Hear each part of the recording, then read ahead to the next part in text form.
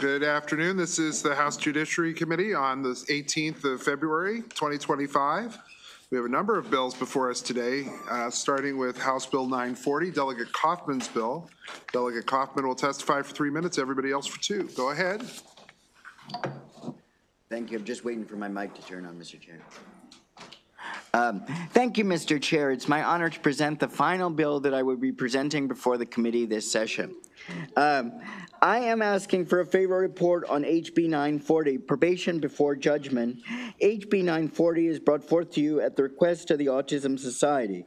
The bill requires a court to place a defendant diagnosed with autism or intellectual disability on probation before a judge finds them guilty of a crime. However, let me reiterate that public safety is of paramount concern because before doing so, the judge has to determine that doing so would be in the best interest of public safety.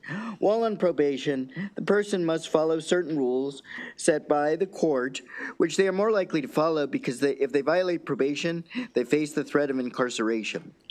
HB 940 also recognizes that not all people with intellectual and developmental disabilities are incompetent to stand trial, but their disability should still be considered before sentencing. This also takes into account a person's disability could be the crime they commit could be a manifestation of their disability.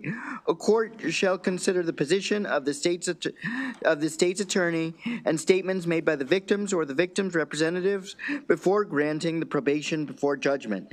The bill is important for several reasons. In my professional opinion as a disability expert, people with autism and intellectual disabilities often have less culpability because the crime they commit is a manifestation of their disability. A lesser sanction is appropriate due to a person's disability. A typical punishment is often unreasonable when it comes to people with disability. The issue of public safety, as I indicated earlier, is a paramount concern, but the punishment needs to fit the crime. Before granting the PBJ, the judge has to determine the best interest of the defendant and the best interest of public safety, as well as the views of the state's attorney and victim. The benefit to PBJ, the threat of incarceration, is likely to deter the defendant from making additional poor decisions in the future. Autistic individuals, these stats are according to the Autism Society of America. Autistic individuals are more likely to be victims of crime due to social vulnerability. They're 12 times more likely to be involved in crime without criminal intent and 5 times more likely to be incarcerated. This bill is supported by the ARC of Maryland, the Maryland Developmental Disabilities Council, People on the Go, Pathfinders for Autism, Disability Rights Maryland, and even the Maryland State's Attorney, who is favorable with amendment. It's also supported by the Office of the Public Defender. Again, I ask for a favorable report. Mr. Kilmar, there are extensive amendments that Ms. Wish, my Chief of Staff, sent to the committee on February 11th, and Mr. Kilmar will explain them. But I ask for a favorable report on this bill, and thank you so much, Mr. Chair.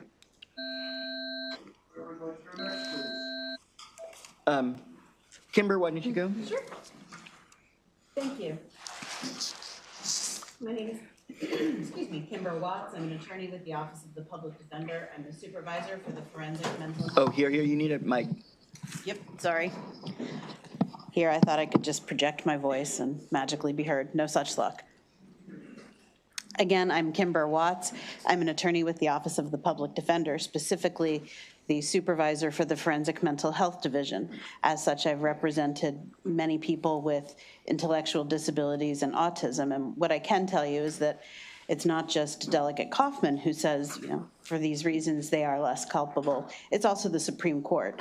The Supreme Court that said frequently they know the difference between right and wrong and are competent to stand trial, but because of their impairments and by definition, they have diminished capacities to understand and process information, to communicate, and to abstract information taken from mistakes and learn from their experiences. There's no evidence that they are really any more likely to engage in criminal conduct than others, but abundant evidence that they act on impulse rather than premeditated plan, and that as a group, they are more of diminished culpability. And so what I can tell you from my experience is that they're often also not recognized. I have sat next to people, adults and kids alike, who will look like they don't care because, in fact, they are just confused and trying to keep up, or confused and frustrated. They wind up then getting harsher sentences than they might otherwise have because they don't care. They don't look remorseful, which couldn't be further from the truth. This bill strikes a good balance between taking that into account and protecting the public safety, as it does require that it be proven that their conduct was a manifestation of their disability. And so for all of these reasons, we ask that you issue a favorable report. Thank you. Delancey? Thank you for the opportunity to submit testimony in support of HB 940 as amended, a bill to allow for probation before judgment for the autistic community. My name is Delancey Allred, and I'm here to testify on behalf of the Autism Society of America, Autism Society of Maryland, and the Autism Society of Baltimore Chesapeake. I live in Silver Spring and am a constituent of Delegate Moon. This bill aims to provide fair and equitable treatment for individuals on the autism spectrum who plead guilty, enter a plea of no contest, or are found guilty of a crime. Autism is a developmental disability that impacts how individuals perceive the world, interact with others, and process emotions. People with autism often struggle with social communication, understanding cues, and processing sensory information. When involved with the criminal justice system, these challenges can lead to misunderstandings and outcomes that don't accurately reflect the person's behavior or interest. Probation before judgment would allow autistic individuals to remain in the community, access specialized supports such as therapy, counseling, and educational programs, and receive support that addresses the root causes of their behaviors. This approach fosters rehabilitation over punishment, which is in line with the principles of restorative justice. Incarceral settings provide severe challenges on the autism community. Many are at risk of bullying, exploitation, and abuse due to difficulties with social perception, vulnerability to manipulation, and sensory challenges. Autism individuals who often struggle to navigate unwritten social rules and detect manipulation are particularly vulnerable in these environments. By allowing autistic individuals to be considered for probation before judgment, the justice system would be recognizing the unique needs of this population and provide a pathway to redemption rather than exasperating the challenges they already face. Thank you for your time and consideration. Brian? My name is Brian Kilmar. I'm the father of an autistic son who became entangled in the criminal justice system. I'm also the president and co-founder of Decriminalize Developmental Disabilities, a national organization dedicated to supporting families with developmental abilities that have been caught up in the criminal justice system and treated unfairly. I was also the lead advocate for the similar legislation in Virginia, which became law with unanimous bipartisan support. Historically, laws have failed to recognize the unique needs of individuals with autism and resulting in unjust outcomes. People with developmental disabilities and autism often lack intuitive reasoning and struggle to understand implicit social norms, social cues, and social taboos. As a result, their behaviors can be misinterpreted as criminal. This is often referred to as counterfeit deviance, where behaviors that appear criminal stem from the misunderstanding to the nature of their disability. Studies have shown incarceration is particularly harmful for people with autism and developmental disabilities. Many individuals, such as autistic, face sensory issues sensitive to light, sounds, and smells, which are constant in a prison environment. This can be overwhelming and can be likened to torture 24/7 for a person with these types of disabilities. The amendments, I'll jump to the amendments, but one of the biggest things I wanted to say in that is a lot of times because of their disabilities, they are caught in situations in the prison where they can often be harmed or even killed. The amendments, what they allow, the First Amendment part allows that if the person doesn't complete the diversion, is that the prosecutor can come back and go back and complete the criminal process system. And the first part of the amendment, what that addresses is allows that a court at any time that a defense attorney can make the motion that they want to submit this as evidence. Questions? Delegate Conway. Thank you, Mr. Chairman. Thank you, delegate and panel, for bringing this bill to the delegate. Do you have a meaning for intellectual disabilities, and could that include a person's tested educational level? I believe Delegate Conway that, and Delancey might have a better understanding, but based on, it looks like, based on my understanding, an intellectual disability is when your IQ is below a certain level. And I think Brian can answer your question further. That's correct.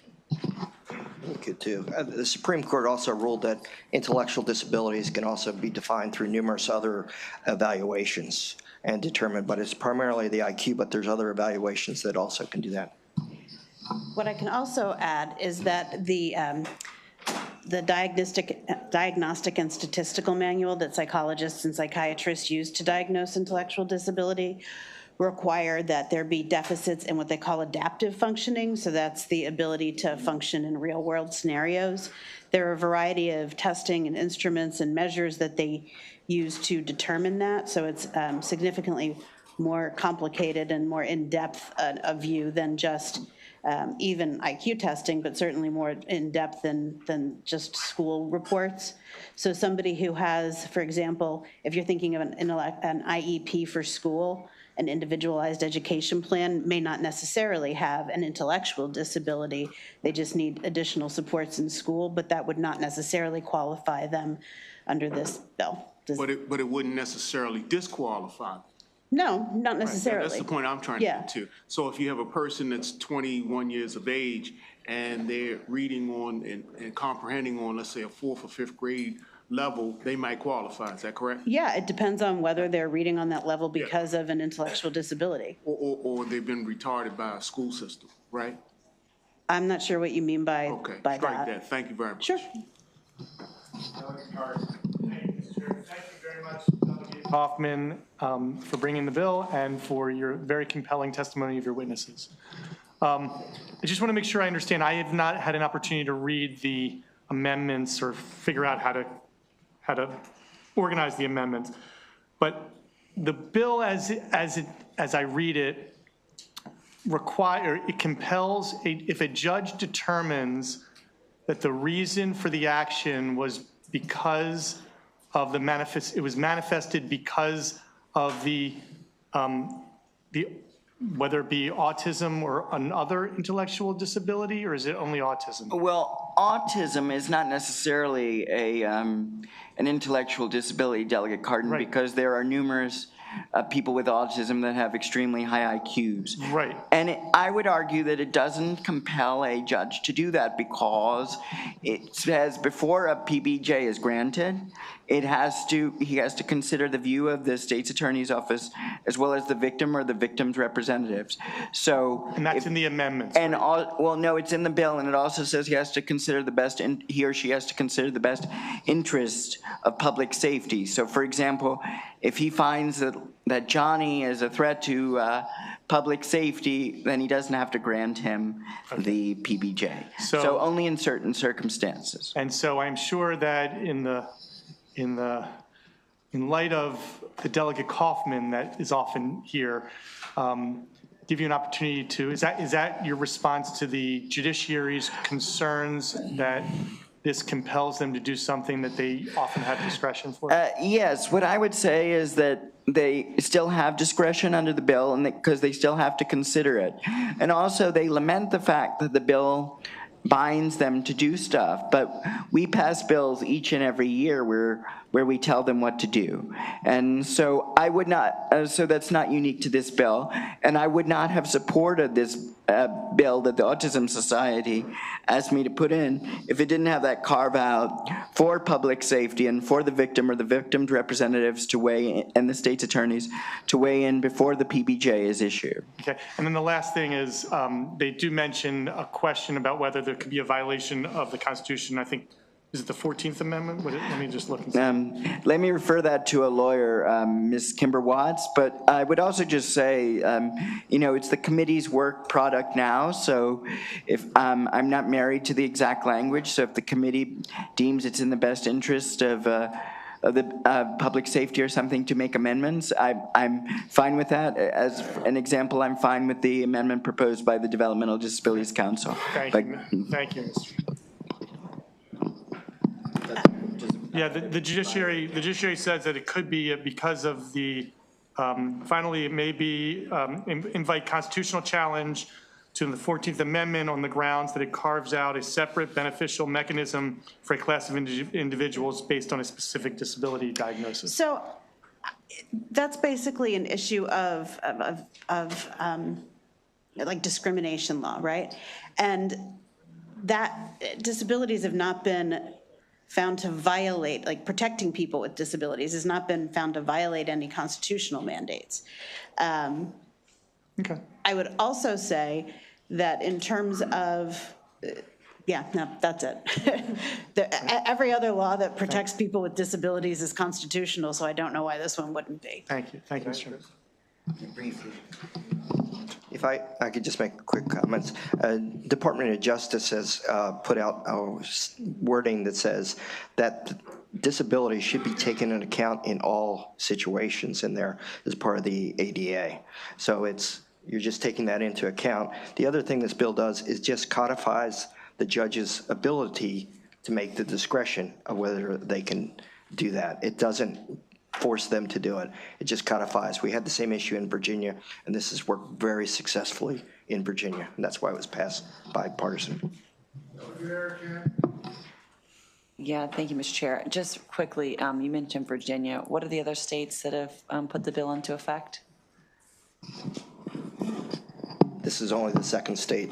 We initiated the first one I did in 2020, and this is our second state, and we're working with others right now. 2020, okay. Do we know how many cases in Virginia were impacted by the new policy? I could get a number. I have personally testified in 8 cases. Okay. All 8 cases have received diversion and have been successful, and we've also tracked others across the country.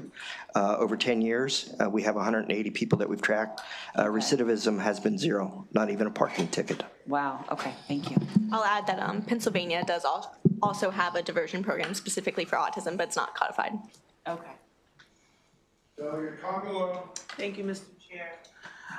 So the bill states that someone has to have a mental or physical impairment or diagnosis, I would imagine. And I guess the symptoms or the behaviors have to manifest before the age of 22. Does that mean that they have to have a documented diagnosis or before age 22? What exactly Well, does that mean? any developmental disability, for example, I have a developmental disability because I got it before the age of 22. So that's what it means to be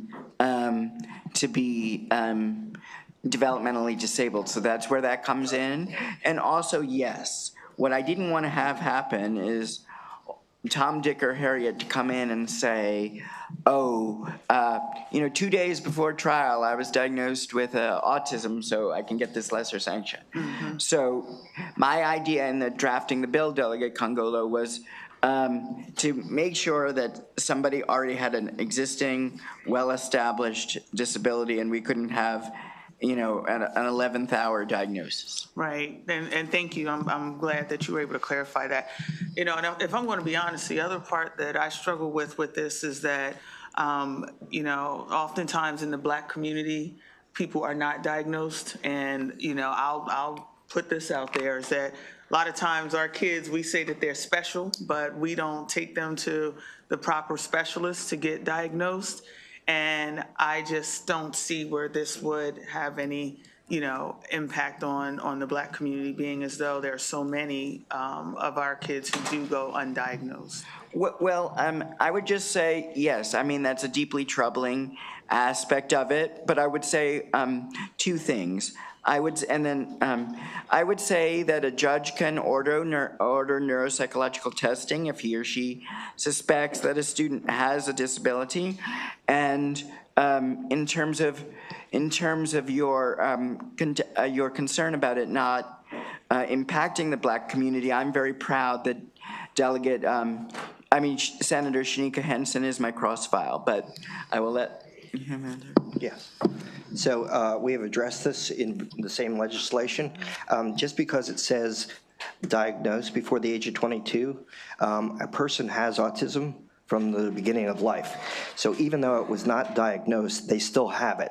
So we've been able to introduce that when we go to court and we have a diagnosis. We have professionals that are specifically trained in autism and we document all of their history, and we can show, and we've addressed this in the court many times with Black individuals that are not, because 50% of autistics are not diagnosed until after the age of 5, which means they're not diagnosed at 6.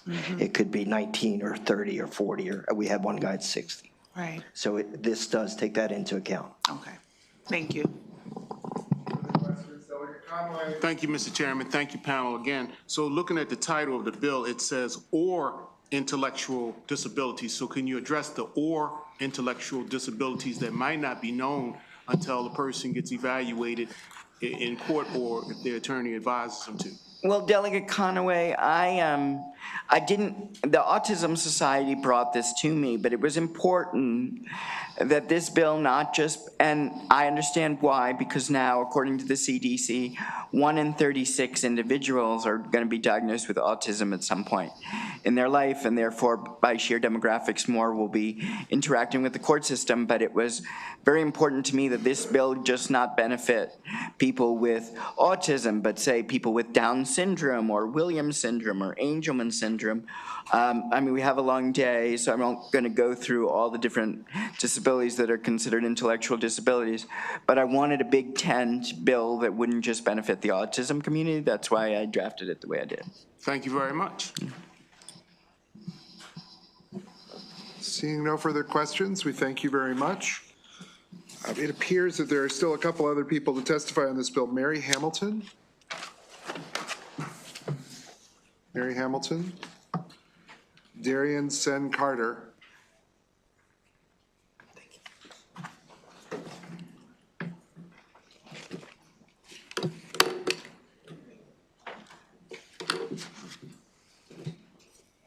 Ms. Hamilton, if you'd like to start for 2 minutes, please.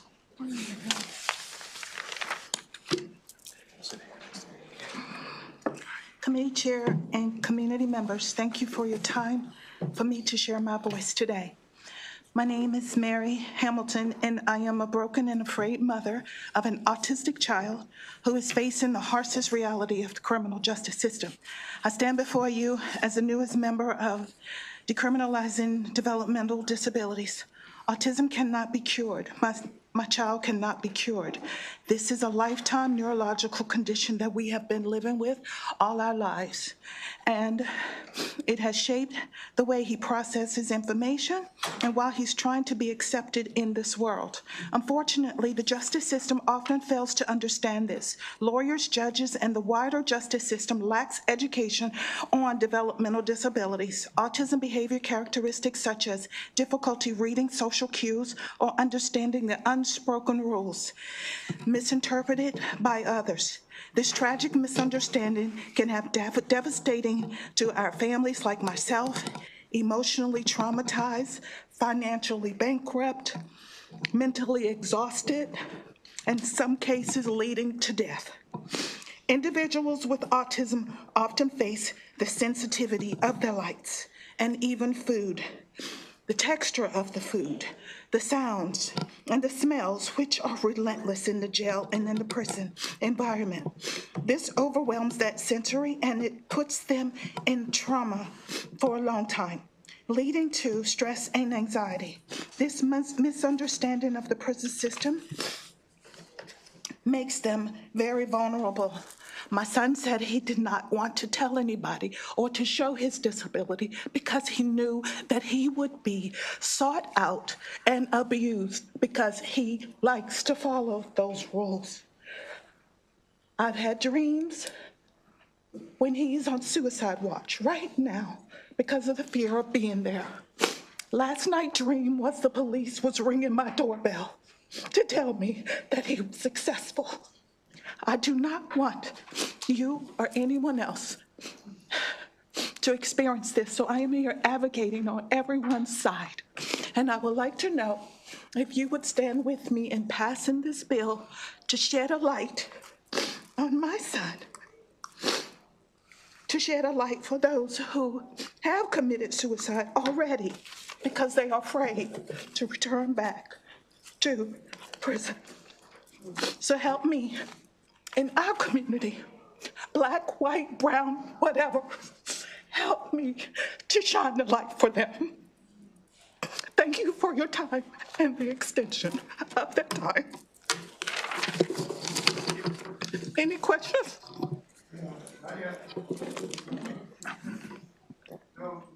Okay, thank you. Thank you for the opportunity.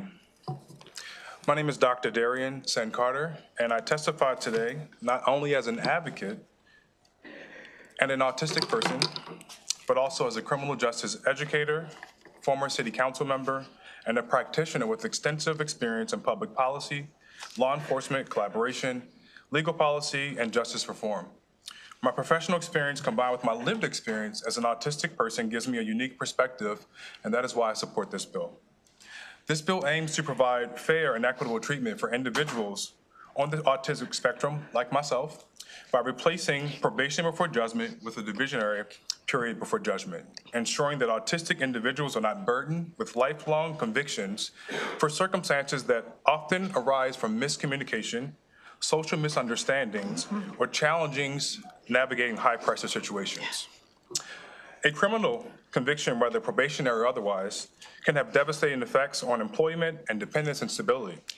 As someone deeply familiar with the struggles of autistic individuals that we face in the workplace, I know how difficult it is already for many of us to find meaningful employment.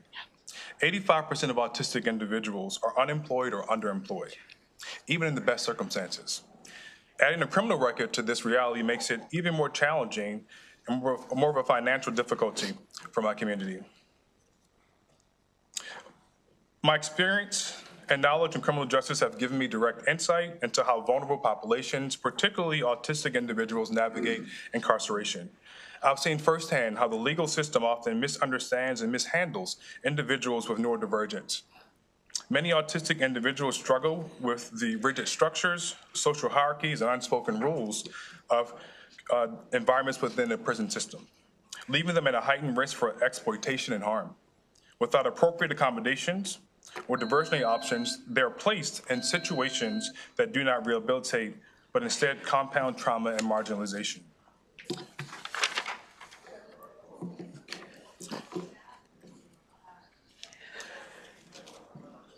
If you could begin to wrap up, please. Okay. The path forward: by replacing probation before judgment with a diversionary period before judgment and removing the requirement for a guilty plea, this bill ensures that autistic individuals are not set up for failure by a system that was never quite built for us in the first place and has historically marginalized neurodivergent individuals. As someone who has dedicated my career to educating future criminal justice professionals and impactful justice reform, I know that true justice must account for individuals' needs and circumstances. 10 more seconds. A legal system that does not recognize neurodivergence is not a just system. With that, I urge this committee to pass this bill to help build a more just and equitable system for all. Thank you very much. Are there questions for this panel? Delegate Conaway. Coming in to testify to the last gentleman that testified, what is the meaning of difficulties with social interaction? What does that mean? From a clinical perspective, Yes. autism has been described as having difficulties with communication, social interactions, and structure. And I want to emphasize that it isn't difficulties, but there are differences in communication and social interactions. You haven't explained it to me. So if two people are talking like you and I might what? Not understand you, or? Oh, yes, there's a concept called the double empathy effect. And so oftentimes people assume that people that are autistic lack empathy, and in fact, it's far from the truth. Many of my community have hyper empathy, something that I also have as well. So the double empathy concept is that an autistic person experiences life in a different way and experiences empathy differently than an allistic person or a person that does not have autism.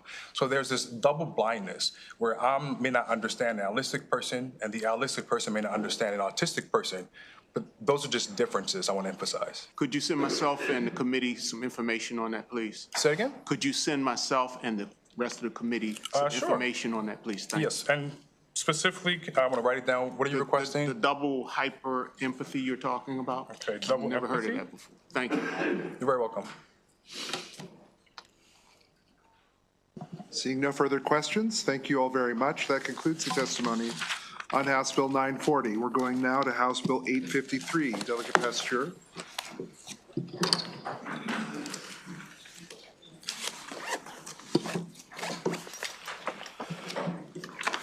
If you'll have your first panel come up, please. You're talking about? Thank you. I was the instructor.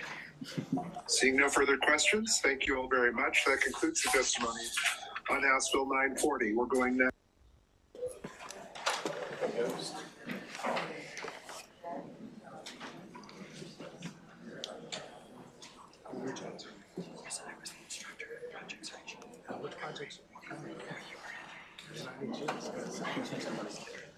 I just spoke with Steve and Bettina. I'm sure he remembers.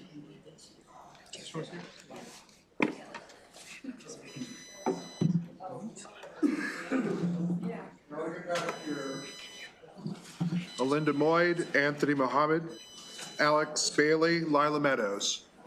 Yep.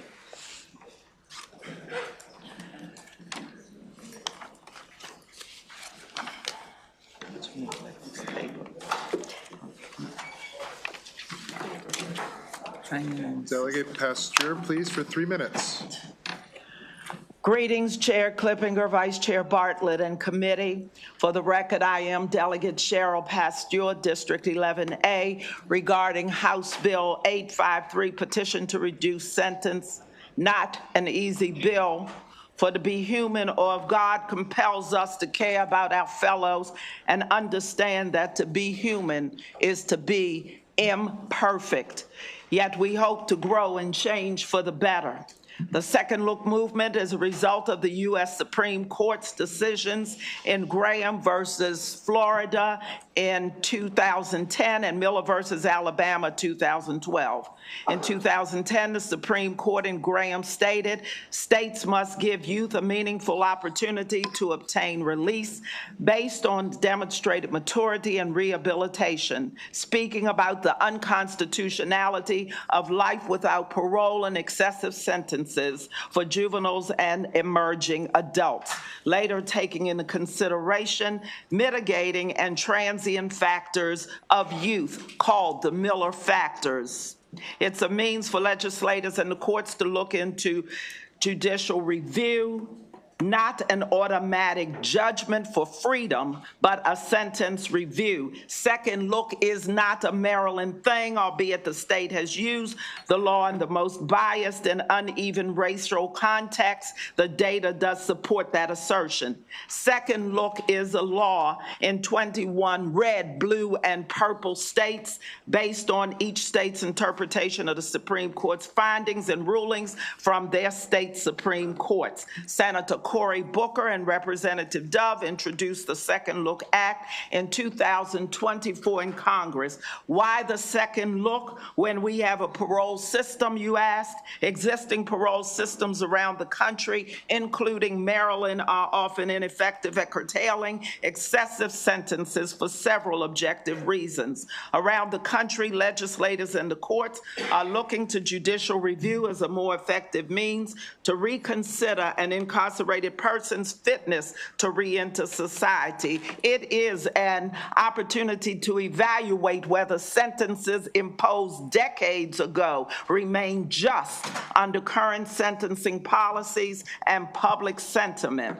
The incarcerated individual may petition the court to reduce the sentence after 20 years if the petitioner has met several significant criteria. As a survivor, I appreciate concern for victims and loved ones. I know we each manage our pain, which never ends, differently, and that is why our voices are key factors in the review process. Second look is not a get out of jail free card. It is an assessment of the merit of the petition. If we trust the courts to sentence, trust them to review these cases. For Maryland, it will begin to break a vicious cycle among our youth and violence in our prisons. The Legislative Black Caucus embraces this bill as imperative to human rights for all Marylanders and justice for African Americans. I ask to put away old thoughts, fears, and biases first, to give this a vote, and second, that it receives a vote of support. And thank you for the time, Mr. Chair. 3 minutes and 16 seconds. Bingo, She you asked said for the extra 18. 16 seconds, everyone, and I wanted to make sure she got them. Ms. Well, Boyd, please. And I thank you for it. I listen. With all my heart. Ms. Boyd, please. With only 2 minutes, not 2 minutes and 16 seconds, 2 minutes, please. Good morning, Chairman Clippinger, other members of the committee, and specifically to my delegate, Kim Taylor from District 23. My name is Olinda Moyd. I'm the director of the Decarceration and Reentry Clinic at the American University Washington College of Law. We practice solely in Maryland. We represent individuals in court hearings, in Juvenile Restoration Act hearings, and before the Maryland Parole Commission.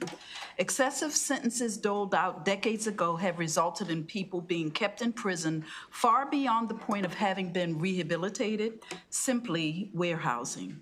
Current post-conviction relief options are limited, and the administrative hearings before the Parole Commission are restricted. I practice in both venues, and the distinctions are noteworthy. The premise of this bill is to allow an individual to demonstrate rehabilitation before a judicial officer who is in the best position to review the sentence and impose the sentence that was imposed in the first place. When a person goes before the Parole Commission, it is an interview. They are not represented by counsel. There are no witnesses to be called, and it's basically a plea for mercy. The Parole Commission cannot change a sentence. They can only change where the person will serve the sentence, in prison or in the community. There are many individuals sitting in prison right now who might not meet any medical or geriatric age criteria, but they have significantly changed their way of thinking, their problem solving, and they have grown, matured, and been rehabilitated. Today, you will meet some of these individuals as they testify. This legislation mirrors the Juvenile Restoration Act. It allows a person who has served 20 years to petition the court. This bill merely creates an opportunity for review and does not guarantee release. Thank you.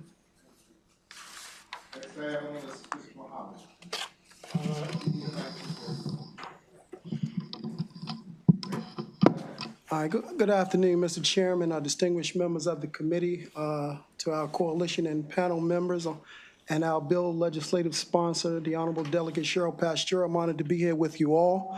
My name is Anthony Mohammed. At the age of 15, I was arrested for 2 homicide charges here in the city of Baltimore. I was ultimately convicted and sentenced to life plus 20 years in prison. I served a total of 29 years, 7 months, and 29 days before I was released approximately 2 years ago under the Juvenile Restoration Act.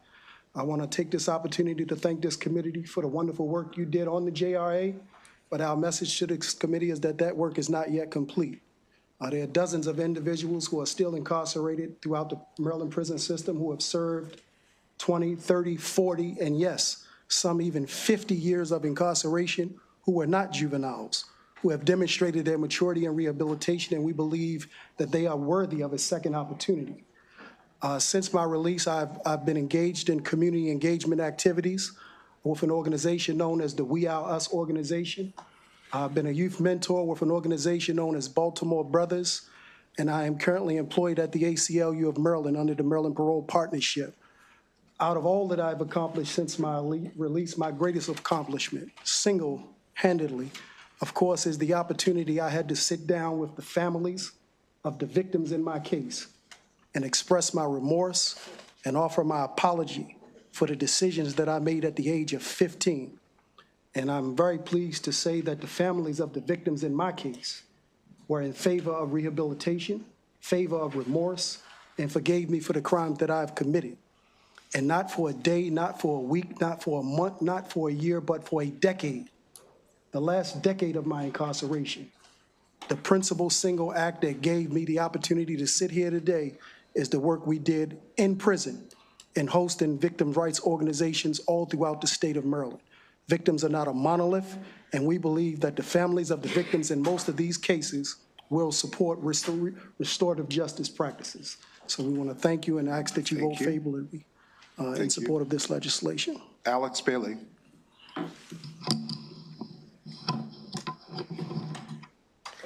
Good morning, Chair, honorable members of the committee.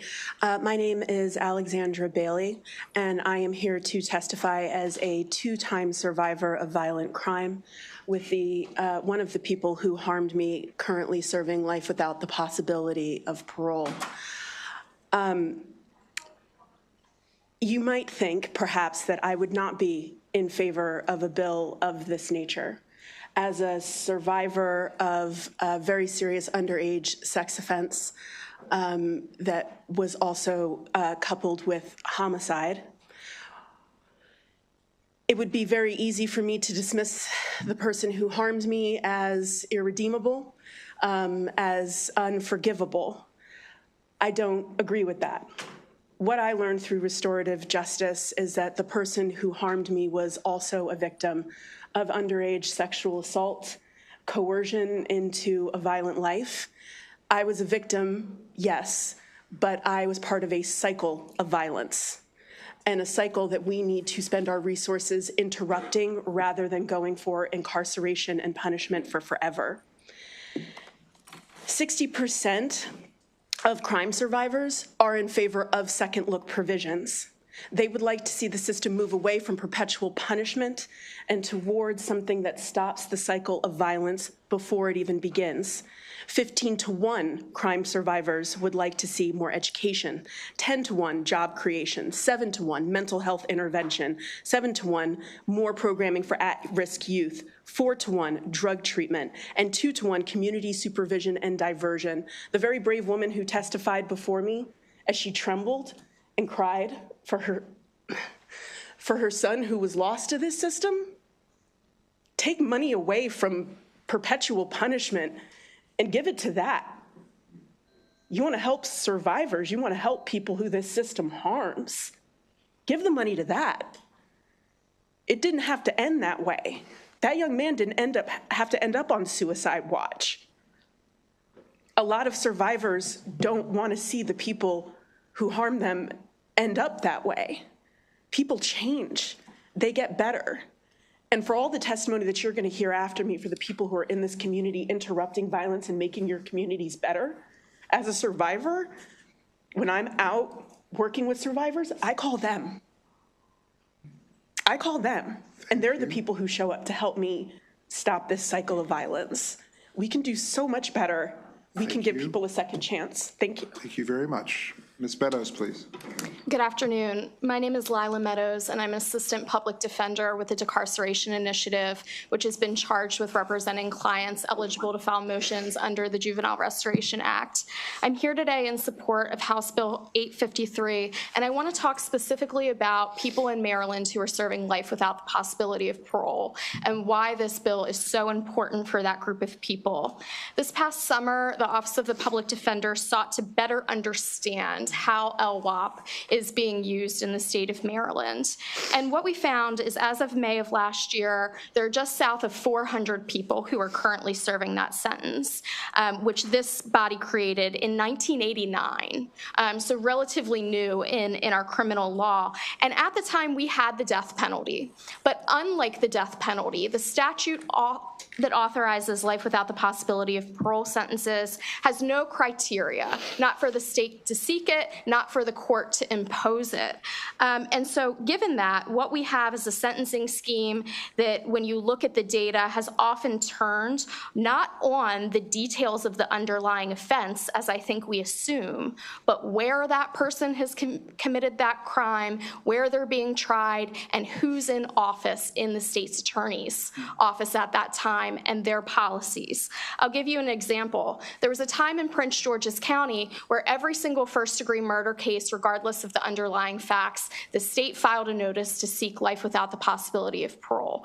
I represent one of those clients who was charged with felony murder. The state never alleged that he was a principal, never alleged that he had a firearm. He was a mere participant in a robbery where a single victim was killed, and he is serving life without the possibility of parole. He has now been incarcerated for 25 years without a single infraction. And I could go on about the other disparities we see in the system when it comes to LWOP, but this group is deserving of the relief this bill provides. Thank you.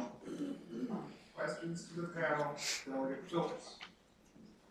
Thank you, Mr. Chair, and thank you, Delegate Pasteur, for maintaining the courage, quite frankly, to bring this bill.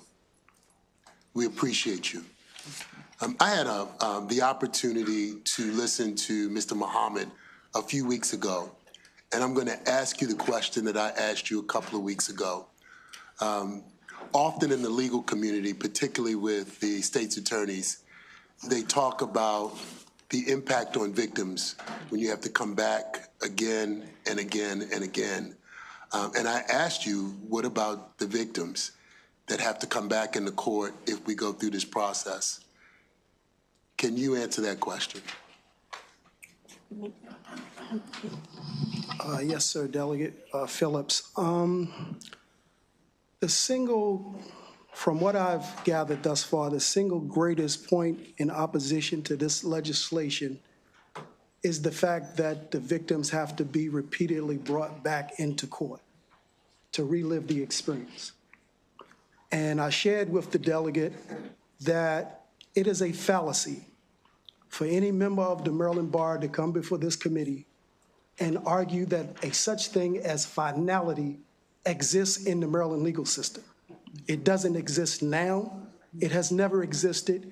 It will never exist because there are dozens of mechanisms in the Maryland legal system. Hundreds of victim offender notification laws have been written into the statute in the Maryland Code that requires by law for the victims and the victims' representatives to be notified.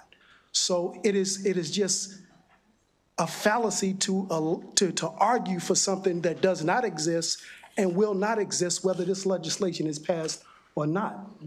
There are dozens of mechanisms already written into the statute where victim offenders and their families and representatives are brought back into the system.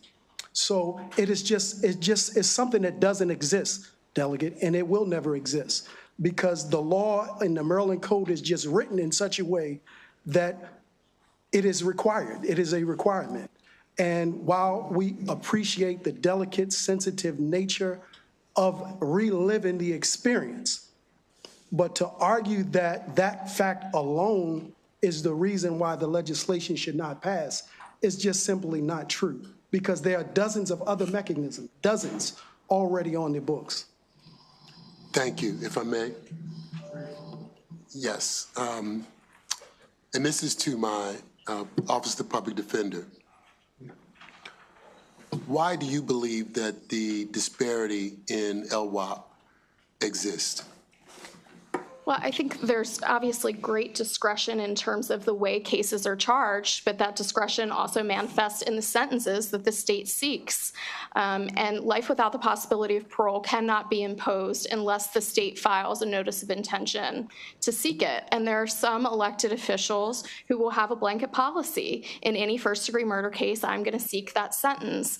And then what we see are trial penalties. And I can share with you some of the data around that. I mentioned a gentleman who I'm currently representing. He was offered a plea deal of 25 years. He elected to exercise his constitutional right to a trial. He went to trial, he was convicted, and he paid the trial tax, and was sentenced to life without the possibility of parole. And he's not alone in that. That disparity is real. 38% of people who we reached out to who are serving life without the possibility of parole were offered a plea lesser for a lesser sentence. 40% of people at the time entered a plea in exchange for an LWOP sentence because they were facing the death penalty, which is something Maryland doesn't even impose anymore. And for those reasons, it's really important that we have an opportunity to revisit some of those cases. Thank you. Delegate Sample Hughes. Thank you, Mr. Chair, and thank you, Delegate, for bringing the bill on again this year. My question is for Mr. Muhammad. I wanted to just understand when you had mentioned that the victims' families, they were within like 10 years and wanting you to be able to be released. Is that correct?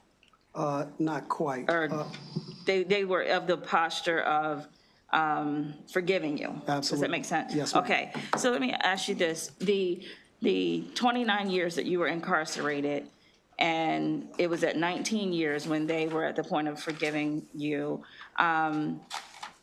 were you at the point in your life, did you feel like the rehabilitative services and things that you received while incarcerated got you to that point at 19 years while there, or was it something prior to that where you were like, oh, I'm remorseful of what I did, what I'm going through, and now I'd like to see my life change? Yes, ma'am. That's an excellent question, actually, because each offender arrives at the state of remorse at different stages throughout their incarceration. Right. I was remorseful the moment I committed the act, but it took me another decade to say that publicly. And then it took me even longer to have the courage to sit down in front of the families of the victims and say that. So remorse is an evolutionary process. There are stages of development in remorse. And it took me that long to get to the point to say, despite the fact that the judge who sentenced me, the officers who arrested me, the prosecutor who prosecuted the case, everybody wanted to hear me say that from day one. And I probably wouldn't have received the life sentence had I did. I was not at that stage. But it took me to get to that stage to recognize that at the foundation of rehabilitation is an expression of remorse. Personally, I don't believe in rehabilitation unless there is an expression of remorse attached to it, where there's an understanding of the gravity of the crimes that you committed. And most of the men that I have served with throughout the Maryland State Prison System are at this point right now. They understand that. Lifers organizations all throughout the Maryland prison system have required mandatory victim offender classes that they have to take. By law, they do this. And not once, but every year, dozens of these men hosted events in recognition of National Crime Victims' Rights Week. So it takes us to get to that level, that stage where we understand that. And not everybody is there now, but it's a process. And we believe that victim offender mediation helps move that process along. And the offenders who have demonstrated their maturity and rehabilitation, through our experience, the families of these men's victims are in support of them. From our experience, when we walk into the courtroom and the families are testifying, they are testifying in support of these men who are standing here. So I think it's just an evolutionary process that each individual has to go through. Sure. I appreciate you explaining it and really bringing it down home, literally, for us. The one last thing I'll just say is, it certainly as a legislator, it's hard to understand and navigate through all of that, and I'm just trying to get an understanding. Is it a minimum amount of time? And as you said, people are evolved through this process. So I thank you for your testimony, and I appreciate you. Delegate Conaway. Thank you, Mr. Chairman. Thank you, delegate and panel, for coming in and testify. Mr. Muhammad, not in reference to you, but in reference to the 40% of the families that don't forgive, do you think that it's appropriate for a person to be the trigger puller, not somebody who was caught up in the felony murder charge, but the trigger puller? Do you think it's appropriate for the trigger puller to be let loose just because they have found redemption or rehabilitation or something like that, if the family doesn't agree with that? One of my greatest mentors is a man by the name of Brian Stevenson. He's a founder of an organization known as the Equal Justice Initiative. He's the author of a book entitled Just Mercy. And his famous quote is this: each of us are more than the worst thing we have ever done. We don't believe that any human being is beyond redemption.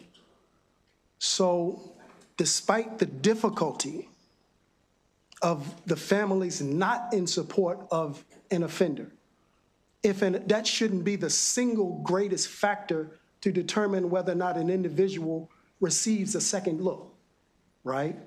We believe that if an individual has demonstrated, not talked, but demonstrated, not through words and lip service, but through actions and deeds, their maturity and rehabilitation, then they should be given that second look.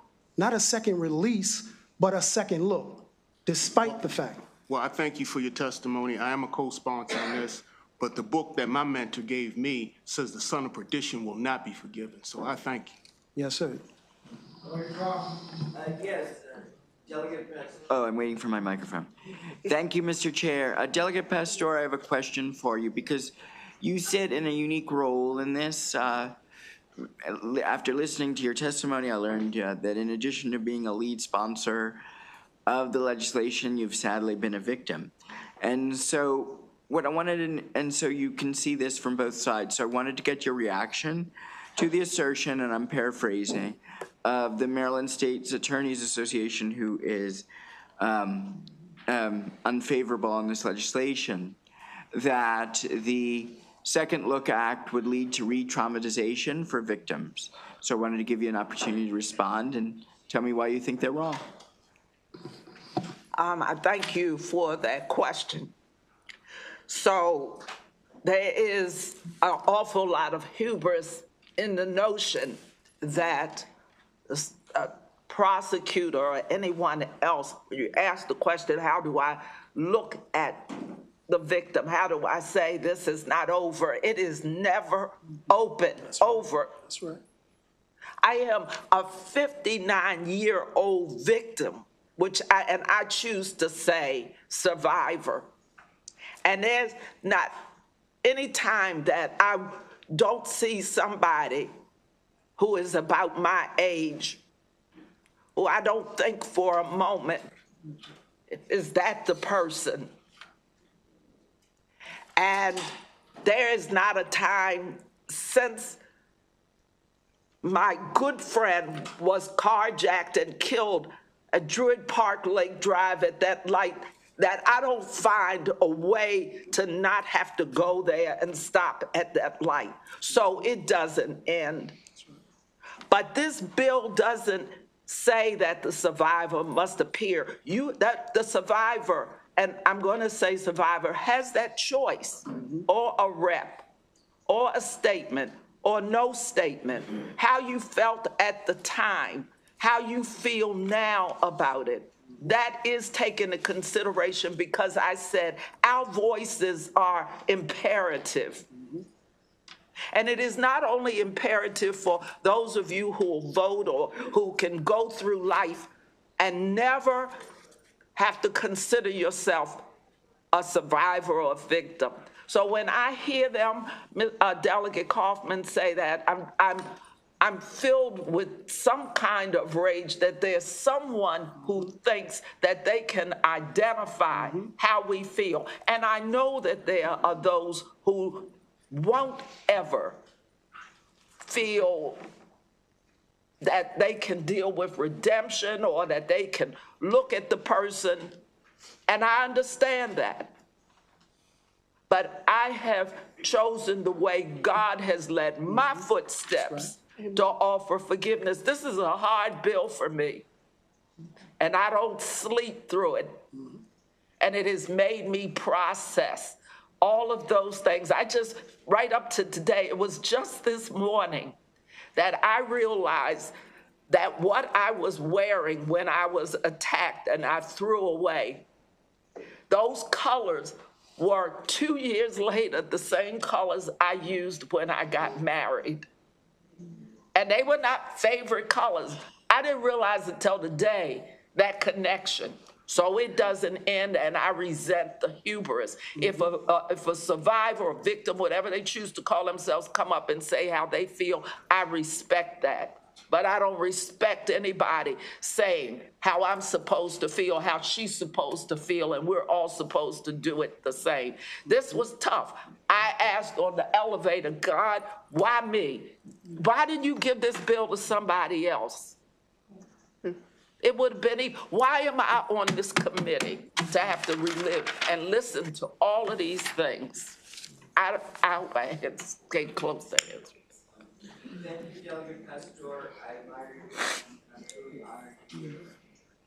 Thank you. Delegate Crutchfield. Thank you, Mr. Chair. Thank you so much, Delegate Pastor, for your courage and your strength in leading us in this bill. I appreciate so much that you invited me to be a co-sponsor. I really do. I just have a quick question, and that is for Ms. Meadows. Is there any data or any other information that you would like to share with us just to add to your testimony that you've already given? I'll say one thing, which is that, again, I think there's this assumption that people who are serving really extreme sentences are the worst of the worst, and that's why they've been sentenced that way. And, you know, I shared some data about trial penalties, jurisdictions, but I want to share one other piece of data. And I'm not aware of anyone doing this in Maryland, but one of the things that we did was that we asked people who are serving these sentences, life without the possibility of parole, about adverse childhood experiences, which is something, it's not language that lawyers speak in, but it's language that other people do, educators, clinicians. And what we found is that 81% experienced 4 or more adverse childhood experiences, 4 being a clinically significant number for poor outcomes. 58% of those people experienced 7 or more adverse childhood experiences. 62.5% of people told us that the specific ACE, they didn't have enough to eat and no one in the home cared about them. They experienced that. 58.3% of people grew up in a home where there was domestic violence between the adults. 71.9% of people grew up in a home where they experienced physical abuse. And 36.5% of respondents reported that they had been sexually assaulted as children. And I have every reason to believe that that number is underreported, given what we know about that. And so this idea that we have to maintain these sentences because these people are the worst of the worst, no, these people have often experienced the worst long before they ever enter the criminal legal system. And I just referred back to Ms. Bailey's testimony. That's where we need to be attacking this issue. Keeping my clients in cages for the rest of our lives is not changing the facts on the ground that lead to this. There are people like Mr. Muhammad behind the wall who can't benefit from the JRA, and they deserve the same opportunity. Thank you. Thank you very much. Further questions for the panel? Seeing none, thank you all very, very much. Thank you. Curtis Alston, Reverend Willie Mae Hill, Yannette Emanuel, Brian Sacenti, and Aisha Braveboy.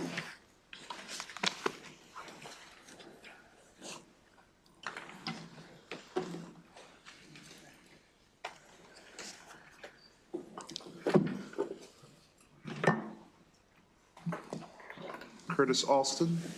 Yes. Sir, go ahead. If you'd like to begin for 2 minutes, please.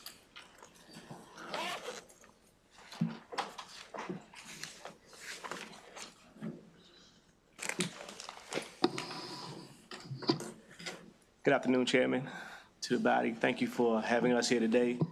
My name is Curtis Austin, and I'm here for House Bill 853. And I stand before you as living proof of change. I was sentenced to 2 lives, one without parole, plus 70 years. By all accounts, I wasn't supposed to be here today. But through God, personal rehabilitation, and self-discovery, I found who I truly am. I know the weight of past mistakes, the pain I caused, and the deep need for accountability.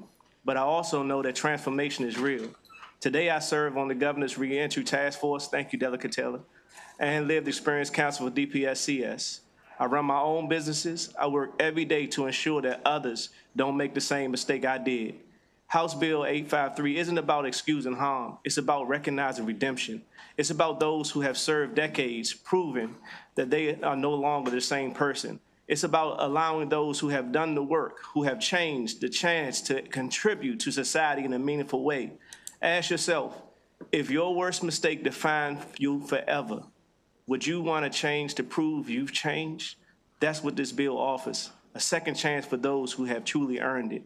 I urge you to pass House Bill 853 because justice should include redemption. Thank you.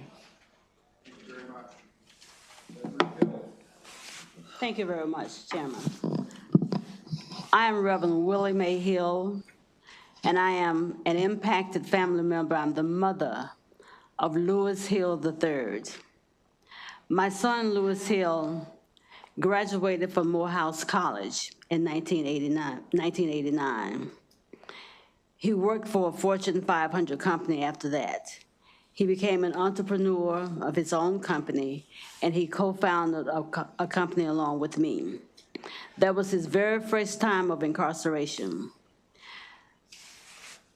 My son was not found beyond a reasonable doubt to be the principal in his case, and yet he was sentenced with 2 lives, 2 consecutive lives, without parole, plus 80 years. My son was 25 years old when he went into prison. He is now 57 years old. He has served 32 years based on this sentence. Not found beyond a reasonable doubt to be the principal in his case.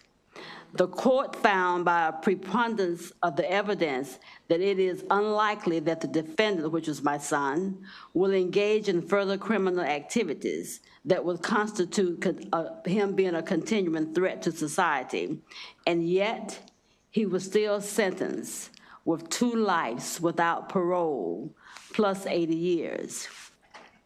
And I have to say that at that sentencing, I do remember how the judge at the time looked over at the family and added, "and for the rest of your natural life." And speaking of being a victim, I felt like a victim because at that same courthouse, I was intimidated in the bathroom. I was intimidated. My job had to have security around me because I was also intimidated and my life was threatened. So as I sit here today and I listen to certain things, I wonder, speaking of mercy and fairness and justice, I wonder what would have happened had he really done what he did, what he said he was going to do. Where would the mercy have been? I believe that this bill, HB 853, is about mercy. There's a scripture that says, "Blessed are the merciful, for they shall obtain mercy." And I don't understand why we expect to have mercy, but we can't give mercy. Today we woke up under mercy. We woke up with it. Mercy is undeserved favor, and yet we get it. Thank you. Yet he gives it to us day after day. We drove down here to Annapolis under mercy. So I have to wonder, how would you feel had he, and how would that have been handled had he killed me as he said he wanted to? But yet I forgave him. If you begin to wrap up, I'm sorry, but if you begin to wrap up, please. I'm sorry? If you begin to wrap up your remarks, please. Oh, my. Okay. I understand, but we're also. I got you. My son, Lewis Hill, has done 32 years, but he is also a redeemed man. He's a pastor now. He's a licensed ordained pastor in the prison. He has ministered to many men, and many of those men that he mentored and tutored are sitting back there right there. My son deserves a second chance. He deserves a second look. Okay, thank you. Thank you very much. Ms. Emanuel, please. Good afternoon, Chair Clippinger, Vice Chair Bartlett, members of the committee. For the record, my name is Yanetta Emanuel, Public Policy Director with the ACLU of Maryland. We're here because the status quo in Maryland does not afford meaningful opportunities for release. For decades, Maryland's sentencing policies have been shaped by the dangerous superpredator myth and excessive tough-on-crime approaches, resulting in extreme prosecution and sentencing practices over the last 30 years. This has been especially devastating for the Black community. Maryland incarcerates the highest percentage of Black people in the entire country, with Black Marylanders making up 71% of the prison population and 76% of those serving life sentences. This includes a large portion of women, as 1 in 7 women incarcerated in Maryland is serving a life sentence. Maryland also leads the nation in imposing the longest prison terms on young Black men, sentencing them on average to terms 25% longer than the next highest state, which is Mississippi. Bias against indigent defendants and Black people has been widely documented at every stage of our justice system, but can differ between jurisdictions. For example, just as it did with the death penalty, Baltimore County sentences people to life without parole at a significantly higher rate than any other jurisdiction. Despite the clear inequity, there are currently no mechanism for someone to seek a review for their sentence because they have been genuinely rehabilitated after decades of serving time, or because the sentence was excessive, disproportionate, or biased. The only way for individuals to have their sentences reviewed is by challenging the constitutionality of the conviction itself. While sentencing judges make decisions in the immediate aftermath of harm when emotions are high, and this bill would allow the court to evaluate a person's rehabilitation years later based on actual evidence, not just predictions made at the time of sentencing. Second Look represents hope for those who have spent decades proving they are more than their worst moment. People do change. They outgrow crime, they mature, they heal from trauma, and our laws must reflect this rather than outdated policies rooted in fear and racial bias. And for the foregoing reasons, the ACLU of Maryland urges a favorable report. Thank you.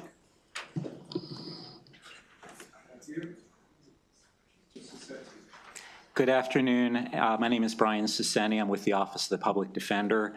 I'd like to address today the state's attorney's argument that this bill is unnecessary because there are already a number of other ways to challenge a conviction or sentence. Those ways exist for good reasons that the public supports: to vindicate innocence, to correct impactful legal error, to address serious fairness concerns. It is rare for more than a small number of them to occur in any given case. And importantly, none of them allow courts to reconsider a sentence after enough time has passed to show rehabilitation. At these hearings and at the ones under the Second Look bill, victims or their representatives have the right to attend and make a statement when there are hearings, but they are never forced to do so. The state's attorneys will sometimes ask, when can I tell a crime victim it's over? And the truth is, the answer to that question is when the prison sentence ends. To tell victims otherwise is a false promise. The truth is that as long as people are imprisoned, they will try to get out. It is not in human nature to accept dying in a cage. And it ought not be in our nature as a state to throw people away without hope of redemption. I have seen that sentence modification hearings under the Juvenile Restoration Act can be healing for some victims and victims' representatives. It can be healing to hear the efforts that defendants have made to turn their lives around. It can be healing to hear heartfelt apologies from the person who wronged you. And by the same token, I have seen incredible moments of grace and forgiveness that would bring tears to your eyes from victims and family members. So on behalf of the Maryland Office of the Public Defender, we respectfully urge the committee to issue a favorable report on this bill. Thank you. Are there questions for this panel? Seeing none, thank you all very much. State's Attorney Braveboy is at a candidates forum in Prince George's County and is unable to be here right now. We will see if we can get her in later, but I do see a question now from Delegate Taylor. Sorry about that. I pushed the button as soon as you were saying it, so I appreciate this panel for coming in. I'll clear up something for me and our audience. Does this bill apply to all individuals regardless of their offense, or are some offenses excluded? The bill applies to all offenses. And the requirement is that they serve at least 20 years of their sentence before they're eligible to get a second look. But to reiterate what the first panel said, there's a number of factors that the judge has to consider, including whether releasing this individual is in the interest of justice and whether this individual is a public safety threat. So they do look at the nature of the offense, the role that the individual played in the crime, any programs and stuff that they were participated in while they were incarcerated, their infraction history, all of those things are considered. But to the also the point made earlier, we need to look at all these cases on a case-by-case basis. It's in some cases the judge will look at someone and say, absolutely not, you're not going to come home, there's no sentence reduction. But in some cases they might resentence them from life without parole to maybe life with the possibility of parole or release. It's important we look at each case on a case-by-case basis, especially because new information comes out later in time. And this opportunity is not only just based on rehabilitation, but also an opportunity to look back to figure out if some of these sentences were even fair to begin with. And so to make sure we're not excluding anyone, especially criminalized survivors, domestic violence survivors, human trafficking survivors, it's important that we look at each case on a case-by-case basis, including life without parole sentences. Thank you. Just to also chime in for that for one moment. Basically, just as surely as every individual in every circumstance deserves opportunity to be able to have this opportunity to go before the courts again, we all have to have food to sustain. But if you snatch away hope from a person, then all we're asking today is that you just allow a person to get hope.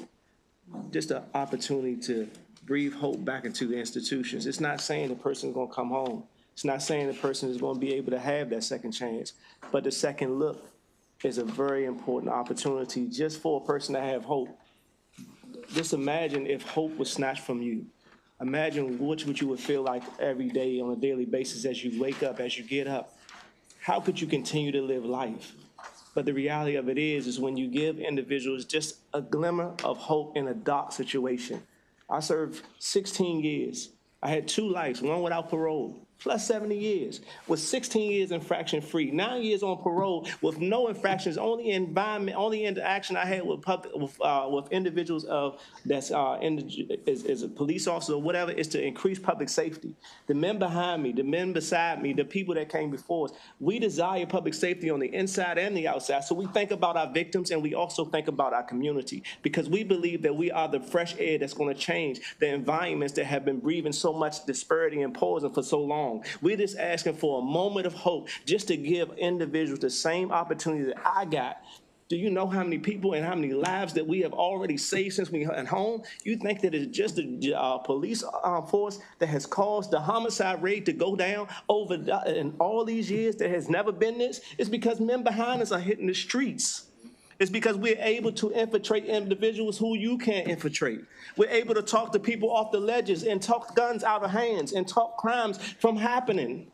This is the opportunity. We did it from the inside the institution to all the way outside the institution. If you remember about the young kid that was murdered in what was that? That was it was down there by Galvestonville, Crofton. We created peace from the inside to the outside. Like we caused gang truces. Like this is the stuff that we're able to do if we just get an opportunity to have a second chance. All we're asking is to give us a little bit of hope, to help your community, to help our community.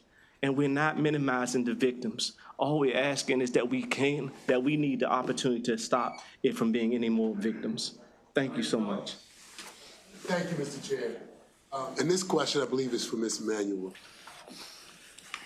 Because I think you might know this answer, I don't know. The concern, of course, is recidivism, right? For those persons who have been in for 20 years or more and do have the opportunity to come out, do you know any of the statistics associated with recidivism rates? Yes, and I'll also punt it to Brian because he actually represents a number of these individuals. But yes, and we have Maryland-specific examples as well. So when we talk about the Ungers who were released between 2009 to 2013, about close to 200 individuals were released. Less than 3% of those individuals have returned since that time. More individuals have passed away from old age than going back inside, and some of those folks are in the room with us today. And when we talk about the Juvenile Restoration Act, similarly, same success rates, people are coming home doing amazing things, and the less than 1% recidivism rate. But I'll punt it to Brian to see if he has anything else to add. Well, I mean, I don't have much to add. Sorry. I don't have much to add to that. The recidivism rate under the Juvenile Restoration Act has been very low, and it's in line with kind of what we expect after the UNGERs. That is among people who have been released as a result of the Juvenile Restoration Act. And so, you know, there's a lot of cause for optimism that this group can not only come out and not commit more crimes, but can come out and be forces for good within their communities. And we've seen that again and again. And yeah, you will see some wonderful examples of that, individuals who will come up and talk about their experiences. Thank you. And I'll just add as well that the folks who've come home, who we've had the pleasure of working with, dedicate the rest of their lives to make amends for the harm that they caused. They'll be the first ones to tell you they don't think everyone they were incarcerated with does get a second chance, but the folks who raised them, who helped make them into the men that they are today, those are the folks that deserve a second chance. All right, that concludes the questions for this panel. Thank you all very much. Martina Hazelton, Troy Burns, Magdalena Tsongas, Gwen Levy, Amy Fettig.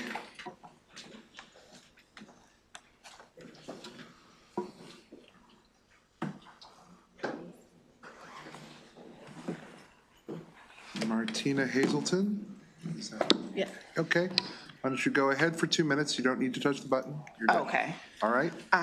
Good afternoon.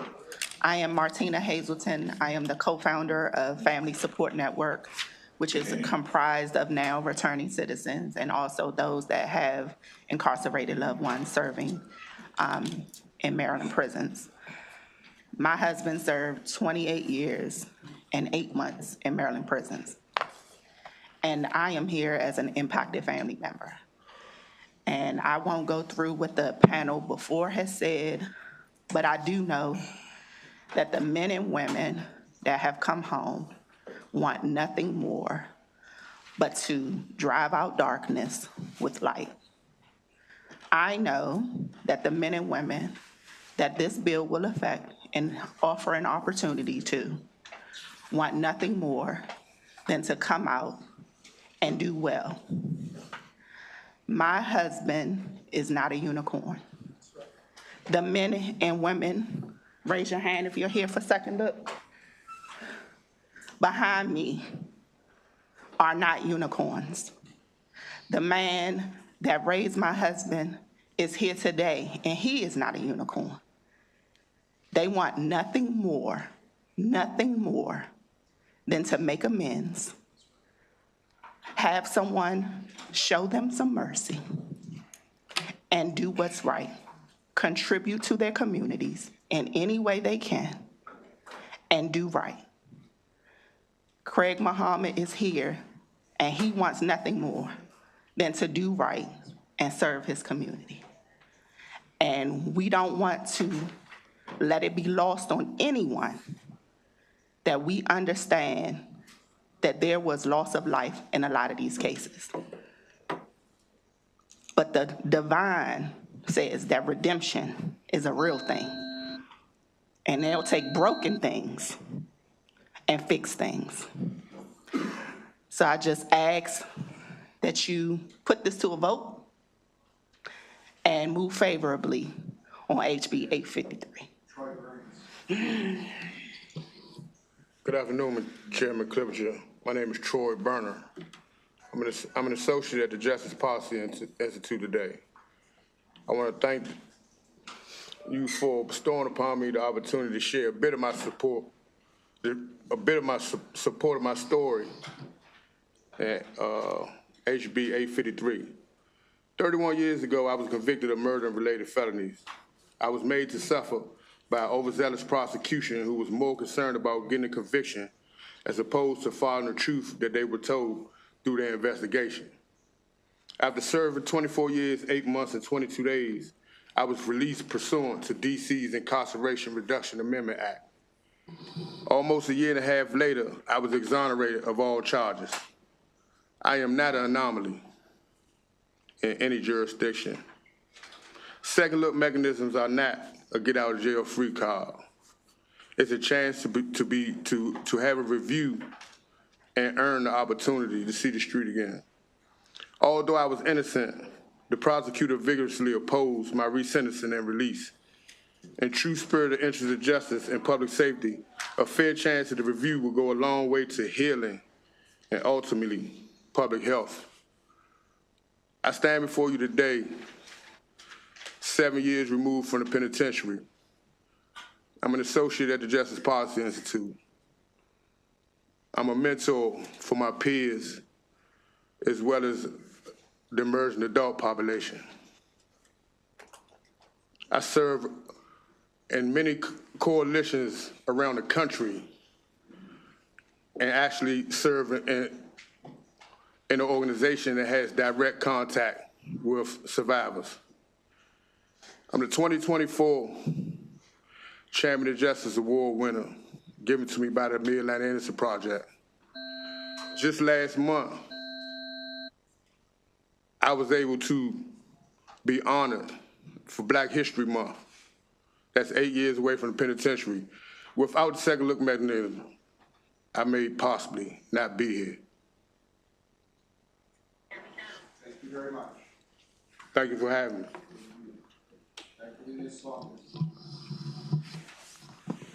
Thank you, everyone. My name is Magdalena.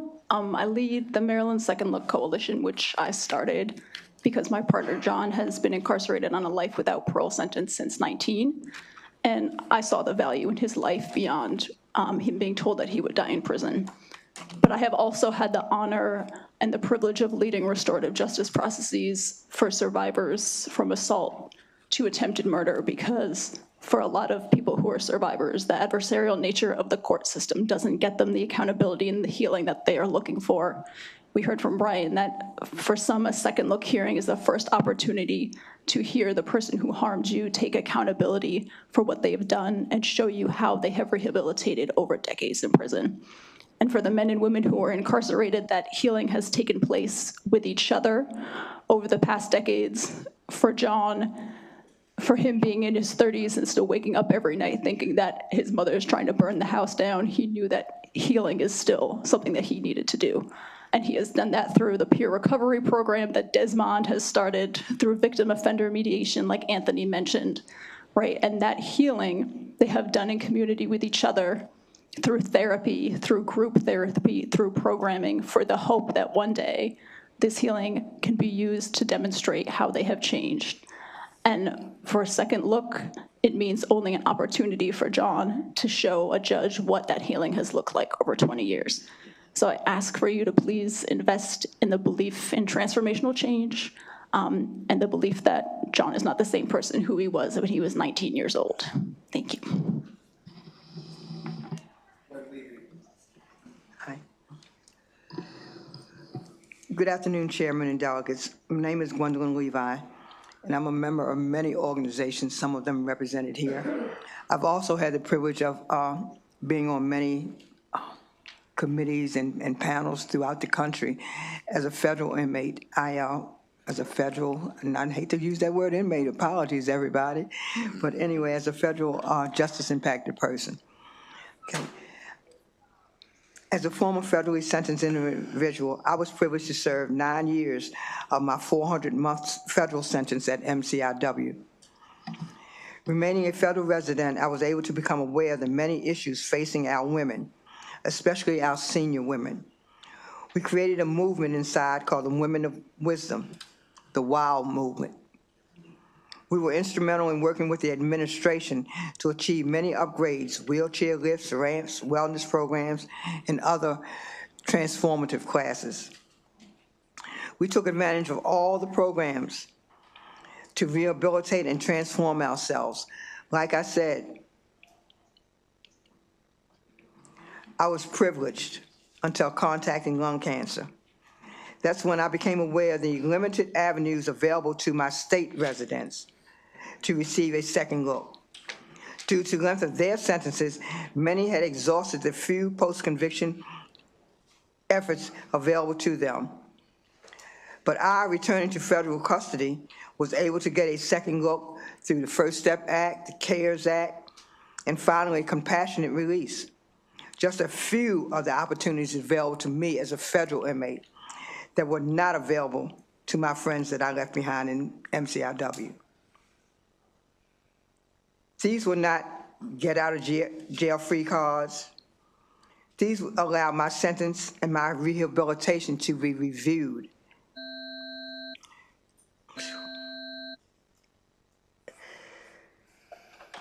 Can I continue? This is so important. Thank you.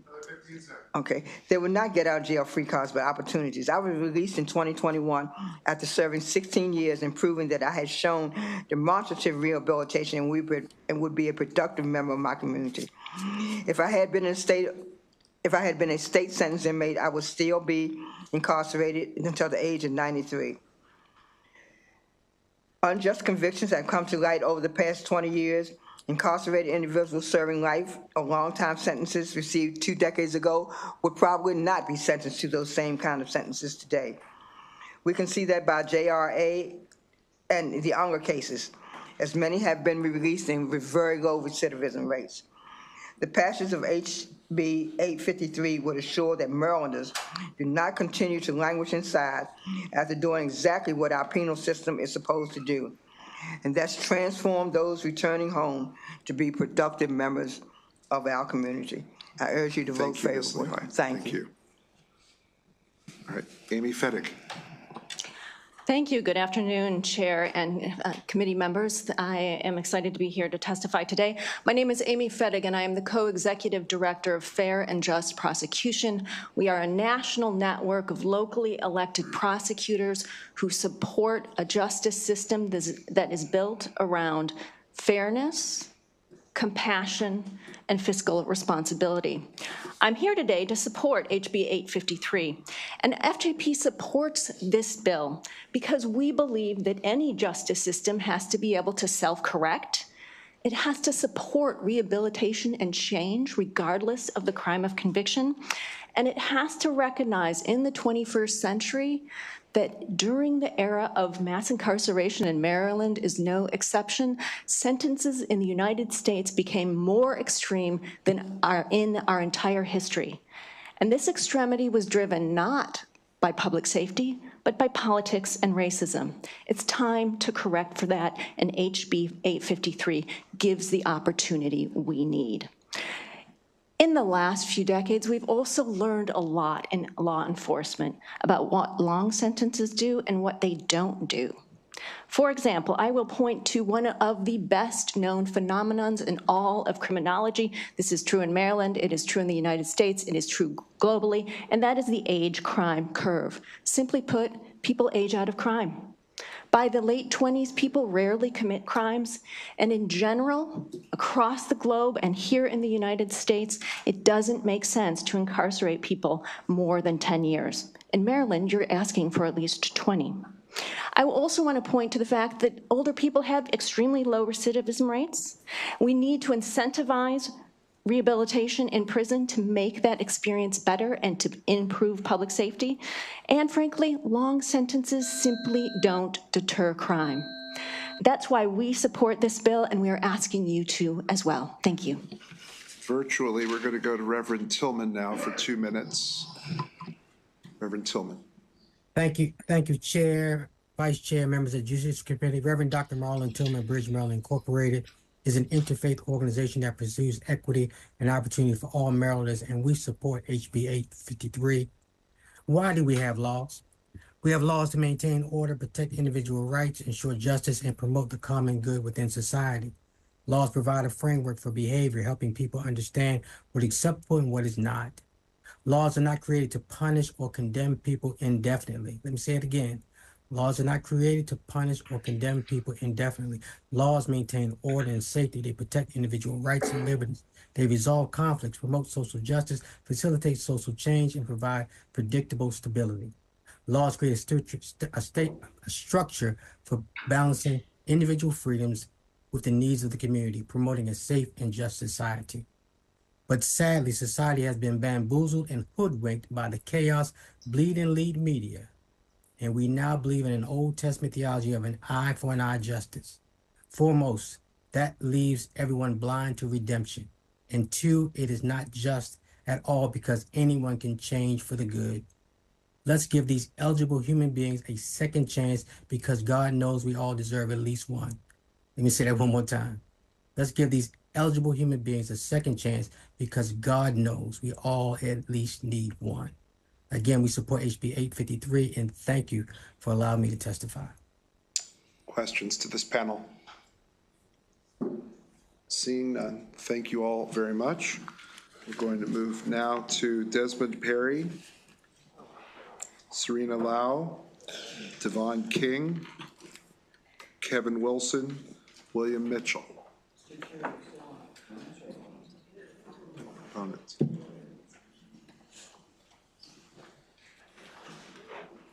I'd like to begin with Desmond Perry.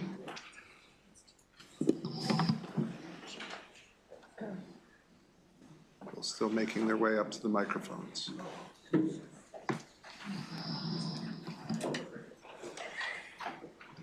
Mr. Perry? Yes, I'm here. Over here. Okay, great. Okay. Go ahead for 2 minutes, please. Yes, sir. Thank you all for having us here today. My name is Desmond Hanif Perry. I'm a forensic peer specialist with the Office of the Public Defender, an advocate for criminal justice reform, and a living testament of the power of a second chance. I'm testifying today in support of the Second Look Act, and I'm urging all of you to pass this bill. At the age of 18, I was convicted of homicide and sentenced to life plus 15 years in prison. I entered the Maryland prison system as a 7th grade dropout who was functionally illiterate and could barely read or write. However, during my incarceration, I experienced a profound awakening, a deep sense of remorse for my actions and a commitment to transform my life into one of service. My first steps that I took to change my life was education. Through this process, I came to understand the cultural and social influences that shaped my actions as a teenager were rooted in trauma, systemic neglect, and misguided by my peers. I also realized that many of the young men I encountered while in prison were similarly situated, and they were on journeys for reckoning and redemption. These men, like myself, were healing from trauma, addressing addiction, and striving to change their lives for the better. I took part in rehabilitative programming. I became someone involved in mentoring, gang intervention, cognitive behavioral training programs, helping others to address issues that contributed to their incarceration. I also helped organize the largest peer specialist program or cohort in the state of Maryland's Division of Corrections. This program was replicated and supported by the Department of Labor and expanded to 8 other prisons. There are countless men and women in Maryland prison systems who are just like me, went in as teenagers or young adults with underdeveloped decision-making skills shaped by trauma and unstable environments. And I'll end with this. Many of them have undergone profound transformation and have become role models within the prison system and are ready to become role models out here in society. Thank you for your time. Good afternoon. My name is Serena. 6 years ago, I met John, my soul friend. I call him my soul friend because our friendship cuts across all convention and category, and there's no cage for the soul. He's been incarcerated now for 36 years. Last summer, I had the great privilege of sitting down with the father of the deceased victim in John's case. And I had the opportunity to listen as he spoke about his confusion and heartbreak around the days of the crime, what his family suffered during that time and beyond. And he told me about his son, about the beautiful soul that this world lost 36 years ago. And he also expressed his anger towards John for not reaching out or trying to make amends to him and his family in all those years. I had to tell him that there was a policy that offenders cannot make contact with their victims, that someone should have made him aware of his rights a long, long time ago. Because this father had no idea how remorseful John had been in all that time. And when he learned this new information, he told me it gave him a completely different perspective. And finally, some peace and healing begin to occur. And so I think about the decades of time where that healing was blocked and that many families experience because we have a system that doesn't allow for this type of restorative healing. And so this bill really promotes that kind of restorative healing. It promotes taking accountability for harms that have been occurred. And I urge you to vote favorably on this bill.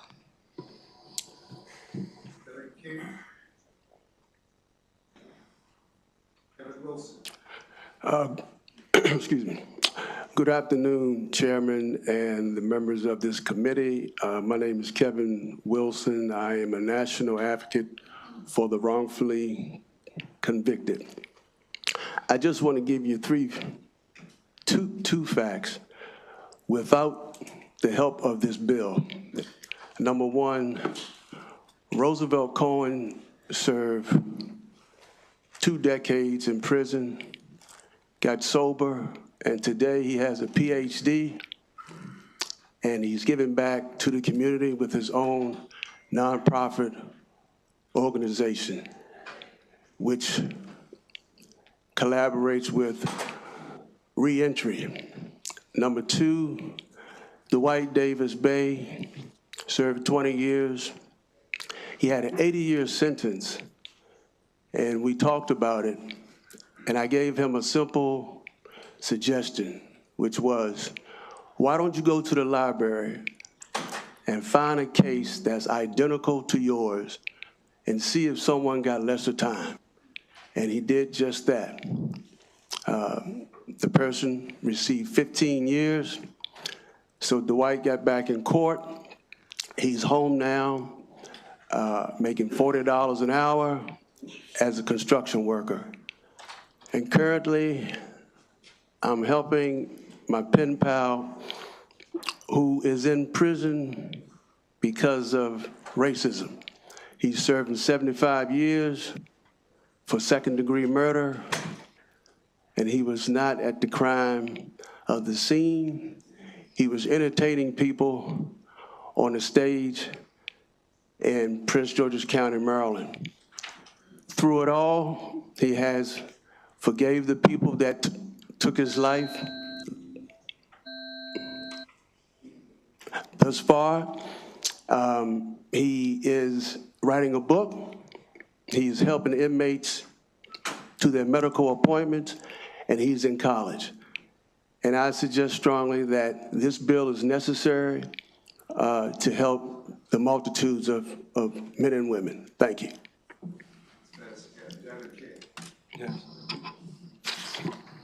Good afternoon, members of the panel. Thank you all for having me. My name is Devon Higgins King. I'm highly in favor of this bill. I'm a former life without parole inmate.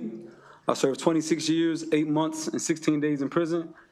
I'm only here right now because of the reentry program that they have in Prince George's County. For those who may be familiar with that or not familiar, I implore you to please look into it because it's a beautiful template for this very same bill. I was given a chance to come out here in Prince George's County. We have something where for guys that have like more than 20 years in prison, they're coming home and these guys are starting businesses. A lot of them are in this room right now. They are starting businesses, employing people of the community. They're going back to have jobs, working in youth facilities. I myself, I work as a reentry navigator and employment specialist at Metalworks Behavioral Center. I teach groups 3 days a week, working with guys who are similar to myself before I went to prison. I went to prison at 18. I came home at the age of 45. I've been home roughly 8 months now. My job is to help those who are similar to myself when I was younger to make right decisions. And it's amazing the impact that I can see I'm having on a lot of them because they can relate to me. And what you see with me, I feel as though I pale in comparison to a lot of men who are incarcerated right now. Because when I went to prison, I was getting in trouble, and a lot of older guys pulled me in tight. Guys that had 20, 30, 40 years in prison, and begin to instill in me knowledge, wisdom, helping me mature from a teenager through my 20s into a grown man. And a lot of those guys, I'm standing on their shoulders right now. Those men are still incarcerated, and I know that they can offer so much to society. They are a true asset to society, and they're sitting in prison right now because at the end of the day, they're sentenced. They don't have no parole, some of them, or some of them maybe have 90 or 100-year sentences and don't go off for parole until maybe the next 10, 15, 20 years. Thank you. Thank you, committee. My name's William Mitchell. At the age of 23, I was sentenced to 70 years to serve in the Maryland criminal justice system for an attempted murder for an accidental shooting. While I went and served 18 years, 3 months and 7 days, I filed every legal means to seek relief that there is in existence in this state. None of them prevailed. I did have an illegal sentence early on in my incarceration, which reduced my sentence by 5 years. After 18 years, a law firm took on my case because they got to know me over the years. They learned that I was a man who was in the prison system transforming it. I was fighting to get tablets in the Maryland prison system so men could stop fighting over the phones and so they could read books on a tablet when they couldn't get out of the cell. This law firm believed in me. And what they did was they found another illegal sentence, which was my entire sentence was inherently illegal the whole time that I sat in prison with a 70-year sentence. I was resentenced. My sentence was found to be illegal. I was resentenced to 65 years, all suspended but 25, which sent me home. Without that process, I would have been 92 when I was released, or 53 when I went up for my first parole hearing. Today, I'm 43. In the community, I work at the University of Maryland, Upper Chesapeake Hospital for Harford County. I serve as the overdose peer for the county. Right now, I've served over 200 patients, and I've helped over 100 people go from overdosing, dying, and coming back to life to being productive members of society. There are many, many people who poured into me and spoke to me about purpose, which I had not heard before I went to prison. And because of those people, I fight today. And I would encourage you to support this bill because there's a lot of guys, men and women, who are able to come out, who have made amends. By the way, the victim of my case, I did make amends to and supported them and helped them to get into recovery, into treatment from their substance use. We are worth a second chance. I hope you will support this bill and pass it. Thank you for letting me speak. Thank you, Mr. Chair. My question is for Mr. King, and you might have a hyphenated name. I'm sorry, I just remembered the King part. You mentioned that you had a sentence of life without parole. Yes, ma'am. You mentioned that the Prince George's County Reentry Program was beneficial to you. Are you on any type of probation now? Yes. Okay, so I just continue to please just answer yes or no. I'm not giving you legal advice, but just stay with me in that brevity that you have right now, okay? So was there a hearing that occurred? And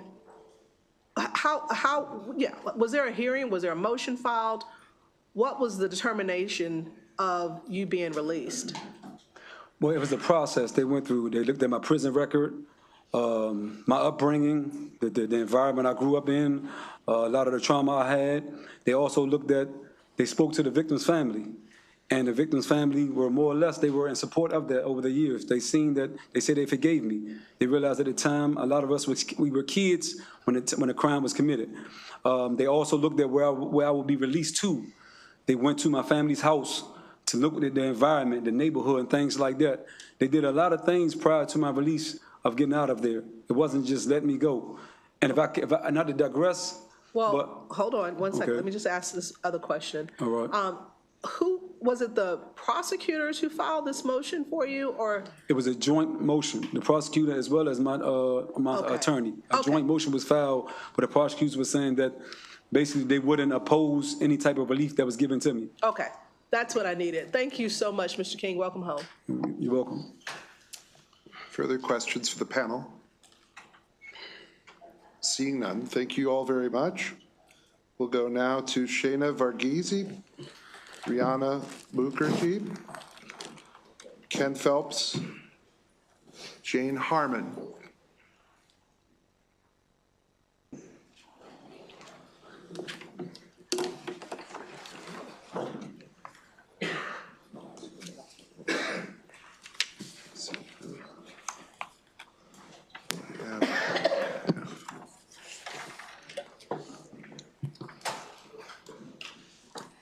Ken Phelps. Hi, my name's Reverend Linda Boyd. I'm here on behalf of the Maryland Episcopal Diocese, as well as the Episcopal National Church. You've heard... 2 minutes.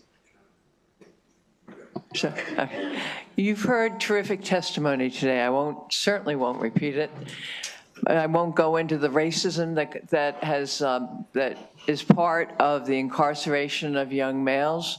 I won't go into, there's no proof at all that I've heard that a long sentence means anything more than giving a person a second chance to be a human being. What I will emphasize is that we, as followers of Christ, feel that every person is a child of God, deserving of equal dignity and respect. That means dignity for the victim and dignity for the person who committed the crime. And we believe in redemption. We believe when Christ was on the cross, he forgave the criminal next to him. Forgiveness is an important part of being a follower of Christ. And in the Judeo-Christian religion, faith, tradition, it is an important part. We believe in loving our neighbors as ourselves and incorporating that love into how people are treated. That includes people who are incarcerated.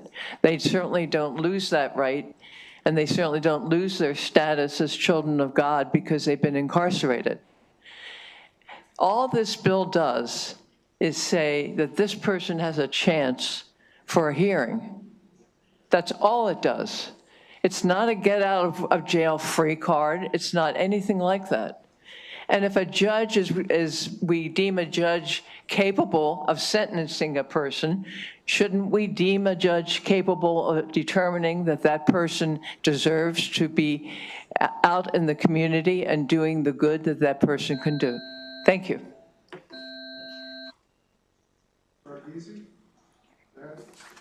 Good afternoon. My name is Shayna Varghese, and I'm a student attorney at the Washington College of Law Decarceration and Reentry Clinic. The Second Look Act is an opportunity for the Maryland legislature to address the state's mass incarceration crisis, lower costs for taxpayers, and provide a second chance to individuals who have demonstrated rehabilitation. I want to use my time today to address a few counter-arguments against the Second Look Act from a legal standpoint. First, critics of the bill argue that it does not allow for finality in sentencing, as we've heard today. Actually, there is no true finality in sentencing. There are numerous motions that can be filed post-conviction at any time during an individual's sentence for very important reasons, such as DNA exoneration or to correct mistakes in sentencing. As a result, the Second Look Act is not creating a new phenomenon. Instead, it is merely creating a necessary avenue for sentence review to those who have demonstrated rehabilitation. That is what is unique about this bill. It is the only avenue that focuses on rehabilitation. Similarly, critics argue, why should the legislature create another avenue of relief when others are available? First, it's very important to note that not every form of post-conviction relief is available to every person. Second, the court has interpreted many of these statutes narrowly, foreclosing relief to thousands of individuals. For example, while many individuals file habeas petitions every year, less than 1% are ever granted relief. Lastly, it's important to note that there are different risks associated with each of these petitions that not every person is willing to take or should take. For example, if you apply for sentence review by a 3-judge panel, that panel can reduce your sentence, but they can also increase it. As a result, few individuals are willing to take this risk. Finally, the legislature has already entrusted judges to handle sentencing, and judges have the most training and expertise to make these determinations. So it makes sense to also trust them to successfully determine when sentence reduction is in the best interest of justice. And this relief is only limited to 3 petitions. Thank you for your time.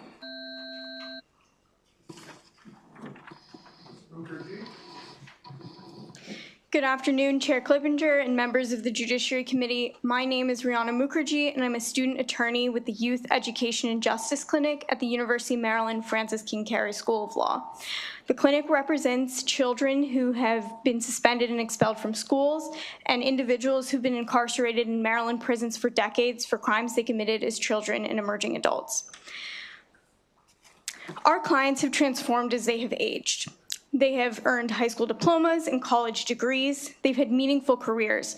Many of our clients have trained guide dogs to help individuals with disabilities, and they've built furniture for state offices. They've also helped raise their children and mentored people in and out of the prison system. They are assets to their communities. They're also deeply remorseful for the crimes they committed. Passing this bill recognizes that our clients and many others deserve the opportunity to be reconsidered for a sentence reconsideration. In addition, Maryland taxpayers pay over $862 million every year incarcerating people.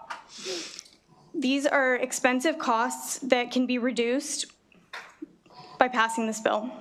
Finally, passing this bill would reduce the disproportionate incarceration of Black people in Maryland. As you have heard from other advocates, Maryland incarcerates Black individuals at a 70% rate. So allowing individuals to file a petition to reduce their sentence is an important step in reducing these racial disparities.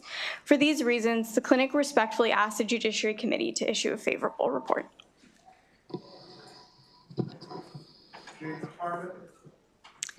Hello, my name is Jane Harmon, and my testimony is going to be a little different. I want to tell you why this is not a radical bill. I'm going to give you two reasons why. Firstly, this is a bill that reinstates a right that was available to Maryland defendants prior to 2004. In 1984, 40 years ago, Rule 4-345 was adopted by the Maryland Judiciary, under which a motion for reconsideration of sentence must have been filed within 90 days of sentencing, but that hearing could occur at any time during a defendant's incarceration. Then from 1984 to the early 2000s, our prison population doubled. In 2004, the Maryland Conference of Circuit Judges went to the Judicial Rules Committee, an umbrella group also comprised mostly of judges, and the circuit judges asked that a defendant's hearing for reconsideration of sentence be limited to the first 5 years of their sentence.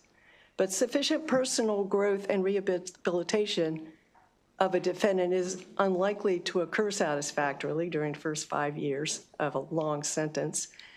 And tellingly, that 5-year limit proposed by the circuit judges was not approved by the 2004 Rules Committee. The proposal then went to the Maryland Court of Appeals, and that court approved the proposed 5-year limit. In summary, point number one is that this current 5-year limit was placed in 2004 was not the consequence of new legislation. It was merely the result of action taken solely by the judicial branch.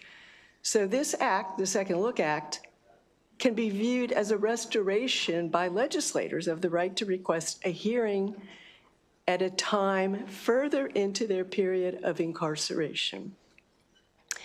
And the 20-year incarceration requirement, in fact, makes the process more restrictive than the original rule. I have one more little sentence, may I say? Secondly, this bill would allow for a reconsideration hearing to occur at any time during incarceration, as long as the prosecuting state's attorney is in agreement. That is also not a new idea. The Conference of Circuit Judges actually suggested that back in 2004. This is a very reasonable bill. I urge your support. Thank you. Questions for the panel? Vice Chair? Thank you, Mr. Chair. I didn't hear the last person who testified. I apologize, I don't have your name. But I didn't hear the year. You said 2004? 2004. Okay, thank you. And I have written testimony that has all the appendices that have the actual minutes of these meetings. Great, thank you. All right, that's the questions for this panel, and we'll go on to the next panel. Thank you all very much. Nigel Jackson, Heather Warnken, Martin Mitchell, Vanita Taylor, and Eric Thorne. Thank you.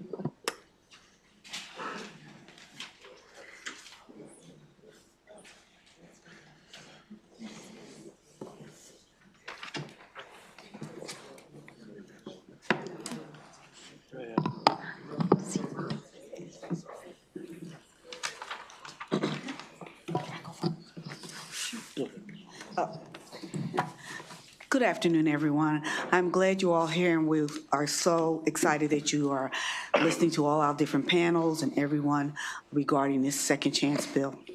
I have very little to say because my thunder was just taken by Ms. Harmon.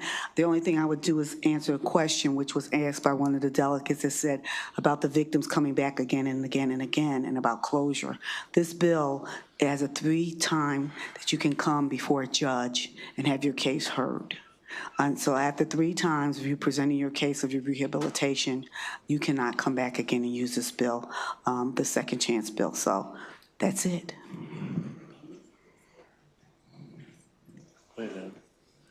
Yes, sir. Good afternoon. Excuse me. After serving 26 years in Jessup, Maryland, around mainly lifers, I've seen the worst of the incarcerated when hope was insinuated by a governor who said life means life. I've also seen the best of incarcerated men when that hope was restored. The lack of hope will destroy the mentalities of any community. The restoration of it can revive any community. Hope is a human commodity, and to have the power to restore or grace a community starving because of it and not do so, our humanity should be questioned. I've endured 26 years of watching hopelessness turn human beings into monsters. Then lifers started getting paroled, and I watched these same monsters transform back into humans for the hope of being released someday. These were fascinating sights as a former lifer myself who held tightly on to the hope of my Lord and Savior Jesus Christ for 26 years. Had I not, I would have fallen victim to hopelessness. Potentially, I may have died in prison. As for me, hope was a lifesaver. And I just want to add that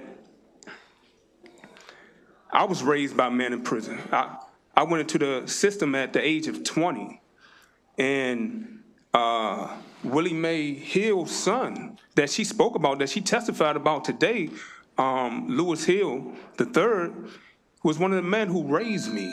This man been incarcerated 32 years. This man raised me, and that's why I stand here today as a new individual with a new mentality, with new values, new principles, as a 47-year-old man who spent 26 years in prison. Thank you. What's your name? My name's Eric Thornton. Thank you. Go ahead, Ms. Warnken.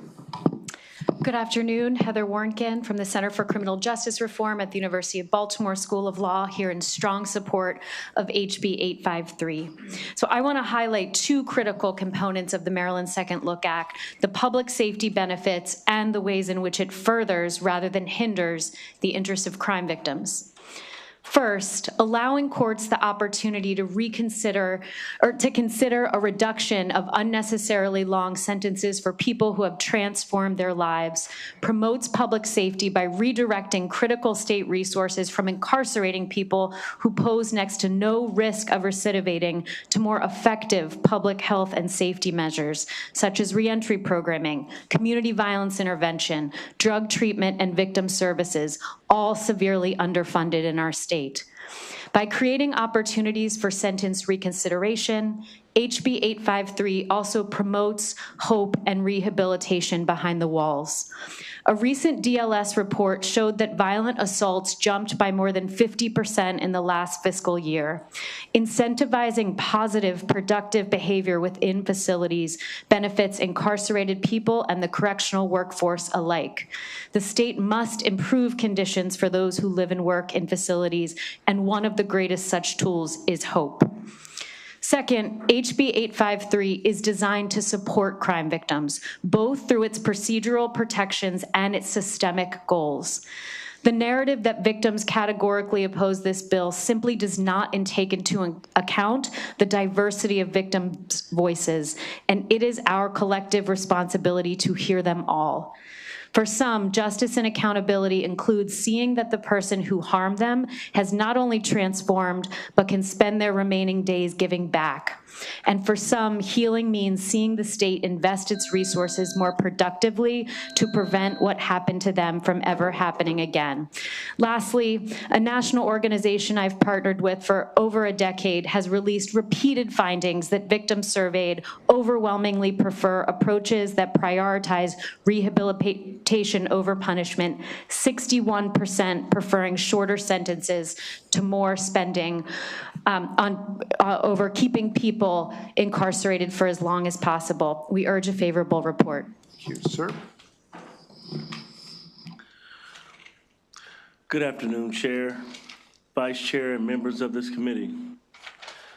I stand before you today to express my strong support of House Bill 0853. I represent Out for Justice, Hope Baltimore, and all these wonderful organizations in this city that helped me propel to the next level. My name is Nigel Job on Deck Jackson. Today marks my 735th day out of federal prison. During that time that I spent in prison, I got to do a deep moral self-inventory. And I saw a lot of my children's face on those faces of those young men that was incarcerated with life sentences. The transformation of me changing my life, I secured a position with the Mayor's Office of Employment and Development in Baltimore. I became an AmeriCorps member, earning multiple certifications. I've helped over 200 individuals in Baltimore connect with vital resources and job opportunities, proving that change is possible.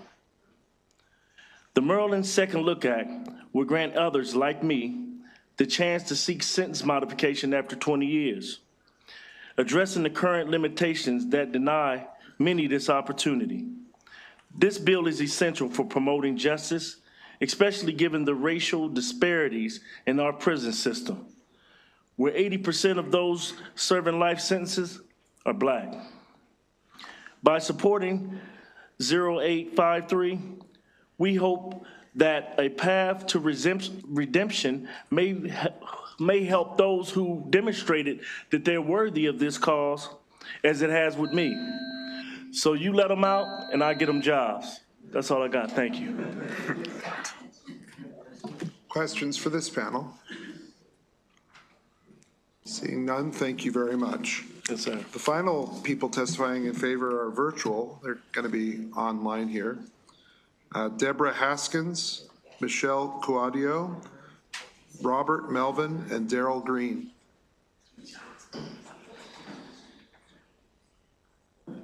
Ms. Haskins, please, Yes. for 2 minutes. Okay. Good afternoon, Honorable Chairman and committee members.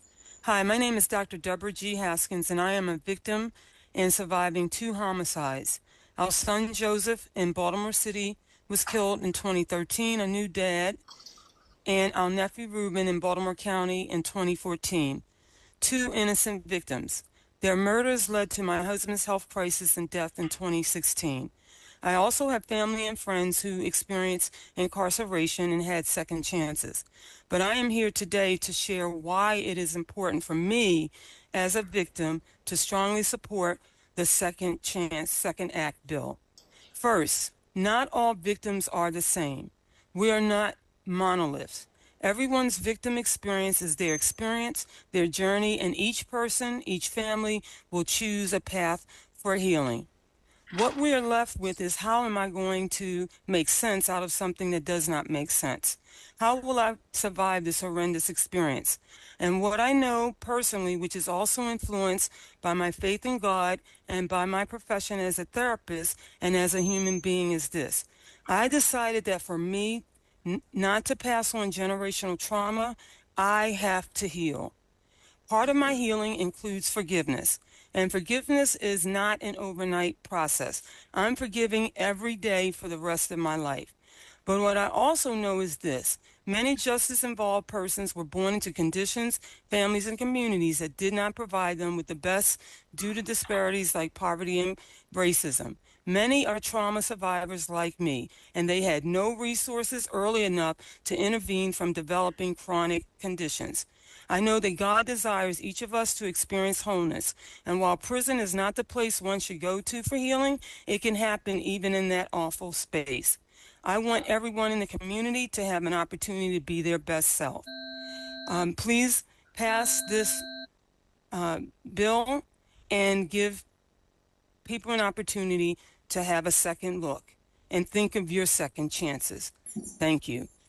Thank you very much. We're also going to add Martin Mitchell. I think Mr. Mitchell will go ahead. He was supposed to be on the last panel, didn't realize he was virtual. Mr. Mitchell, as long as you're not actually operating the vehicle, we'll hear from you for 2 minutes. No, I promise you I'm not. Promise that you're sitting on the side of the road, not operating the vehicle. I have it a church parking lot, Chair. All right, thank you. For 2 minutes, go ahead. Okay, yes, I know you guys are used to seeing me in person. Today I'm here virtually. Greetings, Chair and distinguished members. I appreciate you all for taking up this very important issue. My name is Martin Mitchell. I'm the former at-large councilman for the city of Laurel and an active NAACP member. But today I'm here as a dedicated advocate for criminal justice reform and a community organizer with Life After Release. Life After Release is a community-based organization in Prince George's County centered around reentry that helps our brothers and sisters returning home and some while still in a carceral state. Life After Release is an organization that helps with court support, court watch PG, mutual aid, and overall providing a community of support and resources for our clients. This bill is personal to me because I have a younger cousin who has been incarcerated for several years, but fortunately will be released on parole this June. You know, this, of course, as we heard, can be the case with so many others. I heard from, someone who now works for the organization, and she's a returning citizen. She recently visited the State House, and her message was, her message now her message. And so what that basically means is we want to share the mistakes that we've learned with our neighbors in the community, but also some of them individuals behind bars as well. We want to increase the social capital of the community by returning our neighbors to the community so they can give back in a meaningful way. I believe, and I know that every member of the committee believes, that no person is irredeemable. I implore this deliberative body to vote affirmatively for HB 0853, the second look at. Thank you. All right. Let's hear from Michelle Quadio, please.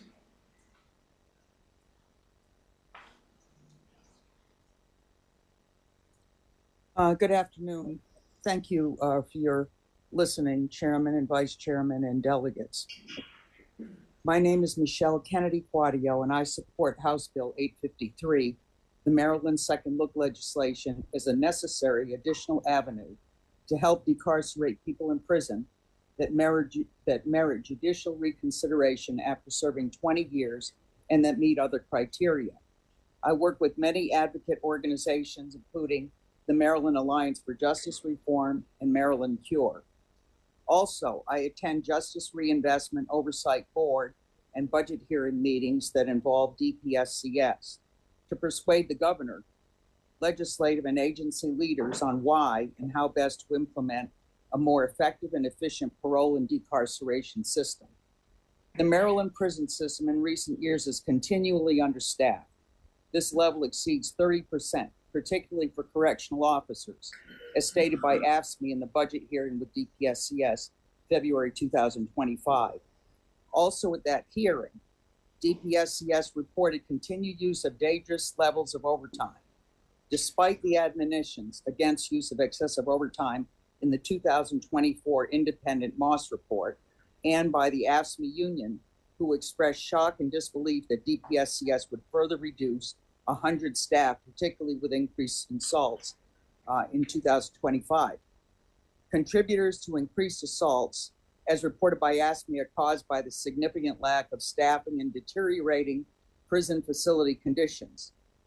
So concerning that Senate Budget Hearing Chair Michael A. Jackson asked DPSCS to report to him about their proposed capital projects. The second look bill also allows for a person in prison to have a lawyer present when appearing before a judge.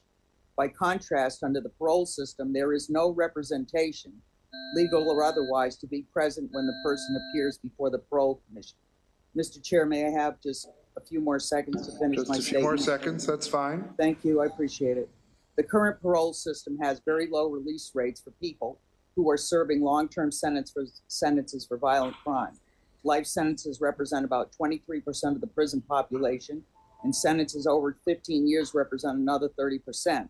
According to preliminary data provided by the Maryland Parole Commission in January 2025, only 10% of people serving sentences over 15 years for violent crimes and long-term sentences and who meet 50% of their sentence are eligible for release immediately. Another 5% or so may be released at some later date.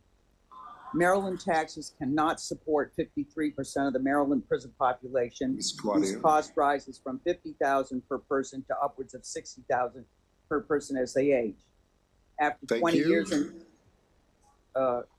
okay, I guess 5 more seconds. 5 more. I'll read it as fast as I can. I'll read the last paragraph. How about that? Or you could provide it to the committee in writing, and that would also be helpful. Okay, that's an idea. But okay, so I'll just say this. Please approve. Thanks. We try to help. Well, just one more second for this grand finale. Please approve for the grand finale. Please approve SB 853 to provide additional much-needed safety valve for reduction of Maryland's excessive aging prison population, and for those individually to demonstrate that they deserve this opportunity to return to our communities as responsible tax-paying citizens. I owe you lunch. Thank you very much. Thank you. Thank you very much. Witnesses will know there's no need for a talent portion. We'll just keep it to the 2 minutes and go from there, but thank you very much. Thanks a lot. All right, we'll go to Robert Melvin now, please. Mr. Chairman, members of the committee, my name is Robert Melvin. I'm the Northeast Region Director at the R Street Institute. We're a public policy research organization that promotes free markets and limited effective government. We support House Bill 853, the Maryland Second Look Act. Second look laws, when done well, like with this bill, can save taxpayer dollars and better prioritize prison resources without compromising public safety. This measure allows defendants to request a sentence reduction after 20 years with limitations to prevent frivolous filings. It also gives the state's attorney broader discretion to file for sentence reductions. The bill establishes a hearing process where factors like age and time of the offense, rehabilitation efforts, and victim testimony are considered. This ensures that courts review whether continued incarceration is warranted. Maryland faces prison overcrowding, correctional officer shortages, and rising incarceration costs. The state spends around $114,000 per prisoner annually, and the population is growing and aging, exacerbating these issues. House Bill 853 would help reduce the inmate population, lower costs, and alleviate pressure on the Department of Public Safety and Correctional Services. Importantly, second look laws encourage prisoner rehabilitation by offering reconsideration based on progress, reducing the likelihood of reoffending. Research shows that recidivism decreases significantly as inmates age, with those serving long sentences rarely returning to crime. In Maryland, one report found only 5 out of 188 prisoners released after serving 30+ years reoffended. House Bill 853 also gives prosecutors discretion to reconsider sentences, which allows for more thorough case evaluations while still ensuring the court retains final judgment. Many states and jurisdictions, including DC and at least 11 other states, have successfully enacted similar laws.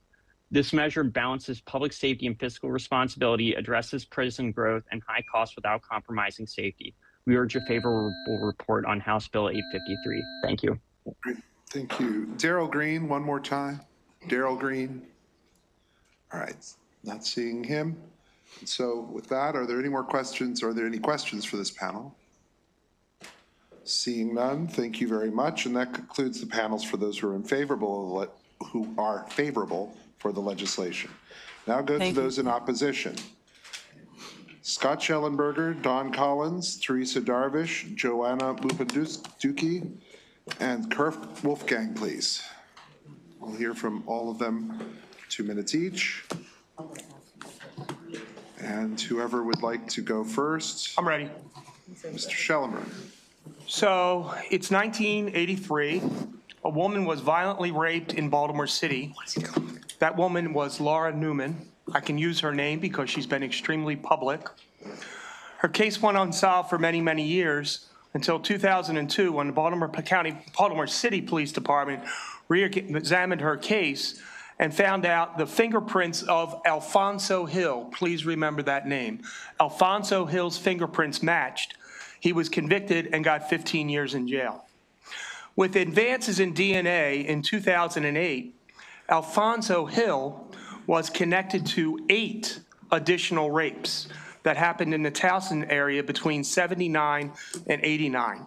He was convicted of those 8 rapes and sentenced to an additional 60 years in jail.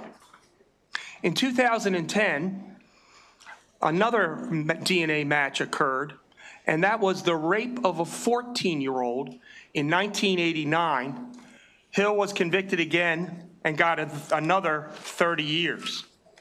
That means if you pass this bill and it goes into effect October of 2025, next January or February, I'm going to have to call 10 women and say, you have a right to come into court, face the person who raped you, and tell the judge how that feels. But it doesn't end there. Because in 2021, when I saw that Alfonso Hill was doing up to 95 years in jail and wouldn't get out till he was 95, the police department put together a chart of all the rapes they thought he had done. And they went to see him. I granted immunity because I thought these victims needed to know. And an additional 14 women he admitted that he had raped.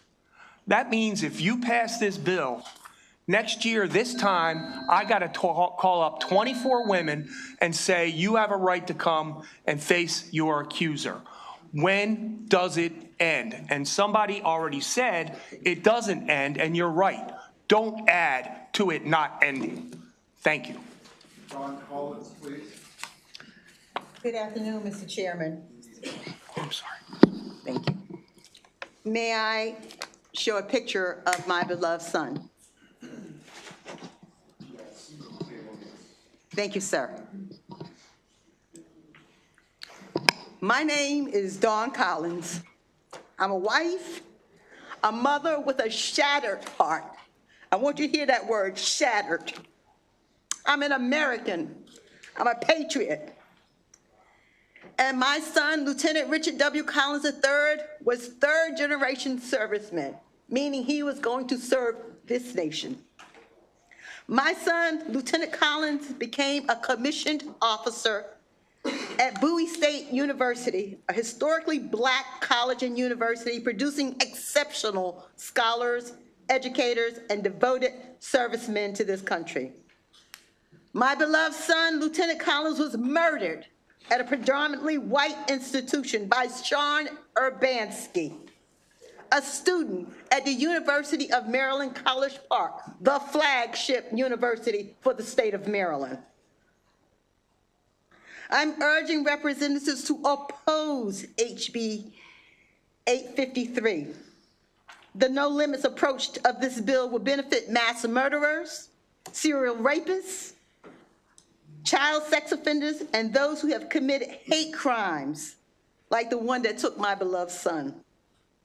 There are a number of things that didn't make the process of grieving my son any easier or any less painful. At the time of Richard's murder, the hate crime law was inadequate. So I ask you, for the sake of families all across this great nation, are you telling me that white supremacists deserve second chances as well? Again, think of Lieutenant Collins and the sacrifice he was willing to make. Thank you.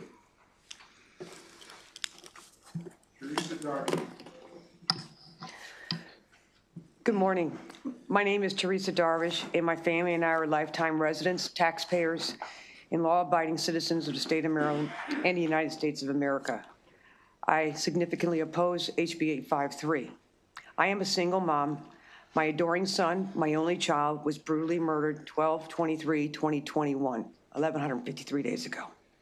The process of enduring the criminal investigation, the murderer's arrest, the pretrial, the trial, the conviction, the sentencing, and now the automatic appeal process is excruciatingly brutal mentally, physically, and spiritually. The convicted felon of my son's murder was committed to 40 years incarceration for the murder and an additional 20 years of incarceration for the felony use of a gun, to be served consecutively. These incarceration times are in addition to time he's serving as well for other violent crimes. This convict has a lifetime criminal record. Where is the line for HB 853? The thought of resentencing, I learned today the second look, is horrendous. A jury of the offender's peers determined his guilt, a judge determined his sentence, and now these convicts want to be reconsidered of their sentence once they've served a minimum of 20 years. Or because perhaps they turned 60 years old. This HB 853 is retroactive, but my judge cannot go back and retroactively resentence the thug, the murderer. I have serious dispute with this contentious HB 853, with its rampant and ambiguous procedures and measures at best. Additionally, I'm offended that the convict is consistently referred to in the bill proposed, individual.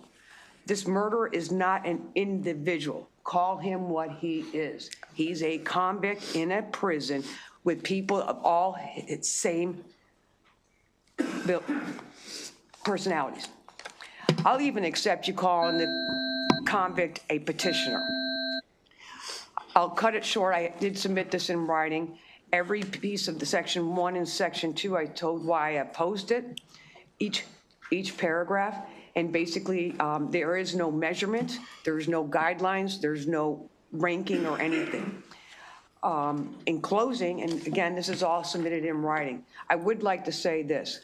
My son's senseless murder is now the purpose for the rest of my life. My son will never return to his home. No murderer should be given a free ride home.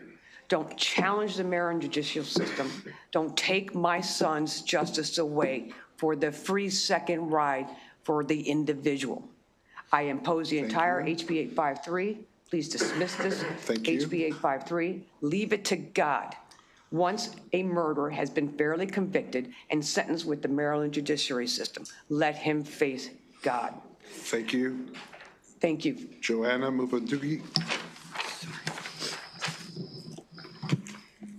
Thank you. Good afternoon, Mr. Chair and members of the committee. I'm Joanna Mupanduki, an attorney and deputy director for Maryland Crime Victims Resource Center. In my 17 years of experience as a prosecutor and state attorney in California, Washington, and Maryland, I have not seen a legislature that is so focused on letting convicted murderers have so many opportunities to have their sentences reconsidered and to drag victims' families back to court time after time to share their painful memories and their most painful loss. It was brought up that, oh, well, victims don't have to come to court. It's their choice whether they want to engage. But I'm here to tell you that if victims do not come to court, their voice is not listened to. The judge does not consider what they want to have happen, and they will not be considered. There are laws about victim notification, and time after time, victims are notified the morning of when these motions for reconsideration are heard, when petitions are sought. They're given very little notice. Thank goodness we just had a case decided this fall, Lee versus Syed, where now there is an opportunity when a victim says, no, being noticed on a Friday that there is a hearing on Monday and I have to fly from California back to Maryland is not sufficient notice and I need 1 week to make that happen. And the court said, yes, that's correct. That is not sufficient notice. And so now finally there's an opportunity for victims to say, no, I need a little bit more time. That's the first time that has happened, and these laws have been on the books for a very long time. So the notion that there are these laws protecting victims' rights, they're very often upheld by courts courts and used to protect victims' rights.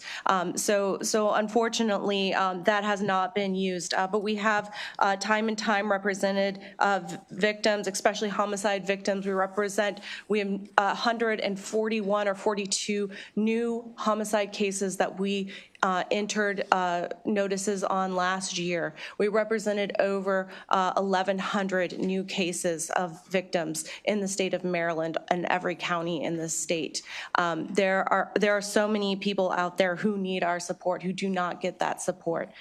So there is definitely a need of people who need support. There's a lot of issues with this bill.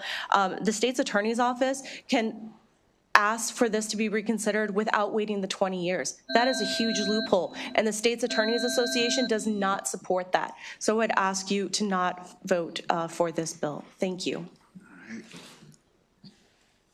Kurt Wolfgang, please, for 2 minutes. Thank you, sir. My name is Kurt Wolfgang. I'm the Executive Director of the Maryland Crime Victims Resource Center. I've been testifying on behalf of Maryland's crime victims for 43 years now in these chambers. We have represented over 1,000 murder victims, over 10,000 victims total, and seldom, if ever, none of us remember a victim who was interested after sentencing in assisting in the release of the perpetrator of the crime in a murder case. There's been a lot of inaccuracies in the previous testimony. I'm going to ask you all for the courtesy of reading the rather voluminous testimony that we've given, and also we're going to send you a follow-up to address some of the issues that were here today that were stated wrong. I will promise you that if you read our testimony, what you're going to find is 4 cases of recidivism already. And one of them was represented by one of the public defenders who testified in front of you today, the individual committed a murder and about 20 years later was released on an early release and set his girlfriend's house on fire with the people inside. And thank God no one was injured in that process. The other 3 cases, there were 2 murders. 2 of them got out and on early release and then murdered again. And then there was one that was an armed robbery. Now, those are the only ones that I've found so far. You don't see anyone else looking for those statistics here because they don't want to see those statistics. They're there. One other thing I want to say to you about recidivism rates, the bizarre testimony that was here about recidivism rates, in our documents, you'll find VPSCS recidivism rates, which frankly I don't trust. They're low.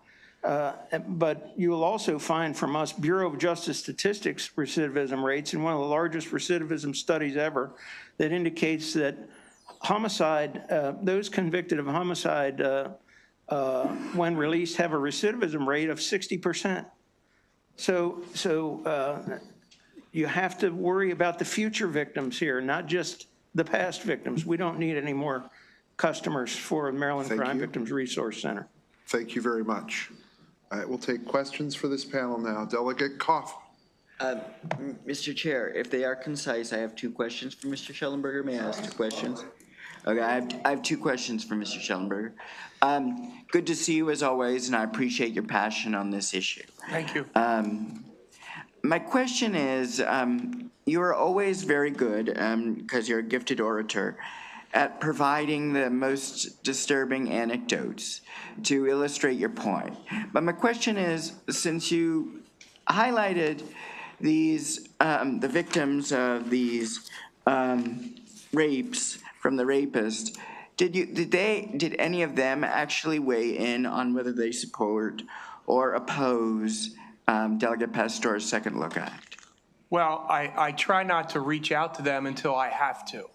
And so I believe, and of course, after hearing Ms. Collins speak, I believe that not re-traumatizing them by calling them up and saying, you can come down here and talk to the Judiciary Committee about why you don't want this to happen, is almost as bad as coming back into court telling a judge about what happened. And the other thing that I think is important is, please remember, I know everybody keeps pulling out the state's attorneys, but not one state's attorney sentenced any of these people. Not one. We asked for a sentence. The defense attorney, and they're all represented, the defense attorney can ask for a sentence. It's the judge who imposes the sentence. So if they're also wrong, then you know, maybe I don't think it's the judiciary we should be looking at. And the other thing that I think is very important is that there are so many mechanisms, or you wouldn't have heard from all the folks you did hear from today.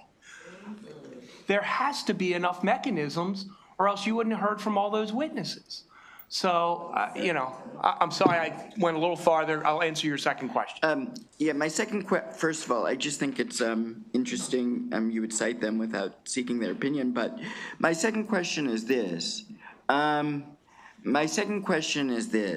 Can you agree that, would you agree that, that all, not all victims are monolithic on this issue? For example, at the first panel this morning, Ms. Delegate Pastor seemed to take great offense at the assertion by Mr. Gilbert that it was re-traumatizing for victims. So while I certainly respect your opinion, would you agree that all victims are not monolithic on this issue? I would agree with that. And Delegate Pastor, I am sorry for everything that you've gone through. I respect the fact that you have the bravery to offer this.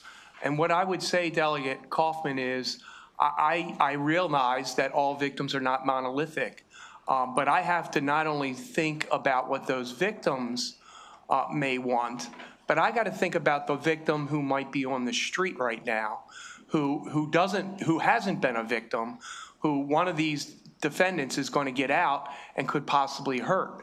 Now, I understand we looked at the numbers, but you know what? One is too many for me. One is too many for me. Well, thank you, Mr. Schellenberger. We're both loquacious, and I always appreciate hearing your views. Delegate Tolles. Thank you. I was going to piggyback off something, so. All right, Delegate Pastor. Okay, thank you, Mr. Chair. I'm sorry, we have a plan over here. You have a plan. Over here. Delegate Pastor, then Delegate Tolles. Thank you, Mr. Chair. Thank you. This is for you, Mr. Schellenberg, who's helped my pocketbook 2 times and came to the senior center when I asked. So I'm always conflicted about you because not every man is willing in public to hold I conflict a lot of people. Yeah, okay. So this question is for you, but I just want to start with by saying to Mrs. Collins that I remember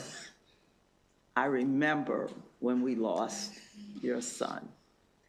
And that was, as all of them are losses, great losses. So please accept my heart when I look at you and talk to you about that. Mr. Schellenberg, I am asked Ms. Tolles this question because I'm not an attorney and wasn't even a delegate at the time. So I wondered why that case was not a hate crime. And she told me that it became law. Is that what you said? The year The after. judge would not allow it to be a hate crime because there wasn't enough evidence. So the next year, the state passed a law that would allow it to.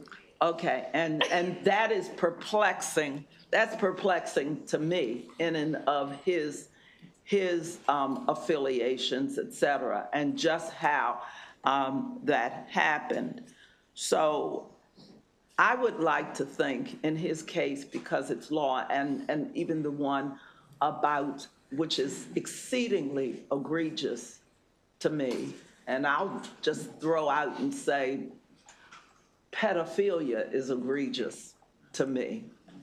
I would like to believe, since I know that you have faith in judges, et cetera, we've heard that over and over. I would just like to, thank you. I would like to ask you, I'm going to ask you, I am asking you, do you not believe that a judge that we have now would not, and I refuse to even remember his name, even though I do know it, but to speak his name, the rapist, and the person, even though I have it written in front of me, who killed Lieutenant Collins, that there's no judge that would look at them and deny the petition, to deny them back on the streets? I'm certainly have faith in the judges to get to the right decision. My concern is constantly dragging the victim back in. That's what my concern is, particularly when, if you look at my written testimony, there are already 13 ways that people can try and get out of jail. And what I would say is that this whole concept of taking a look at them again one last time is what the Parole Commission is about. And this body, over the last several years, has taken the governor out of the parole system. You're all looking at geriatric and medical parole right now. And so all of these things are perhaps available to these individuals many years down the road. And what I'm saying is, while those things could involve the victims, under the Victims' Rights Act, the 10 women who were victims in cases in which Alfonso Hill was convicted, I have by law a duty to contact them and tell them they have a right. And one person mentioned. Can I just stop? One person. But you offer my question. Okay, you offer I'm sorry. my answer in my question. That mine was a pretty simple answer. So coming back to my question, you have said that there are many ways, and some of the folks have talked about the different ways that they've come out, even though they have been about constitutionality and different things that show some issue about their hearings and their being there in the first place. But there are a number we've heard about the parole, so we don't need to try to litigate that or go through that. Again, because the people are still in prison, so that means that many of those things clearly didn't work, because I'm sure they were reaching out to have them happen, to get that kind of release. So this is another way. But again, my question being, and you answered it, yes, you would trust that the judges would understand. That's the piece. And the other thing is about the victim, is that the victims don't have to come in. And in all of the other things, all of those, the litany of things that you listed in your testimony, the victims, survivors would still be contacted. So there's no freedom from that. We will always have that on us, whether it is a person coming out, a person being looked at. So tell me, which one would victims not know? Victims ask to know when there's going to be some judgment, new judgment on the person who did it. And I'm not saying this real articulately because I am emotional about it, but there is no time, there's nothing in that litany that you gave where the victim would not be notified. Well, so for instance. Is that not correct? For instance, a post-conviction DNA testing, if I believe that we have a good case to prevent the DNA testing, then I might not drag the victim back in order to watch that hearing if we think that there's a very good chance that that's going to be denied. That's probably one of the only ones. And so the answer to you is yes, they would still get notified. But the important thing to remember is when someone says they don't have to come to court, if you're the victim of a family member of a homicide, many homicide victims' family members fear a sense of obligation to come to court And because they they will feel want like to. they'd be letting their loved one down if they didn't come. And therefore, you know, that's why I think the fewer phone calls I have to make to them, the better. And I understand that, and I thank you for that. But again, you're absolutely right. They should have that choice, and that is what is given here, and that's what is meant here, that they have the choice. No one tells them one way or the other what it is they have to do and what we have to do. And that's what is important, because we can't change what has happened, unfortunately. Yes, but and so that they should have if that you're choice. asking, isn't that so, then the answer is yes, you are correct. And I'll still come to your, I'll still come to your my pocketbook. I'll still come to your neighborhood. Thank you, I appreciate it.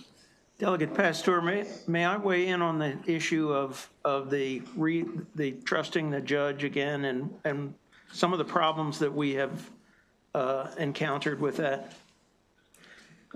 Essentially, we've represented quite a few people under the JUVRA and other situations similar to it.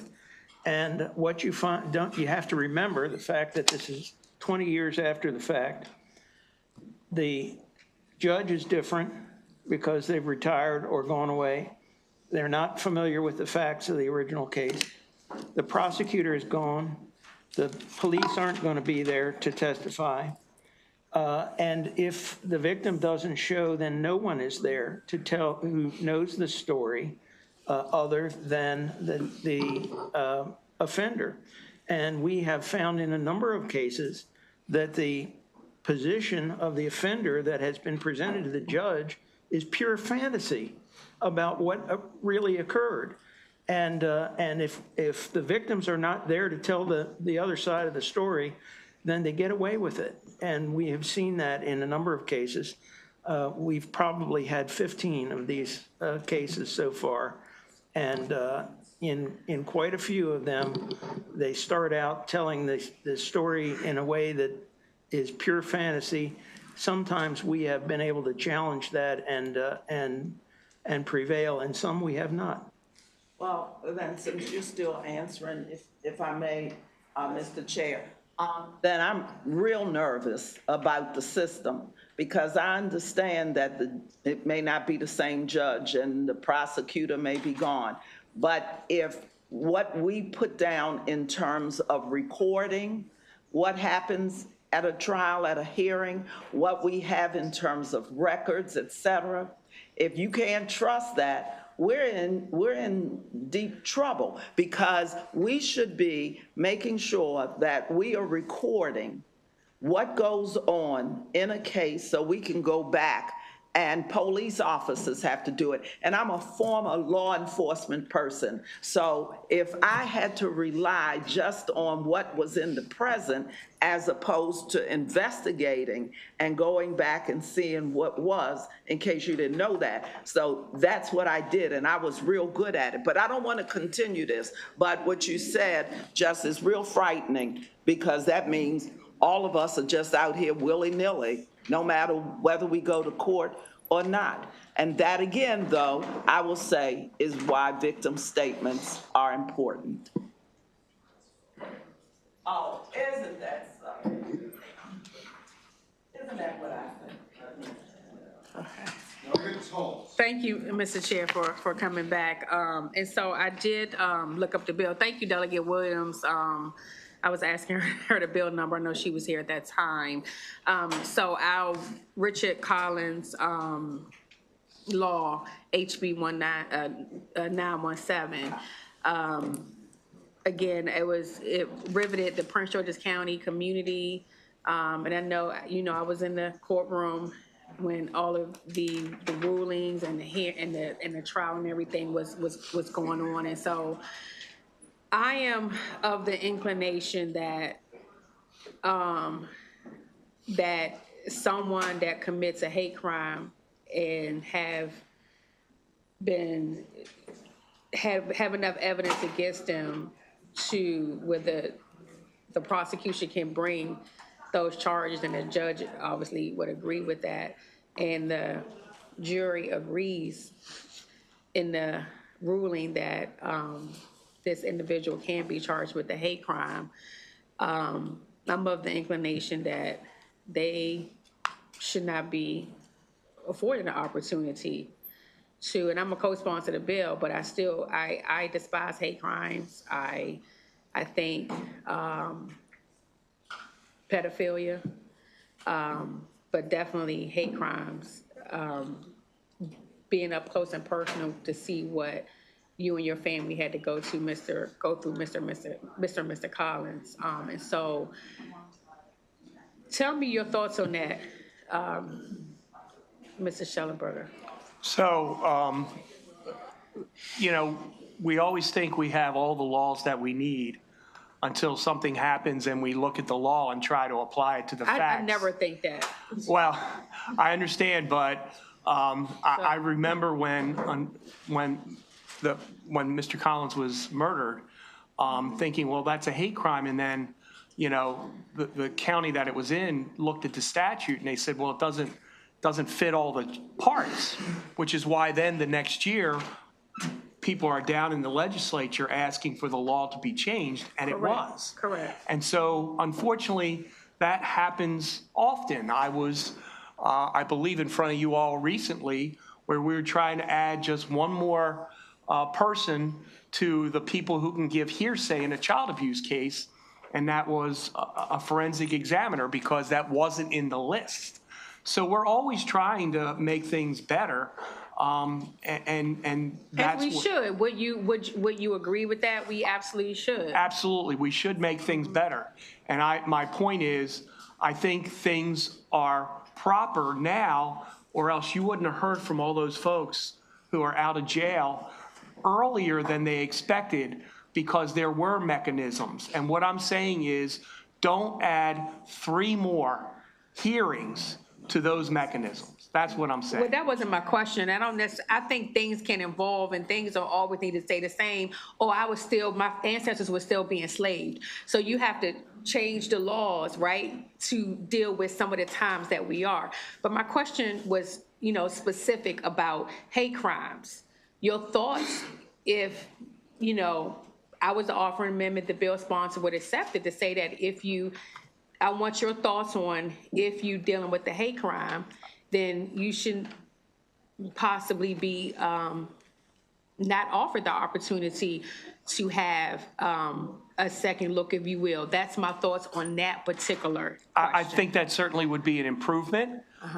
And as an example of something you all have done in the past, to just pick out a certain kind of crime, you limited the amount of diminution credits in sex offenses a couple of years ago. And so, yes, I believe you could put an amendment in that says this does not apply to crimes that have hate crimes attached to it. And I think that would certainly make an improvement. I think there are a lot of other things that happen that could, I don't want to leave here knowing that laws evolve, right? And you know that as an attorney, and you have to sometimes put new laws in place, as we saw with this statute, that it did not, allow for that hate crime initially to be something that could be charged. So I just want you to remind you to be careful of your wording, because we're just in a sensitive time right now in this country. So I just want you to be careful of your wording and the importance of laws and democracy. Thank you for that. And I would just follow up, if you could get information to me in terms of maybe just Baltimore County or something the State's Attorneys Association may have. How many hate crimes have we have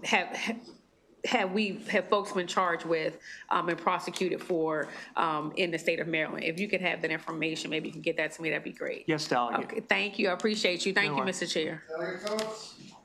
Thank you, Mr. Chair. And I'm going to direct this to my state's attorney, Mr. Schellenberger. In Baltimore County courts, we trust judges to dispense justice fairly. Judges often make a determination of innocence or guilt, or a jury. Judges So since they do that, I really want to understand why we wouldn't give them another tool for reassessing, particularly how long someone should be incarcerated. If they've made that decision to begin with, not giving them that opportunity to reconsider. And I know it may not be the same judge, right? But to give them that opportunity, because we trust them, right? Correct. That's And our system. More likely than not, it is not going to be the same judge. I understand. Because when you're talking about 20 years down the road, and the age at which we typically put a judge on the bench, I would say it'd be very unusual for it to be the same judge. And that applies even more when you look at the 60-year-olds and serving 30 years. It would not be the same judge. So you're now talking about a different judge, a different prosecutor, bringing back the victims, or at least offering the opportunity to bring back the victims. And again, it's not just once, it's not just twice, it's 3 times. So that means in the Alfonso Hill case, if this bill goes into effect in October, next February, I'm going to have to make 10 phone calls to women whose conviction happened and say, you have a right to come in and face your accuser and tell the judge how you feel. And I would feel a sense of obligation to call the other 14 victims and say, you have a right to come in. The judge may not let you talk because there's not a conviction, but you have a right to watch what's going on. And that means I'm going to call them in 2026 and again in 2031 and again in 2036. I'm going to call 24 people and give them an opportunity. And if they are deceased, I am likely going to have to talk to their children, because I can tell you, I had a Zoom call with one of the victims, Alfonso Hill, who we finally found, who he admitted to. I had a Zoom call with her, and she had her adult children with her and asked me to write down their names and addresses, because that victim is currently 86 years old, and asked me to make sure that if something happened to her, I would always tell her daughter what was going on in the Alfonso Hill case. And I know that's a difficult scenario, but what about Mr. Bruner, who testified earlier, right? But for the second look in Washington, D.C., he'd still be incarcerated, most likely. Ultimately, he gets out, and we find out that he was innocent all along. Or many of the people that have spoken who, but for this opportunity to have a second look, may have never gotten out to even prove themselves innocent, right? We have all of these multiple cases. I know the state's attorney in Baltimore City is looking at its Innocence Project. I think they just had 2 recent cases where individuals were released, right, because they came back. So it seems to me all of this works both ways, right? It can be difficult for the victims. It can be difficult for those that are incarcerated. It could be difficult for the loved ones of the victims, and I understand, I do, right? It could be difficult for those who are incarcerated potentially wrongfully. The other question I would ask you is something that was raised, and we're having a challenge with this in the legislature, this idea of felony murder, right? And I know the testimony was given, and I am familiar with numerous folks who have been incarcerated. We don't keep track of it truly, what felony murder is and who was incarcerated because of felony murder. It just says murder. And many of those folks are in very long sentences. Shouldn't they get a second look? So felony murder is based upon the concept that if you are actively... And I understand. I mean, I think most of the people in here know what felony murder is. If you are actively participating in a felony and a homicide happens, even if you're not the shooter, you can be charged with murder. And what I would say was that if you get convicted, the judge who heard the case, the one who knows who the shooter is and the one who knows who the driver is, can make the adjustment in the sentence. And there may be a judge who believes that the participation of the non-shooter is so egregious that but for them helping and telling their buddy to shoot somebody, the person might not be dead. And what I'm saying is the judge who hears that case has made a decision. And obviously, with regard to Mr. Bruner, because of being in DC, he had mechanisms to get out. And what I'm telling you is that Maryland has at least 13 mechanisms to look back at your case and challenge it in some way. And just like my friend Ivan Bates in the city, you know, when these cases come to our attention, we put our post-conviction lawyers on these cases and say, dig into this and make sure we got this right. And we feel an obligation to do that. In fact, it's not I feel an obligation, it is my obligation to do that. I guess I'm pondering, while we have 13, this one is a little bit different, right, than the other 13. Yes. And so it's another tool that could be used to dispense what I would consider potentially justice for those who couldn't take advantage of the other 13. And what I would say is that for 20 years, we had this exact same tool. And in 2004, with the changes to the 345 Act, the motion to modification, the Judiciary made the decision to change it back. And they've been doing that ever since. And nobody had tried to change it until the last 2 years. And so there was a reason why it was one way and it got changed the other way. And I'm saying that we shouldn't put the victims through it to change it back one more time.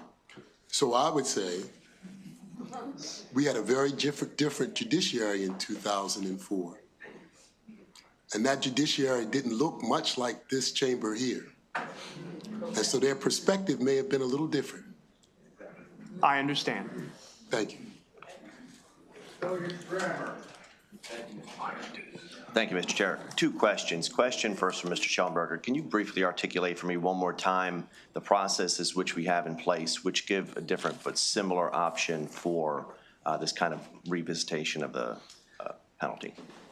Well, so right after your trial is done, there's a motion for new trial that has to be filed within 10 days.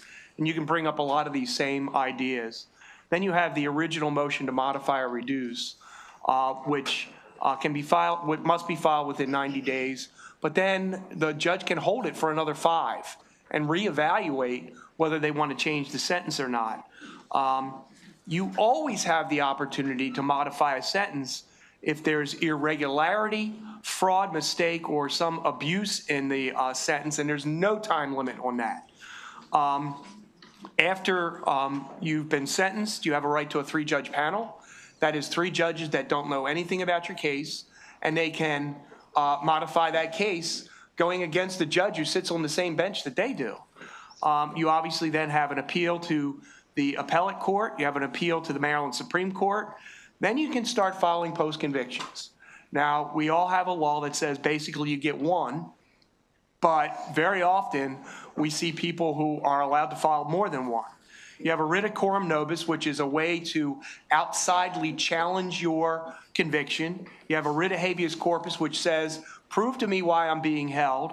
We have what we instituted a few years ago, a writ of actual innocence, which I thought was a good law, Delegate Phillips.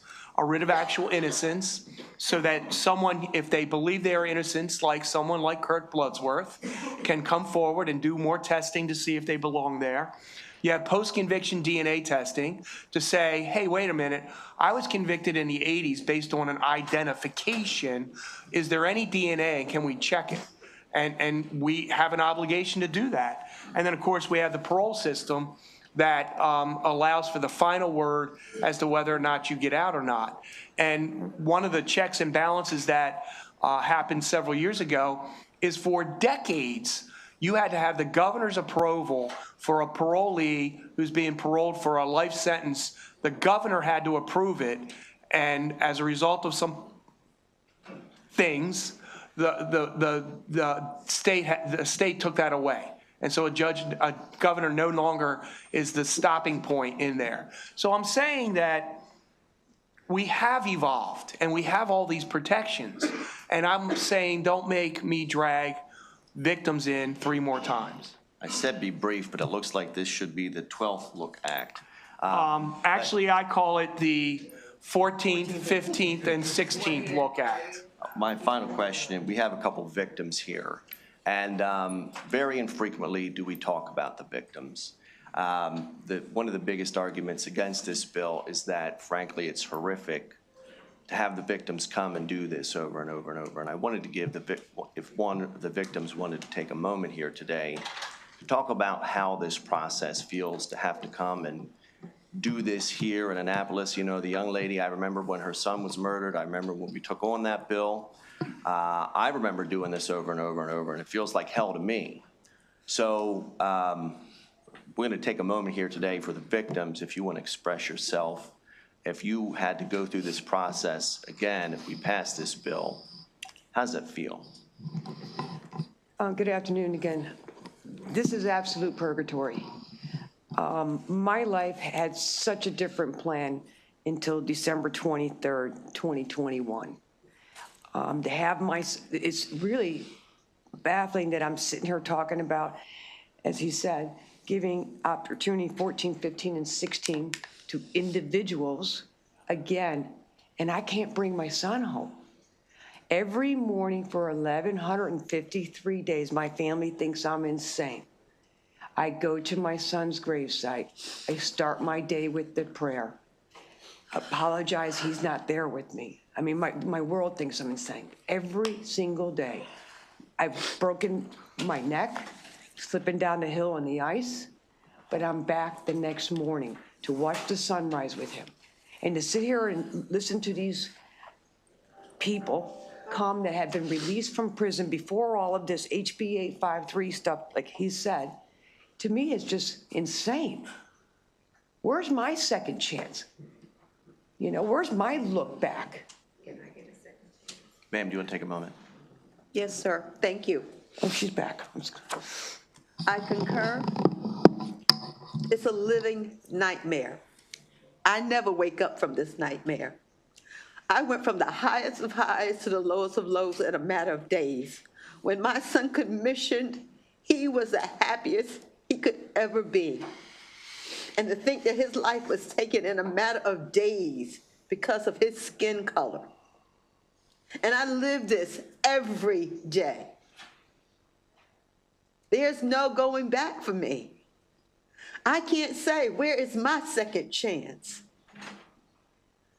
I have to go to a cemetery and say, son, I will continue to fight for you because you are worth it. There's no one standing beside me. There's no legislator there with me. There's no news reporter there with me. But this is something I have to do every day because, you see, my child was not a mistake. My husband and I loved him with everything we had. But that wasn't good enough. And for someone to say, well, oh, these people deserve a second chance. Well, you know what I will say to that?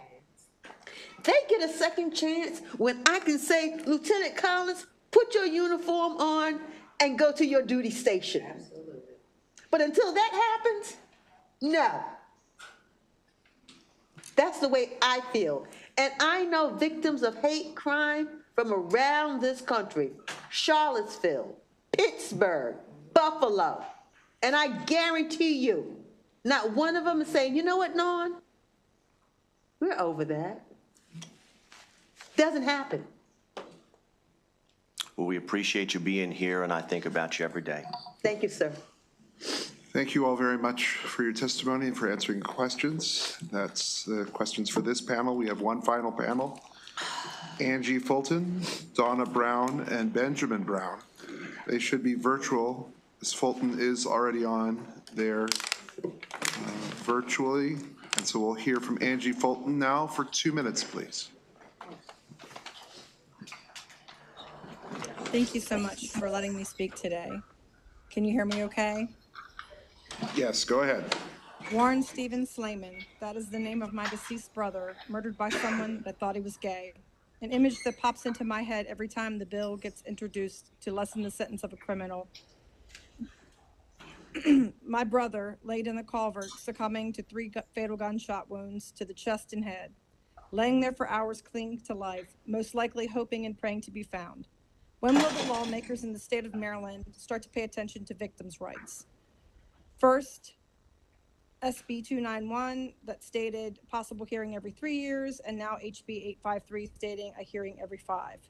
What is the point of having parole hearings if you're going to keep trying to lessen the sentence of murderers with these bills? My name is Angela Fulton. 31 years, that is how long ago my brother Stevie was murdered. If this bill were to pass, not only will we have to relive the most horrific time of our life again and again, but we will also lose faith in lawmakers and the justice system. As I stated above, the day he was murdered, he was shot 3 times, once in the chest and 2 times in the head, and left for dead in a culvert. I ask, will my brother get a second chance at life? Will you give him a second look? I can almost answer my own question, and most likely the answer will be no. The problem with almost all of you is that you have not personally experienced the loss of a loved one due to murder. It's not the same as dying of cancer or other illness or old age. The image of the deceased is in your head forever. I personally never saw the crime scene photos and was told I never wanted to see that. I wish you all would have to see them. Maybe then you would feel the pain we had to go through and would think differently about lessening the sentence of these criminals. My family has had to go to parole hearings, modification hearings, and post-conviction hearings. And now you want to add another hearing on top of all of that. This should not be happening. This is absolute torture that I've ever been through next to losing my brother. I promised my parents before they passed that I would always fight for Stevie and victims like him. Please do not go forward with HB 853. Thank you for your time. Thank you. And Mr. Brown, you're next.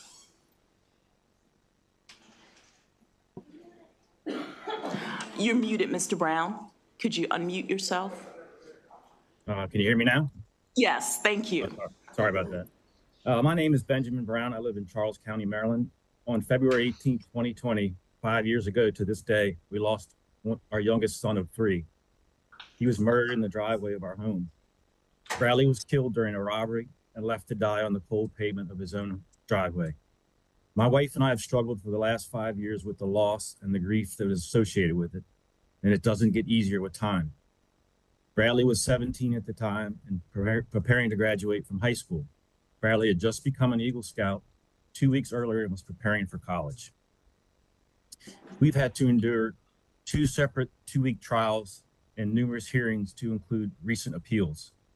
2 of the 3 suspects were found guilty by a jury of their peers and were both sentenced to life in prison. The criminal justice system is not kind to families of victims, and it seems that the suspects get more respect. This proposed bill, HB 853, is unfair to families of serious and violent offenses, including murder. Is the life of a promising 17-year-old potentially only worth 20 years when the defendants were convicted and sentenced to life in prison? The 3 suspects involved in Bradley's murder pre-planned their actions, brought a handgun to our house, and robbed and killed him. My family will never miss a hearing, but if this bill is passed, we will continue to be victimized by having to come to court hearings or reconsideration and testify, rehashing the grief. We owe it to Bradley to speak for him. I'm also concerned that I'm almost 57 years old, and there'll be a time when I won't be able to come anymore, and there'll be nobody to speak for him. Lastly, I want to talk about my personal experience with recidivism. Having served with the Prince George's County Police Department for 29 years and 24 as a detective, my last 19 years were in homicide unit. Over the years, I investigated countless felons who were repeat offenders and had been in and out of jail. I believe that the majority of the citizens in our country don't understand what the criminal world is really like.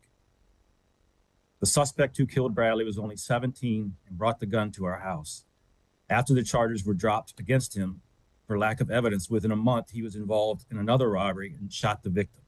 I ask you, how do you know a serious offender is not a danger to society? I beg you, please don't pass this bill and continue to victimize countless families.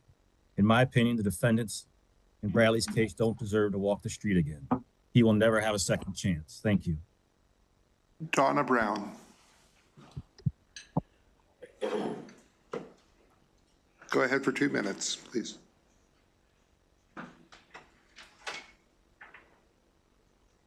Can't hear you.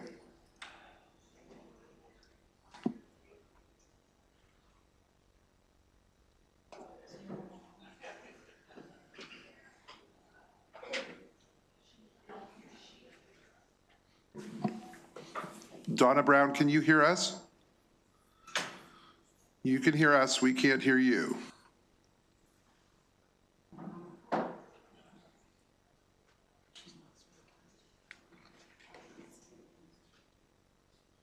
It's her computer?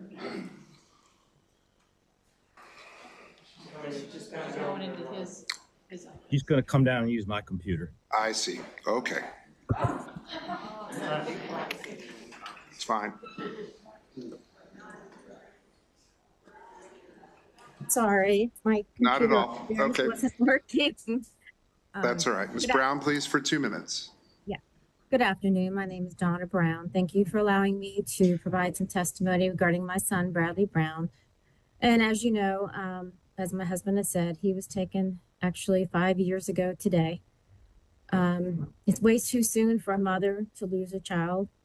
The pain and suffering that I've had to endure for the last 5 years has been very difficult. It's forced me to go through 2 trials. Should have been 3, but 2 of the defendants failed to take a plea and actually help them. And I was willing to help them. My husband was willing to help them, but they weren't willing to give us any further testimony. And this bill, I don't believe, is going to give them any remorse because they still have yet to give us any type of apology for what they've done.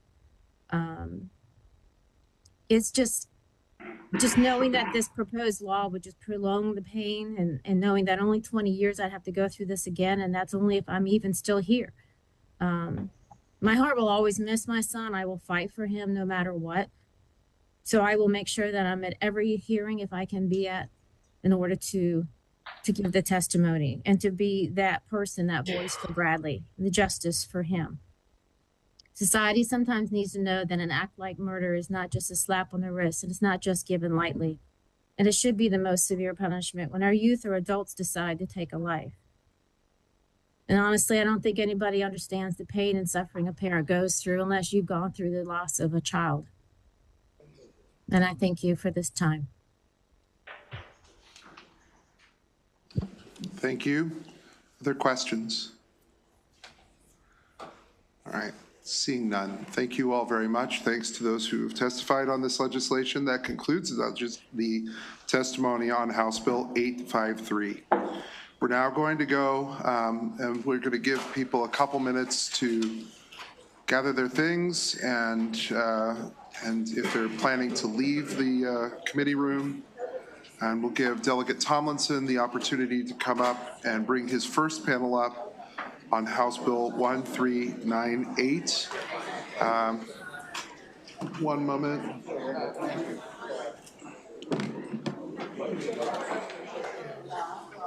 Actually, we're going to let people switch in and out, and while we do that, Delegate Phillips, I believe you have somebody in the room who you wanted to recognize from UMES. You make him sit down? Let's make him sit down. Delegate Williams has someone who we need to have sit at the table. Delegate Tolles has a person. Delegate Congolo. If you are shadowing Delegates Williams, Tolles, Phillips, Congolo, you got to come to the table right now. Come to the table right now while we allow people to get in and out of the committee room, please. Sir, who are you? Yes. My name is Julian Thomas. I'm a graduating senior from the University of Maryland Eastern Shore. I study aviation science and business administration. And who are you shadowing today? I'm shadowing Delegate Phillips. Oh, I'm so sorry. I'm so sorry. He's okay, usually, but it can be challenging at times. But please, what's your name? Yes, go ahead. Hi, my name is Paulina Jibidu, and I'm shadowing Delegate Nicole Williams. Well, that's better than Delegate Phillips. That's fantastic. That's wonderful. Where do you go to school? I go to Bowie State University. Bowie State University. Please. Hi, everyone. I'm Lydia Tiklar, also a graduating senior from the University of Maryland Eastern Shore. And today I am having the pleasure of shadowing Delegate Kim Taylor. All right, she's not here. We're going to note that in her file. And please. Hello, my name is Berkey Cheney. I come from the University of Maryland Eastern Shore, and I'm shadowing Delegate Latoya Congolo. Congolo, okay, great. And please? I'm Bria Shaw, and I'm from, I'm sorry, say that again? I'm Bria Shaw. All right. And I'm from Coppin State University, and my delegate is Karen Tolles. She's okay. She's okay. Tough crowd. Yeah, it's a tough crowd. Well, we thank you all for being with us today. I think it's fantastic that you're shadowing the delegates. The vice chair would like to say something. Thank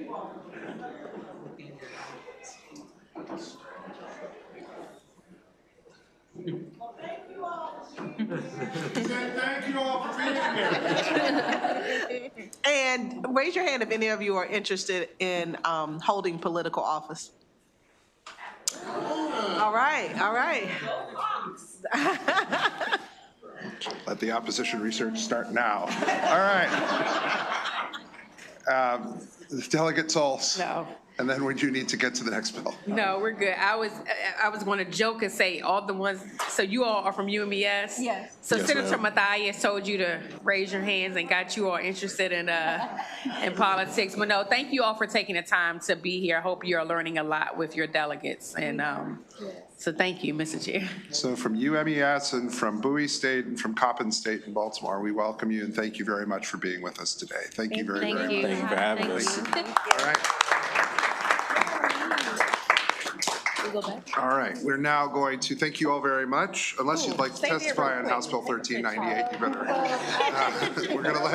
We're gonna, Karen, come on.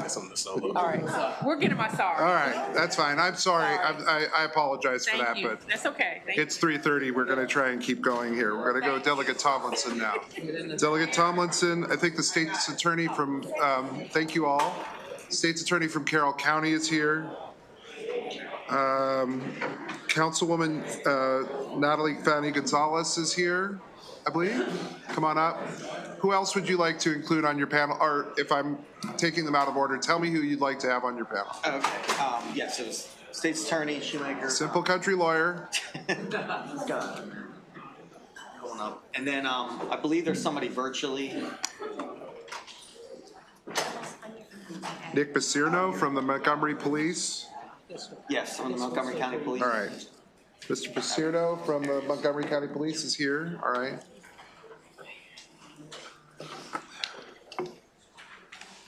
Okay. I have to say that I will have to step away in a couple minutes. The vice chair is going to take over, but I'll stay for as long as I can before I have to jump. Delegate Tomlinson, please. All right. Thank you, Mr. Chair, Madam Vice Chair, and honorable members of the House Judiciary Committee. For the record, my name is Delegate Chris Tomlinson, and I'm testifying on House Bill 1398. I'm once again here to introduce Victoria, Scotty, Ashley, and Jadir's Law, a bill that creates a new crime for the distribution of heroin and fentanyl, which results in the death or serious bodily injury of another with a maximum sentence of 20 years of imprisonment. I'm introducing this bipartisan bill along with Senator Jeff Wallstreicher, Vice Chairman of JPR, and together we have designed legislation that will go after drug dealers who are selling the worst of the worst to our loved ones, not addicts who need treatment. And I believe we've structured a bill that does exactly that.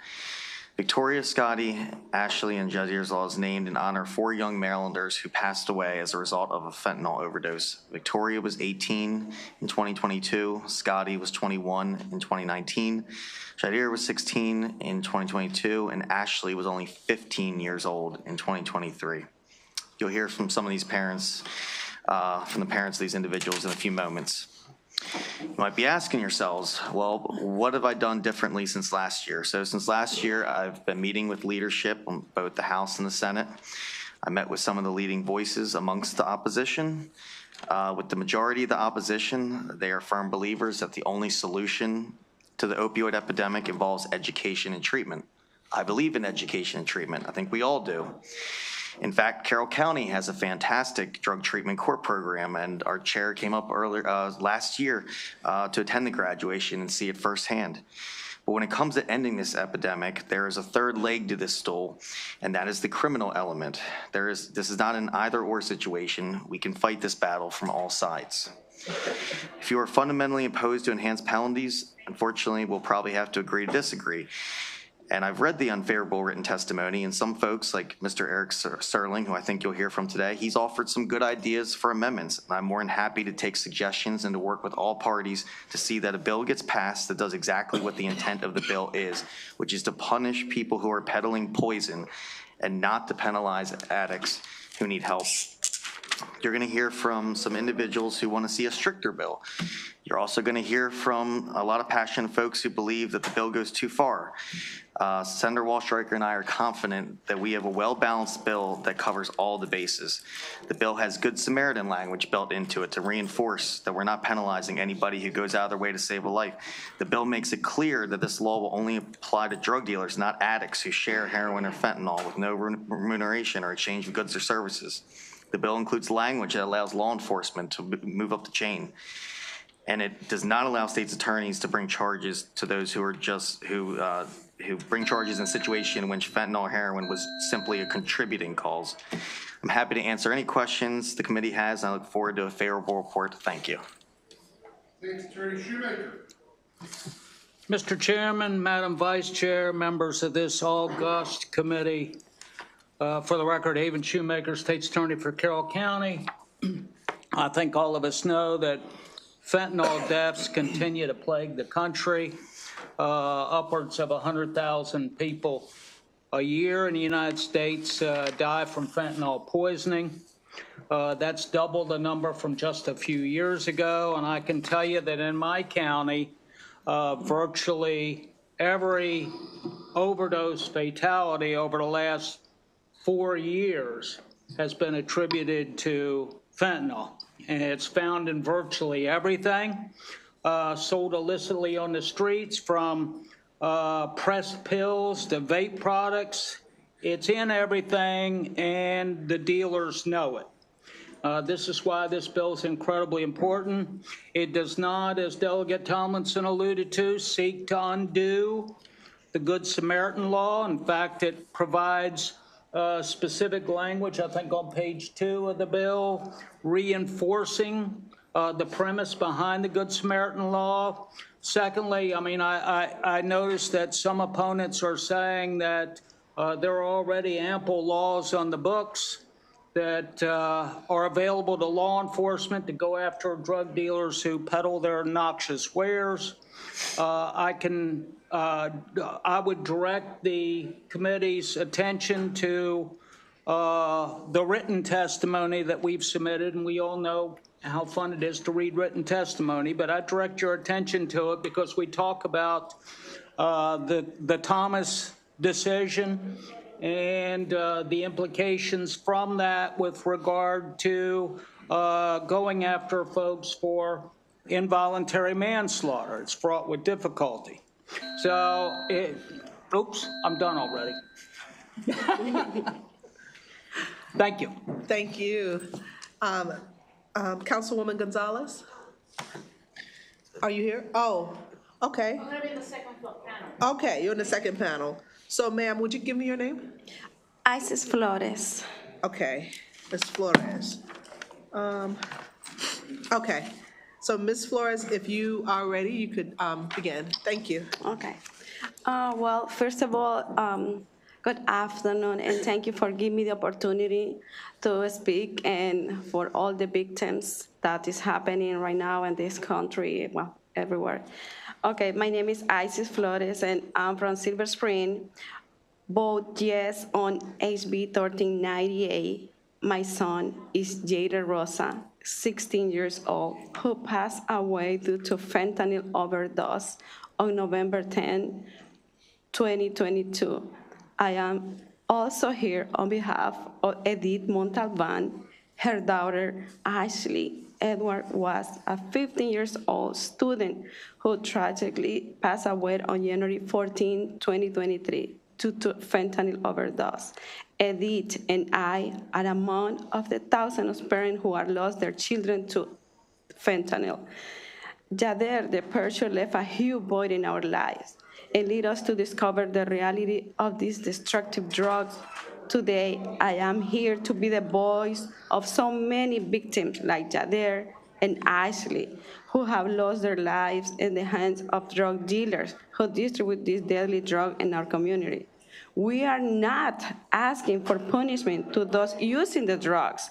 We want those who are using the drugs to get help in recovery. Anyone can end up using fentanyl. I am asking you to go after those bringing this poison to our communities, targeting the most vulnerable, and investigate those cases regardless of where the distribution of fentanyl and the death of the victim happens in Maryland. As a mother who has suffered this tragedy, I urge you to fix the truth. This bill, the jurisdiction loophole we currently have in the state. It makes no sense that if the distribution of fentanyl happens, for example, in Frederick County, but the death of the fentanyl victim happened in Montgomery County, then to investigate and charge those responsible of distributing this poison is almost impossible to fix this. In the name of my son, Jader, I ask you to support an action to approve Victoria, Scotty, Ashley, and Jader's loss.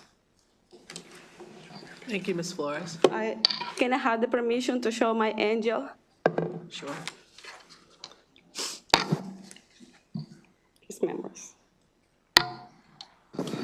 Thank you very much, Ms. Flores. Mr. Stoddard? Stoddard? Okay, could you tell me your name, sir? Scott Broadfoot. Okay, you may begin, oh, I see, Mr. Bradford, whenever you're ready. Okay, thank you. Good afternoon, everyone. I want to thank each and every one of you for your efforts in this matter, especially those directly connected to my family. My name is Scott D. Broadfoot Sr. This is my son, Scotty.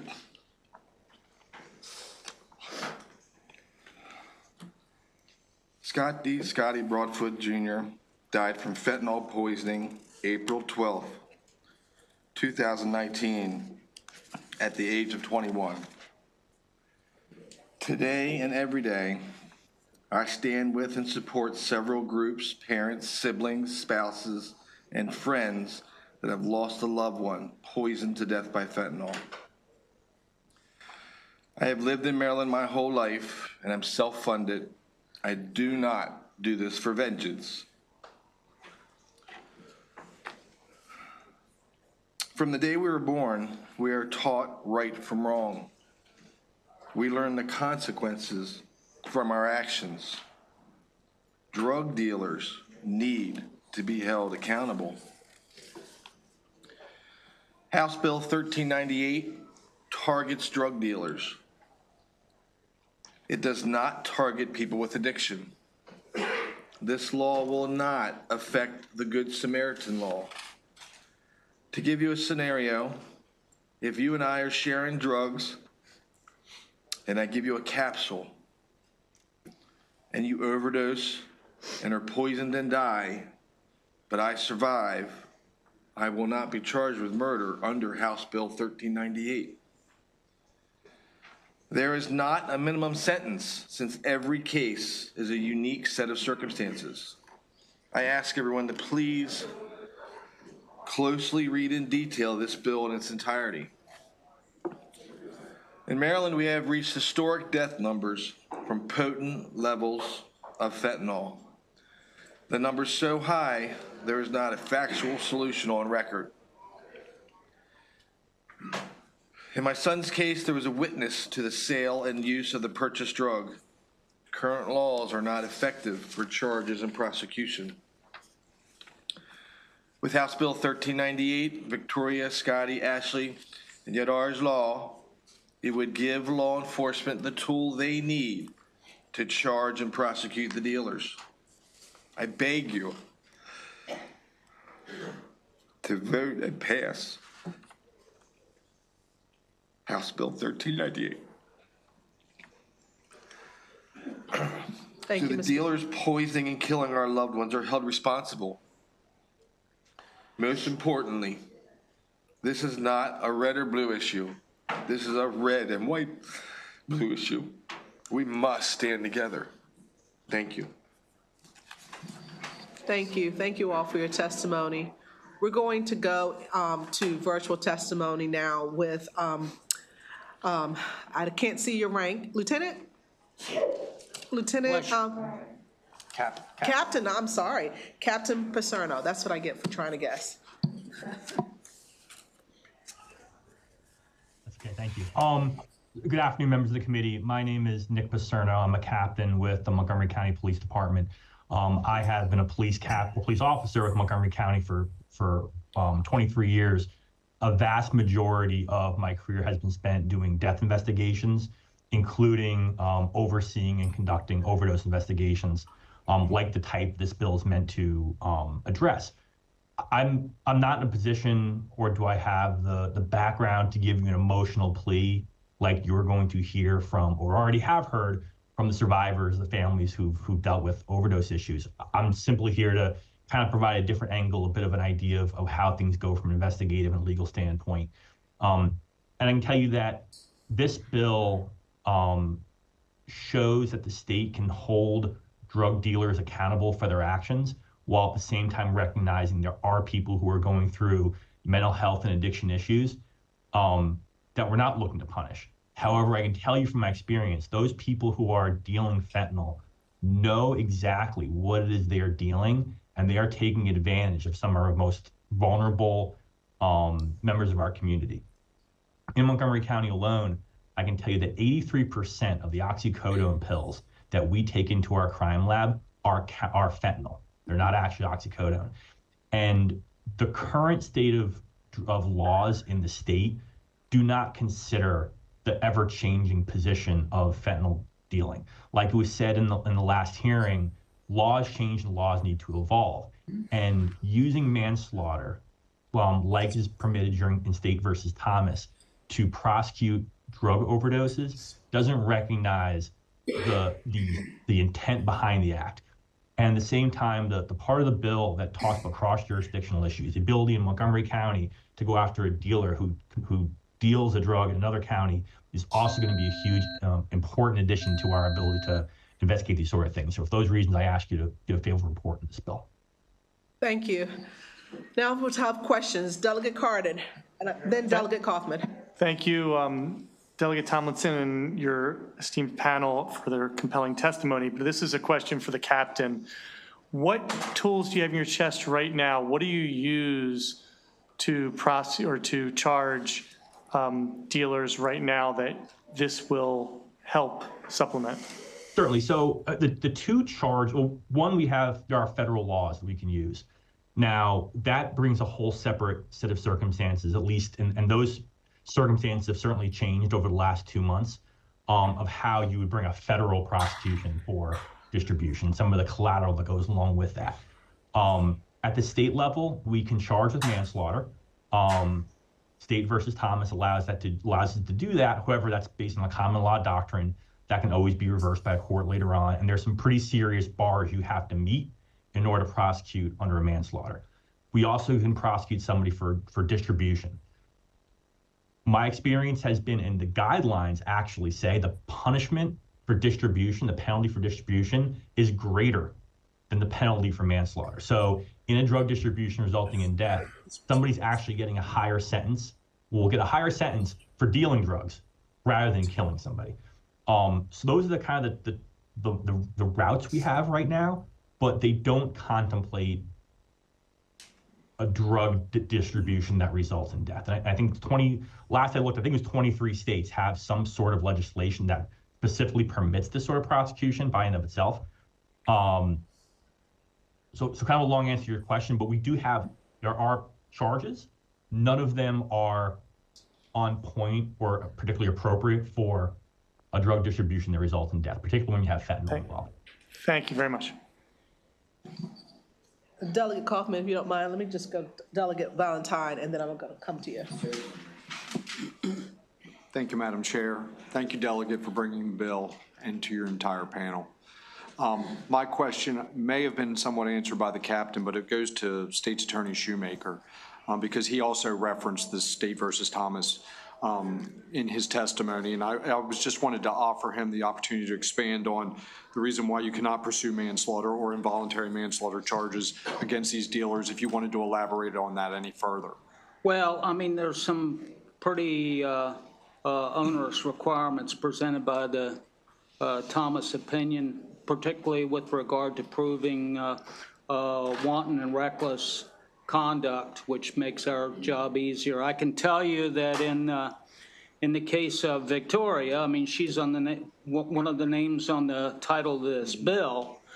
Her dealer, that case was pending when we were here last year. Her dealer wound up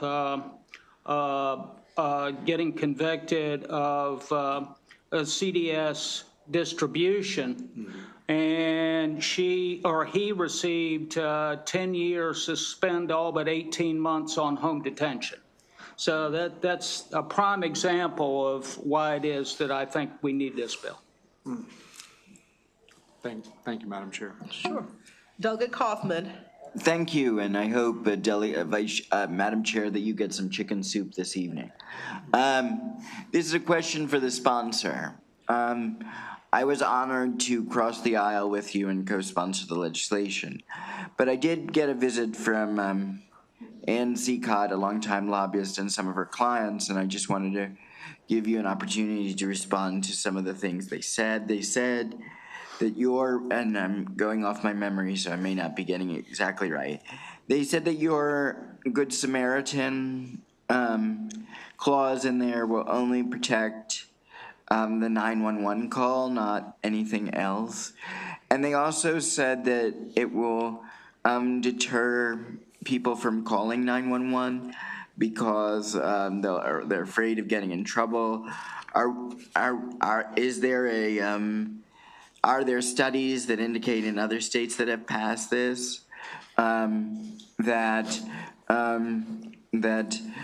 there's a precipitous drop in 911 calls or any of the consequences that Ms. Seacott's clients fear that I've outlined? And also I just want to say, Mr. Scott and Ms. Flores, thank you for sharing your stories. It made me proud to have stood with Delegate Tomlinson on this bill.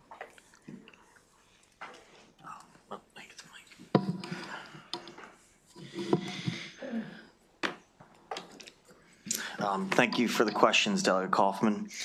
I met with Ann as well, and kind of ended with agreeing to disagree on a lot of the issues. It kind of goes back to what I had mentioned in my testimony, which is there's what I think of as three elements to fighting this battle, the opioid epidemic, which has kind of been consumed in the last several years by fentanyl, which is education, treatment, and then the criminal aspect. And I completely support. I mean, I've co-sponsored. Delegate Vogel and I did a bill last year together on naloxone. I 100% support all efforts for education and treatment, but at the same time, I think we need to acknowledge that there is a major criminal element, whether we're talking about how it gets here in the first place to the point where it actually gets distributed and gets put into somebody's hands. To the Good Samaritan aspect, one of the things when this bill was drafted originally last year, I remember having a conversation with state's attorneys and having a conversation with the folks in bill drafting. And the general concept was you don't really need to put in this Good Samaritan language because it already exists. But I insisted upon putting it in there basically to reinforce it and just double down. And I know that this has been, I mean, if anybody's looked at the written testimony, it's brought up over and over again, but this legislation in no way changes existing the Good Samaritan law. It's in the language, the language was included basically just to reinforce it. And I'm sorry, was there another? Yes, I will be brief because I know Delegate Semple Hughes is waiting, but my other question was, they are they are concerned with the fact that that there'll be a precipitous decline in 911 calls as a result of your bill passing. And so I was just wondering if there were any studies that you found that buttress their assertion that there's, after bills like this are passed, there's a massive drop in 911 calls? No, not to my knowledge. Okay, thank you. Thank you. Delegate Moon. Thank you, Madam Chair, and thank you for bringing this bill. Let me preface, I have a few questions, technical questions on the bill and sort of what you were trying to do, but let me just preface this by saying I feel very badly for the families that are here, and I see there are many in the audience who have lost family members, and so this has been an issue that we've looked at for a long time in this assembly, trying to strike the right balance. And so I'll just tell you, we had this very similar bill maybe my first year down here 10 years ago or so, and I remember it very well. And you had families from both sides showing up concerned about how this would play out in the real world, all of them trying to protect their family members from overdose, essentially. So I just want to put that out there, and they had different feelings about it. And so those different feelings, I just want to ask about some of the ways you've drafted this bill to make sure we're getting it right. And I'll start by saying someone does deserve 20 years for these offenses, and I'll probably start with the pharmaceutical executives who launched this whole crisis seem to be getting off without that consequence, and I just want that to be acknowledged from the jump, because here we are having to deal with the downstream bills like this. So, so one, I guess I appreciate that you're trying to split the dealers from the users here, but my first question relates to, you have this chain of custody language in here. It says something, it looks like it says if the bulk dealer, the person who's bringing it in sells it, and then that person sells it or breaks it up, that every single time it gets cut up like that and resold, all of those people in the chain would be subject to the penalty contemplated in the bill. And I guess my question is, the further down you go, almost at that last sale, it seems to me like you might be risking harming the actual, like the last person that sold it to the person who consumed it might have been their boyfriend or their partner, and that seems to be very common transaction, and it is for remuneration. There was money exchanged. It was a sale, but it was a sale between two addicts who have a problem, and I just want to check that you intend to include that scenario in the bill. So I guess I'll start there.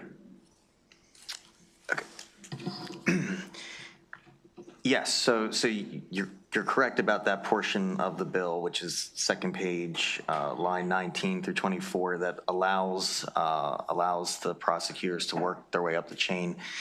And I do say potentially. And in many ways, I know that in the unfavorable testimony, a lot of folks are talking about the low-level dealers, and maybe they aren't the same. They are not the person that should be held accountable. And I think this portion of the bill is exactly the part that, if that's your argument, you should like, because it's allowing prosecutors to work their way up and not just hold the guy at the very, very bottom accountable. And as far as the folks that are dealing this, and I want to make sure I'm clear when I'm saying this, that we're talking about at this point fentanyl. The folks that are mostly dealing fentanyl at this point are not exactly using the exact same, using what they're selling. And this is not just something I'm just making up here. I mean, this is coming from our state's attorney's office has, what's Tim's title? Community Education Liaison. Yeah, where we've got data and documentation showing that the folks that are peddling this stuff, they're not using this exactly. because if they were, they wouldn't be functioning to be able to sell it, and quite frankly, they'd probably be dead. Do you have anything you want to add to that? No, I think you said it Okay. well. Okay. Yeah, I mean, I think the chain component is important though, because it allows us to go after like the manufacturer. And, you know, we also, I've vested my prosecutors with a fair amount of prosecutorial discretion.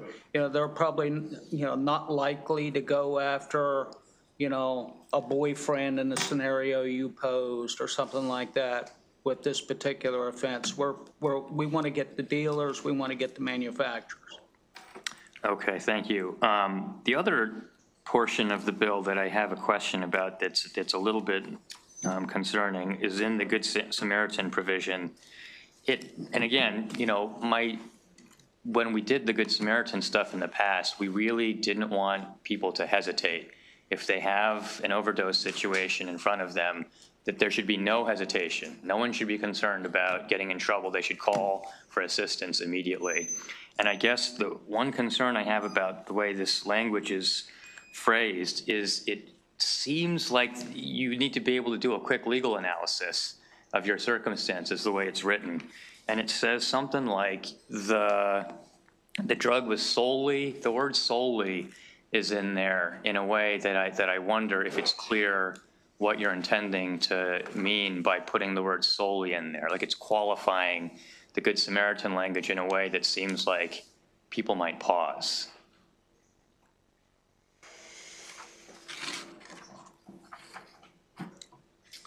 Is that what the last came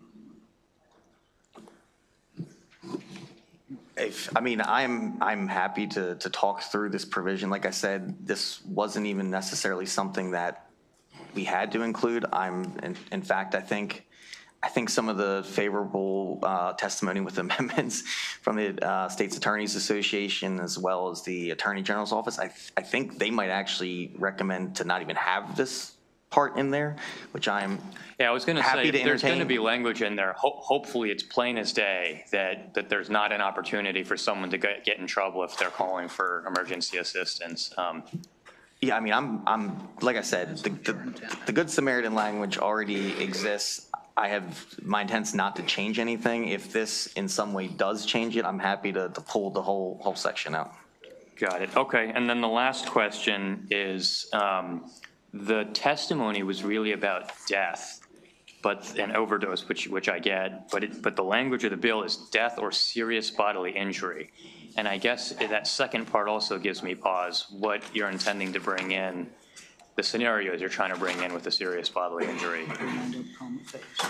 So, so serious bodily injury is defined already, I believe, in both federal law and Maryland Code, defines as a substantial risk of death. A substantial risk of death, B, protracted and obvious disfigurement, or C, protracted loss or impairment of the function of a bodily member, organ, or mental facility. And I think, you can talk a little bit more on what you've actually seen as a result of this. Yeah, I mean, you know, there are people who wind up comatose for substantial periods of time. There are people who wind up not being able to walk after an overdose. I mean, there are a whole host of scenarios that rise to the level of serious bodily injury. So I think that's what the sponsor's trying to get at. Okay, thank you. Delegate Boucher.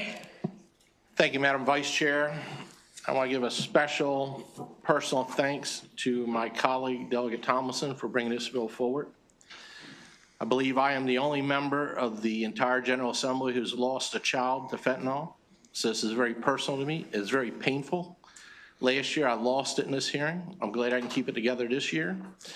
I appreciate the courage of all the parents that came forward today to express their pain. It's a pain that we all must share with the entire community to try to rectify the situation. I turn to the judiciary all the time when they bring up testimony, and I was happy to see they are favorable to this bill. The only exception they have, I'll bring our attention to, is page 2, line 29 to 31, which reads, A sentence imposed under this section shall be consecutive to and not concurrent with another sentence imposed under any other provision of the law. Would we be acceptable to amending that, to remove it, to be more favorable with the judiciary? And that's it. I would like to keep that part, but everything is negotiable, obviously. State Attorney Shoemaker, would you like to kind of talk about why that is important and why there is value? Well, I see where they're coming from. I mean, they don't want to lose any of their judicial discretion. That's the thing. I mean, if from my standpoint, though, I like the language as it is. It should be consecutive. Okay, thank you very much. Seeing no further questions, that concludes this panel. We're going to move on to the next panel. Also in favor, Earl Stoddard, Councilwoman Natalie Gonzalez, Debbie Santini,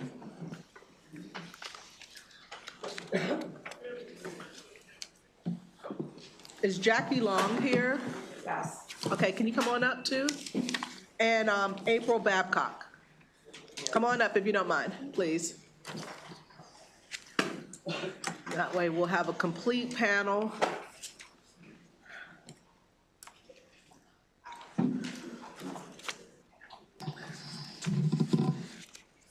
And if you would begin first, sir, and we'll just move on down the list, down the line. Thank you. Mr. Stoddard, correct? Thank you. Good afternoon, Chairwoman Bartlett, members of the Judiciary Committee. My name is Earl Stoddard, and I'm an Assistant Chief Administrative Officer in Montgomery County. Today, I'm testifying on behalf of County Executive Mark Elrich in support of House Bill 1398. Montgomery County, much like the rest of the state and the country, frankly, continues to suffer fentanyl-related fatalities. While there were improvements year over year in 2024, substance misuse disorder will continue to be a significant challenge now and into the future.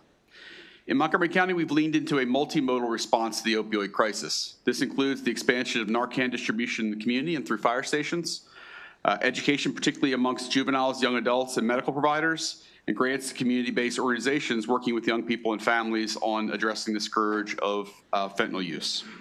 Montgomery County also spearheaded the effort to reopen treatment beds at Mountain Manor, which is in Baltimore, for juveniles needing medically monitored, high-intensity residential and inpatient services. Those beds are benefiting youth not just in Montgomery County, but across the state of Maryland. My daughter is a 15-year-old. Unfortunately, she has not gotten involved with opioids yet, but she's gotten involved from the advocacy standpoint. She's actually a youth ambassador through the Montgomery County public school system, so this has become a bit of a family affair for me. Beyond addressing those in need of support, we must also address those who seek to take advantage of and often, too often, kill those who suffer from fentanyl addiction. House Bill 1398 does several important things. First, it sets the potential maximum penalty for those that distribute fentanyl that results in death or serious bodily harm to 20 years, while explicitly preserving the protections of the Good Samaritan law. In addition, this law addresses the significant loophole of prosecuting these cases when the sale of the product and the fatal or near fatal overdose occurs in different counties. Both elements of the law are necessary to achieving an appropriate balance between treating the disorder and holding those that seek to profit off vulnerable, addicted residents accountable for those heinous actions. For these reasons, we ask for a favorable report on House Bill 1398. Good afternoon. Good afternoon. My name is, can I go? Okay. My name is Natalie Fanny Gonzalez. I'm a council member in Montgomery County, and in front of you, you have testimony signed by council members in my county. I only want to say three things and keep it short and simple. Number one, last page of the House Bill 1398, which I support, Section 6, Article Criminal Procedure, the whole section that says the county in which the violation occurred or the county in which the death or serious bodily injury occurred. Serious bodily injury is already defined in the code, so you know. I was paying attention. And that is key. As he was playing before, you may have somebody who died in Montgomery County, but the distribution happened in another county within the state of Maryland. This will fix that loophole that I see. So this is a way to fix something that it is broken right now. So that's one. Two, with the whole, the whole comments about the sanitarian law, That's already a law. In Montgomery County, and I'm just gonna take my part as a council member, I do events, even at local restaurants and businesses, teaching people how to use Narcan and teaching people that they have a right to get help if somebody has an overdose. They're not gonna be incriminated. People need to know these things. That's already a law. In Montgomery County, we are actually working to have or people who are using fentanyl in treatment centers. I advocated with the county executive and the governor to have treatment centers in my county. Okay, right now I have 50 children, 50 children who were using fentanyl, and they're now in treatment centers completely freed because of our advocacy. No one here is going after the users, but there are things here that I completely agree that need to be amended, and I think that the sponsors both at the Senate and the House will agree to that, but leave the third page, okay? That's all I'm saying. Thank you. Thank you. And ma'am, you're next, if you're ready to testify. Yes, hi. Thank you. To hit it? Oh, okay, thank you. Hi, thank you for hearing us today. My name is Jackie Long, and I'm from Baltimore County. My son Ryan was born on a Super Bowl Sunday, which became like a second birthday for Ryan. So we celebrated his birthday then on his birthday and on Super Bowl Sunday, such as the picture you see here was one of those celebrations. I recently viewed videos and photos of our family vacation in Maine from July 2021. So many of them are of Ryan and the kids playing on the beach, throwing sand and seaweed at each other. That was our last family vacation with my beautiful son. The drugs he and his girlfriend thought was cocaine and maybe Adderall, we don't really know. On November 23rd, 2022, had 3 to 4 times the lethal dose of fentanyl. Her mother found them not breathing, called 911, but they were gone. It only takes 2 milligrams of illicit fentanyl mixed in cocaine or any other drug to kill a person. My son did not want to die.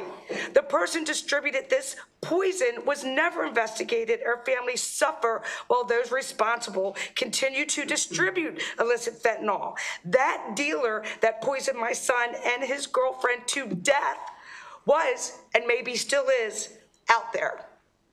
We don't know how many more mothers mourn and families torn by this distributor of death. The opposition would have you believe this crisis requires only one solution. We are experiencing things we've never experienced before. We need current solutions that let us work towards a framework that prioritizes lives and foster accountability at every level. Someone had commented on an opposition Facebook page that I had seen. It said, "I can assure you that no addict using now takes a drug without knowing that they could overdose potentially. They're very vulnerable." Well, I can assure you that dealers know that too. So they know what they are selling and peddling out there. There is a significant risk that illegal drugs have been intentionally contaminated with fentanyl and know that the illegal drug that they are selling will kill someone. Someone is my son. Someone is his girlfriend, Stephanie, a mother of 2. Someone was a 10 and 14-year-old siblings found dead by their 12-year-old sibling in Perryville, Maryland, just last year. And the deaths will continue until the dealers face real consequences for the deaths or bodily harm. So I give testimony here today to speak for the passing of HB 1398, Victoria, Scotty, Ashley, and Yater's Law.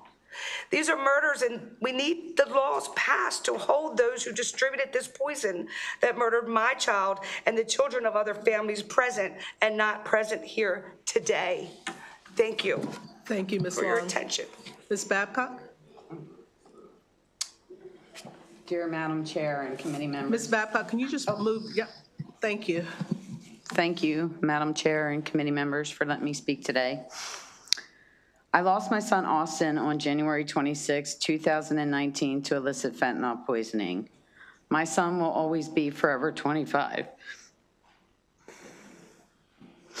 His life was cut short because a drug dealer sold my son something that he did not even know he was buying. When anyone disguises a harmful substance in anything for another person to consume without their knowledge and it causes death or harm, that is the very definition of a poisoning. There is zero safe dose of illicit fentanyl to consume. This is not the same as pharmaceutical fentanyl.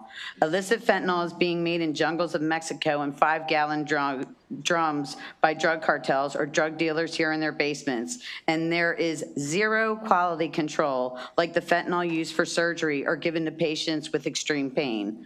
Overdose means there's a safe dose to take. You take too much of that safe dose and it causes death or harm. That is not what is happening here in America. My son paid the ultimate price with his life, and dealers continue to walk the streets harming and killing Marylanders. Putting drug dealers in jail is harm reduction. Baltimore has the highest death toll per capita in the entire nation. In a 12-month period ending June of 2023, 183 deaths occurred per 100,000 people, more than double the second in the nation, which is Philadelphia, and 87% of those deaths were attributed to illicit fentanyl. It is imperative that we get dealers off our streets so people that do suffer with a substance use disorder have a chance of recovery, and those that are first-time, experimental, and occasional users do not die. Our youth especially should have a chance to learn from mistakes and not die from them. This is poison, and it's being cut into all street drugs, and fake pills are being made to mimic real pharmaceutical-grade pills, and no one can tell the difference. Accountability is key. Less than 3 months after my son was murdered, the dealer who sold him fentanyl but told him it was cocaine was arrested and charged with felony drug crimes for possession of 11.47 grams of marijuana, 36.34 grams of cocaine, 5.57 grams of cocaine and fentanyl, and 2.22 grams of heroin and fentanyl. All these drugs were packed for street sale. This guy was in possession of the same mixture that he had just killed my son with. He had zero regret for my son's loss of life.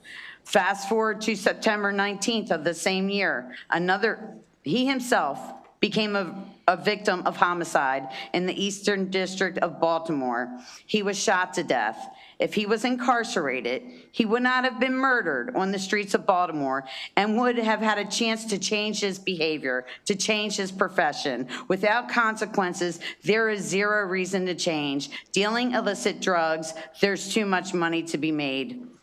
But now he's dead as well. And if people were not dying, it's still illegal to sell illicit drugs. All I ever wanted was to look that person that killed my son in the eyes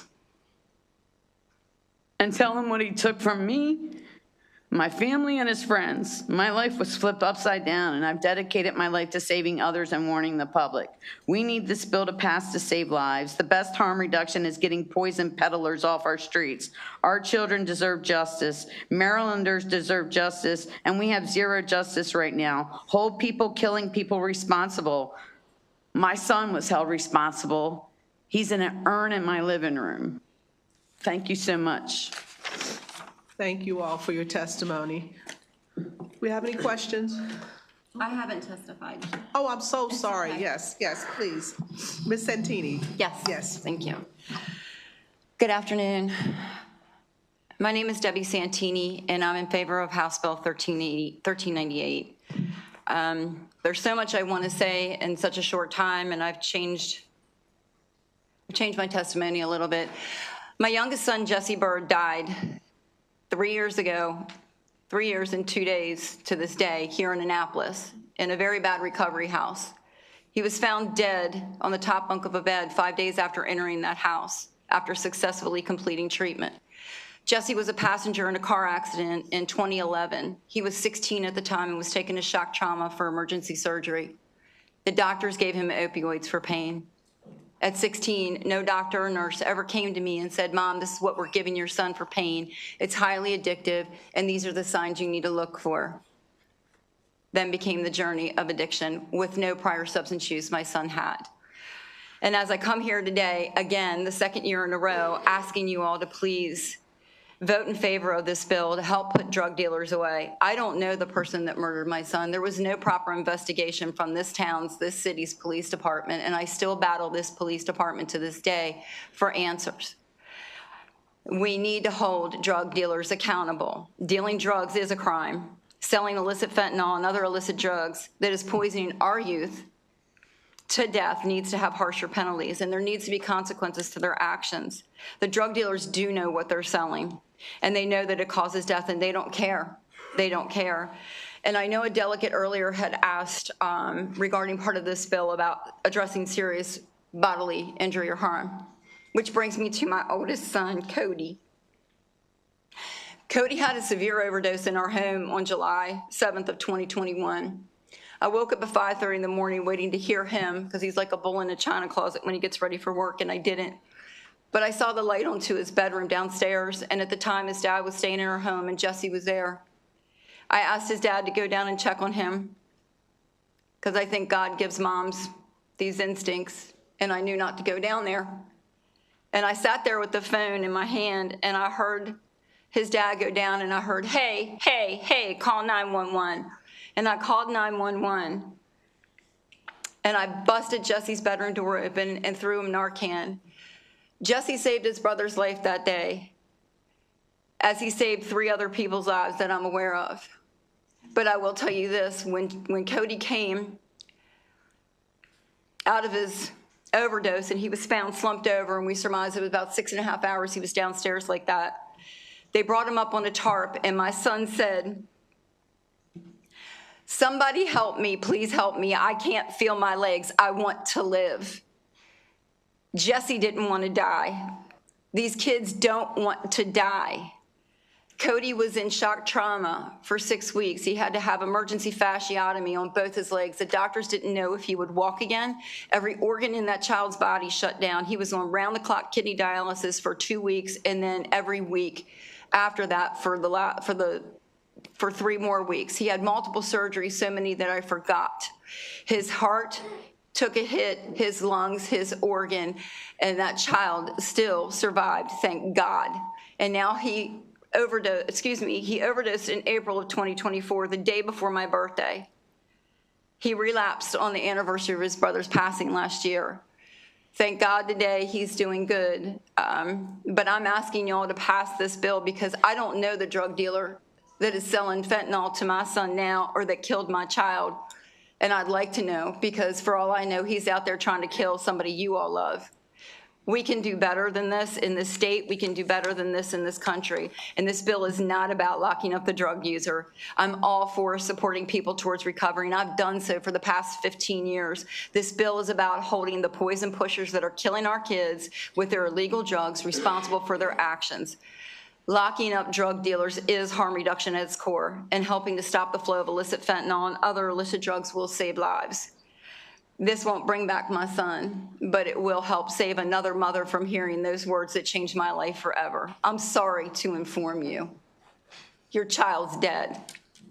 I don't wish that on any other parent. Thank you.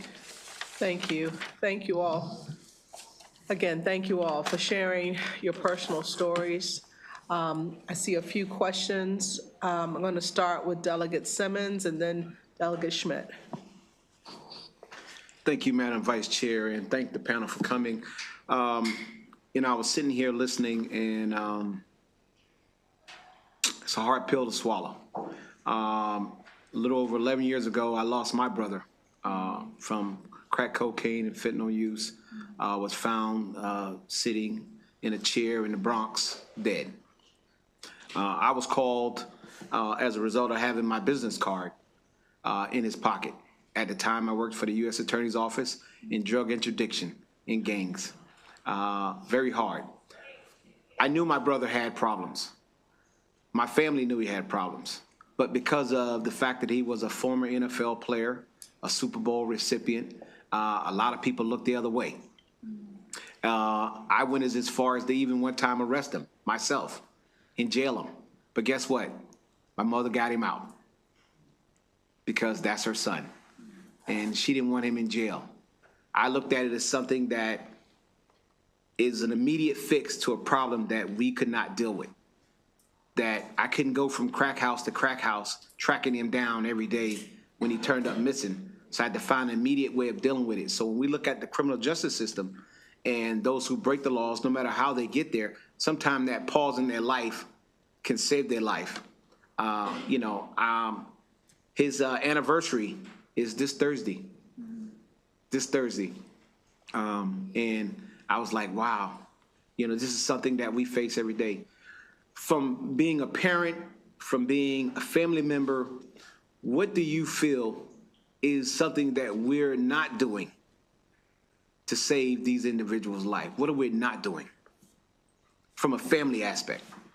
Are you asking any one of us? Anyone, yep. We're not holding the drug dealers accountable. We're not having harsher penalties for these people. You can go to any street corner in Baltimore City where most people from the state of Maryland, West Virginia, and Virginia come from to get their drugs. Here in Maryland, it's a big problem. And we don't have people in the office of, this position of power that are really enforcing this. I don't think. I mean, there's people that are for it, but it's got to stop. It's got to stop. It's messing up the mental health issue is such a huge crisis right now because fentanyl just changes their brain, and fentanyl is a game changer. So if we don't come down and try to stop the supply of this in some way, I know we're never going to get this, but just not letting them be held responsible, this isn't the way to handle it. We don't want any more families to join our club. We don't want to be in it. We have to hold people responsible. They are dealing death. They're dealing death, and they know it, and they don't care. And they're not using their drugs because, like somebody else said, they would die. They would die. They're in it for the money. Thank you.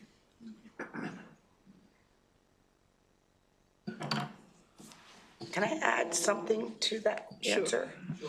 My sister, a little over 15 years ago, was an addict. She was a dealer and a user. I raised her son because of it. She was on the streets for a very long time, for over 22 years. The only thing that helped her, because like you, I chased my sister around, trying to help her, trying to see what I could do. What program can I get her in? We wanted her to get better. She was able to recover from addiction in prison. And she got out, got married, bought a home, was successful. So the programs that she used in prison saved her life. She told me that she's never seen anything like this, and she used for 22 years. It's different what we're dealing with today. People are dying. Thank you. Can I add one little thing? But when you think about it, so if my kid, say, was alive, didn't die, and he was on illicit fentanyl, I would much rather him locked up. You don't have a chance. You're eventually gonna die if you're hooked on it, and that's why drug dealers put it in everything. It's cheap, it's synthetic, it's a never-ending supply. Whoop, they got the jackpot with fentanyl, and all these other analogs come right behind it. So are we not supposed to lock up? Even if no one was dying, if 0 people were dying, why would we not want to lock up a drug dealer? It's illegal, I thought, to deal illicit drugs.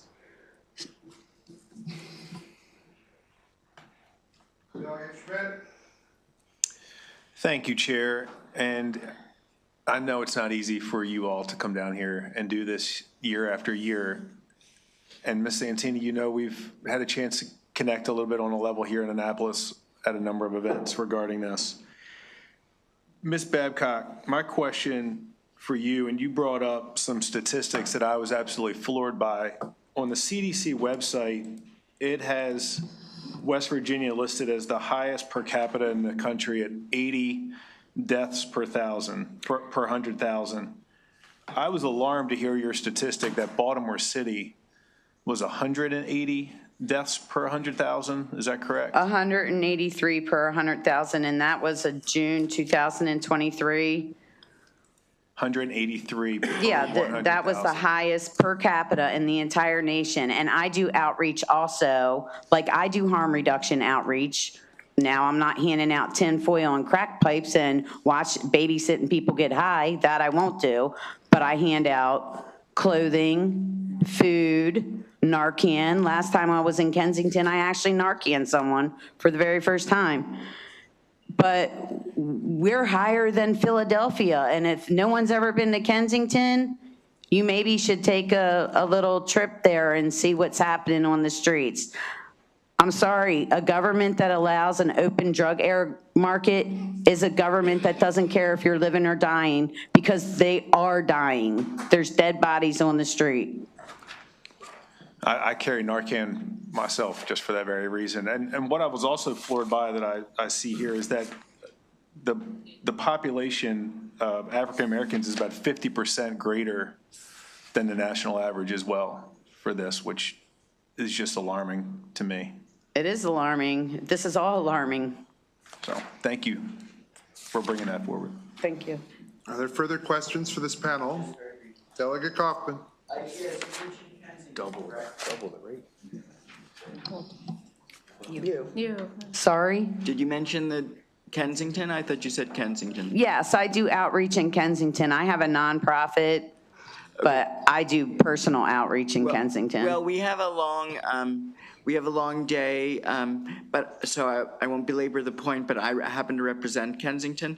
So if you could please share with me your observations. I can be reached at aaron.kaufman@house.md.us. That would be very helpful. Are you asking me what I witnessed in Kensington? No, I'm asking, yes, not to take the committee's time, but to send me an email with what you witnessed. Because I represent. It's horrific. I witnessed. Okay, at another time, you can do it after. I'm sorry. I believe Different places.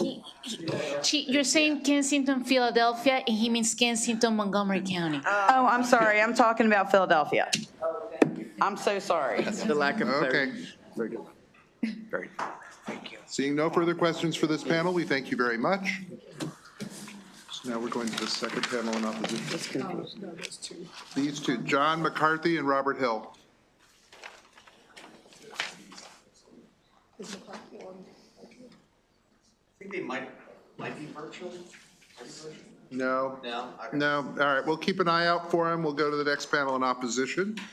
Ashley Toller, Clayton Appleby, Joseph Adams, Ann Seacott, Melissa Rothstein.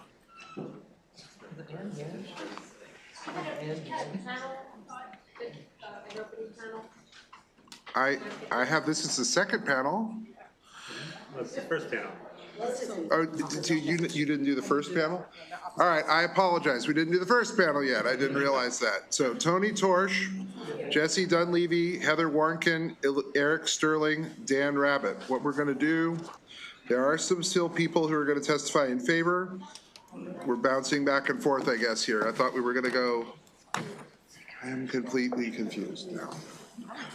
One moment, please.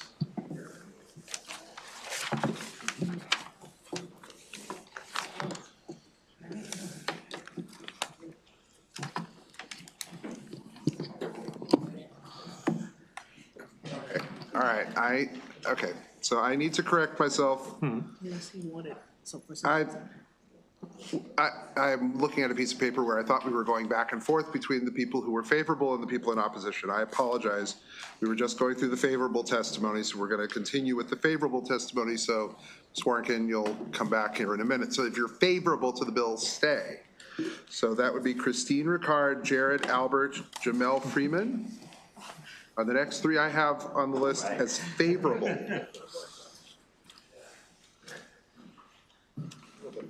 But I saw three people in T-shirts, and now I'm confused. Yeah, because they were, Their opposition. Yeah, so just, this is it. The last three. And those are not the three people sitting at the table? Yep, that's Christine McCart. Christine Ricard, okay, so you're in favor of the legislation? With the amendments. Okay, we're gonna hear from the three of you and then we'll figure out the rest, okay. Thank you, Chairman, Vice Chairman, members of the Judiciary Committee. My name is Christine Dula-Rickard. I'm the Deputy State's Attorney for Queen Anne's County, and I'm here on behalf of the Maryland State's Attorneys Association. And the Maryland State's Attorneys Association supports HB 1398 with the inclusion of 3 minor amendments that clarify language used by the bill, harmonize the bill with existing provisions relating to similar conduct, and better tailor the application of the bill to the interests that animated it. HB 1398 criminalizes the distribution of heroin or fentanyl if such distribution results in the death or serious bodily injury of another, providing an important tool for prosecutors to target and dismantle the drug distribution networks that is destroying our communities. The prosecution of overdose homicide cases and is currently governed exclusively by case law, by cases like State v. Thomas and its progeny. Codifying the elements and scope of these offenses clarifies and streamlines their prosecution while signaling to those that would sell heroin or fentanyl the seriousness with which Maryland takes these offenses. The First Amendment suggested by MSAA is a clarifying one. HB 1398 applies to conduct that results in death or serious bodily injury without defining the latter term.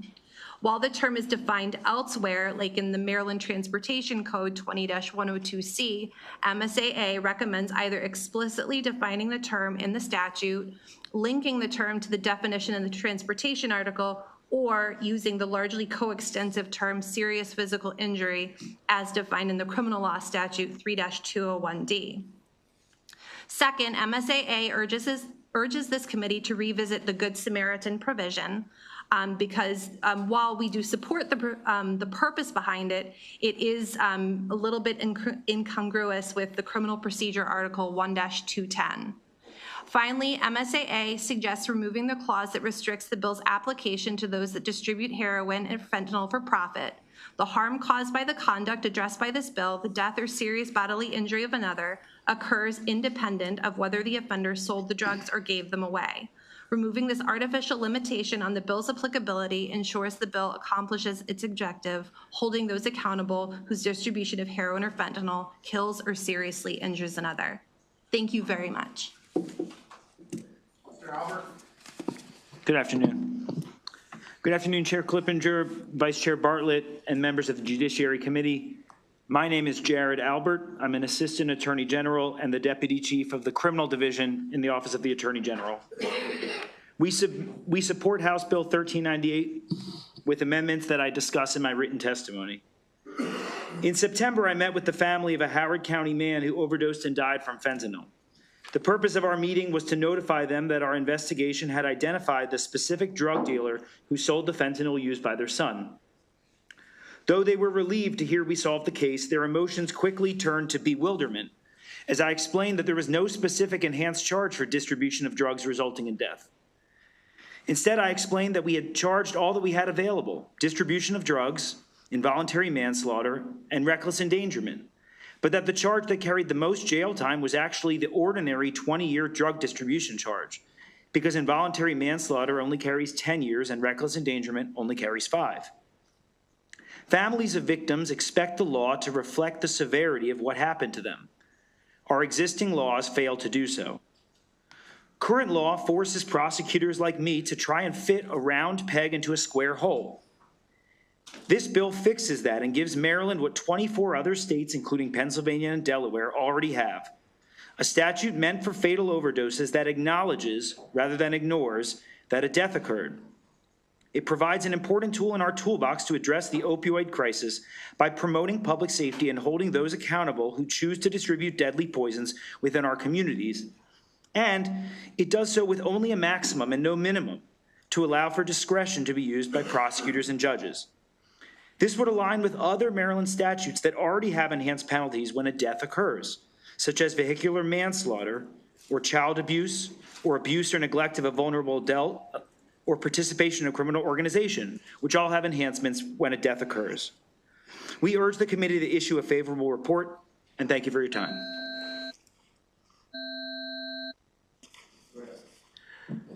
Good afternoon, Chair Clippinger, Vice Chair Bartlett, and esteemed members of the Judiciary Committee. For the record, my name is Jamel Freeman, and I'm in favorable support with amendments on House Bill 1398. As someone who has witnessed and firsthand the devastating impact of heroin and fentanyl, I believe this House bill takes a necessary step towards addressing this bill. And I'm going to make this very short. By incorporating specific amendments on pages 2 and 3, lines 19 through 33, and making it mandatory with sentencing, we create a more comprehensive, compassionate approach to addressing the heroin fentanyl epidemic here in Maryland. However, I strongly advocate for integrating clinical healthcare, substance treatment, and therapeutic approaches into this legislation. To hold distributors accountable, I propose amending the bill a hopeful and minimum mandatory sentence of 10 to 5 years. Individuals convicted of offenses related to heroin and fentanyl, bless you. Mandatory substances treatment counseling for individuals convicted of these offenses. Like Indian Creek Therapeutic Center, which is in Virginia, prison highly structured, intense program aims to address this, the mental health and the stagnation of the dual diagnosis here with the individuals who are distributing. And let alone, they're not just distributing, 9 times out of 10, they're also users as well. I just feel like, I mean, I do understand because I have lost individuals to this, worldwide health issue. But again, to how we even addressing the usage that comes along behind it. My name is Jamel Freeman. I'm in favor of support with amendments to House Bill 1398. Thank you, Mr. Chair. Thank you guys for being here. I just have a question for the gentleman from the AG's office. I assume you've prosecuted some of these cases, is that? Yeah, so our office handles, among other things, fatal overdose cases. Okay, and then can you just remind us, just from your perspective, what's the best tool you have right now in your toolbox for getting a conviction? What are we looking at? And if this bill passes, how will that change for your office specifically? Thank you. So I often tell families when I meet with them that I'm not in the business of law creation. You all are in the business of law creation. We just enforce the laws that we have. So when my former boss, Delegate Embry's walking in now. She must have been a delight here. So she was. What a blessing to have a nice boss. So whenever anyone gives, which doesn't necessarily have to mean sell, whenever anyone gives drugs, that's a distribution. Okay. And assuming that those drugs are not cannabis, that carries up to 20 years. Now, that's a maximum. There's no minimum. So it's not 20 years, definitely. It could be 20 minutes, but anything up to 20 years. That's the harshest thing we have now, which to the family is, as I said, bewildering because they say, well, if you had given him the drugs and then he threw it out, that's the same penalty as if he ingests the drugs and dies. Oh, okay. So the next two that we have, which are very fact specific, if they apply, which they don't always apply, carry a lesser sentence. So manslaughter, which doesn't always apply, carries 5 years. I mean, carries 10 years. Okay. And reckless endangerment, which doesn't always apply, carries 5. And the case that's been spoken about, State versus Thomas, which is 464 Maryland 133, which talks about manslaughter, which again feels more to the victims like what happened. That was a 4-3 opinion, and they rejected the idea that selling fentanyl always has a wanton disregard for human life. And in fact, if you look through that case, it's very fact specific. That was a desperate victim who had called his drug dealer 27 times that night. And only on the 28th call did the dealer finally oblige and give 4 bags of what ended up being heroin or fentanyl. And it was only because of their established relationship and the desperation of the person that the court 4-3 said, okay, maybe it could be manslaughter here. Okay. So manslaughter is not an adequate tool, one, because that precarious 4-3 decision really limits where it's applicable, and also 2, it carries less time than the distribution itself, which if we're trying to get accountability for dealers, the family wants the highest amount of potential jail time. So what this would do is add a non-mandatory 20 years that's possible for something that is truly what happened, which is a distribution resulting in death. I would note that in most cases resolved by way of a plea bargain, in most cases, somebody isn't pleading guilty to distribution and distribution resulting in death, and the fentanyl enhancement, which would give a maximum of 50 years if it was all maxed out and all consecutive. Usually in a case, we're offering one count and we null process the rest. Right. So what this would give us in a normal case is the same 20 years of exposure, but the family would understand that the death is being acknowledged, Right. and on the person's record, it would be what they've done, which Yeah. is distribution resulting in death rather than just merely any distribution. Thank you, that helps me a lot. Vice Chair. Thank you, Mr. Chair, and thank you for that explanation. That was super helpful. I'm going to direct my question to you as well. So with that said, how does the Good Samaritan portion play into that with the giving, if the person who actually gave the drugs to the person who died or had serious bodily injury, how would the two kind of play it out with the Good Samaritan and with this bill? Right, so we think the Good Samaritan language in this bill should be removed because there's already a Good Samaritan law, and it would potentially conflict with the Good Samaritan language that's been unnecessarily added here. So under the Good Samaritan law, which is Criminal Procedure 1-210, already somebody who is experiencing a medical crisis themselves or is calling on behalf of someone else is immune under certain circumstances.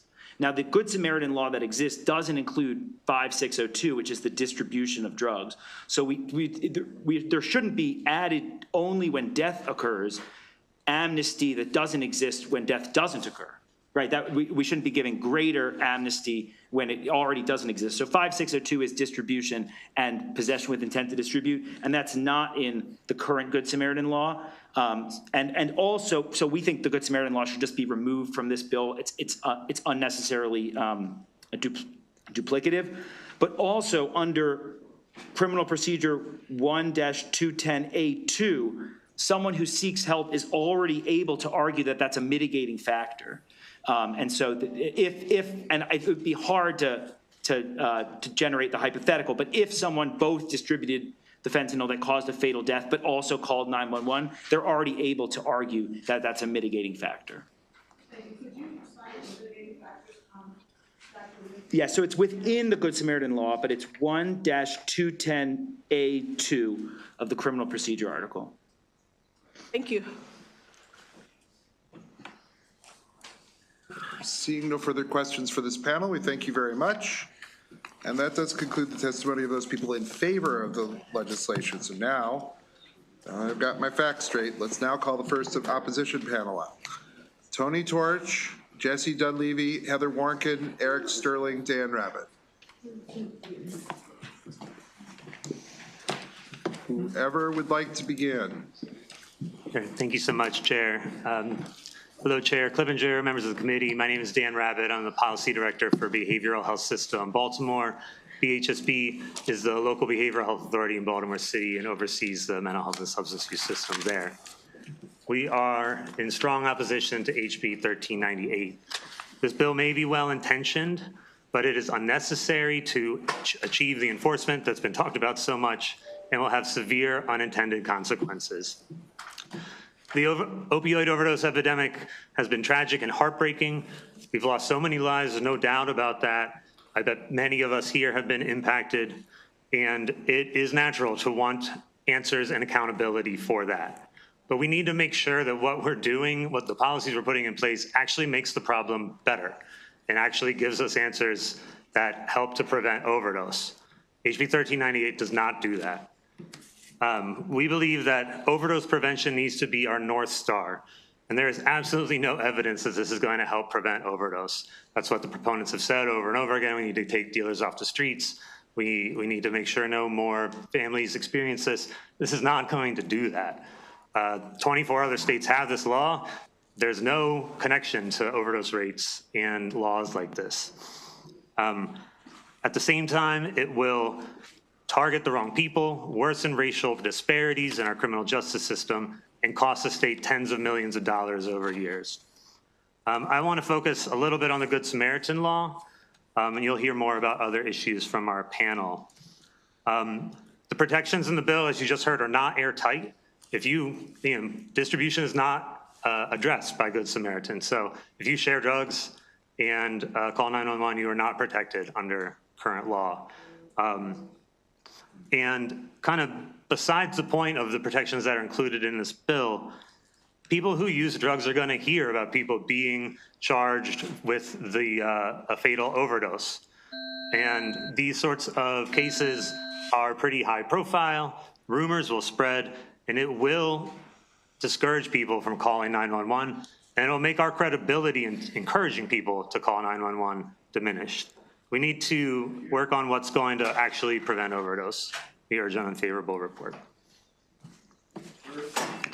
Thank you, Chair. Thank you, Vice Chair. I'm Eric Sterling. You have my written testimony. I encourage you to read it. It was referenced by Delegate Tomlinson in his proponents of the bill. 38 years ago, I was essentially seated where you are. I was counsel to the U.S. House of Representatives Judiciary Committee. This bill, the Narcotics Penalties and Enforcement Act, I helped write. It created a mandatory 20 years for distributing drugs, including fentanyl and heroin, for death or serious bodily injury. I listened closely to the proponents. I read their testimony. But what is the problem this bill is going to fix? Two problems. One seems to be a jurisdictional issue about what county this can be prosecuted in. That doesn't require a 20-year sentence. Secondly, as Attorney General Albert said, it will give us something we can tell the families of those who have been deceased. This is a crime of distribution. You already have 4 crimes of distribution that you can punish fentanyl dealers for. If you can't prove distribution, you can't convict under this bill. If you can prove distribution under this bill, that's the prohibited conduct, you can prove it in the other cases. With respect to the Good Samaritan law, the reference to solely that Delegate Kaufman had in dialogue, that's current law. I commend the sponsors of this bill. They have copied exactly the Good Samaritan language that exists for possession in current law. There is no Good Samaritan provision for distribution in Maryland law now. This bill would go there. In my testimony, I suggest add it to section 5-602. Your exclusion for sharing, that's going to be problematic because goods and services, housing, food, a ride, laundry, sex, these things are exchanged for drugs now. And you're going to have more deaths as a result of this bill because people are going to be afraid to hesitate to call 911, and that's happening now. Thank you, Mr. Chairman. Yes, sir. Thank you, everyone. My name is Tony Torsch. My son, Dan, died of a heroin overdose, and I sat on the other side 10 years ago in support of that type of bill. I was filled with anger, with pain, and I wanted to hold someone accountable. But that's not the way, and I've learned that, that's not the way that we're going to get out of this epidemic that we're in. I know that through my work that we're doing now in our communities, and I'm the director of the Daniel Carl Torsch Foundation. Our team is a health-centered harm reduction services, and we serve about 400 people a month, probably many in your communities. And because of you, because you at one time voted for a substantial amount of funding that go to treatment and prevention, it's because of you that we're able to do this work. And someone mentioned about the real world. I am in the real world. I'm boots on the ground in the real world. Any one of you are invited to come with our team at any point. Take a ride along with us and you'll see what we're doing. In the past 18 months, our rates have gone up 30% in requests for treatment. I just saw from the governor from last week, he announced that our overdoses have gone down 38% in Maryland. We can't take steps backwards. Delegate Clippinger, you know the hard work that went into Good Samaritan because we've met a number of times. All of that hard work, I really feel that will be undermined and that progress will go just out the window as soon as we know in the real world of what they will hear in the communities and what they will envision of what's going on, the fear. I'm respectfully asking for a non-favorable vote. Hi, thank you. My name's Jessie Dunleavy. I appreciate the chair and the committee for letting me speak in opposition to 1398. My son, Paul, died of a fentanyl overdose in 2017. He struggled with neurological differences. Among his handicaps was a language impairment that compromised his ability to communicate. His teachers loved him, characterizing him as sensitive and kind, but his needs were mostly unmet. He was close to me and our family, but he longed for socialization. Marginalized and often bullied, his deep-seated feelings of inadequacy grew, and he turned to drugs in his 20s. It's heartbreaking to think that the discovery of a drug, initially providing relief from persistent pain, is the beginning of so much suffering. Our quest for help came to a halt when he was incarcerated. He was hungry, he was robbed, and with his vulnerability making him a target, he was sexually abused, pain from which he was never freed. It was a setback in his recovery, but by age 32, he had a job that he loved, working 6 days a week, affording him his first apartment. At 34, he relapsed. He used with another. I don't know which one of them sold the drugs. Had it been Paul, I do know he would not have had reliable knowledge of any additives, nor would he ever have had a sinister intent. And had the other person overdosed, the thought of Paul in prison for the better part of his adult life is unbearable for me. Frankly, it's worse than his being deceased. I thank God that he spared the cruelty he experienced in a system where, by the way, drugs were plentiful, and where he was shamed, humiliated, and dehumanized without a trace of rehabilitation or a role model in sight. Some crimes, sadly prompted by the stranglehold of addiction, do warrant criminalization, but a blanket prison sentence, regardless of naivete or intent, will victimize the marginalized, be it the poor or the disabled, as our drug laws have long proven to do. I urge you to reject this bill. Thank you very much. Good afternoon. Heather Warnken, Executive Director at the Center for Criminal Justice Reform at the University of Baltimore School of Law. The center also recognizes the devastation and gravity of the pernicious harms of substance abuse, addiction, and overdose in Maryland, particularly those relating to fentanyl and heroin. Like all states, Maryland has seen an unfathomable number of lives lost and families destroyed. But it is because of this devastation and not in spite of it that we oppose this bill. Appropriately, much has been said about the urgent need for a public health response to substance use addiction and overdose. Instead, this bill doubles down on a failed, overly punitive approach. It runs counter to the evidence and lived realities of communities suffering with the burden of addiction, and we cannot afford to, nor should we make these same mistakes again. As we've heard today, several criminal laws and penalties currently exist that prosecutors may use when someone dies or experiences serious bodily injury after purchasing heroin, fentanyl, or their analogs. And under current law, an individual who sells heroin to another person may be sentenced to serve 30 years in prison. This bill would allow that individual to serve up to 50 years if the person who purchased the heroin experienced serious bodily injury or death.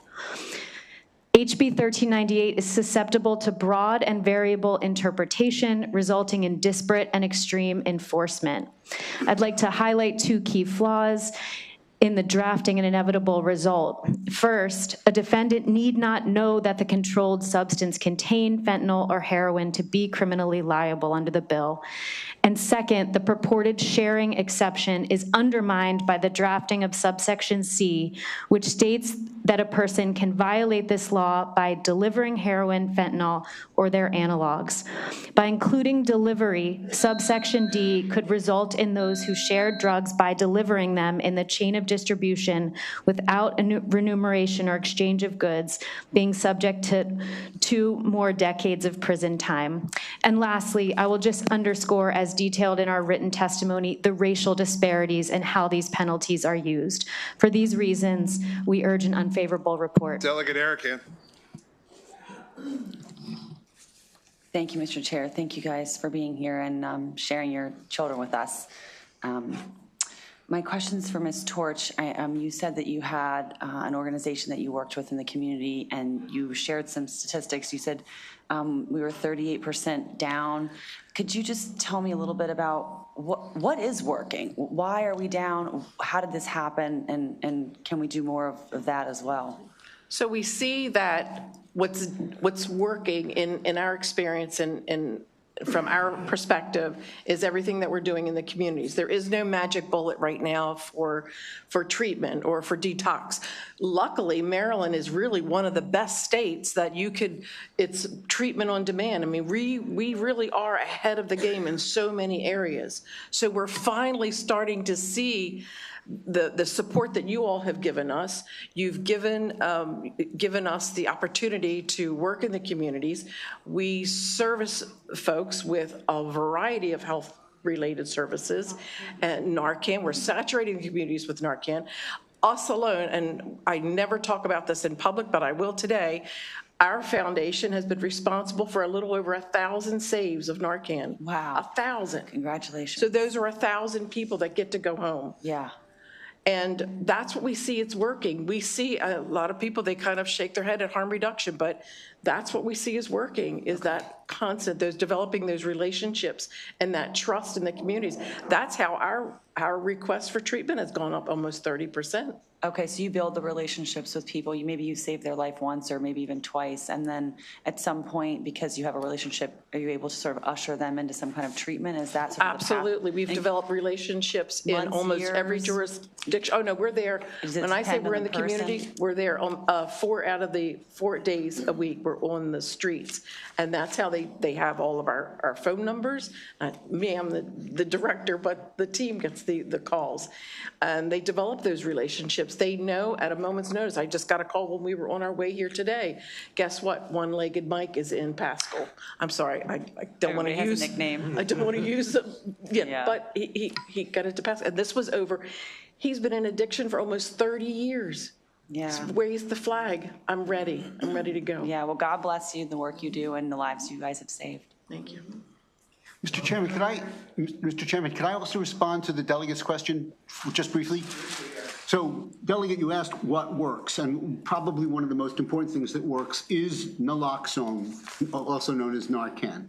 The state has a dashboard that updates regularly on how much it's applied by EMTs around the state. For calendar year 2024, 5,723. And they break it down by race.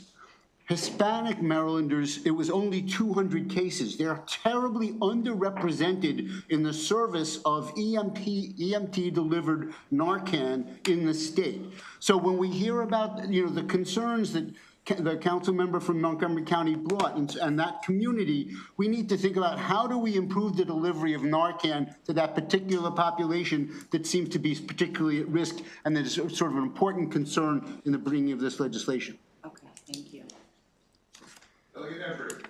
Thank you so much, Chair. Mr. Rabbit, or anyone who wants to answer this, there's been a lot of discussion about the Good Samaritan language. Could you speak specifically about your concerns and what might be a solution? Sure. I mean, there's the legal concerns that you're not protected from distribution, that the Attorney General wants to get rid of that provision to begin with, and so that makes me question how much they would honor a protection of that sort. But I think really the biggest concern is that it will make people who use drugs skeptical that they can call for help. I used to work in Illinois where there is a drug-induced homicide law and a Good Samaritan law. And the organization I worked for, we would go and go to community meetings and tell people about the Good Samaritan law, and usually, mostly in Chicago, but around. And in Chicago, the drug-induced homicide law was not used much. But we would tell them about Good Samaritan, and they would be skeptical. They would say, well, I heard about that thing that happened downstate. I heard about that boyfriend that got arrested for his girlfriend's murder just from sharing drugs. And those sorts of rumors spread. And it really undid all the good work that we were trying to do by educating those communities that the Good Samaritan protections were there. because they read about it. They saw that people were getting in trouble for the death of another. And it was not always due to, a street drug dealer selling to someone. It was often a friend or family member that we saw getting caught up in those. Mr. Chairman, may I respond to this question as well with a brief reference? Thank you, Mr. Chairman. And this also responds to Delegate Kaufman's question about studies involving not calling 911. There was a study done in Anne Arundel County. It's been published in the International Journal of Drug Policy in 2021. And according to that ethnographic study, 47% of the people who use drugs who were interviewed said that they feared arrest if they were to call 911. And I'll forward that to Delegate Kaufman. I only got a copy of the study today. Delegate Congo. Thank you, Mr. Chair, and thank you all for the amazing work that I'm going to say I'm going to include myself in that. Good to see Tony, good to see Jesse and Christy and John. Hey, I did see Jamel here earlier, but I think my committee pretty much knows that this is my passion and this is why I'm here. And you guys are making a strong point for the services and the resources that are offered. So would you agree that the robust resources that we have today are making an impact on saving lives? 100%. Right.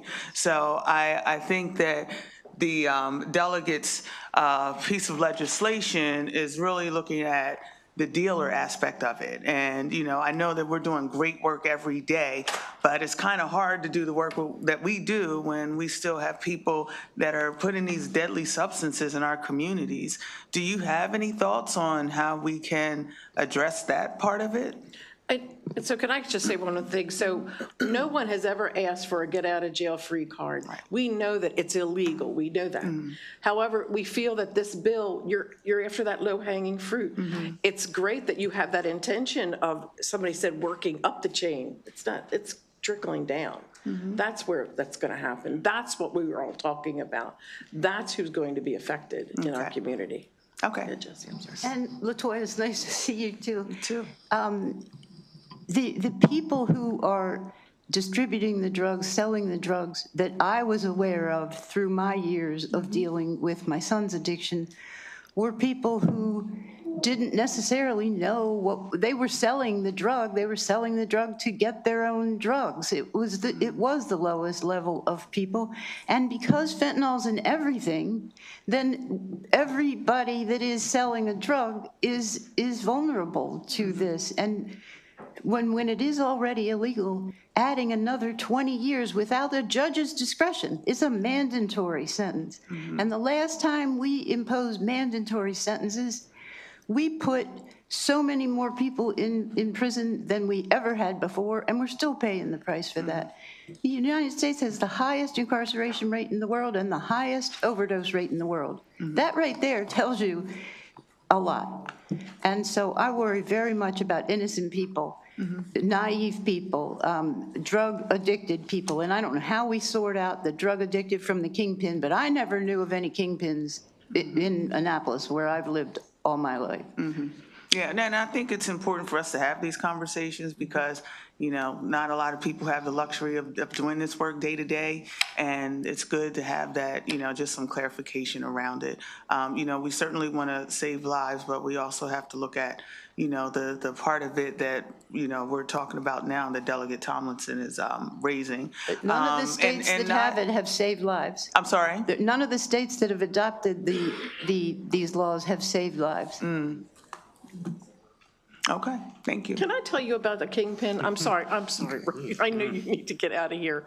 So we have 15 more bills. We have 65 more witnesses. It's not directly addressing a question, so I'm sorry. I'm fine. Seeing no further questions for this panel, we thank you very much, and we're going to go on to the second panel. Ashley Toller, Clayton Appleby, Joseph Adams, and Seacott Melissa Rostock.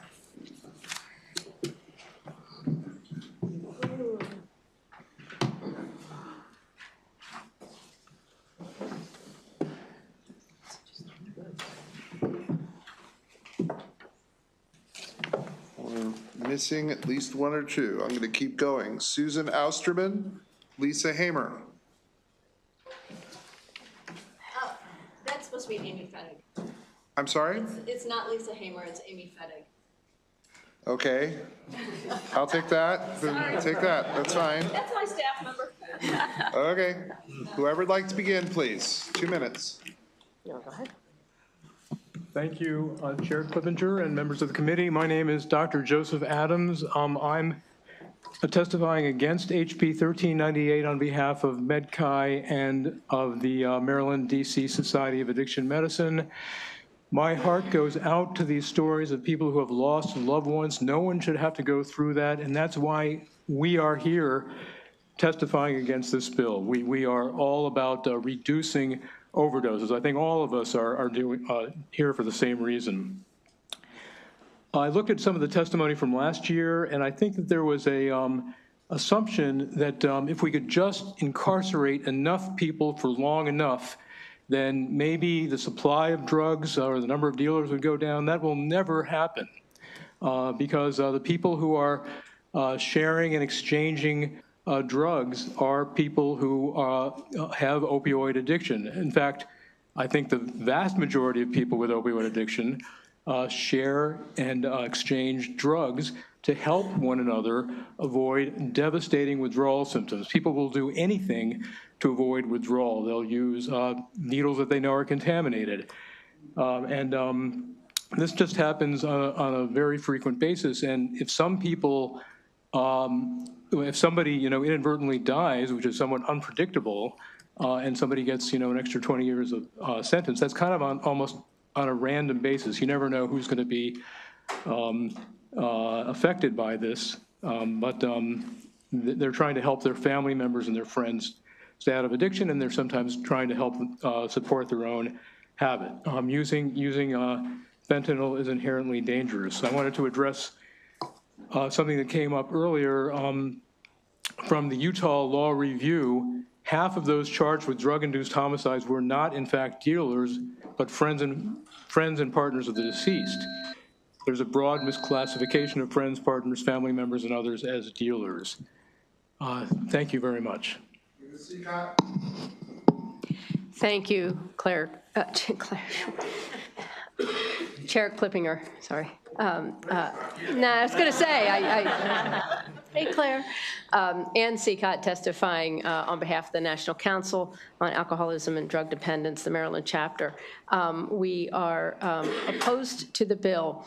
I want to say none of us is comfortable up here, saying anything negative, and none of us, I hope, has said anything negative about the proponents of the bill. We all have the same goals. We want to save lives. We want to end the opioid overdose epidemic. We believe there are very different ways to go about it. We believe in the work that is happening in this state that you all should be very proud of in making a difference in the overall overdose death rate. We hope that it is a trend and not a blip that we've seen in the decrease. We believe that it is. The problem wasn't created overnight. And yes, it's taken us 10 years. We've been here for 10 years talking about policies that are needed to end this epidemic, and we're finally bending the curve. It is exactly the wrong time to take steps back and return to the known failed policies that stiffer sentences are going to make a difference. You've heard this is going to impact regardless of the intent. And if the intent is going after kingpins, go after the kingpins. But how it's going to get used is going to be for the folks who are in our houses, in abandoned buildings, in alleyways, in restaurant bathrooms, who are going to be too scared to call 911 when they see something related to murder. A murder charge could be used against them. So for that, we ask for an unfavorable report. Thank you. Good evening. My name is Melissa Rothstein. I'm the Chief of External Affairs at the Office of the Public Defender, and I urge you to issue an unfavorable report on House Bill 1398. You have a lot of witnesses. It's been a long day already. I'm not going to kind of rehash what people have said, but I do want to respond to several of the things that have come up already. I'm actually going to start with, you're going to have one less witness because a colleague of mine who was supposed to testify, Assistant Public Defender Andrew Garrity, had to leave, go offline from Zoom to prepare for trial tomorrow. But he was going to testify about his experience in Hartford County, where people are charged with involuntary manslaughter regularly, along with other offenses, after a fatal overdose. He recently represented someone charged with in their brother-in-law's death, and he said that is not an unusual circumstance for there to be that level of interaction. And in particular, I think some of what had been sort of brought up in terms of the case law with State versus Thomas with respect to manslaughter is, the fact specifics there were that the person was a dealer. And if you're truly trying to focus specifically on dealers and kingpins, you have the law available. There is already involuntary manslaughter, which can be consecutive to a distribution charge. There is also, I don't believe others have specifically brought up, that there already is a charge specifically for an enhanced sentence for fentanyl distribution. That's criminal law 5-608.1 is a consecutive up to 10 years. The additional conviction and sentence didn't work then. It's not going to work to add another one on now. I think some people have already brought up the issues of with some of the language in the bill, and particularly with respect to the distribution and delivery chain. And I'm running out of time. I'm just going to quickly highlight on that it does allow for somebody who is coerced into delivering drugs, whether it be because of a domestic violence situation, whether they are a young coerced child, that they will be equally subject to a potential homicide charge under this. Thank you. Hi, my name is Susan Osterman, and I run a national peer grief support program for mostly parents who have lost children to overdose. And I want to touch on something that hasn't been talked about, and this is happening at the national level as well. Parents are being co-opted for other reasons aside from this, and they just do not understand the implications. There's a national immigration hate group that is taking parents to Capitol Hill, and they're telling their stories, and these are not even related to fentanyl. One of the things that are happening across the country is there's not enough grief resources for families, and they don't feel heard, and they get stuck in an anger state of mind, and they don't understand the implications of the criminality that has led to most of our children's deaths. We talked briefly at one point about the opioid epidemic and the pharmaceutical companies that have paid no consequences. They are still operating. It's really hard to get behind any type of criminalization when you have billionaires still unscathed, yet you have prisons overflowing with people who have sold their drugs. My son was denied resources left and right. He was never able to obtain treatment that he needed. And that is due to the criminality. People don't want to give resources to criminals. And between users and sellers, that line is so blurred. I'm in Pennsylvania. We have people that are charged with drug-induced homicides, and there's people being charged for their parents' death. There's brothers and sisters. These are low-hanging fruit left and right. It's very hard to find where someone is actually a dealer. I'm gonna run out of time here, but I have a written testimony too. Please read it. Thank you. Good afternoon. Amy Fettig from Fair and Just Prosecution. I work with a network of over 60 locally elected prosecutors around the country, urban areas, suburban areas, rural areas. All of them are facing the opioid epidemic. All of them are dealing with fentanyl, and all of them have found that traditional punishment doesn't work. So I am here today to oppose HB 1398 because the research is very clear here, and I want to talk about that a little bit more. Laws like HB 1398 and drug-induced homicide, it's been around since the crack epidemic. Didn't work then, isn't going to work now. It doesn't reduce drug sales. It doesn't reduce drug use. We now have more drug use than we did in the late 80s. And importantly, for everyone here, these laws don't reduce overdose deaths. In fact, the research has shown, and I want to specifically reference research that has been done in states as diverse as New York, North Carolina, Illinois, Tennessee, Louisiana. They all implemented versions of drug-induced homicide. Afterwards, overdose deaths went up. Footnote 2 of my testimony. Please look it up.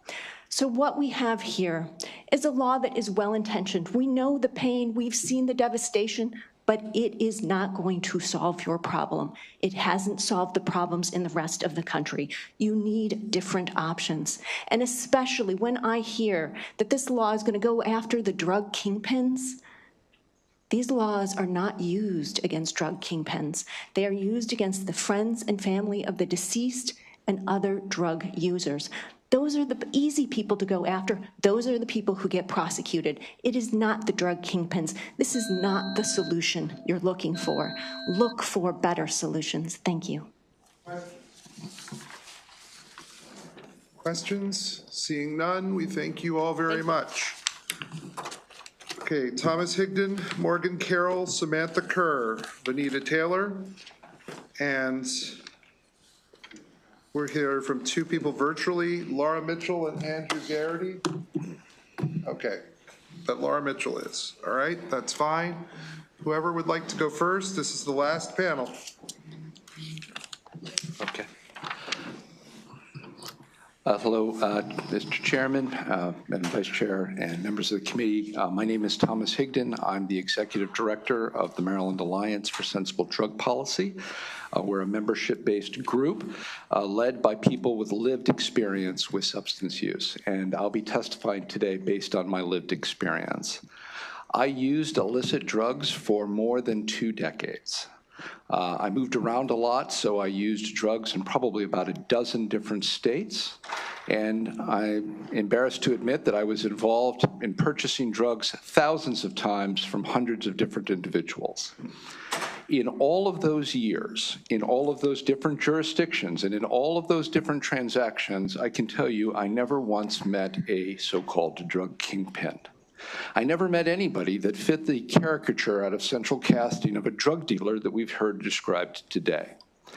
The overwhelming majority, if not all, of the people that I purchased drugs from fell into one of 2 categories. The first were teenage boys. I'm talking as young as 13 years old, overwhelmingly African American. The second were people like me, people struggling with addiction, people who were selling drugs to support their own addiction. Now, I heard in some of the other testimony people question, well, you know, they'd be dead if they were dealing their own drugs. Well, it is true that normally you don't sell the same drug that you're addicted to. So if you're addicted to cocaine, you sell opioids because otherwise you'd be your best customer. But make no mistake, most of the drug sales that take place in the state are people who are using drugs. So if you pass this law, you can expect not to prevent any drug overdoses or even drug transactions, but you can expect to incarcerate more teenage boys and more people like me struggling with addiction. Thank you. Thank you for your attention. My name is Morgan Carroll, and I'm a resident of District 46 in Baltimore City, Maryland. I'm here to express strong opposition because in November of 2022, I lost my father to an overdose. Losing a father before you even turn 30 is an unthinkable tragedy. My dad won't be there to walk me down the aisle this year when I get married, and he will never be able to hold or even meet any of my future children. I will continue to grow older, and eventually I will surpass my father, who was only 58 when he passed away. I would do anything for another moment with my dad.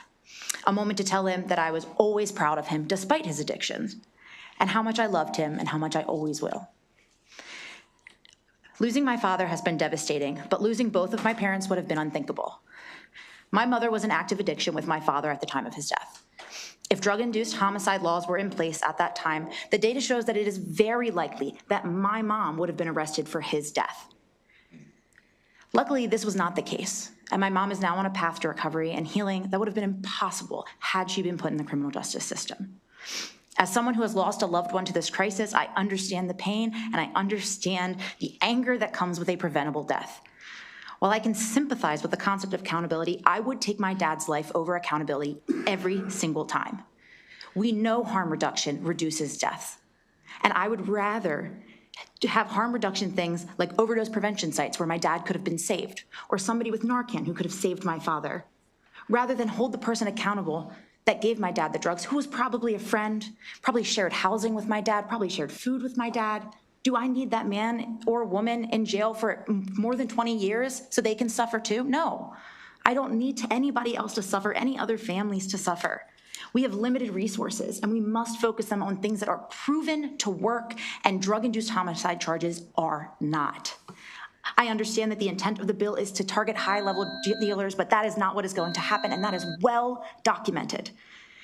We must not pass a bill based on intent when the actual implementation has already been proven in 20 other states. The reality of the data outweighs the intent. I ask you to consider what the ultimate goal is here, because if the goal is to save lives, then you must vote unfavorably. Thank you. My name is Samantha Kerr. I am a Baltimore City resident. I'm also an alcoholic and an addict. I work at Baltimore Harm Reduction Coalition. We have a multiple-pronged approach to the overdose crisis. Harm reduction education, which includes treatment, education, advocacy, and evidence-based solutions like syringe service programs, of which we are one, and overdose prevention centers.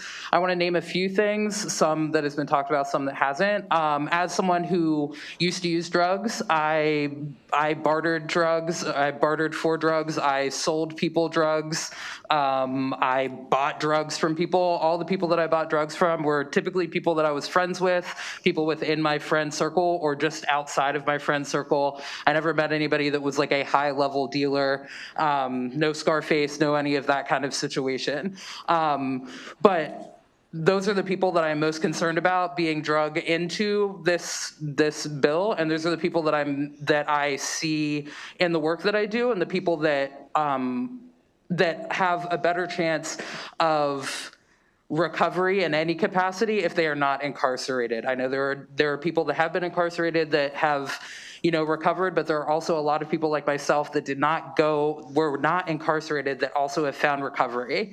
So I want to name for those people very specifically that those people, I was a person that used drugs and also sold drugs to my friends. My intent was not to kill anyone.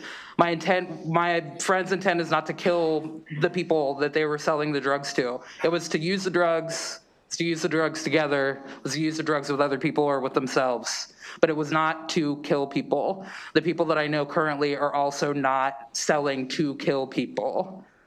They're also human beings. They also have lives. And putting people in jail is not a way to stop overdose deaths. Okay, bye. Done. Hi, good afternoon or evening almost. The Public Defender's Office and myself personally, we are not in favor of this bill. House Bill 1398 does not do anything for our community. All it is an enhancement. It's a criminal enhancement bill.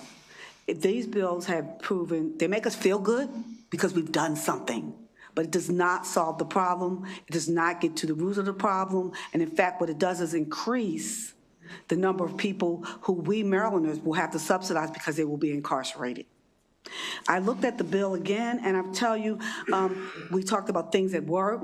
The Public Defender's Office has a peer recovery program where we have peer advocates who work with our clients who unfortunately get arrested for various crimes dealing with drugs. And they work with them in helping them get into treatment, get into the community sources that they need. They don't work towards further incarceration. They work for recovery. Maryland is, of course, one of the leaders in treatment on demand. We have a wonderful peer advocate program. We have received money from the opioid addiction funds where we have sued the major pharmaceutical companies that have created this problem in the state. And we have money, and that money is being used for treatment, rehabilitation, community outreach, and prevention. That's what we need to spend our money on, as opposed to locking more people up. When you look at the statute on page 2, from 3 to D, it talks about distribution. It talks about possession and transfer, distribution and delivery. It's not talking about drug kingpins. It's not talking about folks who are bringing these drugs across the border to us. It's talking about the local low-level drug dealers, the people in our community who probably have a substance abuse issue as well. We believe this bill should be given an unfavorable response because it does not solve the problem that it's said to do. Ms. Mitchell, please, for 2 minutes. Good afternoon. Thank you. I agree with most of what's been said. You have my written testimony that enumerates a number of issues with this bill. I'm the mother of a person now in long-term recovery, nearly 10 years. He owns his own business, bought his own house, married, has a graduating senior and a brand new baby of 15 weeks old. None of that would have been possible because one of those nights that he relapsed soon out of treatment, he went to a neighbor's house and he used substances with her. She later died after he was gone, and they have an arrest warrant for him, seeking to charge him with her death. And had it not been for her car having broken down at the place where she went and purchased more substances after he left, he would have been charged. Whether he was convicted or not, that would have been on his case search record and all of his records. So it would have further kept him from doing any of those things, kept him out of housing, education, all of those things that the stigma of substance use disorder, a medical condition, keeps people from accessing when they're in recovery. This bill has a number of significant issues. I too, all of his friends, all 12 of his childhood friends, he's the last one standing, they're all deceased from substance use in one way or another. I would love for this stuff to be off of our streets, but we have proven time and again that this working on the supply side does not work. We have to work on the demand side. That's why our rates are dropping, because we are keeping people alive. We're educating people. We're doing the prevention. We're providing harm reduction, and we're telling families about it so they can help their family members without the stigma. The fiscal note on this bill is over $1 billion. If only one person for each of the 1,600 fentanyl deaths that we had in Maryland last year was charged in that chain and spent 20 years, would be over $1 billion. Let's put that money into harm reduction and treatment and all of those recovery resources to support people and not further criminalize them. This does not work. It doesn't have the magic language to get the kingpins that we want off the streets. It's going to get everyday users, and they're already being gotten. Thank you very much. Are there questions for this panel?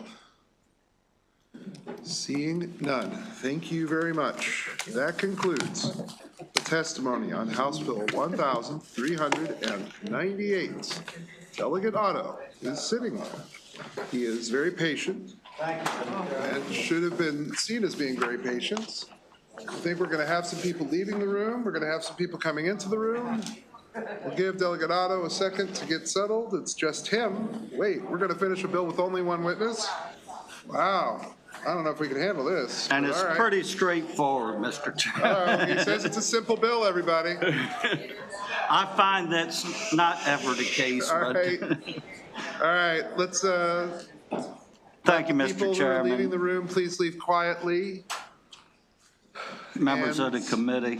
Yes. I'm Delegate Charles Otto, District 38A, representing Somerset County, which is home to the largest correctional institute in the state. We have some issues, and this bill just asks that the Division of Corrections notify the delegates and senators of a location if there's a death in their facilities, and also the local government, be it the county commissioners or county executive. And it's pretty simple, and I don't believe that it should be difficult for them to do that. It's difficult for me when I learn of these deaths on a blog or by gossip from some of the personnel from the prison that may or may not know what took place, and or in the newspaper. So with that, I ask for your favorable report, and I know others, it does affect the institutions that the Division of Corrections operates, so it's statewide bill. Delegate Schmidt has a question for you. Thank you, Chair. How many people, how many deaths are we talking about here, Delegate? There's a few a year. Okay. I think last year seemed to be more prevalent at ECI than it had been. There's sometimes it's an overdose, sometimes it's interaction, stabbing or something of that nature, or it may be just illness. Yeah, okay. That's all I'm asking is that we be notified, and it's been difficult to get that information from the department. Thank you. Thank you, Chair. Delegate Stevens? I was just a little confused because I could have swore this was a bill that I introduced last year in reference to the report, and that the state police would have to issue that report. So I'm trying to confirm that, but I'm pretty sure this is a. Yeah, because they probably have to investigate any deaths there in That's the correct. facilities. Yeah, so it's a report that they have to issue every year. Well, I'd like to be a little more timely, that I get questions from people. Right, annual, yeah. My constituents that work there or have people that are incarcerated, and I'd like to have a little better answer that I can have valid information for them. Sure, does yours have a timeline? I didn't put one in there, but I didn't say how they had to notify us either. I would presume email would be an Yeah, I think we way have that something they similar have to that currently with the December 1 timeline each year submitted by the Maryland State Police. Mm-hmm. So you may want to confirm that as well. Thank you. Thank you. Delegate Taylor. Thank you, Mr. Chair, and thank you for bringing this. I'm just kind of perplexed.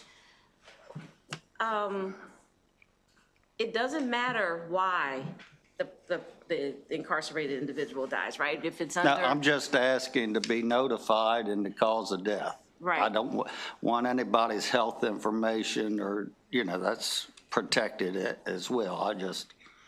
Want to know why. Yeah. And that it happened.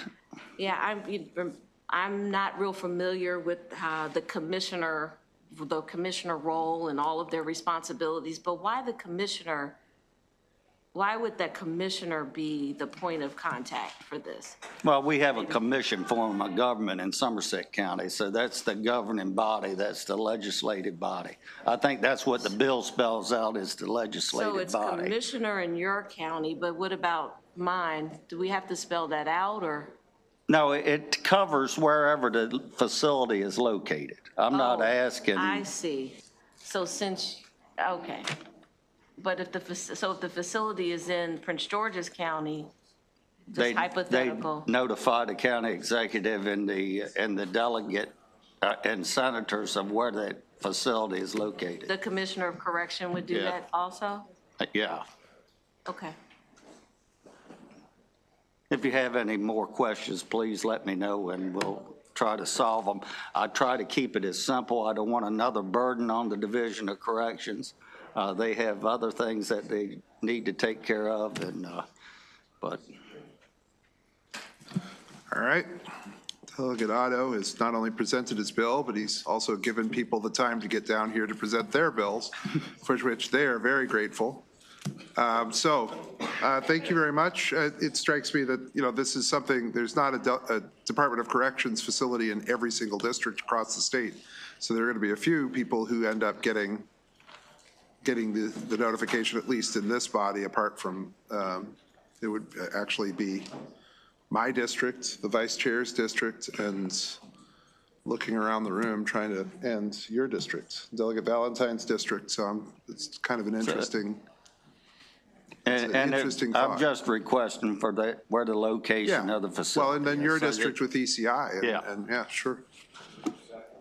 Oh, sure. All right, we're not going to list all the DOC facilities tonight. I asked for your favorable report. Well, thank you very much. Thank you, folks. Have a good evening. That concludes the testimony on our fifth bill of the day. Started at 12. House Bill, oh no, I'm sorry, fourth bill of the day, House Bill 775. Now let's go to Delegate Healy, who has House Bill 1116.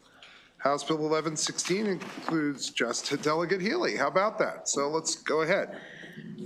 Thank you very much, Mr. Chair, members of the committee. I've been working on this particular issue for a number of years, and I've been trying to get the fiscal note under control.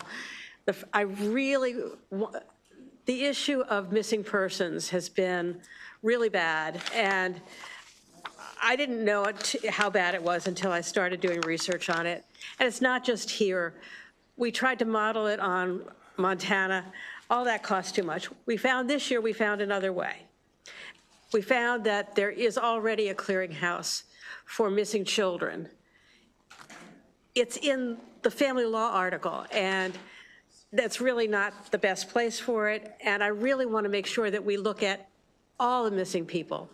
I started looking at this because I was aware of a lot of women who'd gone missing and nobody knew what ever happened to them. And the more I looked into it, the more I saw there's legislation we've done on elderly people who've wandered away and never been seen again. So this is a big issue. There was a news article in 2021, 10,000 missing persons a year. We don't know what happened to them. Originally, I wanted to have a dashboard like we had for COVID. We could see what was going on a regular basis. What this does is it's a clearinghouse that already exists. The bill is very simple. It moves it to the public safety article, and it expands it to include all missing people, not just children. It has no fiscal note, and I really think it's very important, and I would love it if you could pass it. Thank you. I'm happy to answer questions.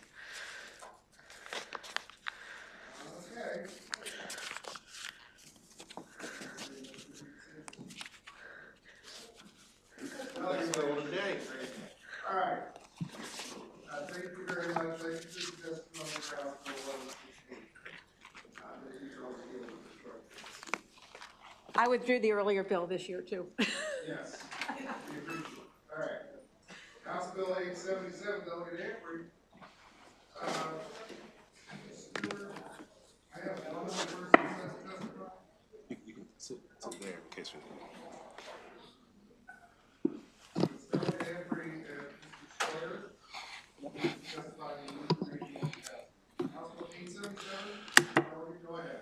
Mr. Chair, members of the committee, I know you all have been here long, so I'm going to be very brief for you. This is a very simple bill. I know you probably hear that a lot in here. For the record, Delegate Marlon Ampry here in support of House Bill 877, Prison Education Delivery Reform Commission, a commission that you all moved through and has been very impactful for our state as far as what we are doing around prison reform, ensuring that we are lowering recidivism, making sure we are delivering educational resources to those who are incarcerated, which ultimately not only does it help families, not only does it help those who are incarcerated, it lowers our fiscal notes overall, because if people aren't going back to jail, we're not paying for them to be in jail, and they're adding tax revenue to our state. So with all that said, what this bill ultimately does is it extends the sunset. We currently had a sunset on the commission, but we've also sent, you should receive an amendment. Instead of doing another sunset, we found through our conversations with the commission that this is something that we kind of want to have for the long haul. I call it semi-permanent. I believe that the commission will continue to do the work that we need to do. I don't want to put a time limit on it. So what the amendment does, it allows us to go in perpetuity. And that way we can ensure that the commission is delivering the delivering on ensuring that our prison reform is happening in the state. And with that said, I ask for a favorable report on House Bill 877.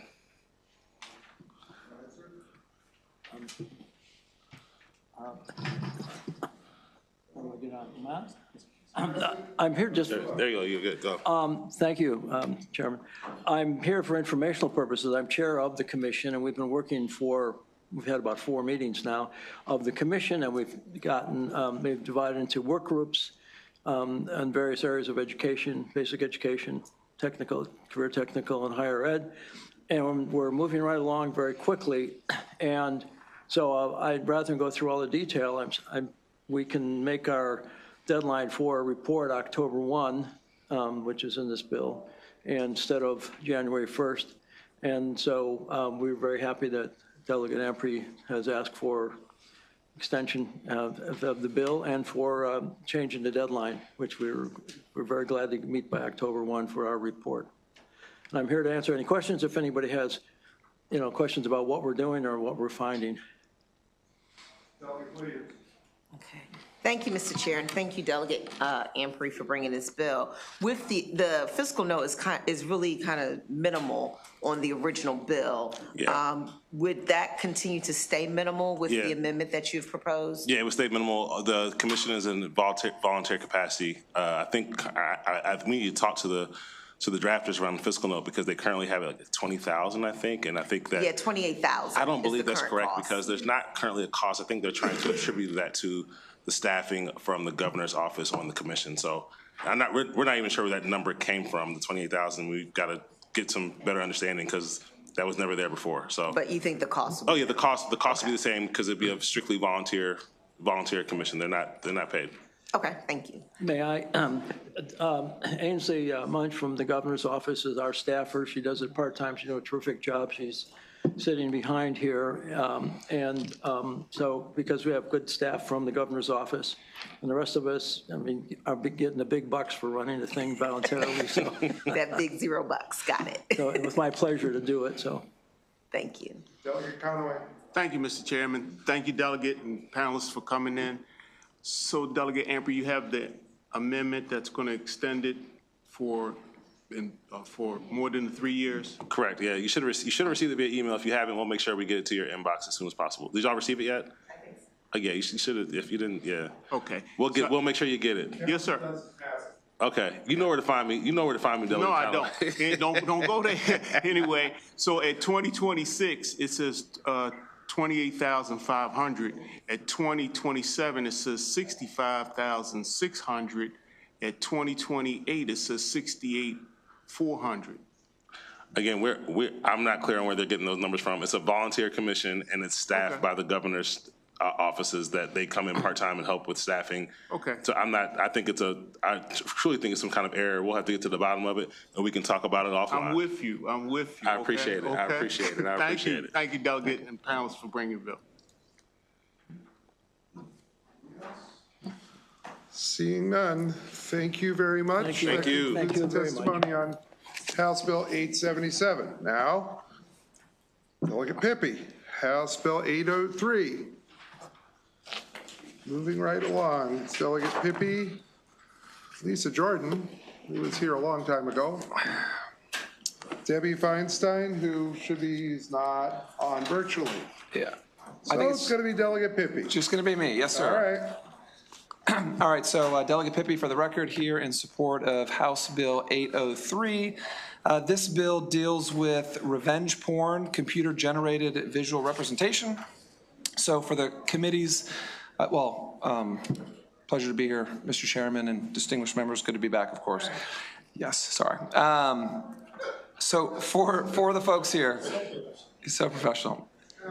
Revenge porn, there's an existing law in Maryland on the books already, and here's what it says. It says a person may not knowingly distribute a visual representation of another identifiable person that displays the other person with his or her intimate parts, exposed or while engaged in an act of sexual activity, with the intent to harm, harass, intimidate, threaten, coerce the other person.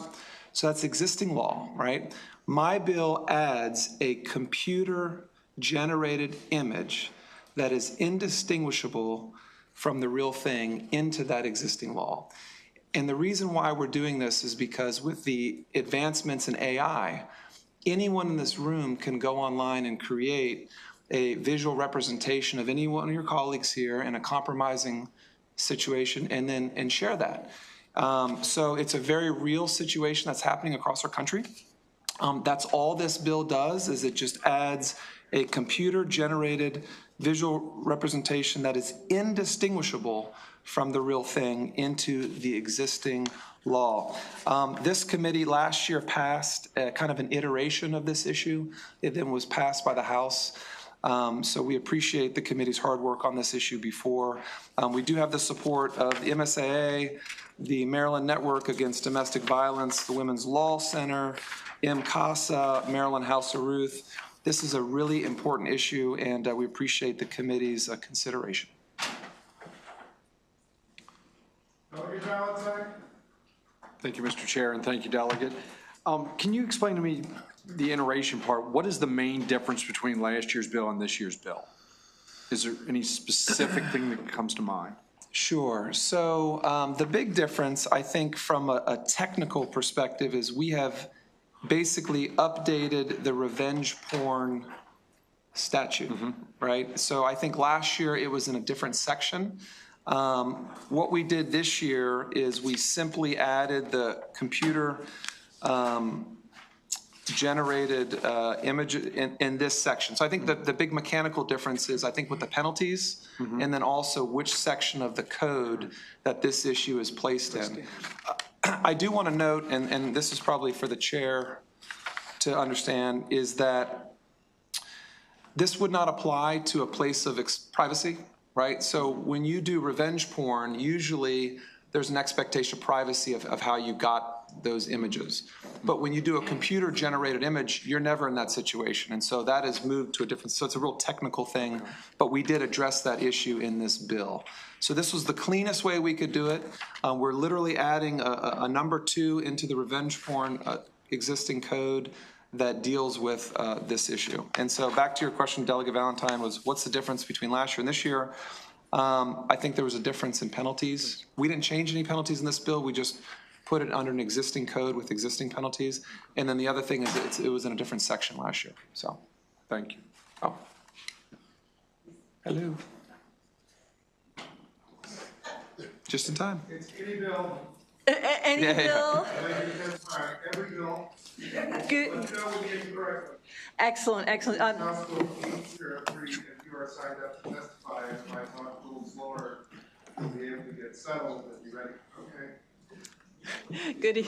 Good evening, Mr. Chair, members of the committee. I'm Lisa Jordan with the Maryland Coalition Against Sexual Assault. We're here in strong support of House Bill 803. House Bill 803 is one of at least 4, possibly 5 bills that you'll hear this session regarding deep fakes. Tomorrow you've got one that's got both civil and criminal penalties. There's one across the street that also had civil and criminal penalties, and then there's one on March 3rd.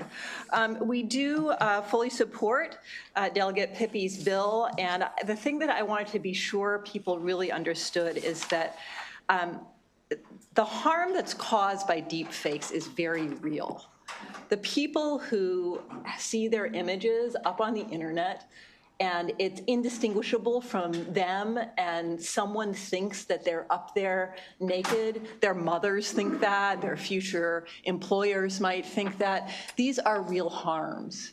And so this is something that really needs to be addressed. It's not something that should be a lesser penalty as it was last year when the committee kind of sent it over as a lesser penalty, because if you say that deep fakes are a lesser penalty, you're going to put survivors in the position of having to testify on the stand about what's real and what's not real. That's a mole, that's a wrinkle, it's going to get worse from there. Right? So you need to have a unified response to both real images of your body and deep fake images of your body. They both need to be illegal. They both need to have civil and criminal remedies. And for these reasons, we urge that this committee pass at least one of the 4 bills using whatever vehicle you prefer. And I'm here today with Delegate Pippy. His is a perfectly fine choice. Thank you. Thank you, Chair, and thank you, Delegate Pippy, for bringing this bill back. The modifications to the bill this year, do you feel that they are going to address what hung the bill up last year? I do, and a couple reasons. One is I met with Delegate Lopez about the bill, and she's obviously a co-sponsor on this. We also looked at the language of the Senate cross-file. We're trying to make you guys' jobs easier. I know it was challenging because there's a bunch of conflicting things last year, but I think one thing we all agree on is that it's a very important issue that needs to be addressed.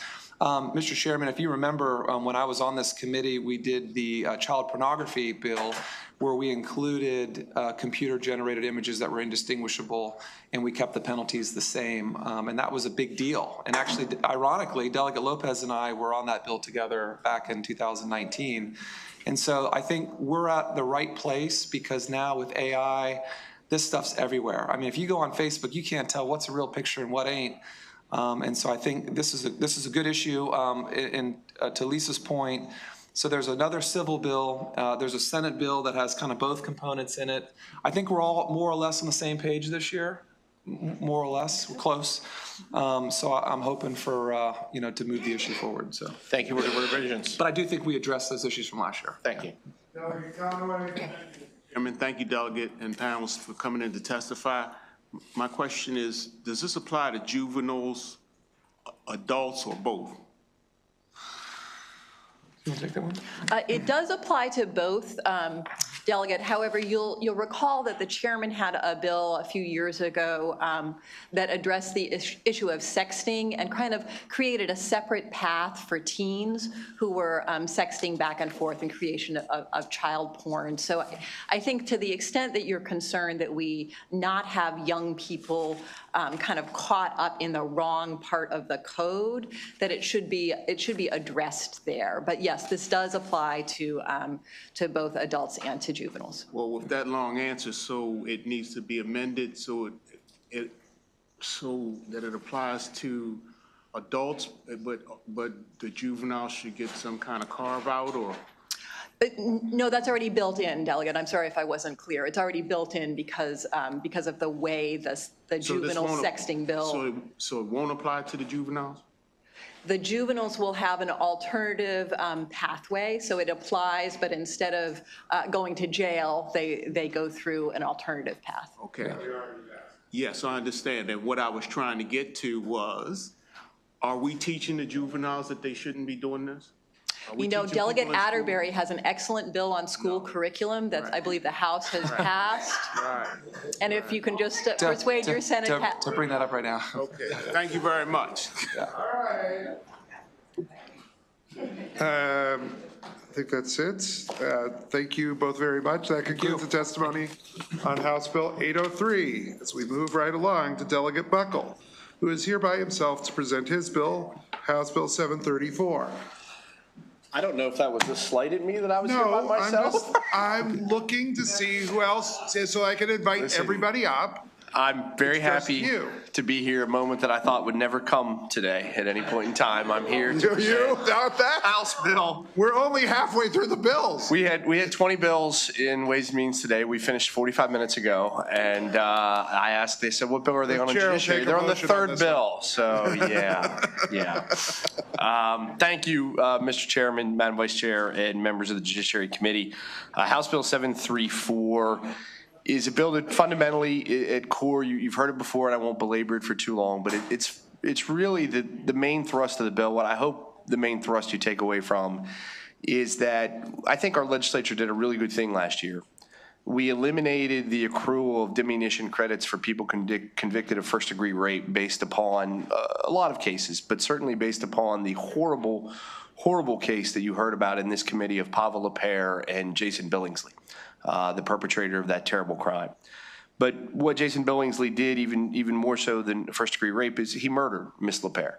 And as a first-degree murderer, the laws of the state of Maryland still allow you to accrue diminution credits. And as a second-degree murderer, they allow you to accrue diminution credits. So I think if we honestly, as policymakers, just as human beings, as people responsible with adjudicating the very delicate and difficult issues of the criminal law, if we take a look at that, I think we would say, why would we allow, or why would we prevent diminution credits to accrue for the horrible, horrible crime of first-degree rape but we will allow them to accrue and people to get out early essentially for first-degree murder, which I think all of you versed in the law, as all the members of this committee become over the years, know that there is a very, very high standard for first-degree murder. It is generally the worst of the worst situations. And it is a crime for which obviously there's no coming back. You can't bring someone's life back after this horrible crime has occurred. And so the bill has some other components to it. I know we're limited in time and I won't go through a lot of them unless there are particular questions. But I hope that this year we could come to some agreement that just as we did last year toward the end of the session, the diminution credits, while maybe a valuable tool for the correctional system for a variety of other individuals to incentivize them to behave themselves, so to speak, or to broaden themselves and to potentially get out of jail early, in some cases years early, they're just not applicable to a certain type of crime and a certain type of situation. First-degree rape, we've made that decision. We should make that decision, in my opinion, for first and second-degree murder. I certainly think first-degree murder without pause. No one should sit there and say, hey, you were sentenced to 40 years, let's say, for first-degree murder, and you're going to accrue these diminution credits and maybe get out in 20-some years. Again, there are other provisions of the bill with respect to limiting diminution credits for crimes of violence. We can have that debate, but I know that you're time limited today. If there are particular questions, I'd address those. But I really hope that you look at this bill in that sense, narrow it down to just that one thing, and I would consider it, and I think many others would consider it, a victory in the climate that we exist to eliminate the accrual of diminution credits for those types of people for first-degree murders that commit the most horrific crimes possible. Thank you, Mr. Chair.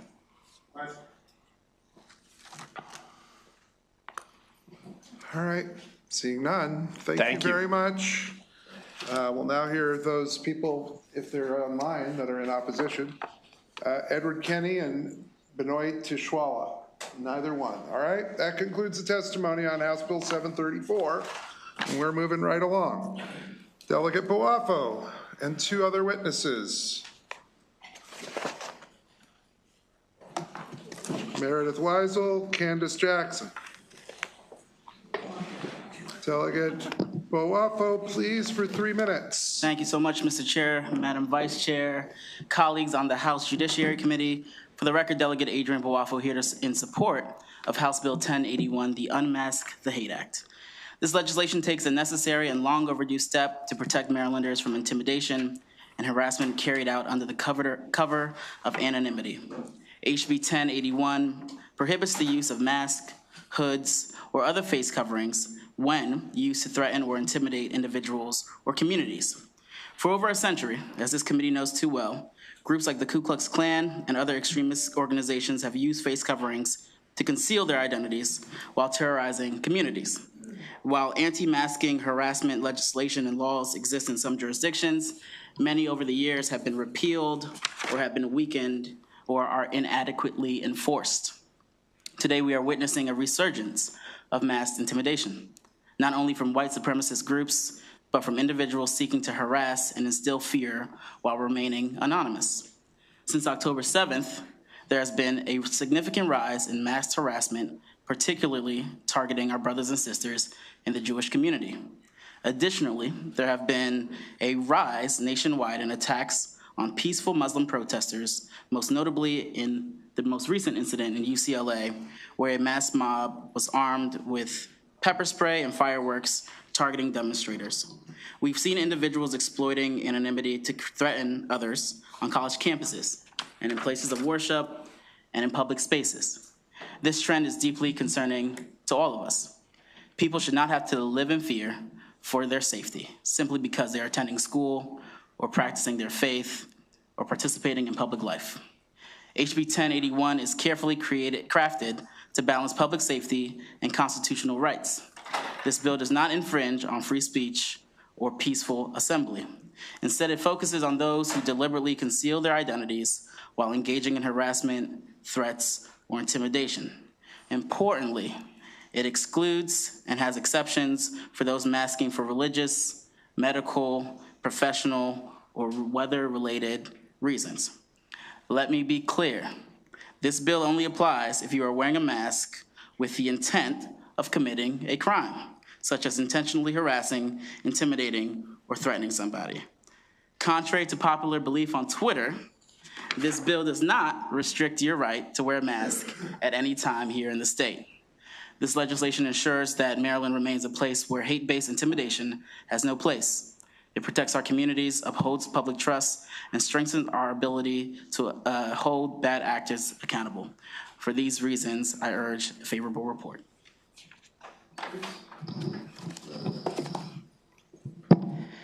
Thank you, Mr. Chairman, Madam Vice Chair. Always a pleasure to be with Judiciary, even towards the end of the evening. Meredith Weisel, for the record, with the Anti-Defamation League. Too often, masks are used as tools for crimes of hate, lending anonymity to those targeting individuals or groups because of their backgrounds. This legislation will help protect our communities to ensure accountability while upholding free speech and health exemptions. Bad actors we are continuing to see are using masks, face coverings to conceal their identity, and they are deliberately harassing, intimidating, and targeting others without facing consequences. With this new resurgence of mask harassment, it is crucial to restore and strengthen these measures to protect our vulnerable communities while allowing for health considerations and religious expressions. The original anti-mask laws date back actually to the rent riots back in 1845, as well as other mid-20th century laws to curb behavior, as was noted by the KKK. These bills at the time were meant to prevent mass groups from engaging in public intimidation or violence. The language of the initial laws, while they addressed and dealt with mask intimidations, did not provide exceptions to wearing masks, which is what we're discussing today. We're pursuing this legislation because it seeks to prioritize public safety by prohibiting individuals, again, intentionally concealing their faces to menace or threaten another person or community. Our goal is simple. Individuals and groups who engage in harassment and intimidation, which is fueled by hate and bias, must not be able to hide behind their mask to avoid consequences for their conduct. For these reasons, we ask for a favorable report on House Bill 1081. Thank you. Good evening, Chairman and members of the Judiciary Committee. My name is Candace Jackson, Vice President of Public Policy and Strategic Partnerships for the Greater Baltimore Urban League, an organization dedicated to ensuring African Americans and other minority groups secure economic self-reliance, parity, power, and civil rights. We strive daily to empower communities across the state of Maryland and to transform lives in the areas of education, health, workforce development, and entrepreneurship. I am here today to represent our membership as we advocate for the passage of HB 1081.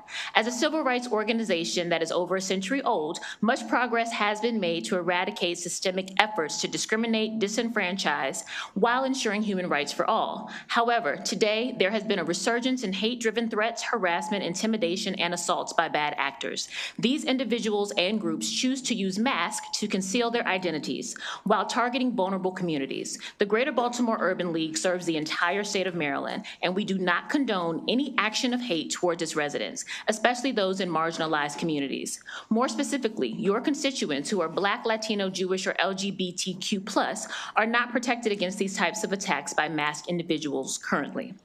Maryland is a leading example in so many ways and so many areas of inclusion, but we are behind in having a criminal penalty for this type of behavior. Without this bill, it makes it difficult for victims to get justice and for masked, bad actors to be deterred for lack of consequence. The well-documented history of the known domestic terrorist organizations who burn crosses, lynch, and storm capitals must be stopped at every pass. This bill will help to protect vulnerable communities in the current and emboldened climate of intimidation and grave uncertainty.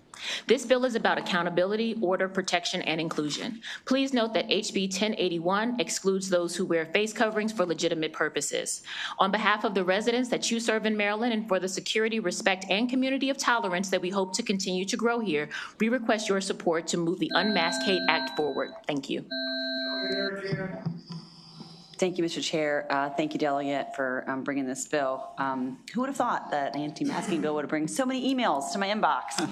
And sorry. That's okay. Equally as ironic is that as somebody who was really tired of masked Karens yelling at me for the last 5 years, that I would have some concerns about the implementation of this bill. So some of the emails that I got, I thought were shockingly interesting.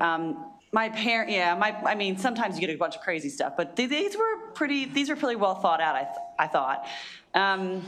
So I'll just give you a chance to sort of respond to some of it. But one of the points that was made was that police are gonna have a hard time actually deciding.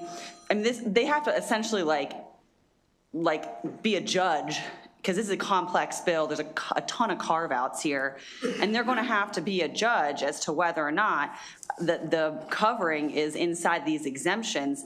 And like, everyone's probably just gonna be like, it's for medical purposes. I mean, because paper was used for medical purposes during COVID.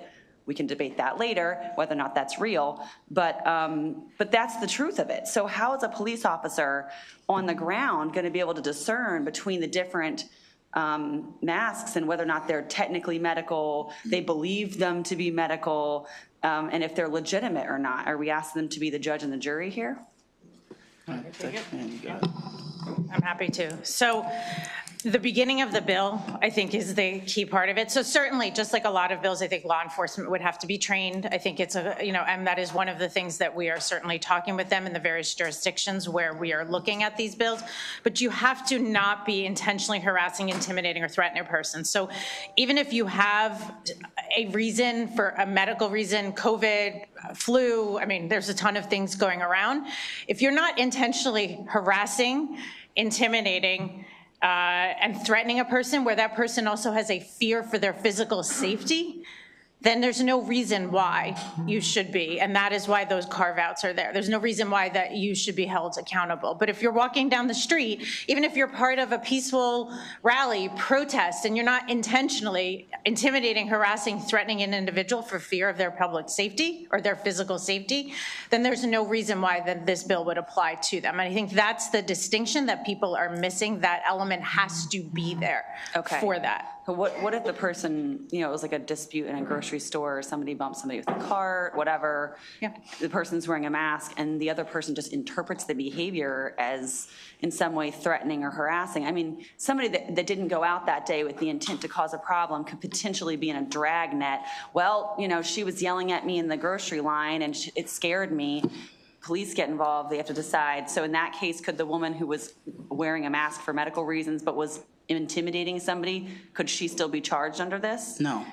No? That's not the goal? No. That's not, A is not the goal, but we also have that carve out for medical. And the other piece, and I only play a lawyer here in the Judiciary Committee, is that there has to be intent. You have to prove that, and that burden of proof has to be proven. All right, thank you. Just one other thing that I just wanted, because I think this goes to your question. This is different also than what I would call garden variety harassment. We're also talking about, when we're thinking about bringing back on mask laws, you're talking about somebody who, like, from here to here, is totally covered and all you see are somebody's eyes. That's a lot of what we're seeing. Doesn't mean somebody may not wear like a surgical type of mask and intentionally harass somebody, but you're talking about where the mask itself is part of the intimidation also. Okay, so that is also construct around it that people might yes, pick up on. For sure. There is always context, just like a lot of things judiciary debates, for sure. I was thinking in my head while you guys were talking, like, why doesn't the current hate crime laws already cover that? Like, do we need something on top of current hate crime laws? Because it has to do with somebody concealing their identity, so it does make it harder. To picture. And that's why, so if you think back to the KKK when they wore the full hoods and all you could see were their eyes, that was the intent, and we are seeing a lot of that resurgence across the ideological spectrum right now. Here? Yes, we have absolutely seen that here in the state of Maryland. Okay, thank you. Delegate Graham. Thank you, Mr. Chair. I kind of like the sound of this bill because we can get rid of Antifa and the Lincoln Project in one swoop. I do have some questions about overcriminalization. What's the penalty difference between harassment and the harassment defined in this bill? I don't actually know that off the top of my head. I think, Delegate, we'll get you that off the top of our head, but just to go to the bill, I think it's all in one fell swoop, right? It's a misdemeanor. My question is, you can already charge these people with harassment. Correct. So what's the penalty difference? Because that charge is a lot easier to charge. There's not all these other qualifications. We'll get you that answer, Delegate. Okay. Yeah. So under your bill, you have to prove that it's a person's purpose to conceal their identity and their intent to place another person make them fear. How do you do that if you're a prosecutor? You want to take that, lawyer? Can you just repeat that? I just want to make sure I understand the question. Yeah. Your bill says you can't intentionally harass while hiding or concealing their face with a mask or any other purpose or device with the purpose of concealing the person's identity and with the intent to place another person in reasonable fear of their physical safety. And as a, I'm not an attorney either, but I do know as a prosecutor, I'm going to play hell trying to prove that it was your purpose to conceal your face and you had the intent to place another person in reasonable fear. So how do you prove both of those things? So I think some of it is going to come down to just like the hate crime laws. There's a burden of proof to prove hate and bias. So I think if somebody is going to take it to court, there's going to be a burden of proof. Well, it comes back to my first question. Why not just charge them with harassment? Well, you can, but the way, if you look, it's actually section C of the bill. Where is it? Hold on, I have it here in front of me. So it's an additional conviction. Correct, yes, so it's notwithstanding any other law. So this would be, so in other words, if a person is found guilty of mass intimidation and another crime, they cannot overall have a reduced sentence, in other words. You could charge them with harassment and harassment with a mask. Mask, yes, okay. Correct. Question about section E. Can you explain an affirmative defense for the committee? Let me just look. What's the specific question? It is an affirmative defense in a proceeding under this section that a person, et cetera.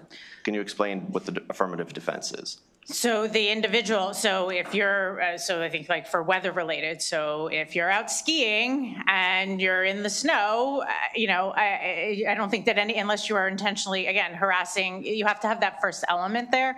That's an affirmative defense. So if you get prosecuted, you could say, I was cold and that's why I was wearing a mask. Yeah, I mean, if you're walking down the street and you're wearing a ski mask, but you're not going into a store and terrorizing marginalized communities or terrorizing anybody else, if you're just wearing it walking down the street, there's no reason. People in my neighborhood wear a ski mask because it's cold.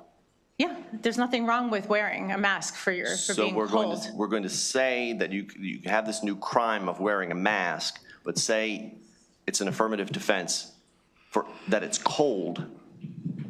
As long as the element of intentionally harassing, threatening, or intimidating is not there. You have to have that element before anything else for the bill to apply. Thank you so much. Yes. Delegate Conway. Thank you, Mr. Chair. Thank you, Delegate and panelists, for coming in to testify. So a lot of times when they're protesters, they're anti-protesters. Is that correct? Correct. And sometimes the protesters, in specific, some of the groups that you talk about, traditionally wear hoods and face covering. Is that correct? Correct. So if they're wearing their hood and their face covering, which is a part of their tradition, but some other people feel as though they're being intimidated, they would have an affirmative defense. You keep yelling out KKK, and I don't want to say that. But anyway, since you're talking about the KKK, and they have a right to protest, and they have a right, in my opinion, to wear their traditional garments, what it says right here. They do, Delegate.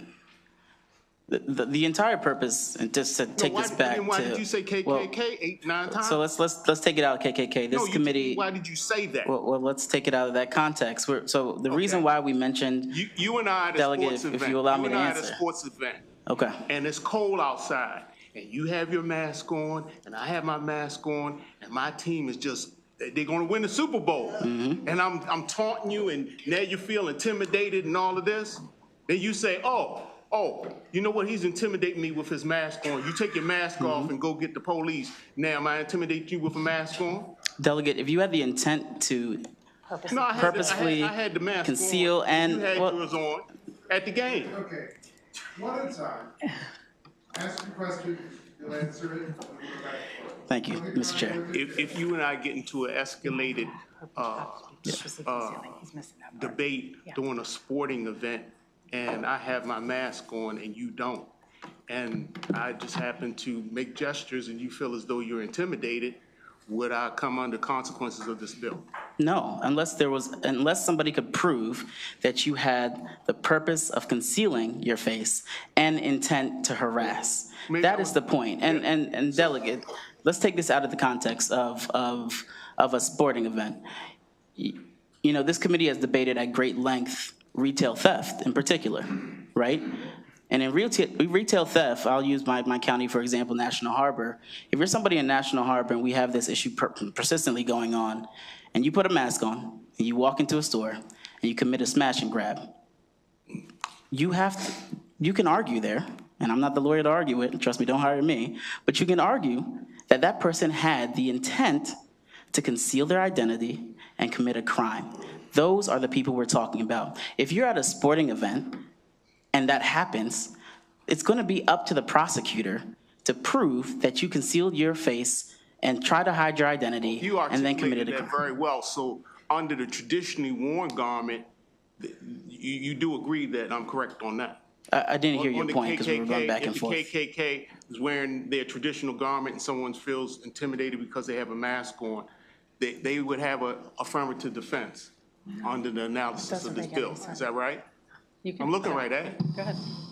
I think what we might be missing is that I think this bill is about, you have to have two elements. A member of the Ku Klux Klan can wear their traditional garment.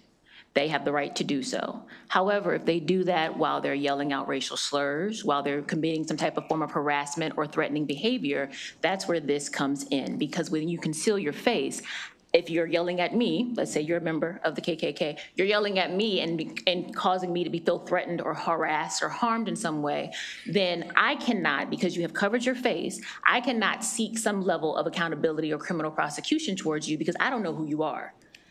So that's what this is. It's just a two-parter. It's not just wearing masks. Because again, people were wearing masks and having a good time this past weekend at Super Bowl parades and having a wonderful time. That's not the issue. However, if they're cussing everybody out amongst them and threatening them because of some other prejudice that they may have, that is the issue. This is not just an issue of just wearing masks. It's the laws of this state cannot do their job if they cannot identify the person who is a danger or harm to others. Right, and some people wear their mask at Super Bowls and sporting events so that they are not checked by facial recognition.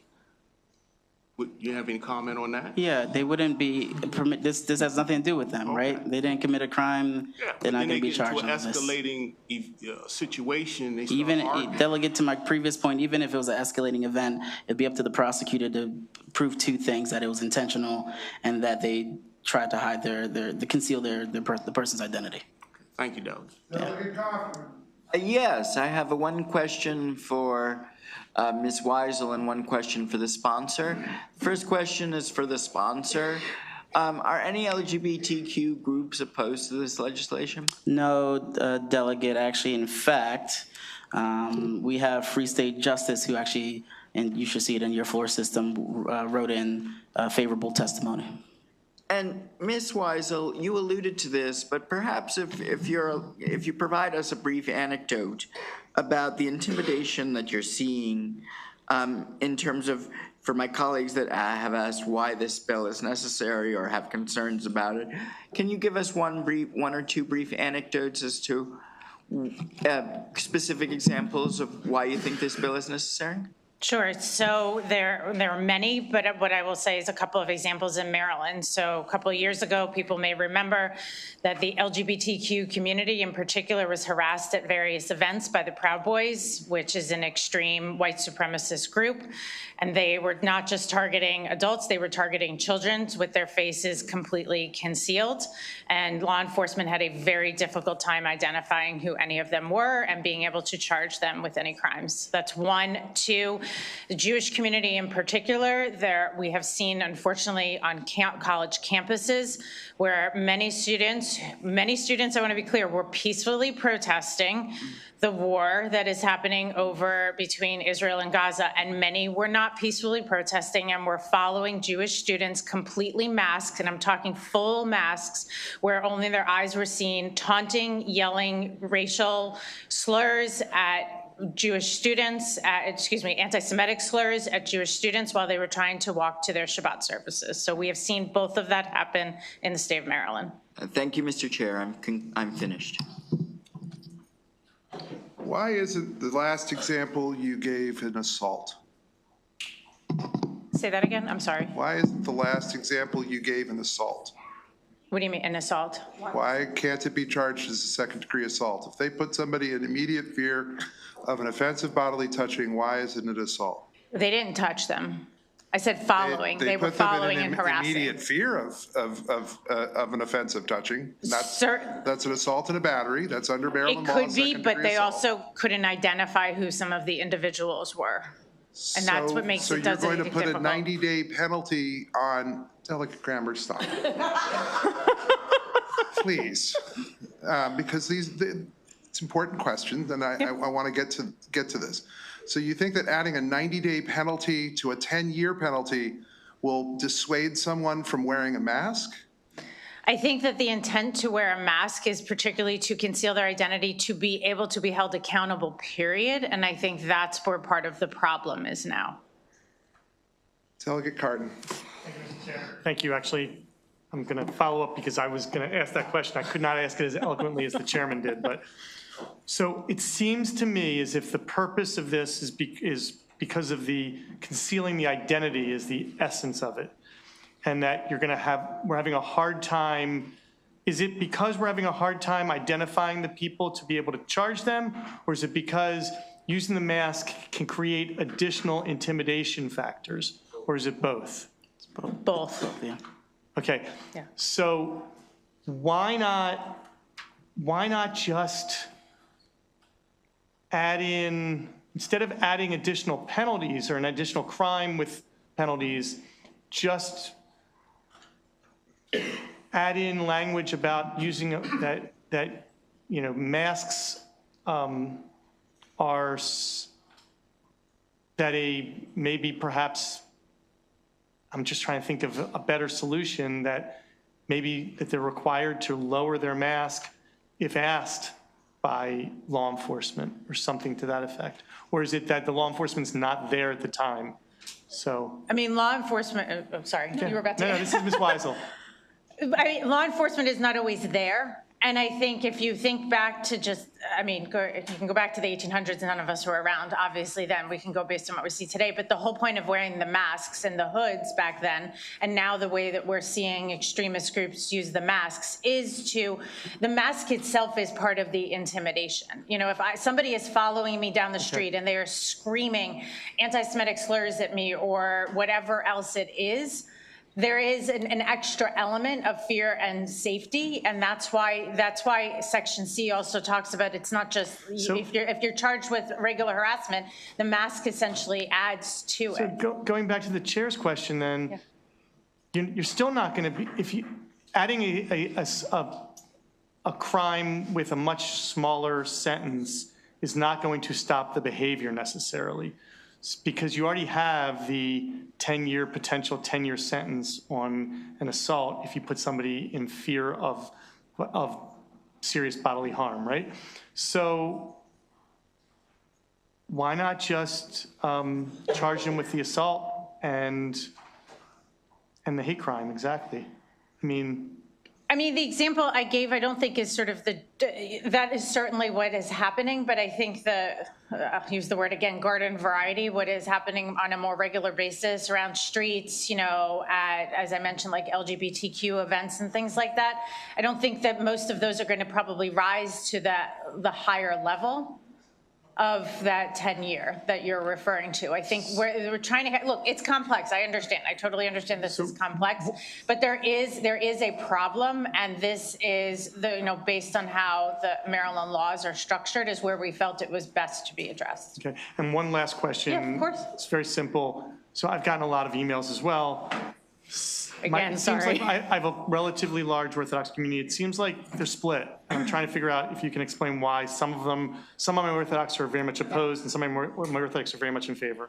I mean, I can't answer directly for them, but the Jewish Community Relations Council of Greater Washington and the Baltimore Jewish Council are both on record supporting. So between the two of them, they represent a large majority. And actually, I believe Agudath Israel is on record, which represents the Orthodox community. So I can't, look, I think just like any bill, there's always going to be people within communities that may have, split opinions, but I can't answer for them. Thank you.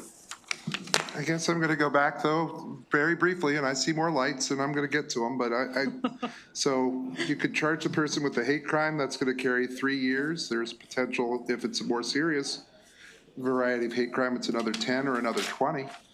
And then the 10-year, we had a conversation in here about third-degree assault the other day. Delegate Moon's not here, his aide was here a minute ago. But we had this conversation about second-degree assault, and it's an unwanted touching or putting somebody in the apprehension that they're going to have an offensive touching. And I guess I'm kind of wondering where this 90-day penalty does anything other than add to the annotated code. Wouldn't you agree? Well, Mr. Chairman, I think that in this committee, you guys do a lot of good work. I'm trying to figure out how we continue to find innovative ways to curb folks from and thinking twice when committing crimes, right? Now, if we don't think that 90 days is stiff enough, then that can be a conversation that I'm willing to have with the committee. Yeah. And, we can have that conversation. There is no question this committee, and we've worked on legislation with regard to hate crimes. We'll continue to work with regard to hate crimes. We heard reference from earlier today of a bill that we did in 2019 with regard to a terrible murder at Maryland. No question about that. So I am not in any way looking to minimize what you're trying to bring forward. I just kind of wonder whether the juice is worth the squeeze, but maybe we can talk about it more. Delegate Tolles, the delegate, Phillips. Delegate Tolles. Thank you, Mr. Chair. Good to see you, C-Mate. I just had a question, just for clarification. There was some discussion about sporting games. So, okay. He throwing me a catch. So there was recently an incident, I believe, with that team that beat the Commanders that won the Super Bowl.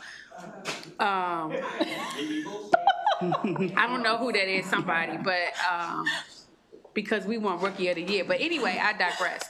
So there was an incident because they are known to have a lot of stuff going on at their stadium. I think this individual wore a mask and they couldn't find this person for a while. I think they were like intimidating other fans, like taking, knocking their team hats off and so forth. That's just an example. Maybe you take, January 6th and people, wore masks. I'm trying to think of incidents where this would come into play.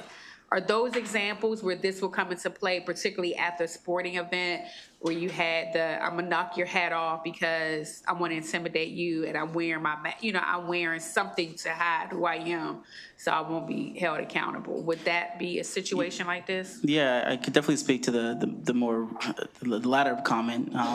The infamous incident at the Capitol is a primary example of that, right? We were able, prosecutors, I'm not a prosecutor, but folks were able to prove that there was intent and that folks were trying to purposefully intimidate and harass and cause issues at the Capitol, and more importantly, that they were also trying to conceal their identities as well. Okay. If you can prove that, then this bill will apply to you. Besides that, it doesn't apply to anyone else. And it's what you said, Mr. Chair, just a quick follow-up. Okay, I can sneak it in because he's not listening. Okay, so just and to his point where it may not be heightened to the level of, assault, but it would be something, you can, essentially they're trying to conceal their identity to cause some level of intimidation. Correct. Okay, thank you. So, Ms. Weisel, could this be, or to my colleague from the Urban League, could this be used by police in a situation where there is a rally, LGBTQ, Gaza, whatever, could it be used by the police proactively to address an issue of a large crowd of individuals who are wearing masks? I don't believe so, and here's why I'll say that. To my good delegate, I think we've been in a lot of protests together. And right now, when you go to a protest line, you go out there and peacefully protest, you tend to end up having some issues that could occur. And folks are using judgment calls and will charge you with disorderly conduct or disturbing the peace or whatever the case may be. Again, the burden of proof here exists with the prosecutor to prove the things that we've been talking about. Intentionality, right, and actually trying to conceal your identity. So that has to be proven for any of this to kind of go into effect. And maybe I asked that question wrong, and let me, because I'm a little triggered by all of this. Yeah. Because I'm a person that's old enough to remember individuals and to have been there to see people in those ropes. Yeah. Unfortunately. And so I'm a little triggered by all of this. But one of the things to the latter part of the 60s in Rising Sun, Maryland,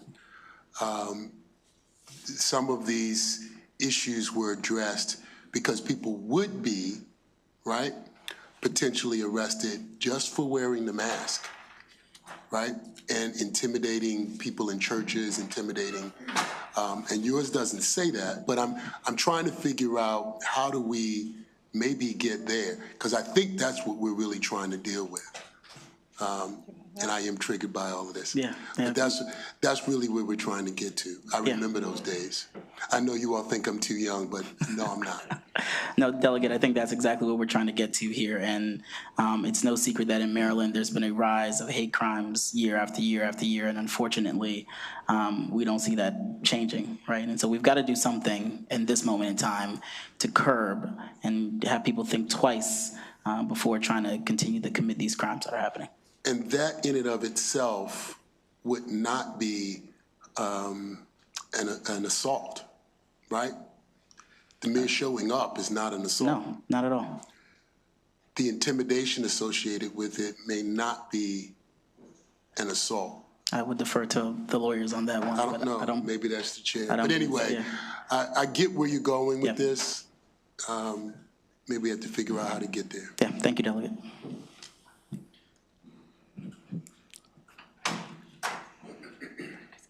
30 seconds. Delegate Grammer, 30 seconds. Delegate Tommy. Thank you, Mr. Chair. That's what I love about this committee. So the crime of harassment in Maryland.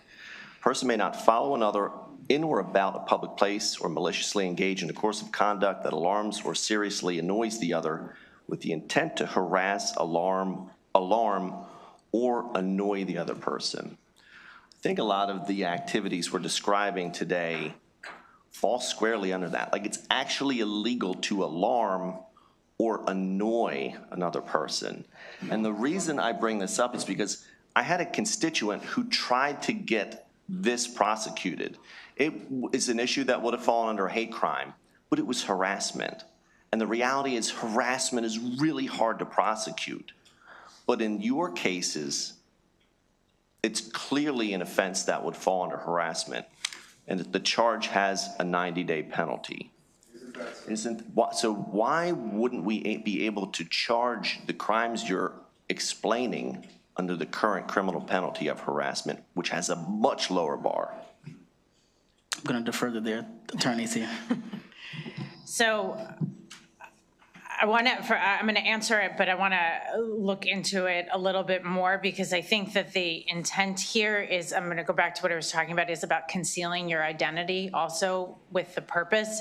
So certainly, I think a lot of what you're describing, could potentially fall under the current harassment laws, but you don't have that element where there could be an additional penalty potentially if somebody is purposely concealing their identity. What we're talking about here and what we're trying to capture, and again, we can wordsmith a lot of things and we could certainly look at, and work with the committee on this.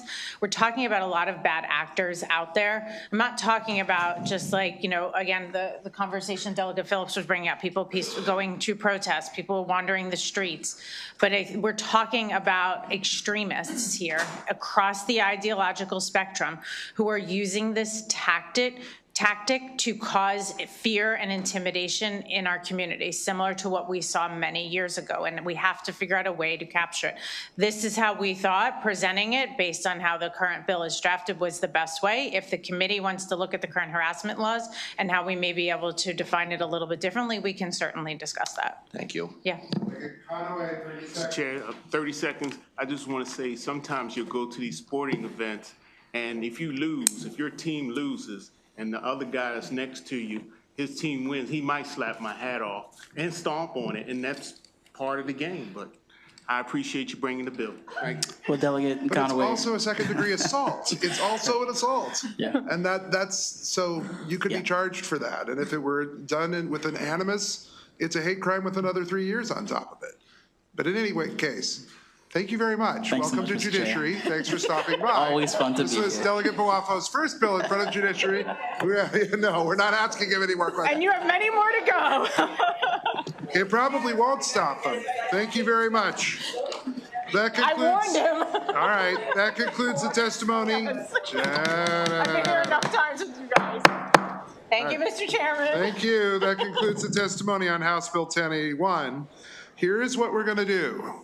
For those of us watching at home, we've been here since 12, and perhaps it's starting to get a little punchy. Just a little. We're going to hear, because he's here, I think, Delegate Solomon's bill, House Bill 805 now. We're going to hear Delegate Miracle North's bill after that. Pretty much after that, with my love for friends from the administration who are here, we really need to take a 15-minute break, and then we're going to come back. So we're going to hear these two bills, and then we're going to take a break, and then we'll come back for the rest of the bills, which are pretty much all with members from the committee. Delegate Solomon. Thank you, Mr. Chair. Thank you, members of the committee. I won't tell you where I hail from and what team I was rooting for. And thank you all for your incredible persistence. I heard Delegate Buckle. We may have finished in appropriations at about 2:30, but thank you for being here and for all the work that you do. So this is the retread of the bill that we brought last year, the Safe Carrier Act. And I want to start off by saying I got my trial by fire here, and probably continue to create some chuckles among folks on the committee. We did not. I was going to say we learned. I was getting there. I learned from my mistakes. Don't take current code and necessarily always apply it to new things. So we have dramatically revised the bill, and I also just really want to thank your team. Your council worked tirelessly through the summer and the fall with our partners in judicial proceedings, with some of the folks at the table with us today from the U.S. Postal Service, from the state's attorney, to get to what we think is a really much improved product that everybody can agree on. And I don't need to tell you the problem of mail theft. I know you've heard a lot about porch piracy. Last year, we highlighted we have swaths of our community in Montgomery County where you can't actually use the mailbox because the boxes have been broken into. The arrow keys, which are the devices that a carrier uses to open the boxes, have been stolen. We've had a couple of postal carriers who've been held up at gunpoint, and it's really destroyed our community's faith that the Postal Service is a safe and reliable way to transmit packages or mail. And obviously that really harms particularly seniors and low-income folks who rely more on the mail than others. So what we have done here is try to get at the issue that, mail is sometimes really difficult to put an actual quantification on, right? We have theft, and we have a lot of different theft statutes and penalties, but when you take a piece of mail that may not be worth a whole lot and you wash that check, or you take a piece of mail that's got somebody's social security number on it, or you take a piece of mail that may have personally identifiable information and you go and apply for a credit card and you destroy somebody's credit, how do you put an actual value on that in a theft statute? And so we are trying to fill the gap here that our U.S. attorney will prosecute mail theft, but it tends to be for much larger cases, typically cases at maybe $1 million or more, the ones you see in the headline, right, where somebody's got a mail theft ring going and they've defrauded millions and millions of dollars. They're not going after the maybe small-time folks who are stealing the arrow keys or who are, taking checks out of people's mailboxes and washing them. And so that is the intent with this bill, with the graduated penalties based on the number of pieces. There's a graduated penalty in here, or a specific penalty in here for the arrow keys. And again, we really tried to be cognizant of the feedback we got last year. The changes we made last year, that bill passed the Senate unanimously. We just didn't have time last spring in 2024 to fix the issues. And so I think we got there with this, and so we just urge a favorable report. Stephen Sultan from the Postal Service. Thank you. Thank you for the opportunity to testify before you. I'm Stephen Sultan from the United States Postal Service. I'm a United States Postal Inspector. I'm also the Deputy Chief Counsel for the U.S. Postal Inspection Service. Now, the Postal Inspection Service is the federal law enforcement and security arm of the United States Postal Service. Our agency works diligently to enforce criminal laws to protect the U.S. Postal Service employees, customers, and our nation's mail stream. Unfortunately, over a period of a few years, mail theft and robberies of USPS letter carriers rose dramatically. Furthermore, while in the past this criminal activity was predominantly committed by lone actors and small informal groups, it has become common for large organized criminal groups to be involved in those crimes. Many of the robberies of carriers are now for their postal keys, also sometimes called arrow keys. These keys permit access to collection boxes, outdoor parcel lockers, cluster box units, and apartment panels in a given geographic area. Once in possession of these keys, these criminals are able to steal U.S. mail from these receptacles. This stolen mail is then used to commit financial crimes with often devastating financial impact to victims, to include the elderly and other vulnerable populations. The Postal Service and the Postal Inspection Service has taken significant efforts to address this increase in postal crime. We're upgrading collection boxes with high security features, including electronic locking components. We're raising awareness through public education, messaging, and training our employees and law enforcement partners. And we've stepped up our enforcement of the laws to protect our employees and the nation's mail, collaborating with prosecutors and other law enforcement agencies at the federal, state, and local levels. This legislation would enhance that enforcement. It would supplement and not replace or usurp federal laws, and would further the collaboration that is already occurring. And while federal charges may be appropriate in some cases, or for some members of criminal enterprise, state charges may be the most appropriate in others. For example, there's no juvenile justice system federally, and this bill would provide a tool to address instances where juveniles participate in these crimes. So postal inspectors are proud to work diligently alongside local Maryland law enforcement and prosecutors to protect Maryland Postal Service employees and keep Maryland's postal customers' mail safe. Thank you very much. Mr. Hill. Thank you, Mr. Chairman. Nice to see you. Speak into the microphone. Oh, there. How's that? Okay. All right, good. My name is Robert Hill. I am with the Montgomery County State's Attorney's Office. I currently oversee the Special Prosecutions Division, which deals with complex financial crimes, and we also focus on financial exploitation of vulnerable adults, including seniors. When Delegate Solomon asked me to come down and speak on this, and first I do want to thank you for your hard work on this, including last year. This is really a problem, and essentially, so many of us, I'm still rely on the mail. A number of seniors, when they send their checks into the IRS or to the state treasury, they're counting on that getting there, or they're counting on their check to come in the mail. And as it turns out, these organizations, they're organized criminal theft rings that their main objective is to get in and get your envelope, and in your envelope there might be a check, there might be information about your business, your email, and also maybe your vendor, where someone could turn around and start posing as a vendor and bill you, what we call a business email compromise. Stealing property and other fraud. It's a very serious problem. Why do we need this bill? I'm going to go really fast. The old statute, opening mail without permission, carried 6 days and a $15 fine. That's going to be amended and taking into consideration how serious this offense is, it'll be more like 30 days and a $1,000 fine. But more importantly, as the delegate said, we were often stuck with, maybe we get 50 pieces of mail that someone has stolen. I'll finish, I'll wind up. It's worth virtually nothing because it's paper.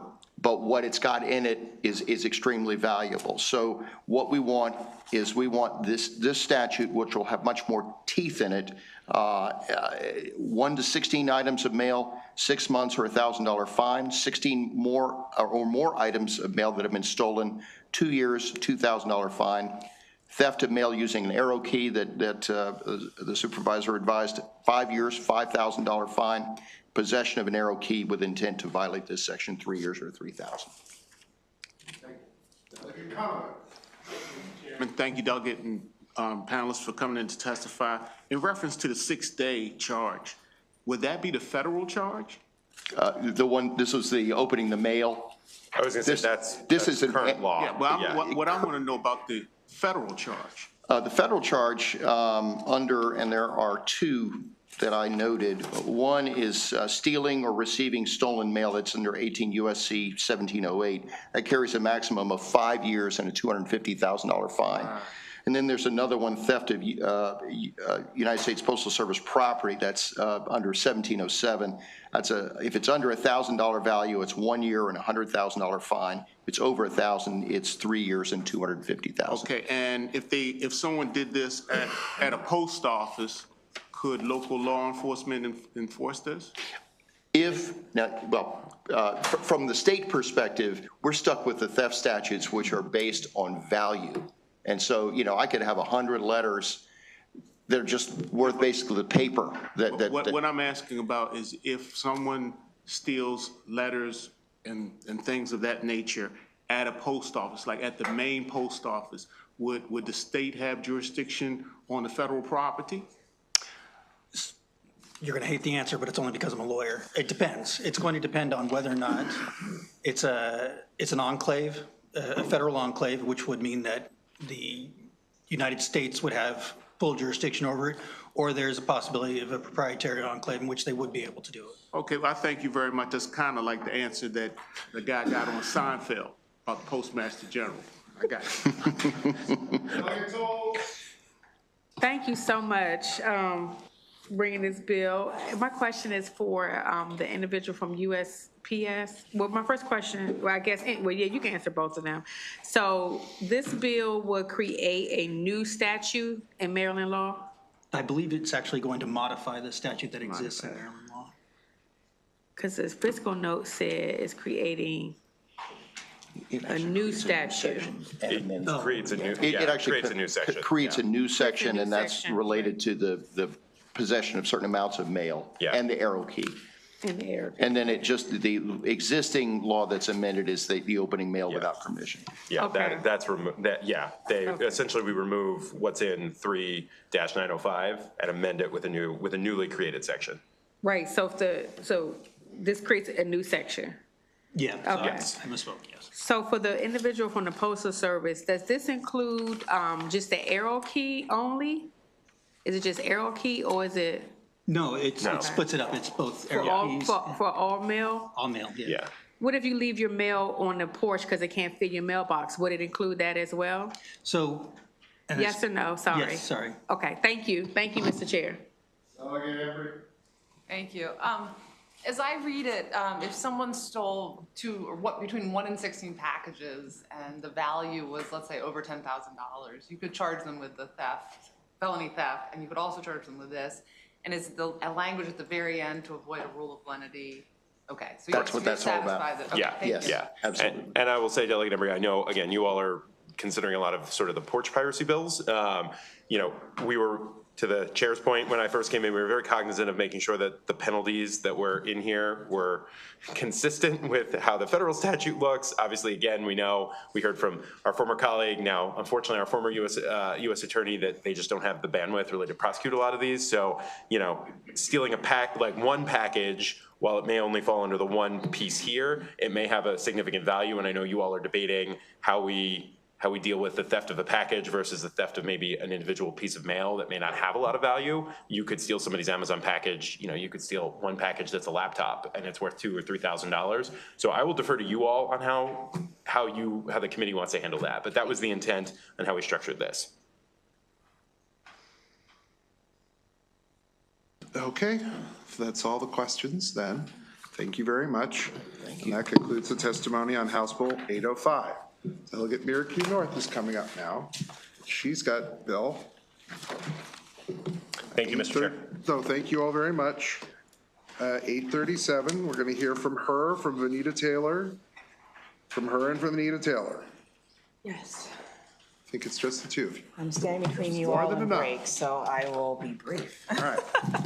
Okay, thank you, Mr. Chair, Madam Vice Chair, and esteemed members of the Judiciary Committee. I'm Delegate Bernice Miracle North, representing District 14 in Montgomery County, and I come before you today to testify in favor with amendments on House Bill 837, Task Force to Study Forced Infant Separation from Incarcerated Individuals. This bill differs from last year in that it's focusing really on bringing the stakeholders together to discuss and propose some thoughtful changes in what happens when a mother gives birth to a child while in DPSCS custody.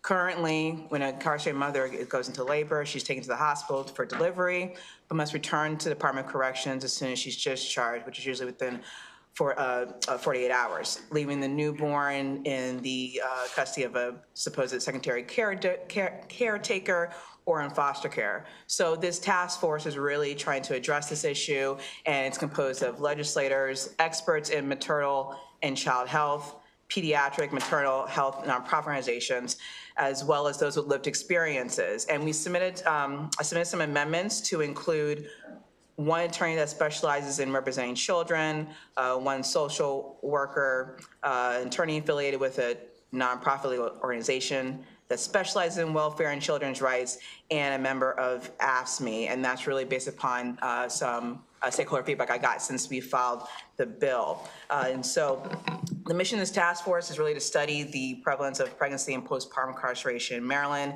evaluate best practices from other states, and ultimately make some legislative recommendations to determine the logistical details to reduce forced infant separation, better promote bonding between the mother and child.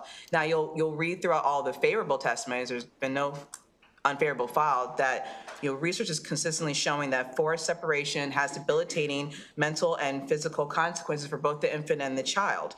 And so, and this is, like I said, the third time I've introduced this topic. So I've talked to the department on this, and we've talked about issues of security and staffing. I've talked to the advocates, and their issue is they just went at a pre-release, at the pre-release unit, which has yet to be built. So this task force really is continuing the conversation, because hopefully, ultimately, we want at the pre-release unit. We know, and Ms. Taylor will go into this, we know, where things stand with that in terms of when it's going to be built. But having this task force, having the recommendations from all these stakeholders gives us an educated response on how to address this issue and end the forced infant separation as it stands. Currently, according to the fiscal note, it will be a $55,500 expenditure to cover the cost of contractual staff. So this is also a job creator. It also have no impact, well, I'm just saying, it will have no impact on state revenue, local budgets, or small business budgets. So I am asking for a favorable report with the amendments that I just laid out on House Bill 837. Good evening. I'm Vanita Taylor from the Public Defender's Office. We are in support of this bill. House Bill 837 is something that we need. In fact, I'll tell you, it would do a long way in pushing forward us getting this pre-release center built for women. That bill was passed in 2020, and it is now 2025, and nothing has been done to move that needle along to get that pre-release center built for women. There are 9 pre-release centers in the state for men. There's 0 for women. There is not even a full program at the Women's Correctional Facility in Jessup for women. So women are not receiving the services that they need as their status as mothers, daughters, aunts, and caregivers, and especially after delivery. There's nothing to help mothers who are postpartum or anything once they deliver. They just deliver and they return to the facility. We think that this bill will create a task force where we will begin to really discuss the programming for women that's needed in a pre-release center in the state of Maryland. So we wholeheartedly are in favor of House Bill 837. Hopefully it will move the needle forward. Questions? Thank you both very much. That concludes the testimony for House Bill 837. All right, so we have, members of the committee should know that Delegate Grammer has graciously withdrawn his bill, House Bill 810. So we have 6 bills remaining. We're going to take a break, and we are going to come back at 7:30, and we will knock out the rest of the bills. I think we've been in since noon. We need a little bit of a break, give people a chance to go out, have something to eat, and come back. I'm sorry? Who's having a cow? 7:15. We'll do 7:15. I understand that some people would like to go to another event, perhaps right over there in the big fancy house across from the State House. You should go now. Thank you very much. We'll be back at 7:15. 7:15. 7:15. Thank you very much.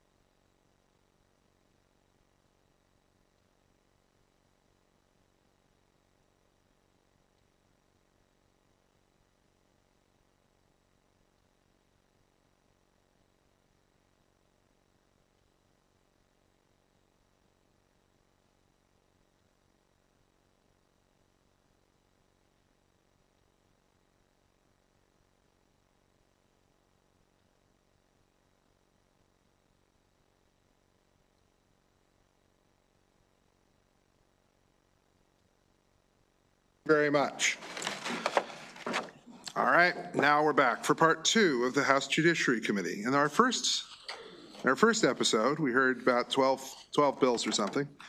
Now we're on House Bill 779, and we have several people here to testify on that. We'll hear from Dr. Merles, and I'm not going to try and pronounce the other last name. That's fine. Whoever would like to go first, please. Okay. Well, good evening, Chair Clippinger, and the members of the Judiciary Committee. My name is Dr. Bevan Merles. I'm a licensed clinical psychologist and the Deputy Director of Mental Health for the Department of Public Safety and Correctional Services. Alongside me is the Director of Mental Health, Dr. Linda Beneski. She's also a licensed clinical psychologist. We're here to strongly advocate for House Bill 779, which seeks to establish a medication review committee within DPSCS. We firmly believe this bill will improve the lives of many of our patients diagnosed with a severe mental illness in our licensed mental health infirmaries who refuse to take medication and continue to deteriorate both psychiatrically and medically. These unmedicated patients are unable to function due to their psychiatric symptoms interfering with their ability to care for themselves, manage their medical conditions, and follow directions of staff. They're unable to make their needs known or advocate for themselves. We have identified 25 patients in the mental health infirmary who would greatly benefit from a medication review committee. Unfortunately, this number will only continue to grow as the prevalence of severe mental illness rises and the population we serve continues to age. We have a 69-year-old with psychosis who's serving a 30-year sentence whose thinking is so profoundly disordered. He has high blood pressure, among other comorbid medical conditions. He refuses to have his vital signs taken, refuses to see medical providers, struggles to shower and eat regularly, and does not participate in out-of-cell activities. Another patient is 26 years old, diagnosed with schizophrenia, who's serving a 13-year sentence, and has refused antipsychotic medication. He is grossly psychotic and can be assaultive. He does not shower, intermittently eats, does not speak to staff, and refuses to leave his cell. Finally, a 44-year-old patient diagnosed with schizophrenia serving 33 years. He has uncontrolled hypertension and diabetes and stands for hours at a time in his cell, which causes severe swelling in his legs. Despite considerable encouragement to sit and elevate his legs, he's too disorganized to follow directions. He refuses all medical care, including blood pressure and blood sugar monitoring. The implementation of House Bill 779 represents a significant step forward in continuing to address the comprehensive mental health and physical health needs of our patients, with the potential to greatly improve their overall well-being and long-term health outcomes. The department is also proposing several amendments to the bill that clarifies the criteria of when psychotropic medications may be administered in non-emergency situations and ensures that the due process rights of our patients are protected by adding language that allows the patient to appeal to the Office of Administrative Hearings. We urge the committee to vote favorably with amendments on House Bill 779. Thank you for this opportunity to speak, and we're happy to take any questions you may have. Thank you. Please. Oh, you're okay. That's fine. We'll take questions then. Ms. Burton is favorable with amendments, so I'm going to take questions first, and then we'll go to Ms. Burton. Delegate Arikan, please. Thank you, Mr. Chair. You mentioned the appeals process. What would happen in the short term? Would the medication not be administered until the appeals process had concluded? Correct. Okay. That's if the patient wishes to appeal, then they would have a stay of the medication. Until the appeal is heard and a decision's made. All right, thank you. Yes, and I appreciate the due process elements of this, but the two patients you've just described seem very, very mentally ill, sadly. So how likely, is it a faux remedy? Because I don't see a lot of patients taking advantage of it if they're that impaired. So do you think that despite their mental illness, people will still avail themselves of their due process, or what? And during the process, that's why they'll have a lay person to assist them with that. But you're correct, they are very disorganized and don't able to understand a lot that's going around with them. Because if they're refusing to shower based on their staff, isn't it possible that they won't follow the guidance of a lay person? But I appreciate this bill, and I understand the need for it. Thanks. Thank you. Just to be clear, the two examples that you gave, were they found competent to stand trial, or were they? These are sentenced individuals, so they're sentenced So to we're not pre-trial, we're. Correct. Okay. Delegate Crutchfield. Thank you, Mr. Chair. just wanted to understand like the process and procedure for when this actually happens. Like take us from the intake of when the medical review process would start, and then how the process works. Sure. So it's laid out in the bill pretty clearly. What would essentially happen is that somebody would have to have refused medications for a significant amount of time. And in the bill, we indicate 30 days. Okay. That is a significant amount of time where they're not medicated, they're potentially a harm to themselves and as well as a harm to other people. And during that time, what would end up happening is that the psychiatric provider at the infirmary, they would have to be admitted to the infirmary, of course. The psychiatric provider at the infirmary would then decide to try to move forward with it. In order to do that, they would have to write a report. The report would go to the medication review committee, which would be made up of a psychiatrist that's not treating the person or a psychiatric provider, a other individual that is a mental health clinician, and then an outside person. It's all mirrored similar to the Maryland Department of Health's clinical review panel. So they would go before the committee and be able to present their case about whether or not medications should be given forcibly. And then the patient would also be a part of the process. So they would be able to provide evidence, support, whatever they were able to do with the guidance and assistance of the lay advisor. Then after that, if the medication is deemed to be approved by the medication review committee, then it would move to the appeal process if the patient wishes to appeal. If they appeal, then there's a whole process laid out in the amendments that we filed that sends it to the Office of Administrative Hearings for an actual hearing de novo before an administrative law judge. Okay, so you're talking about someone that has stopped their medication for a certain period of time, but yet they can also provide evidence against what's happening to them. So I guess I'm wondering, are they represented in any way? Do they get assistance? Because clearly if they're off their medication, then, I mean, how helpful are they to themselves in presenting their own case? So can you tell me a little bit about that? It's Sure. Conflicting information. So we've identified a lay advisor that would be somebody within the department that would be a state employee working with the person. It's usually the social worker is what we were thinking. And that person would be able to assist them with getting the evidence they need, providing the testimony at a medication review committee. Again, this mirrors similar to the Maryland Department of Health's clinical review panel, and they also use rights advisors, which is the same type of concept that we're looking at for the lay advisor here. Okay, thank you. You're welcome. Delegate Simmons? Thank you, Mr. Chair. Thank you, ladies, for coming out. So going back to what you was talking about when you talked about the mental health side of things, can you talk to me a little bit about those who are on these drugs or need to be on these drugs? So if they're not taking them, are they considered to be homicidal or suicidal? And if so, is there a method to force them to take the medicine? So some patients can become suicidal or homicidal. And if they become an imminent danger to themselves or others, they can receive emergency medication for a short period of time until that crisis. But for long-term psychotropic medication to stabilize their psychiatric symptoms, we cannot force that. They have a right to say no. Okay, and during this time, are they like in general population or are they isolated? They're not. They're in the mental health infirmary that we have. Oh, thank you. Delegate Boucher? Thank you, Chairman. Have you seen an escalation of this condition post-COVID? We have been getting more mental health patients into the department being sentenced, and the trend is just going up. Right now, the people that we identified, the 3 patients that we talked about, and we have the 22 other ones that we've identified. These are the most serious that have been unmedicated for the longest period of time. And we don't want to just medicate everybody, but what we want to do is make sure that we're taking care of them. And we are. I mean, we're encouraging them, doing treatment teams, trying to get them to go. But they're also developing comorbidity with medical conditions. And those medical conditions will kill them. Uncontrolled hypertension, they can have a stroke.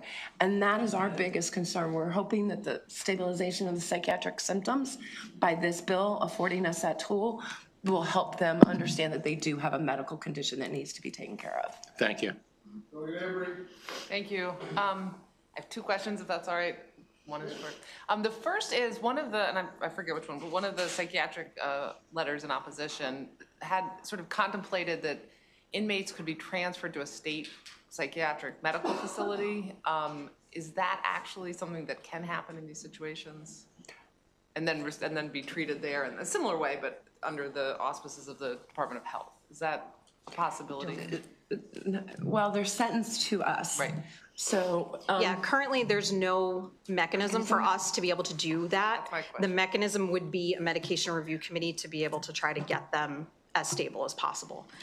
And just to follow up with that, even if it was true, like, two of the patients we're discussing was incompetent before they went and got sentenced. They did go to a hospital. They went to MDH. They got a CRP.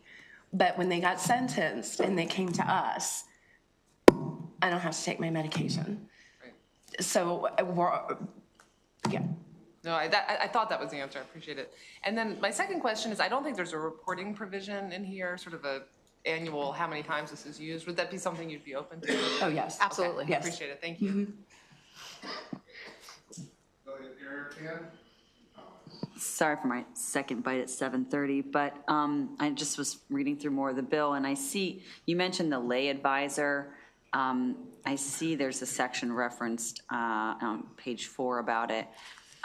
Is there no attorney access? I'm very wary to take away people's rights to decline medical interventions. So, I mean, and the lay advisor, I read the definition up at the top. It's just somebody from within the department. It's like the department's the one that wants to take the meds, and then here's our yes man to say, yes, you should take the med. You know what I mean? So could they have access to an attorney? Is that somewhere I'm not seeing? defender. Something in here, is that in there? We would be open.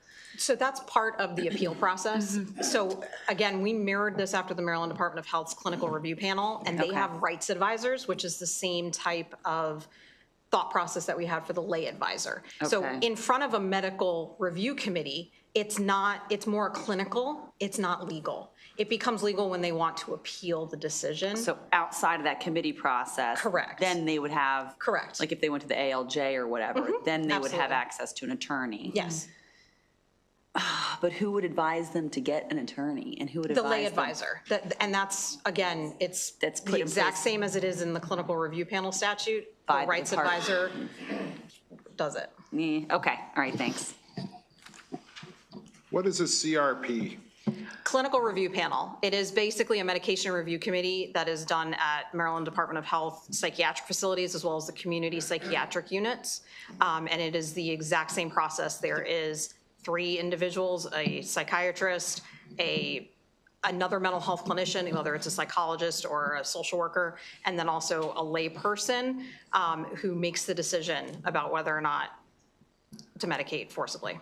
All right, just fighting against acronyms a little bit, once in a while. Delegate Conaway, then Delegate Williams. Thank you, Mr. Chairman. Thank you, panel, for coming in and testify. So it says psychotropic medications. So if a person doesn't want to take high blood pressure medicine, but their pressure is high, is that an indication of poor behavior or something? No. Thank you for your question. No, if somebody refuses their medical care, like you said, they have a right, just like they have a right to, but because they're so disorganized on the examples that we gave you, that they don't even realize that they have high blood pressure at this point. They won't agree to any type of medical intervention. Right, and they But won't. because of the prior history that we do have, we encourage and try to get them to understand, okay, you don't want to take this for your medical condition. And because of their mental illness, that prevents them from understanding that. Right. So a person might not want to go outside. That's an indicator also. You mentioned that. It's an indicator for a lot of our severely mentally ill individuals that they have decompensated further. That is one of the symptoms in the DSM, which is the Diagnostic System. So if you're incarcerated or physically restrained and you don't want to go outside because you're in fear that you're going to run or maybe it makes you feel even worse to go outside because now you're in a false reality because you'll never really be outside, and you say you don't want to go outside, then that shows that that contributes to the diagnosis of. No, sir. No, it's very, no, what we're trying to say, they won't even leave their cell to walk to the shower. Well, yeah, okay, so, and I understand that, but they could not, from what I understand about being incarcerated in certain facilities, that is a certain type of self-defense that you want to smell like very not good, so. Well, these are individuals that are documented to have severe mental illness. That's not the only symptom that they have. A lot of them are disorganized. They are not able to understand what people are talking about. Their responses to questions are also disorganized. These are also individuals who have hallucinations. Part of having a severe mental illness, unfortunately, a lot of the time is that you do not believe you have one. And that's part of their reality. Right. So not leaving your cell is just one component of the larger piece. It's not, yeah, it's symptomatic. Okay, well, I just want to interject this because I do happen to know about it. You could be diagnosed as having some type of delusions or something, like if you believe in certain types of religion. Is that correct? Like if you believe in Jesus and Holy Ghost and all that, right? No, delusions are, no. So there's a cluster of symptoms, and so if somebody has a belief in their religious beliefs, if it doesn't impact their functioning. Oh, well, clearly today we've heard testimony where it does. You know, people are asking God to do this and God to do that. So, but I thank you so very much. Thank you, sir. Delegate Williams. Thank you, Mr. Chair. Just trying not to ask a question, but you mentioned this CRP. And I was looking earlier at the letter from the Maryland Psychiatric Society where they feel like a new CRP panel will be redundant because of what currently already exists. And so I guess I'm just trying to figure out why this second piece is needed if we already have this first piece.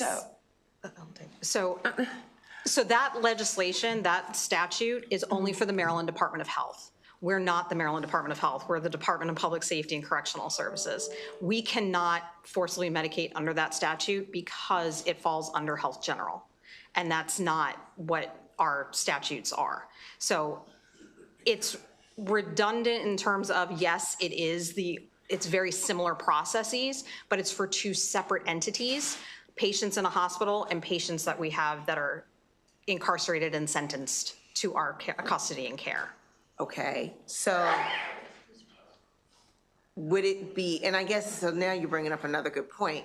So do we need something so you guys can just coordinate with who's already providing the healthcare to these individuals? Because one of the things that they're raising is that you guys would not readily have access to all of their previous medical records, the fear of prescribing something to an individual who's incarcerated that they've already previously tried and know that it doesn't work. Like, you know, they're raising all of these points, and I'm not a doctor, I'm not even gonna play one on TV, but these folks are. And so, you know, I don't know if you can address that or not. Yes, ma'am. Thank you for your question. So what they're indicating is like getting other people's records. So if there was again, they're just assuming that these are all pretrial that went to a state hospital, got a CRP, went back, got sentenced, and now they came to us. That is well and true. We coordinate with the Maryland Department of Health to get those records. So you already have the ability to coordinate? Yes. Okay. Yes, ma'am. Okay. All right, thank you. Seeing no further questions for this panel, thank you both very much. Now we're going to hear from Evelyn Burton, who is testifying favorable with amendments on the bill for 2 minutes, and then we'll have the three people who are about to fall asleep over there on the wall, and I see you, talking in opposition. Ms. Burton, please, for 2 minutes. I'm going to keep this thing moving. Here we go. Evelyn Burton, please, for 2 minutes. But you have to unmute yourself or we can't hear you. We could also read what you're. Sorry about that. There you go. All right. I'm Evelyn Burton, Maryland Advocacy Chair of Schizophrenia and Psychosis Action Alliance, representing both those with psychotic illnesses and their families. We support the treatment of psychotic illness as early as possible to prevent harm to self or others, victimization, and the permanent destruction of brain tissue during active psychosis. The hallucinations and delusions of psychosis can be pure torture. I know of one woman who gouged her eye out trying to stop the terrifying hallucinations. Others bang their head against the wall. Suicide is all too common. Medication can help. Some refuse medication because of delusions of poison. Others have anosognosia, a brain condition which prevents them from recognizing they're ill and need medication. Medication over objection is currently allowed only in a hospital under close medical observation for reactions. State hospitals can accept patients from the state prisons. Unfortunately, they refuse to follow the current statute and refuse admission to inmates that qualify. Many are then held in restrictive housing. To facilitate treatment, we do support HB 779 with amendments to include safeguards to, one, assure that the Medication Review Committee receives information from the family, who often has the best records, outpatient providers, and others. Assure that the facility staffing and medical oversight are appropriate to ensure safety, which are not described in the bill. Assure the lay advisor has appropriate knowledge and qualifications, which also are not described. And I would like to add to the amendments we suggested that guardian and healthcare agent be included wherever family is mentioned. Thank you, and I welcome your questions. Questions for this witness? Seeing none, thank you very much for being with us this evening. And we're going to go now to those in opposition. Lucine Parsley, Sanjeev Verghese, virtual? No. Kimberly Watts. We don't have anybody virtually, so we'll hear from the two of you. Whoever would like to go first, please. Lucienne Parsley, Chairman Clippinger, from Disability Rights Maryland. We're the Protection and Advocacy Center for people with disabilities. Over the last 10 years, we have been investigating, touring the state correctional facilities, especially people with serious mental illness on segregation. We've found the care provided to people seriously inadequate. We really, in many cases, it's inhumane. And given the current DPSCS mental health structure, which involves a private for-profit mental health care provider who has not provided services as required in its contract and which operates without proper oversight by DPSCS, we really think that this is premature, that we need to make sure that people are safe if they're going to be forcibly medicated. Our concerns really have to do with the fact that the situation is, the environment there is inadequate. There's a whole litany in my testimony of problems with DPSCS monitoring the healthcare contracts, the mental health care contracts that I will direct you to. We really would like to see the bill clarify, because it does not currently do so even with the amendments, that it only applies to people who have been sentenced. We also would like to see that a clinical program means more than just medicating someone and keeping them in their cell. If you visit these infirmaries, the way they're licensed, they're not called infirmaries, but they are essentially SEG. People are kept in their cells 22 or more hours a day without being provided clinical services. We think people should have the right to supportive services, therapy groups, psychosocial education, et cetera, to help them actually do more than just be medicated in their cell. It is not in the amendments, I'm sorry, that the person will get an attorney to assist them, as is required in 10708 for people in state hospitals, and we would like to see that in there as well, as the lay advisor should be someone who is neutral. Thank you very much. Thank you very much. Ms. Watts. Thank you. I'm still Kimber Watts. I'm from the Public Defender's Office. I'm the head of the Forensic Mental Health Division and one of Delegate Phillips' constituents. I would first like to say that we really appreciate the willingness of Drs. Boneski and Merles to talk to us, and we recognize that this bill is very well intended and that our clients truly are suffering. That being said, the reason that DPS-CS can't forcibly medicate them is because they aren't hospitals. And they aren't equipped to be hospitals, despite the best efforts of these doctors to do that. So we applaud the recent changes that they've made to improve medical care, but we still have concerns. First, as to the right of counsel, the amendments don't adequately address that. The right to counsel is required under the Due Process Clause, and as my testimony written indicates, under Supreme Court and Maryland case law as well. They're required to have not a lay advisor, but an attorney. The lay advisor is certainly a wonderful addition to the team, but can't be the end-all and be-all.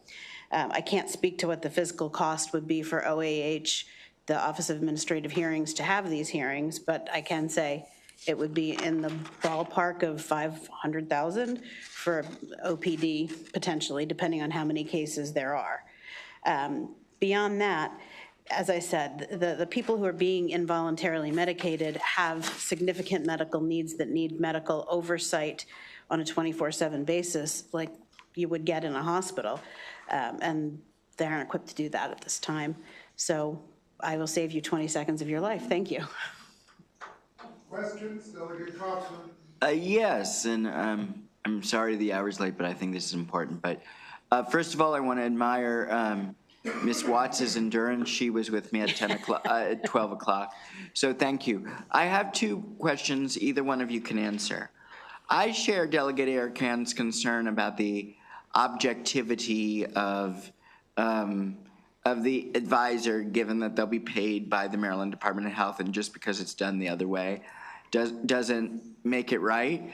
And so do you share that concern, or am I being neurotic? But secondly, I think the doctors made a very compelling point that if somebody doesn't take their atenolol or other types of high blood pressure medication, she talked about a patient who would die without the blood pressure medication. So if you don't like this approach, what's the alternative? Because I think she's right that people will die if they don't take some of their medications. We agree that as long as people's due process rights are protected and that people receive all the services that they receive supportive services at the same time, medication is not intended to be used as a sole source of treatment. It's in addition to therapy, group therapy, psychosocial education, et cetera. And if none of that is provided and you spend 24 hours a day in segregation, you're not going to get better. We actually can put in our testimony that we suggested maybe someone from the Correctional Ombudsman's Office might be a neutral person to act as a lay advisor, but that would be, I would see that in addition to having an actual attorney at their administrative law. And what about my concern, the second part of my question, about the objectivity and independence of the advisor as the bill is currently written? Do you share my concern about a potential conflict of interest, or is it unwarranted? I think that there's always a conflict of interest when the person who is advising, well, I should say there's a difference between advising in this sense, in the lay sense, and representing, but yes, I still share your concern. My concern is that somebody who works for the Department of Health or the Department of Public Safety would have an interest in kind of promoting the agenda that they've been given, to get this person to take their medications. Sometimes people have really severe side effects to these medications that really can't be underestimated, and it can be difficult to manage. Thank you both. Thank you. Let me maybe see if I heard something. Are you willing to work with the department to see if you can resolve some of these issues, or is it too much? Okay. Who would be? Is the department willing to work with the advocate? Oh, look at everybody nodding their heads. Oh, dear.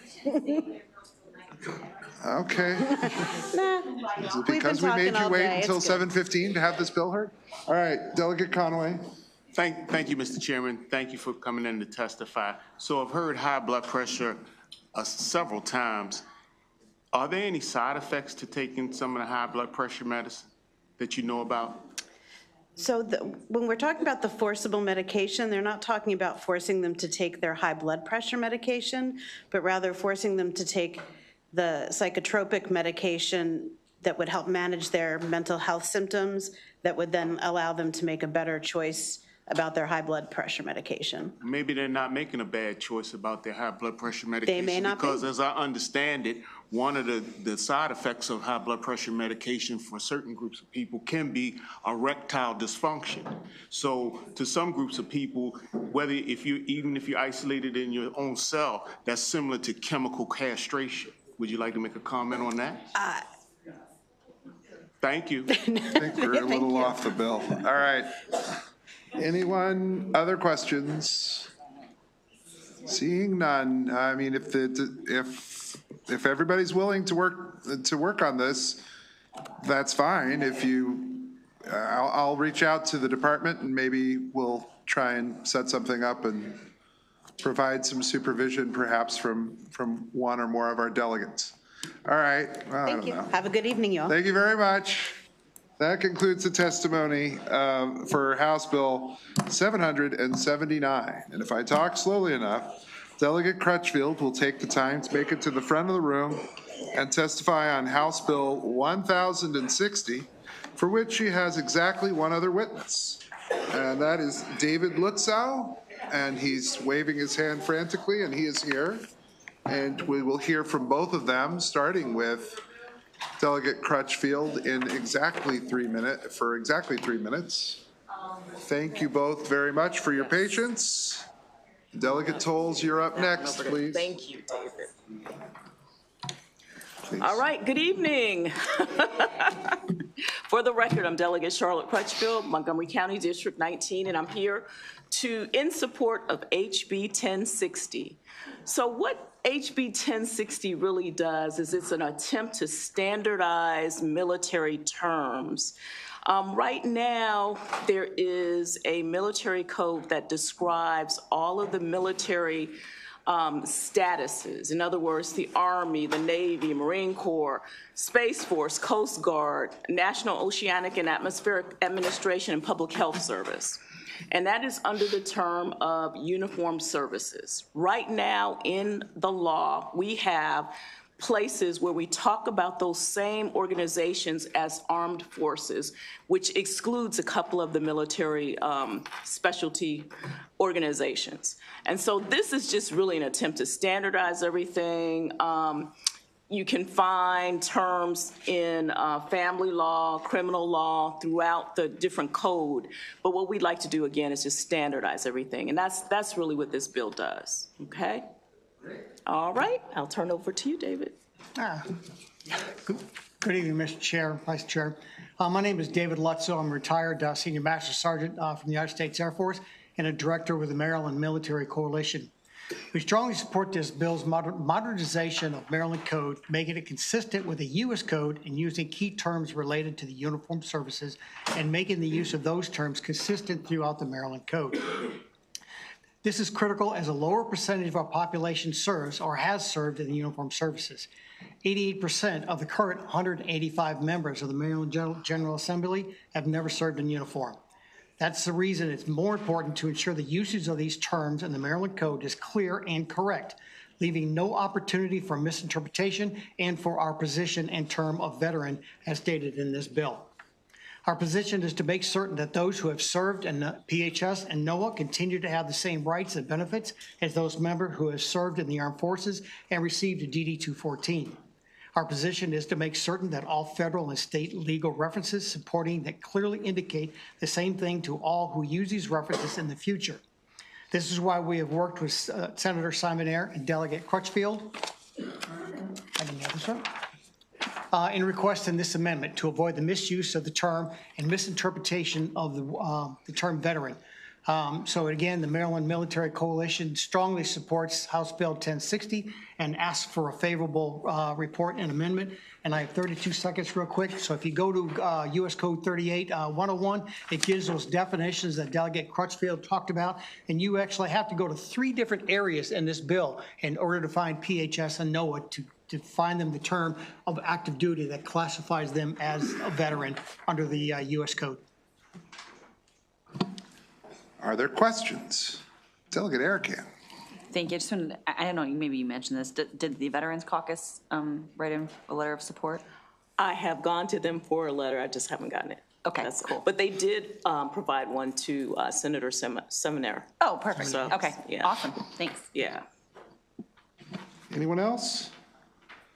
Seeing none, thank you very much, and thank you very much for your patience as we get through this long list of bills.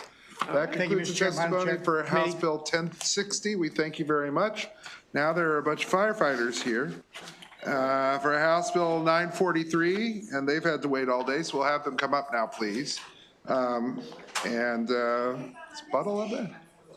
This is Delegate Toll's bill. What'd she do? She couldn't find, I'm not going to repeat it. Who I have Jeff Buttle, Colin Campbell, Robert Phillips, and Josh Fannin. There's Buttle. There are other people here who are not signed up. Moral support. Are there personal security? That's right. Oh, it's fine. It's good. Delegate Tolles for 3 minutes, everybody else for 2. All right, thank you. Thank you, Mr. Chair. Thank you, colleagues. Chair Clippinger and Vice Chair Bartlett and members of the Judiciary Committee, I ask for a favorable report on HB 943. Our firefighters and first responders put their life on the line every single day to keep us all safe. HB 943, as stated in the bill, prohibits a person from committing a certain crime of malicious or fraudulent burning that result in the death or serious injury to a firefighter, and generally relating the crimes of malicious or fraudulent burning. Our current law regarding malicious burning, when a firefighter is injured in putting out a fire that started maliciously and charged under the malicious burning statute, the injury cannot be attributed to the person who started the fire maliciously. Thus, the reason for HB 943, it will close that loophole. This bill passed last year out of this committee and unanimously on the House floor. Senator Attar was the bill sponsor. So I hope it won't be a sponsor problem this year, getting it out. Sorry, that was a laugh, applause, and I know it's kind of late, but you all can laugh at my jokes. Okay. Eric Can's going to co-sponsor, but okay, back to the bill. Colleagues, I hope we can pass this bill out again unanimously.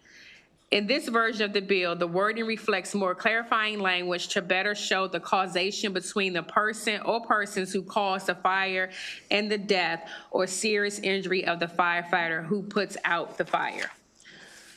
We have seen the critical role our firefighters play in our community, from the wildfires in California to the simple house fires we see right here in Maryland. Colleagues, we should be putting policies in place to help protect these men and women. And our first responders should feel confident that this government has their backs. This bill was today passed unanimously out of the Senate, so we can't let them outdo us. So colleagues, thank you, and I look forward to a unanimous vote in favor of HB 943. Thank you, Mr. Chair.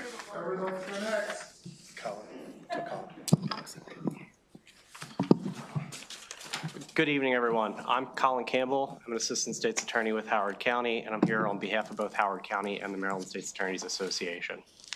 I'm here to express strong support for House Bill 943 and extend my gratitude to Delegate Tolles for sponsoring this crucial bill. As an ASA since 2018, I've prosecuted criminal cases, including arson. I also happen to be a volunteer firefighter with the Providence Volunteer Fire Company in Baltimore County for over 15 years. This bill seeks to remedy a significant gap in our legal system. No one argued the profession of firefighting is inherently dangerous and that firefighters bravely and willingly place themselves in harm's way to protect the lives and property of others. When someone decides to maliciously or fraudulently set fire to property of another individual, it is foreseeable that emergency services will respond to extinguish that fire. But for the criminal choice of the arsonist, the actions of the brave firefighters would not be exposed to potentially life-threatening injury. However, there's currently no mechanism for us to seek justice for firefighters injured in the line of duty due to an intentionally set fire. From 2013 to 2022, ATF bomb arson tracking system data reveals 35 reported injuries to firefighters during the suppression of fires classified as arsons in Maryland. In the past 3 years, there have been 5 arson cases in Howard County resulting in firefighter injury. Unfortunately, the crimes of assault and reckless endangerment do not adequately encompass these scenarios and have thereby left the state without any meaningful avenue to seek justice for an injured victim. I've personally had the defense's motion for judgment of acquittal granted for reckless endangerment of a named firefighter where the bench found that that was not the legislative intent of that charge. This bill seeks to create that mechanism, allowing Maryland prosecutors to seek justice for injured victims who would not have been harmed but for the need to respond due to the criminal actions of the arsonist. Additionally, this legislation acts as a further deterrent toward eliminating the use of fire setting for criminal goals. In conclusion, on behalf of myself, State's Attorney Rich Gibson, the Howard County community, and prosecutors of the state of Maryland, I appreciate your time and seek a favorable report on House Bill 943.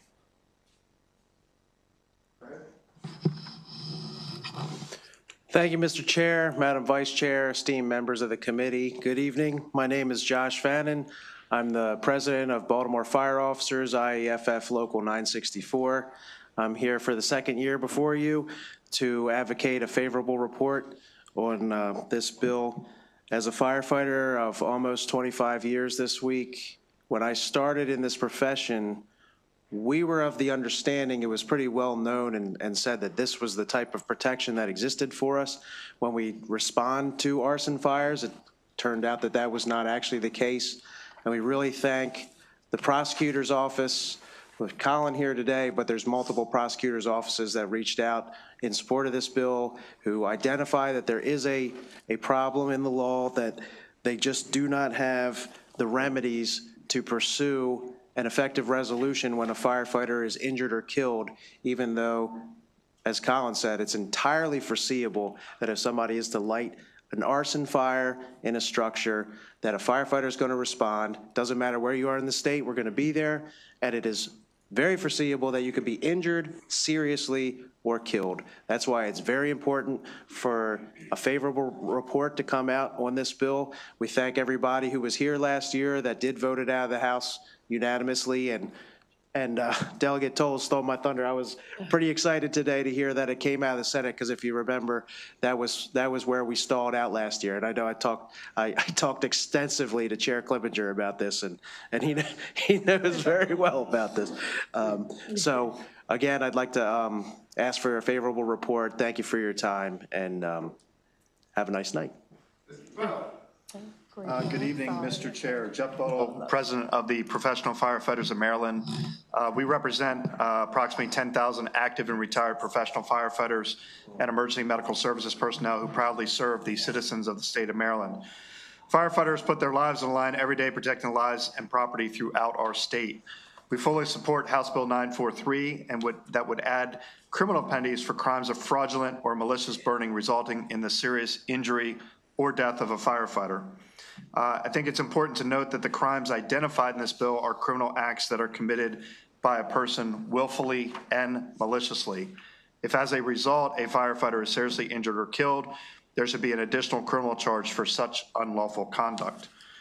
This bill also allows for judicial discretion in the sentencing of a person found guilty, where a judge determines the length of the sentence up to 10 years, as well as the ability to run the sentence concurrent or consecutive to the underlying criminal charge, which is something this committee put in the legislation from last year. So I'll keep this short because I know it's been a long day. On behalf of the professional firefighters of Maryland we encourage the committee to issue a favorable report on House Bill 943. Thank you, Mr. Chair. Thank you very much. Last year, this was House Bill 321.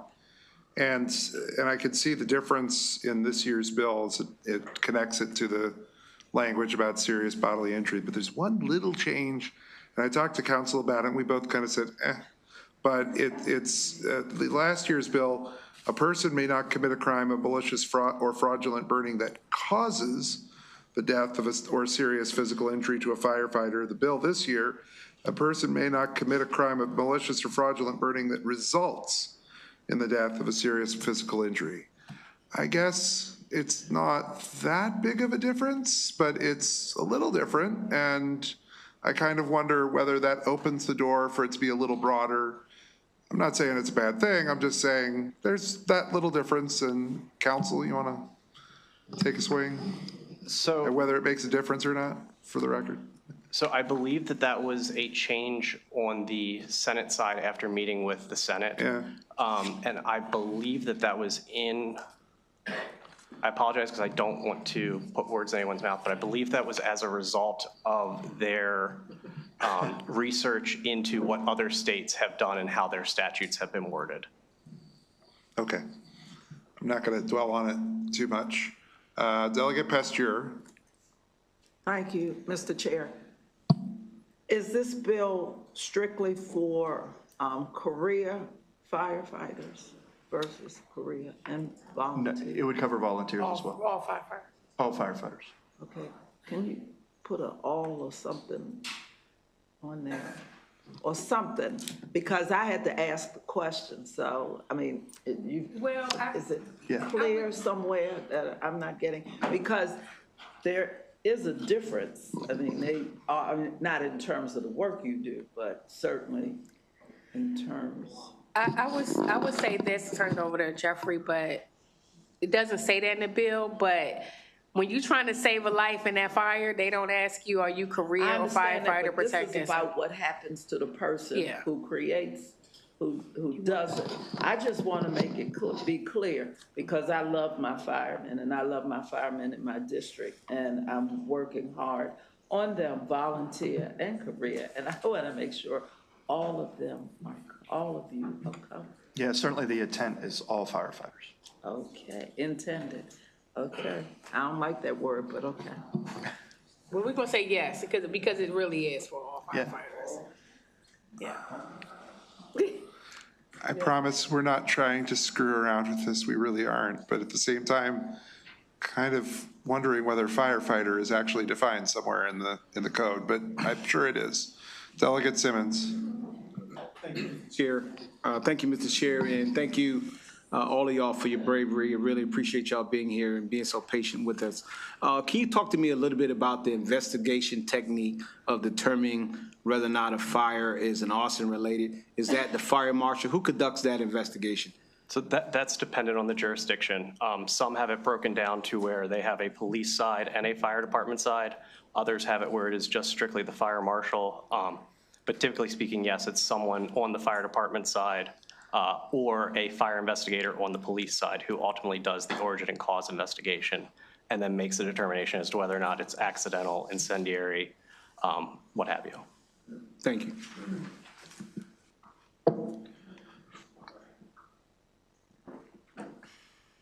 You're done? Okay, great. Any further questions? Seeing none, thank you very much. That concludes the testimony, I think, on 943. Is there anybody in opposition? I don't think, nope. Oh, there's a favorable with amendment. Nope, we're good. We're done. We're done with that bill. Yeah, we're done. 943, we're not done entirely though, because Delegate Tolles has another bill. Thank you. Just giving out hugs to these guys. I appreciate all your work. After Delegate Tolles finishes with hugs, House Bill 1074. They didn't get a hug. They are. They keep us safe. We good with some hugs. Thank you for everything. Thank you, guys. Thank you. Thank you. Thank you. Thanks for hanging out. Kaylee Locklear. Matt my Denio. bestie. All right, I'm coming. I'm coming. Karen Morgan, here she comes. Craig Saperstein? Yes. We have two. All right, so we're going to go with Delegate Tolles Yes. for 3 minutes, 2 minutes for everybody else. Yes. Gift card crimes. Yes, Mr. Chair, we do have 2 people virtual that are in favor. We have one who's actually here. One, okay. We have Mr. Vendemio is not yet. Okay. Or is not. But in any case, maybe they'll magically appear, perhaps after Ms. Locklear finishes her text. Delegate Tolles, please, for 3 minutes after she swallows the drink she just took. Yes. All right. Which Republican did that on the news? I'm joking. Okay, let me get to business. It's late, y'all. It's late. Okay. So I'm here. I want to thank you both for staying for so long and all the committee members. I'll be really brief with my testimony. Mr.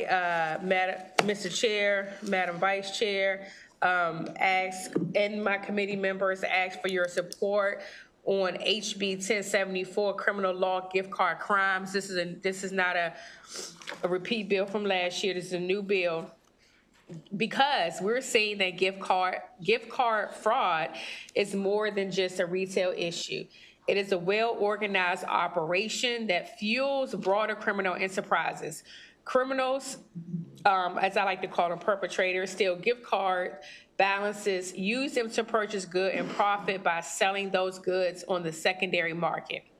Without the decisive legislative intervention, these schemes will continue to harm businesses, consumers, and the integrity of the retail industry.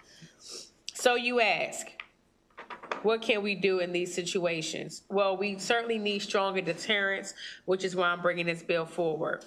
HB 1074 does the following, but not limited to: prohibiting a person from taking a certain gift card from another or receiving a gift card with the intent to use, sell, or transfer the gift card in a certain manner. And it, most importantly, prohibits a person from falsely making or embossing a gift card.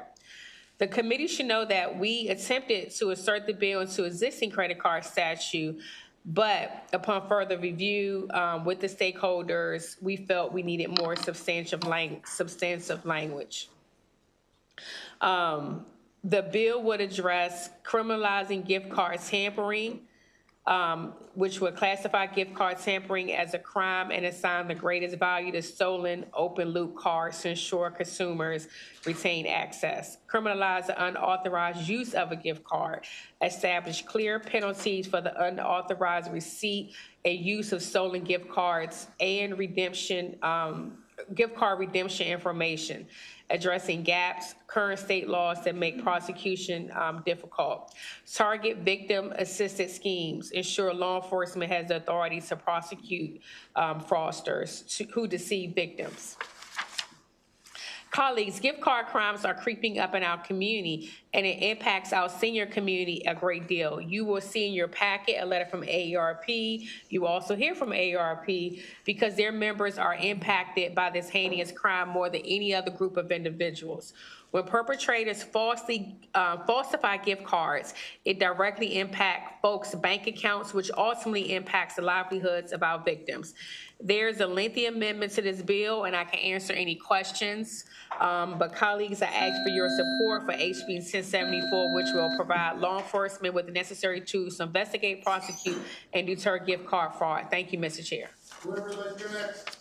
Good evening, honorable members of the House Judiciary Committee. For the record, Kaylee Locklear here on behalf of the Maryland Retailers Alliance. So last year, Maryland became the first state to pass stringent gift card packaging laws. Despite the ongoing efforts of card issuers, retailers, and law enforcement to combat this criminal activity, fraudsters continuously adapt their tactics, circumventing existing safeguards and really staying one step ahead of our industry efforts. To combat this crisis, legislative action is required to strengthen protections, enhance law enforcement capabilities, and impose clear criminal penalties for those engaged in gift card fraud. Maryland does have statutes, credit card statutes on the books in reference to tampering, fraud, duplication, and more, but gift cards do not meet this definition. Gift card scams, by the way, take many forms that are very similar, including tampering with physical cards, tricking victims into purchasing and transferring gift card balances under false pretenses, and stealing redemption information to make unauthorized purchases. All of this, by the way, is detailed in written testimony that I submitted to the committee. The scale of the problem is truly alarming. Industry has already partnered with Homeland Security investigations through Project Red Hook, an initiative that has already led to 150 arrests since its launch in January of this year. Through those arrests, data is emerging that criminal enterprises use gift card fraud to finance illicit activities, including fentanyl production and distribution, money laundering, human trafficking, and illegal migration. Fraudsters often purchase goods with stolen gift card balances and resell them on the secondary market, making it difficult for law enforcement to track and prosecute offenders under current laws. Again, I submitted a lot of information to you in written testimony. I'm glad to answer any questions and urge a favorable report. Thank you. Good evening, Mr. Chairman, members of the House Judiciary Committee. My name is Karen Morgan. I'm here representing AARP Maryland. I'm a member of the Executive Council. We are here in support of House Bill 1074. As has been noted, the use of gift cards has become a preferred vector for criminals to commit crimes. It didn't used to be that way. 50 years ago, it was just a loyalty program, but now it's become a way to steal money with impunity. AARP has been involved in an educational program since 2021. Gift cards are for gifts, not for debts. That's been our mantra for ever since 2021. And people are listening, but people still are victimized by the scam. AARP was a proud sponsor of Chapter 463 of 2024, that's Senate Bill 760, the law that was just referred to a minute ago that creates protections around gift cards, around the manufacturing of gift cards to make them less resistant to, or more resistant to tampering. That's part of the circle. We've got a couple of parts of the circle. We need another part, which is law enforcement. We need to make this a crime. It is a huge crime. Over $200 million was reported stolen simply because of the gift card crimes in 2023. And because we know that fraud crimes are massively unreported, we know that's just the tip of the iceberg. So we are asking for a favorable report on House Bill 1074. Thank you. Mr. Saperstein, please. Good evening, Mr. Chairman and distinguished members of the committee. My name is Craig Saperstein. I'm a partner at the Pillsbury Law Firm in Washington, D.C., and I'm a proud Maryland resident. I'm testifying on behalf of my client, Blackhawk Network, which is one of the largest program managers and distributors of gift cards worldwide. Blackhawk works with issuers of gift cards, that is the stores where the cards can be spent, and the sellers of the gift cards, which are the retail stores where gift cards are sold, to bring cards to market and to handle card activation, customer service, and other functions. Blackhawk has long been on the front lines of preventing gift card fraud, and it considers that role to be among the company's foremost priorities from the CEO on down. As you're aware, gift card fraud takes a variety of forms and thus requires a variety of solutions. Blackhawk is really uniquely positioned to encourage adoption of best practices to prevent and prosecute fraud. And that's why, after many years of leading the industry on this issue, the company spearheaded the formation of a coalition of law enforcement, regulators, retailers, and card brands in support of legislation to ensure that prosecutors have the authority they need to prosecute fraud. We're honored that the model legislation Blackhawk crafted with our coalition partners is reflected in HB 1074. This bill would, for the first time under Maryland law, criminalize several forms of gift card theft, giving prosecutors the explicit ability they need to bring cases against organized crime rings, some with links to China, that engage in gift card tampering and other scams. This fraudulent activity is often connected to broader illegal activities such as money laundering, fentanyl distribution, and human trafficking. While card issuers, distributors, and sellers have implemented numerous preventative measures, sophisticated fraudsters adapt quickly to circumvent those measures. And to counter this threat, our coalition is pleased to support this bill to assign clear criminal penalties for gift card tampering and scams. Thank you so much for your support of this important bill. Delegate Congolo, questions? Yeah, thank you, Mr. Chair, and thank you for this piece of legislation. I mean, I can personally attest to being a victim of credit card or debit card theft. And I can tell you it was very embarrassing when I gave a gift card to someone as a graduation gift, and I was told that the card was no good. And I went back to the store, and the store told me, well, this is pretty common now. And when they turned the card over, they showed me where the card had been tampered with. And basically, there was nothing I could do to get the money back. So, so I thank you for this because I'm still upset about that. So I guess my question is how do you determine the penalty? Because if you don't know the value of the gift card, I'm just wondering how you determine the penalty. Yeah, so let me start here. So the bill that's before you is different than the amendments that we proposed here. Originally, we thought it would make sense after working with some of the prosecutors across Maryland that we could just insert this into the credit card statutes. So that's section 8-201. So that's the bill before you. Then as we worked with stakeholders and started to have conversations around it, again, gift cards do not fit that definition of what a credit card is. It is not some sort of revolving credit account. It's not issued to an individual. And those penalties, and there are far more stringent than I think what the committee would be willing to go to. Quite frankly, a lot of it's felony. So in reference to that issue, we ended up redrafting this, and those are the amendments that are before you into what would be an entirely new section. And we break down for you by the type of gift card crime, what that crime is. So there's 4 different areas that would capture the 7 different types of gift card fraud, tampering, and theft that occur. And then assigned a separate penalty, all of which would be a misdemeanor. We catch them in different parts of the process here. And I gave you a PowerPoint of one of the examples of what tampering looks like. And I think someone else might ask a little bit about that. But we broke those categories down, and then we made them misdemeanors. And I'm glad to go through that with you because all 7 ways that they're manipulating them. Some have to do with seniors and tricking individuals into purchasing gift cards. Some have to do with taking the cards out of our stores, reprogramming them, inserting them into systems and card draining. There's just all these different parts of the process that we catch them in. And I think Detective Vendimio from Montgomery County is sitting in a waiting room, and he can tell you some of the things that he's seen and found. Okay. All right, thank you. There's an iPhone listed, but we don't have a name. Anyway. Yeah. Delegate Taylor. Thank you, Mr. Chair, and thank you, Delegate Tolles, for bringing this bill. It's awesome. And Ms. Locklear, we talked a little bit when you were in the office to talk to Delegate Tolles, and you explained to me the process of folks running, going into a store, grabbing a lot of gift cards, taking them back, manipulating the redemption, et cetera, et cetera.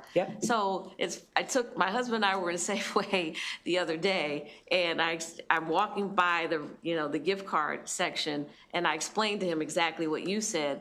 And he asked me, well, how would I know, if I picked a card off the kiosk, how would I know it was tampered with? So I wonder if you could share that with us.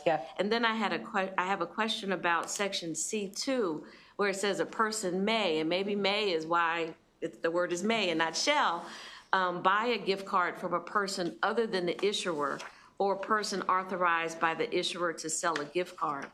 And the reason why I asked that question is because I give gift cards a lot as gifts, and my sister may say, buy one for me so we can give to my dad, and then she reimburses me for the cost. So that's not what you mean here, or is it? I'm not sure. And are you looking at the bill itself or the amendments? Sorry. I'm looking at the bill.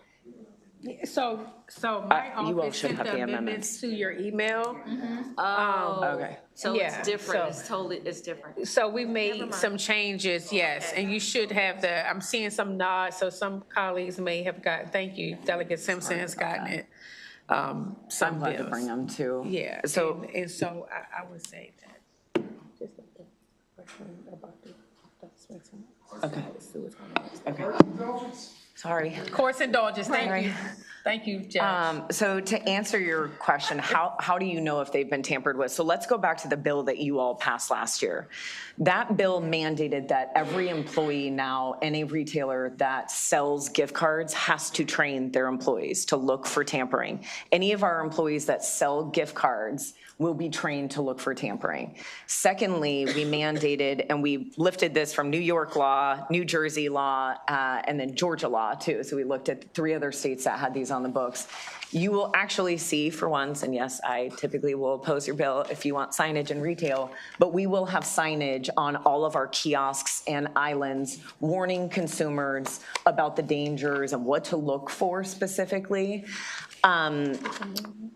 You know, and it's a hard question to answer, and I'll explain it here, and I think there's gonna be another question about it, but it has to do with how they're stealing them and how good they are at reconcealing the product so that consumers cannot tell. We're talking about they use the same heat guns and glue that we use to seal our gift cards. They use the same coverings that we use. I mean, they are really, really good. And I'd love to explain that process because it is very advanced and how good they've become at this. And it is hard to tell what's going on. And what's missing here is we created all of these packaging standards, all of this training, communication to our employees and to consumers. But right now we have nothing on the books that we can charge them with. Nothing. No matter what part of the process we catch them in. And that's the frustrating part. Thank you. Yep. Before we take another question, Mr. Vendemio is here now. We're letting him in. We'll let him testify for 2 minutes. There he is. We'll let you testify for 2 minutes, and then we'll take a couple more questions, please. So go ahead, Mr. Vendemio. Hey, how you doing? My name is Detective Matt Vendemio. I'm a police detective with Montgomery County, Maryland. I work out of the Wheaton District. Sorry for my problems connecting, but I just wanted to go over how I see these gift card crimes in my everyday cases as a detective with Montgomery County. I see suspects, they will steal the gift cards from stores in the region, and they will take them home and they will put other people's credit card information on it. Sort of like an identity theft, they'll put their credit card information, so credit card fraud and cloning things. We can't arrest the suspect when they walk out of, let's say, a drugstore with that, because on the back of the card, it lists that this gift card has no value. We can arrest the suspect that is in possession of the cloned credit card, but when the person actually physically steals it from a store, we're not allowed to stop and arrest them. It will take them a little while, maybe an hour or a couple days, to put that personal information, the credit card information, on there. Once they're arrested, you still need another like a skimmer to run that, to find that information. Generally, patrol officers do not have that, but some detectives do. I see other suspects, they will steal the gift cards, they will open them up in their car, drive to another store, and put them back on the shelves. And what they're doing is they're putting a code on the back with a barcode that they already have access to. So when the suspect, or when the victim unknowingly takes, let's say, a gift card off of the shelf for a birthday present to, let's just say, Home Depot, and puts $100 on there for their father-in-law, the back of that card will now be activated, and the crook will have that card information. That other gift card that they just purchased will be useless. And the last thing I see, this will be quick, when I see suspects steal people's credit cards, a lot of them will go to these stores to buy gift cards as a way to launder the money and make it harder for us to trace the bad guy using the victim's information, because they say they steal or pickpocket or break into a car, steal some victim's credit card, purchase it. They'll make a purchase to buy gift cards, and then they'll use that. It's harder for us to trace, but we still can. But those are the 3 things that I see a lot with gift card fraud and thefts. Thank you very much. Delegate Conaway, then Delegate Phillips. Thank you, Mr. Thank you, Delegate and panel, for coming in to testify. From AARP, you said gift cards are for gifts and not for, I couldn't hear the last part. Not for debts. Not for debts? Debts, yeah. Okay, and your employees are supposed to be trained to spot tampering. So your employees on the end over there. Retailers, are this for Kaylee? Yes, sir. Yes. So you said you train your employees to spot tampering, but sometimes they might resell a package that has already been opened and resealed in a sophisticated manner? No, so that's a part of the training is absolutely not. We don't want them selling anything that's ripped or open or anything like that. But they might sell one that someone took and opened it and then Correct, because it is repackaged and looks exactly like every other normal gift card. So in that case, how does the consumer get reimbursed or? So that's a good question, and I actually detailed some of that in written testimony. Typically, they will call the back of the card, and this happens all the time, where people go to use the card, and they're like, hey, I have a receipt, or maybe I don't have a receipt, and I got this gift card, and it's supposed to have $100 on it, and there's no money on it. And so they'll call the manufacturer, or they'll come back in the store, and most of the time, that's completely honored. It puts us in a weird position, though, where anybody could theoretically be saying, I don't have a dollar amount on this gift card, and we just have to trust that that's what's happening, right? So that happens kind of frequently? It is very frequent now. That's what's necessitating statutes. Thank you so very much. Absolutely.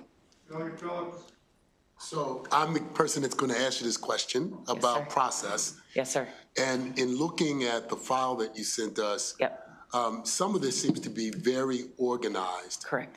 Right? I see this file that's in a pyramid shape. Could you explain how some of this works more from a organized theft of however you want to describe it? Absolutely. If I may, I would draw your attention to the PowerPoint that I sent to all of your submitted and written testimony, because I really think visually it helps kind of break this down, and this is going to be deja vu all over again in reference to organized retail crime. Quite frankly, this is just another subset of organized retail crime that's occurring with gift cards. So you have individuals that come into our stores and they take the cards themselves, and then they take them to a processing location where they can tamper with the card. They can put a new barcode on it, like you heard earlier. They can actually extract the redemption information and enter it into a system that from that point forward will ping that card. And then they will take them and repackage them perfectly and put them back in our stores. You go to buy that gift card, you put money on it, that system is pinging it constantly. And the second that money goes on it, it goes God knows where. So that's kind of what that looks like. So you have the takers, the tamperers, and the placers. And then you have the individuals that are monetizing all of that, and it's going, like I said, to this organized operation. And then you have the leaders of these operations that are coordinating all of this. Can you quantify where we are with this? I can't. Which is extremely difficult, and why we're really excited that Homeland Security Investigations is involved with this, and they are starting to collect data. By the way, there's 17 other states, because most states did not anticipate this, had thought that this was going to fall under credit card statutes, and it definitely doesn't. So I do not have solid numbers for you, but it's obviously enough that the feds are involved now, and it's just increasingly becoming more and more of a problem that we're seeing in retail stores. Certainly, Craig, that's here representing Black Hawk, might be able to speak to that a little more, but I know we've struggled figuring that out. And just the last thing I'd say is what's really frustrating is somebody may get a gift card for a holiday or a birthday, and you probably stuck. This is what the court. Ooh, Matt, you want to? Whoop, sorry. Sorry. So that individual might put that somewhere in their house, or you might put it in your wallet and you forget about it, right? And then a couple months later, you're like, oh, hey, like, let's go out to dinner. I forgot I had that gift card. And the person goes to use it and they're like, did I already use that gift card? Like, I'm not sure. And they'll be like, okay, well, maybe I used it, oh, well, and they throw it away. So that type of stuff is not even being reported at all. And that's another problem with this too. And maybe Craig, the manufacturer representative, wants to speak to value, because we don't have solid numbers. I'm not sure I can put a specific number on it, Kaylee, but I just want to reiterate how significant of a problem this is. And that's the reason that the retail community, as well as the gift card companies around the country, have come together on this issue with law enforcement, with federal law enforcement. We've created, as I mentioned during my testimony, we've created this coalition that not only is working on this model legislation that this bill, certainly was inspired by, I think it's safe to say, but there's also a law enforcement stream of our coalition where every day law enforcement, regulators, retailers, gift card processing companies, they're all communicating with each other on a daily basis to figure out where the fraud is happening and how to stop it. And the collective vision of this coalition is that we really need this type of prosecutorial language around the country to truly stop these folks from committing these crimes. Thank you. Thank you. Did you say how much on average people lose? I don't have an answer to that. I don't know if maybe Craig does. Or maybe AARP has some numbers. I mean, well, according to the Federal Trade Commission in 2023, it was over $200 million reported in terms of gift card losses, but that's self-reported. We know that's just the tip of the iceberg because these crimes are massively underreported. So there isn't a real number, but we know it's at least that. I mean, is it $50? I would concur with Oh, that. you mean Most gift cards are usually in the $50 to $200 type range. So, you're having folks lose that type of amount of money on an all too common basis. All right, Delegate Erica. Thank you, Mr. Chair. Thank you, guys. I'm just trying to think through what kind of processes retailers could put in place. It's been a long time since I worked in retail, not that long, but 20 years, okay? And we were not allowed to have more than one $100 bill inside of the register. Anything else had to go into a safe. Why are gift cards not in safes if we're losing $200 million a year? So this was a very long part of the conversation last year. Delegate Stewart and Senator Kramer had sponsored the legislation. And to be very truthful about it, that is where the conversation started. But, and it goes back to organized retail crime, I don't think anybody appreciates now when you go into stores and everything is locked up. I think people are tired of it. You have to go find somebody. It's behind the counter. Consumers hate it. So we try to create consumer experiences to make things convenient. We want you to come back to the store. We don't want you to think I'm not going in there and buying a gift card. I'm just gonna go online and do it. I don't wanna do that anymore. Yeah, okay. I mean, I can kind of see that. I mean, have you guys third-party studied stuff? Do you have a study that shows what the most effective ways to protect from this are, aside from just us further criminal? I mean, I'm fine to put people in jail if they do bad guy stuff, but sometimes I feel like companies are coming to us begging us to help them solve a problem they probably could solve themselves if they thought a little outside the box and didn't want the flow to be impacted. You know what I mean? So you've been hanging with the chair too long. Oh, well, sorry. Sorry, Mr. Chair. Am I saying your arguments right now? All right, I'm just gonna turn off my mic then. Jeez. No. There are, if I may, so there are two things. Obviously, on the retail side, we're doing as much as we possibly can. We want that level of convenience for our consumers, but also we're going to be training our consumers and posting signage all over the place. And that's separate from the bill? That's in statute, so that's last year's law. That's what Maryland passed last year. That's happening already. That is in progress. That comes into effect here shortly, but that was last year's bill. Okay. And then you have manufacturers who every time changes are made to security. And I'll say this too, this is happening with credit cards. This is nothing new.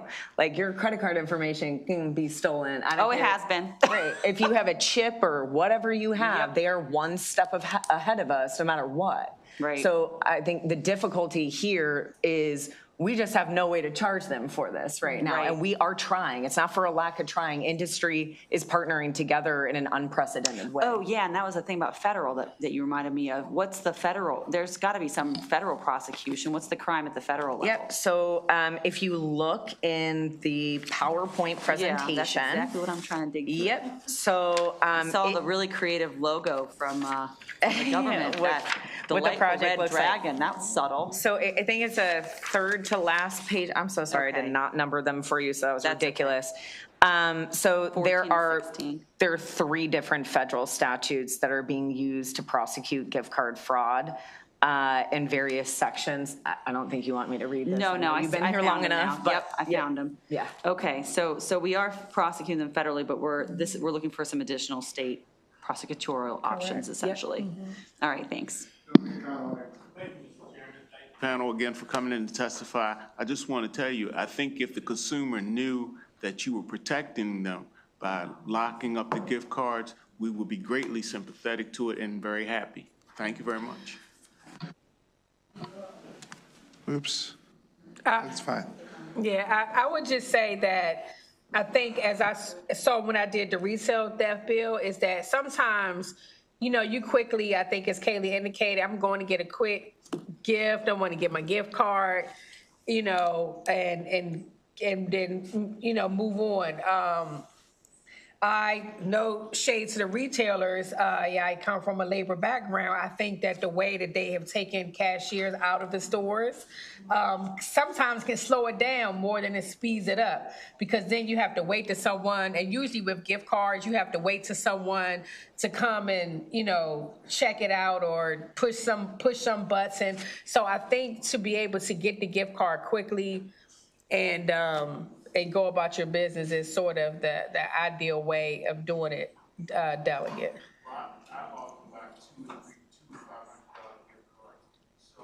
Oh, my birthday coming up soon. Okay. Take me too long to get yours, so have a good day. Okay. Thank you. And I don't know if it's important to quickly, if you want to, Mr. Chair, I don't know if you all have the amendment, but it is. Be happy to look at the amendment, but are there any further questions? Thank you. Seeing none, thank you very much. Thank you. That concludes the testimony on House Bill 1074, House Bill 1073 now. Delegate Tolles. Thank you, King. Thank you. Just like to point out that we're all here, or we were all here. We were almost all here. The whole committee was almost here. Been running all over the place. Karen Morgan's still here from AARP, and then we have one in opposition. Gotcha. Okay. Somebody in opposition? Go ahead. Okay, I'm just flipping my notebook, Mr. Chair, of these bills. Okay. Round 2, you all. You've heard this bill last year, and you heard some other versions of it with my good friend Delegate Conaway there. So, Mr. Chair, Madam Vice Chair, members of our esteemed committee, I'm asking for your support for Porch Piracy Act of 2025. Of course, this is a quality of life bill. We all know someone who have personally experienced a theft of a package. With the increase in commerce over the last decade, particularly after COVID, we need consequences for porch piracy. Federal law 18 U.S. Code 1708, theft or receipt of a stolen mail became law in 1952. And this statute states that whoever steals, takes, or abstracts, or by fraud or deception obtains or attempts to obtain from or out of any mail, post office, or station thereof, letterbox, mail receptacle, or any mail route or authorized depository for mail matter, or from a letter or mail carrier, a postal bag, a postcard, postal bag, mail, but it goes into extensive, the statute is very extensive in terms of what's considered theft under the Federal Code 1708. So anyone who embezzles, destroys a letter, postal package, or whoever not only steals it, but takes it by fraud or deception is penalized. So this bill does seek to make it a felony. I'm sorry, let me back up and say the fine should be under the 1708 is entitled, or the fine, let me back up, I'm sorry, shall be fined under the title of 1708, imprisoned for no more than 5 years or both. This bill seeks to make it a felony and mirror the federal law, as well as expand to not just those delivered in the United States, but to any postal service, but to any package. The key is that any package, we have current law in the USPS, but it should extend to FedEx, Amazon, packages and other packages that are delivered outside of USPS. Over 13 states have passed this law. In Prince George's County alone, 10 to 50 packages are taken a month, and that's only those that are reported. These are often cost savings when doing subscribe and save, such as getting medications, but those are being taken as well. This legislation aims to protect the sanctity of individuals' mail-in packages, ensuring that intended receipts are shielded from the distressing act of theft. And by implementing these measures, we uphold the principles of security and justice that form the foundation of our society. So I ask for a favorable report, or HB 1073. Thank you, Mr. Chair. Yes, Karen Morgan again from AARP, Maryland. Thank you, Mr. Chairman and members of the House Judiciary Committee. Porch piracy is a cutesy name for something that stopped being cute the first time it was ever done. It takes an amazing amount of just, I don't know, some kind of nerve that I will never understand to walk onto someone's property and take a package. You have no idea what's in it. You don't care. You're hoping it's a cell phone. You're hoping it's jewelry or something that you can convert into money or whatever it is. But it's not yours. You have no business being there, and that's why AARP Maryland supports House Bill 1073 and supports the penalty with the classification of a felony. There's no excuse for this type of crime. And for the people that we represent, it could be medication. A lot of people that are members, get medications through the mail because maybe they can't get to the store or to the pharmacist to get their medications. It's not fair that they should have to worry about some person coming onto their porch and taking stuff that they need, that they've worked for. We need a full frontal attack on this type of crime. We need education. We need people to find ways to protect themselves, but we also need ways to to hold the criminals accountable. And that's why we're in favor of House Bill 1073, and we hope that you give it a favorable report. Questions, Delegate Conway? Thank you, Mr. Chairman. Thank you, Delegate and witness, for coming in to testify. So, Delegate Tolles, it was my objective, as you know, I have several bills. It was my objective to clarify some things that were in your bill, and I worked on them for summer study, and hopefully through combining all the bills together, we'll have a complete bill that includes you and myself as the sponsors and the rest of the committee as sponsors too, or co-sponsors. And that's the understanding that we had? Of course, absolutely. Right. Thank you so much. I'm not getting you a birthday present, so that's enough. Thank you. I don't want a gift card, no. But I would just say, I would briefly say yes. I want to thank you because we had some conversations last session about this bill, which is why I brought up when the previous sort of theft bill was in here from another colleague, that regardless of whether it's in your mailbox, if you take it outside of your mailbox and it's on your porch and it's by USPS, it is still a theft. Basically, it is porch piracy. It just can't fit in the mailbox.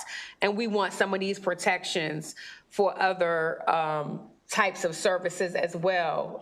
Everything is getting delivered, so we need to protect everyone who's getting their package delivered, whether it's USPS or some other entity. And as I said, if you take it out of a mailbox and put it on your porch, USPS is porch piracy. So yes, it is my hope. I think you had some good things in your bill that we could combine and make it a Conaway tolls, if you like, or tolls Conaway, and get hopefully other colleagues on board. So thank you, Mr. Chair. Further questions for the panel? Seeing none, thank you very much. We'll hear from Vanita Taylor in opposition now. Well, let me give my friend a hug before I go. I know. She been hit me hard, y'all. This. Well, we can sit. We can sit right here. Okay. Good evening, everyone. Can I ask a question? What are the hats for? We don't know. We don't know. Okay. Where's what? The hats. The hats.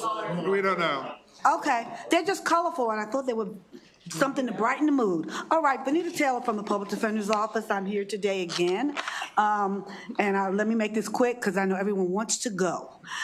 We are in opposition to House Bill 1073. We believe it should receive an unfavorable report for a couple of reasons. One, overly broad and unnecessary. And two, it is not, it's short, but it's not thorough enough to meet the needs that it says proposed to do. I will say there is federal law.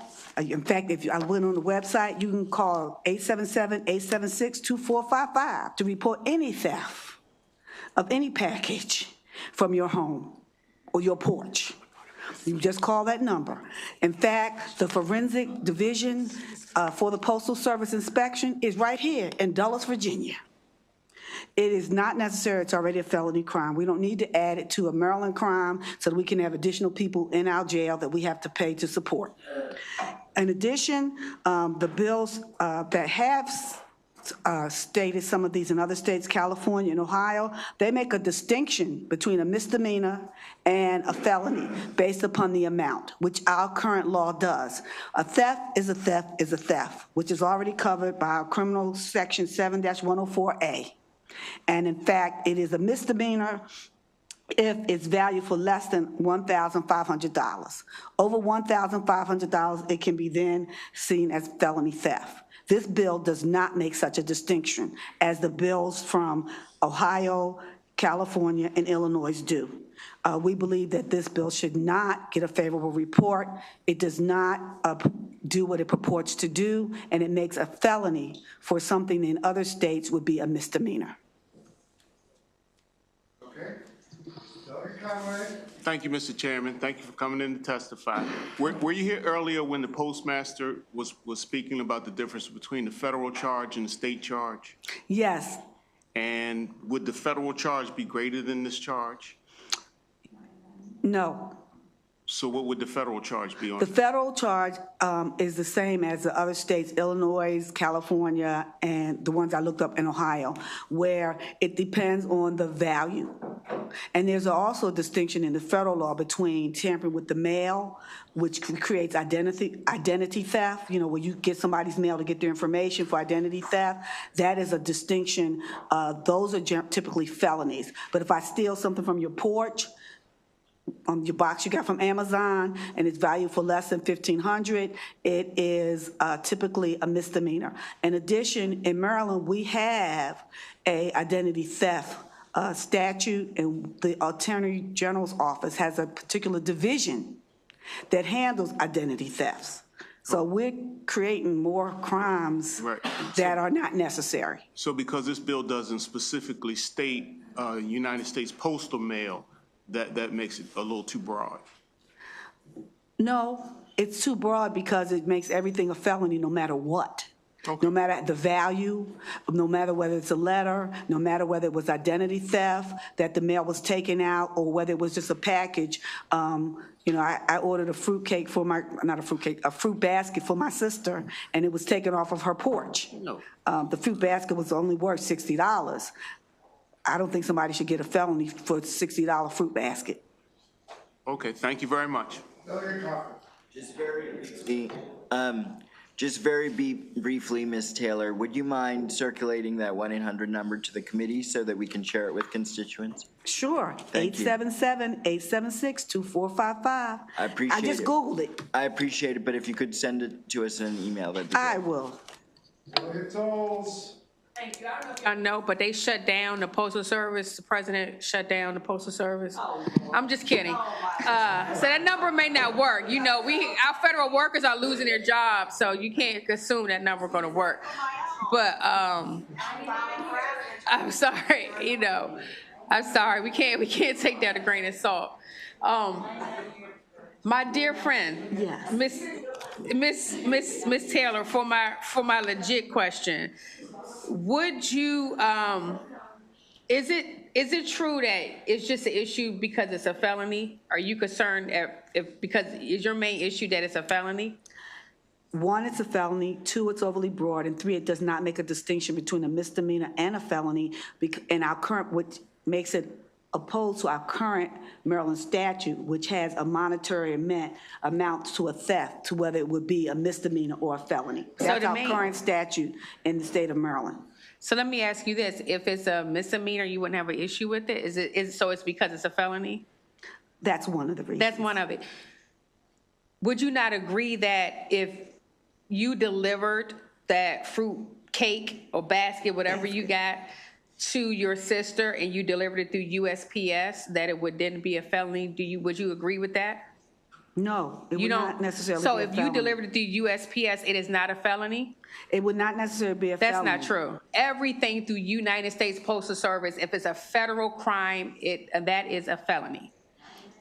That's a felony. This is, look it up. It might be, I'll look it up, but I don't believe in Maryland we want to make a felony because somebody took my sister's $60 fruit basket off the porch. So what's the difference between whether they took her fruitcake off the porch at USPS or you delivered it through some other entity? It wasn't delivered through United States Postal Services. Those fruits come from, I forget the name of the place. Okay, so let me just bring this back. This bill is simply saying that the same protections that USPS have, every entity, because when USPS, as I stated in my testimony, started in 1952. Now, I don't believe that you are 68 years old, so I know you were not around then. That's a Judiciary inside joke, but because, I lost my train of thought. It was around 1950. 2 more envelopes to write right now. Okay. Get to the question before those speak. Okay. Yes, Mr. Chair. So it was around in 1952. Mm-hmm. And would you agree that new delivery services that we have today was not around in 1952? Probably not. Probably not, right? They were not around. This bill just simply seeks to have individuals have the same protections they had, whether you're getting it through USPS. We love USPS. We love our federal workers, but these same workers should be protected regardless of how your package get delivered to you. Now, I do appreciate what some other bills that we saw today, staggering it through misdemeanor, and I hope that we can work through something of that nature. But isn't that so that that USPS, anything you get on your porch is a federal crime?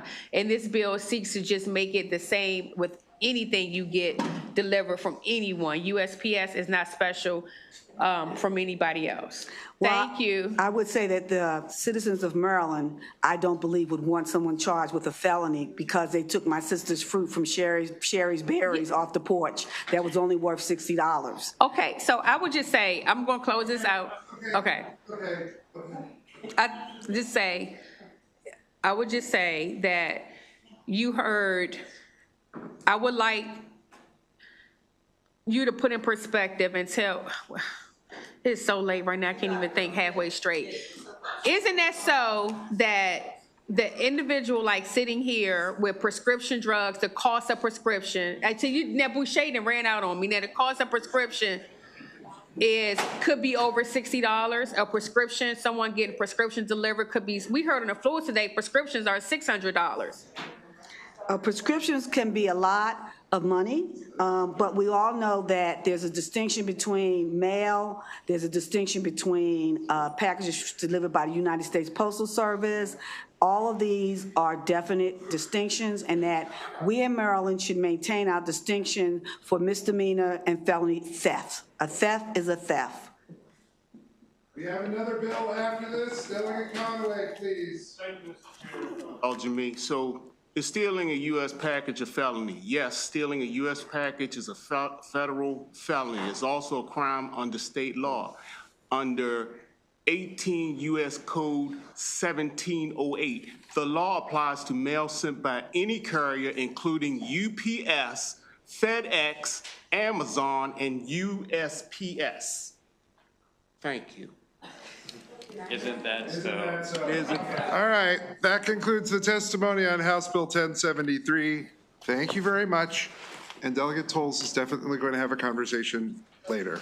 Absolutely. But it's almost 9. Delegate Simmons needs to be running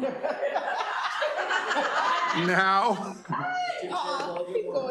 No, he's going even slower because he has a couple witnesses who are here who've been patient. A kidney transplant patient, but I'm also a double heart bypass patient, so I don't have no fast in me. Moving quickly. What do you want? Let's do that. American with Disabilities Act. So Mr. Zinner, it's Mr. Zinner, all right.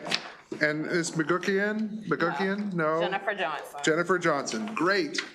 Delegate Simmons, please. Thank you, Oh my God. And to make this a little more difficult and embarrassing, from HGO, this is a double, we're a little fun. If you would like to speak, just go to an open chair. There aren't many, but go to an open chair. You go to Cardinal, thank you. Delegate Simmons, please. Thank you, Mr. Chair, Ms. Vice Chair, and to my subcommittee chairs, all for which I serve at the pleasure of. Thank you. To my distinguished co-members here on the committee, Delegate Gary Simmons, District 12B, Anne Arundel County, coming to you with House Bill 1000. My testimony has been already submitted in writing. This bill, for the record, also has an amendment, Amendment 763323-1. For the record, I would like to move straight to my witnesses for purpose of time. So you have the floor. Thank you.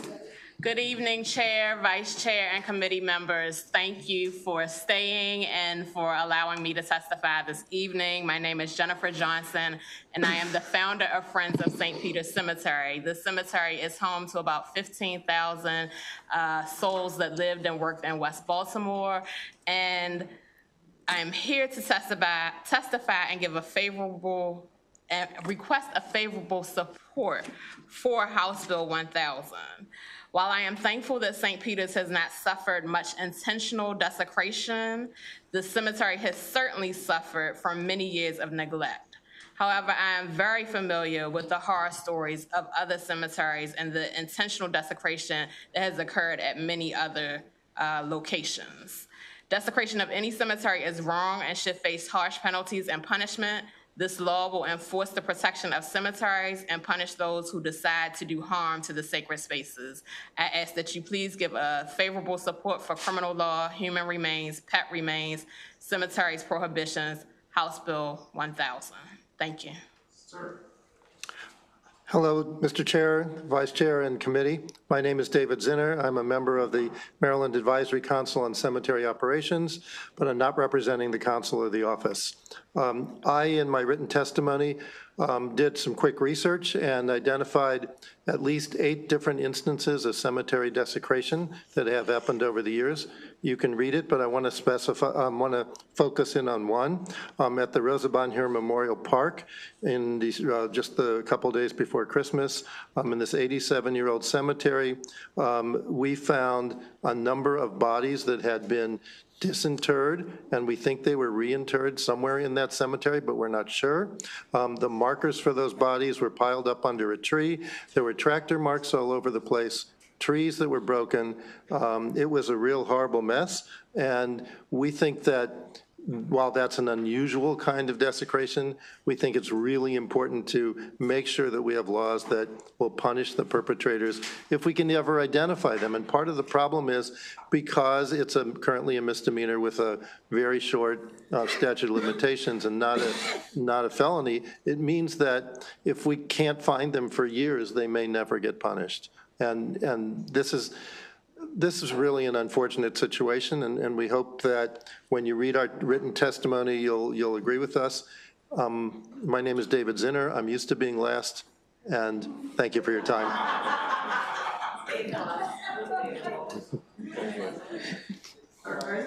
Delegate Conaway. Chairman, thank you, Delegate, for bringing this bill. Thank you, panelists, for coming in. Is there a time limit from the time of internment, I guess you would call it, to the time of something could be removed, that after that, this can't be charged?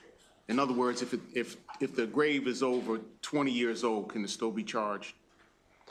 So we're suggesting that this become a felony where there's no statute of limitations. The current statute of limitations is very short. What's the current statute? I believe it's 1 year. That's what I was trying to get to. Thank you. Thank you very much. Delegate Williams. Okay, I'm sorry, it's late. I thought we had modified the statute of limitations last year for cemeteries, but There was a bill presented last year, but it did not pass. Oh, we didn't pass. We passed it out of the House, but it didn't pass across the street. Okay, so that's not our fault. Okay, got it. But we're gonna work on that again this year. Yeah, we are with HGO. We're gonna be working on it Yes, with Delegate Hill. That bill's with back. A couple other bills that we presented in HGO today. Matter of fact, we presented 4 bills to HGO today, in which we're gonna be working with them to modify and. I do have a question though. Oh, that wasn't for me. Oh, okay. Okay, but sorry. So my other question, oh, my bow is coming loose. Sorry. Mandatory minimums, that's what I was trying to get at. So your bill has mandatory minimums in it, Delegate Simmons. I don't know if you want to speak to that. The Judiciary expressed a little bit of a concern with regards to that. Absolutely. So I'm going to be meeting with them immediately. I was just made aware of that today. So we're going to reach out to them to try to do maybe a modified or amendment to the legislation based on their recommendations. Okay, and then my last question, if we expand the statute of limitations, which I know we were in favor of doing last year, to 3 years, would that alleviate some of your concerns you have, Mr. Zimmerman? It would alleviate some. We think there's a number of reasons you may want to keep it as a felony for some of the more heinous crimes. Felonies, police respond more quickly and more thoroughly to felony problems. There's the statute of limitations. And so, for example, during COVID, some people didn't come back to visit their relatives for a number of years. So maybe more than 3 years. We would suggest, if you're going to move it from a felony to a misdemeanor, that you give us more time. Because, you know, cemetery desecration isn't always knocked over tombstones. Sometimes it's things that you don't see so readily. Yeah, and I think the other legislation we have before us is it would start to run at the time when the violation has been found, not necessarily at the time of occurrence. Correct. So I think that would address some of your concerns as well, but, yeah. Delegate Embry. There was a letter from the Baltimore City asking if it would be possible to amend the definition of cemetery to add locally owned, and I just Yes, we're working with that with HGO. We're gonna, that was brought up today. I appreciate it. And then the Department of Transportation, I don't know if you saw their letter, they expressed concern that family cemetery, if that's not defined carefully, could mean, you know, pets with a cat buried in the backyard. So anyway, I just wanted to. Right, so all good issues, points, which, so the bills, we're gonna be, like I said, working with HGO on the bills to kind of tighten them up with some of the language, also making sure that we have a clear understanding with our partners on the appropriate legislation moving forward. Okay, that'll do. Seeing no further questions, that concludes the testimony House Bill 1000. Thank you very much for HGO for joining us for the very last bill tonight. And that concludes the bills here on the primetime edition of the House Judiciary Committee. We will be back tomorrow. We will be here 1 hour after the end of the floor session, which will probably be sometime between 12 and 1 tomorrow. We have over 100 witnesses tomorrow. We have 111 witnesses on Thursday. So just saying, some late nights coming ahead. Thank you very much. This has been the House Judiciary Committee. See you later.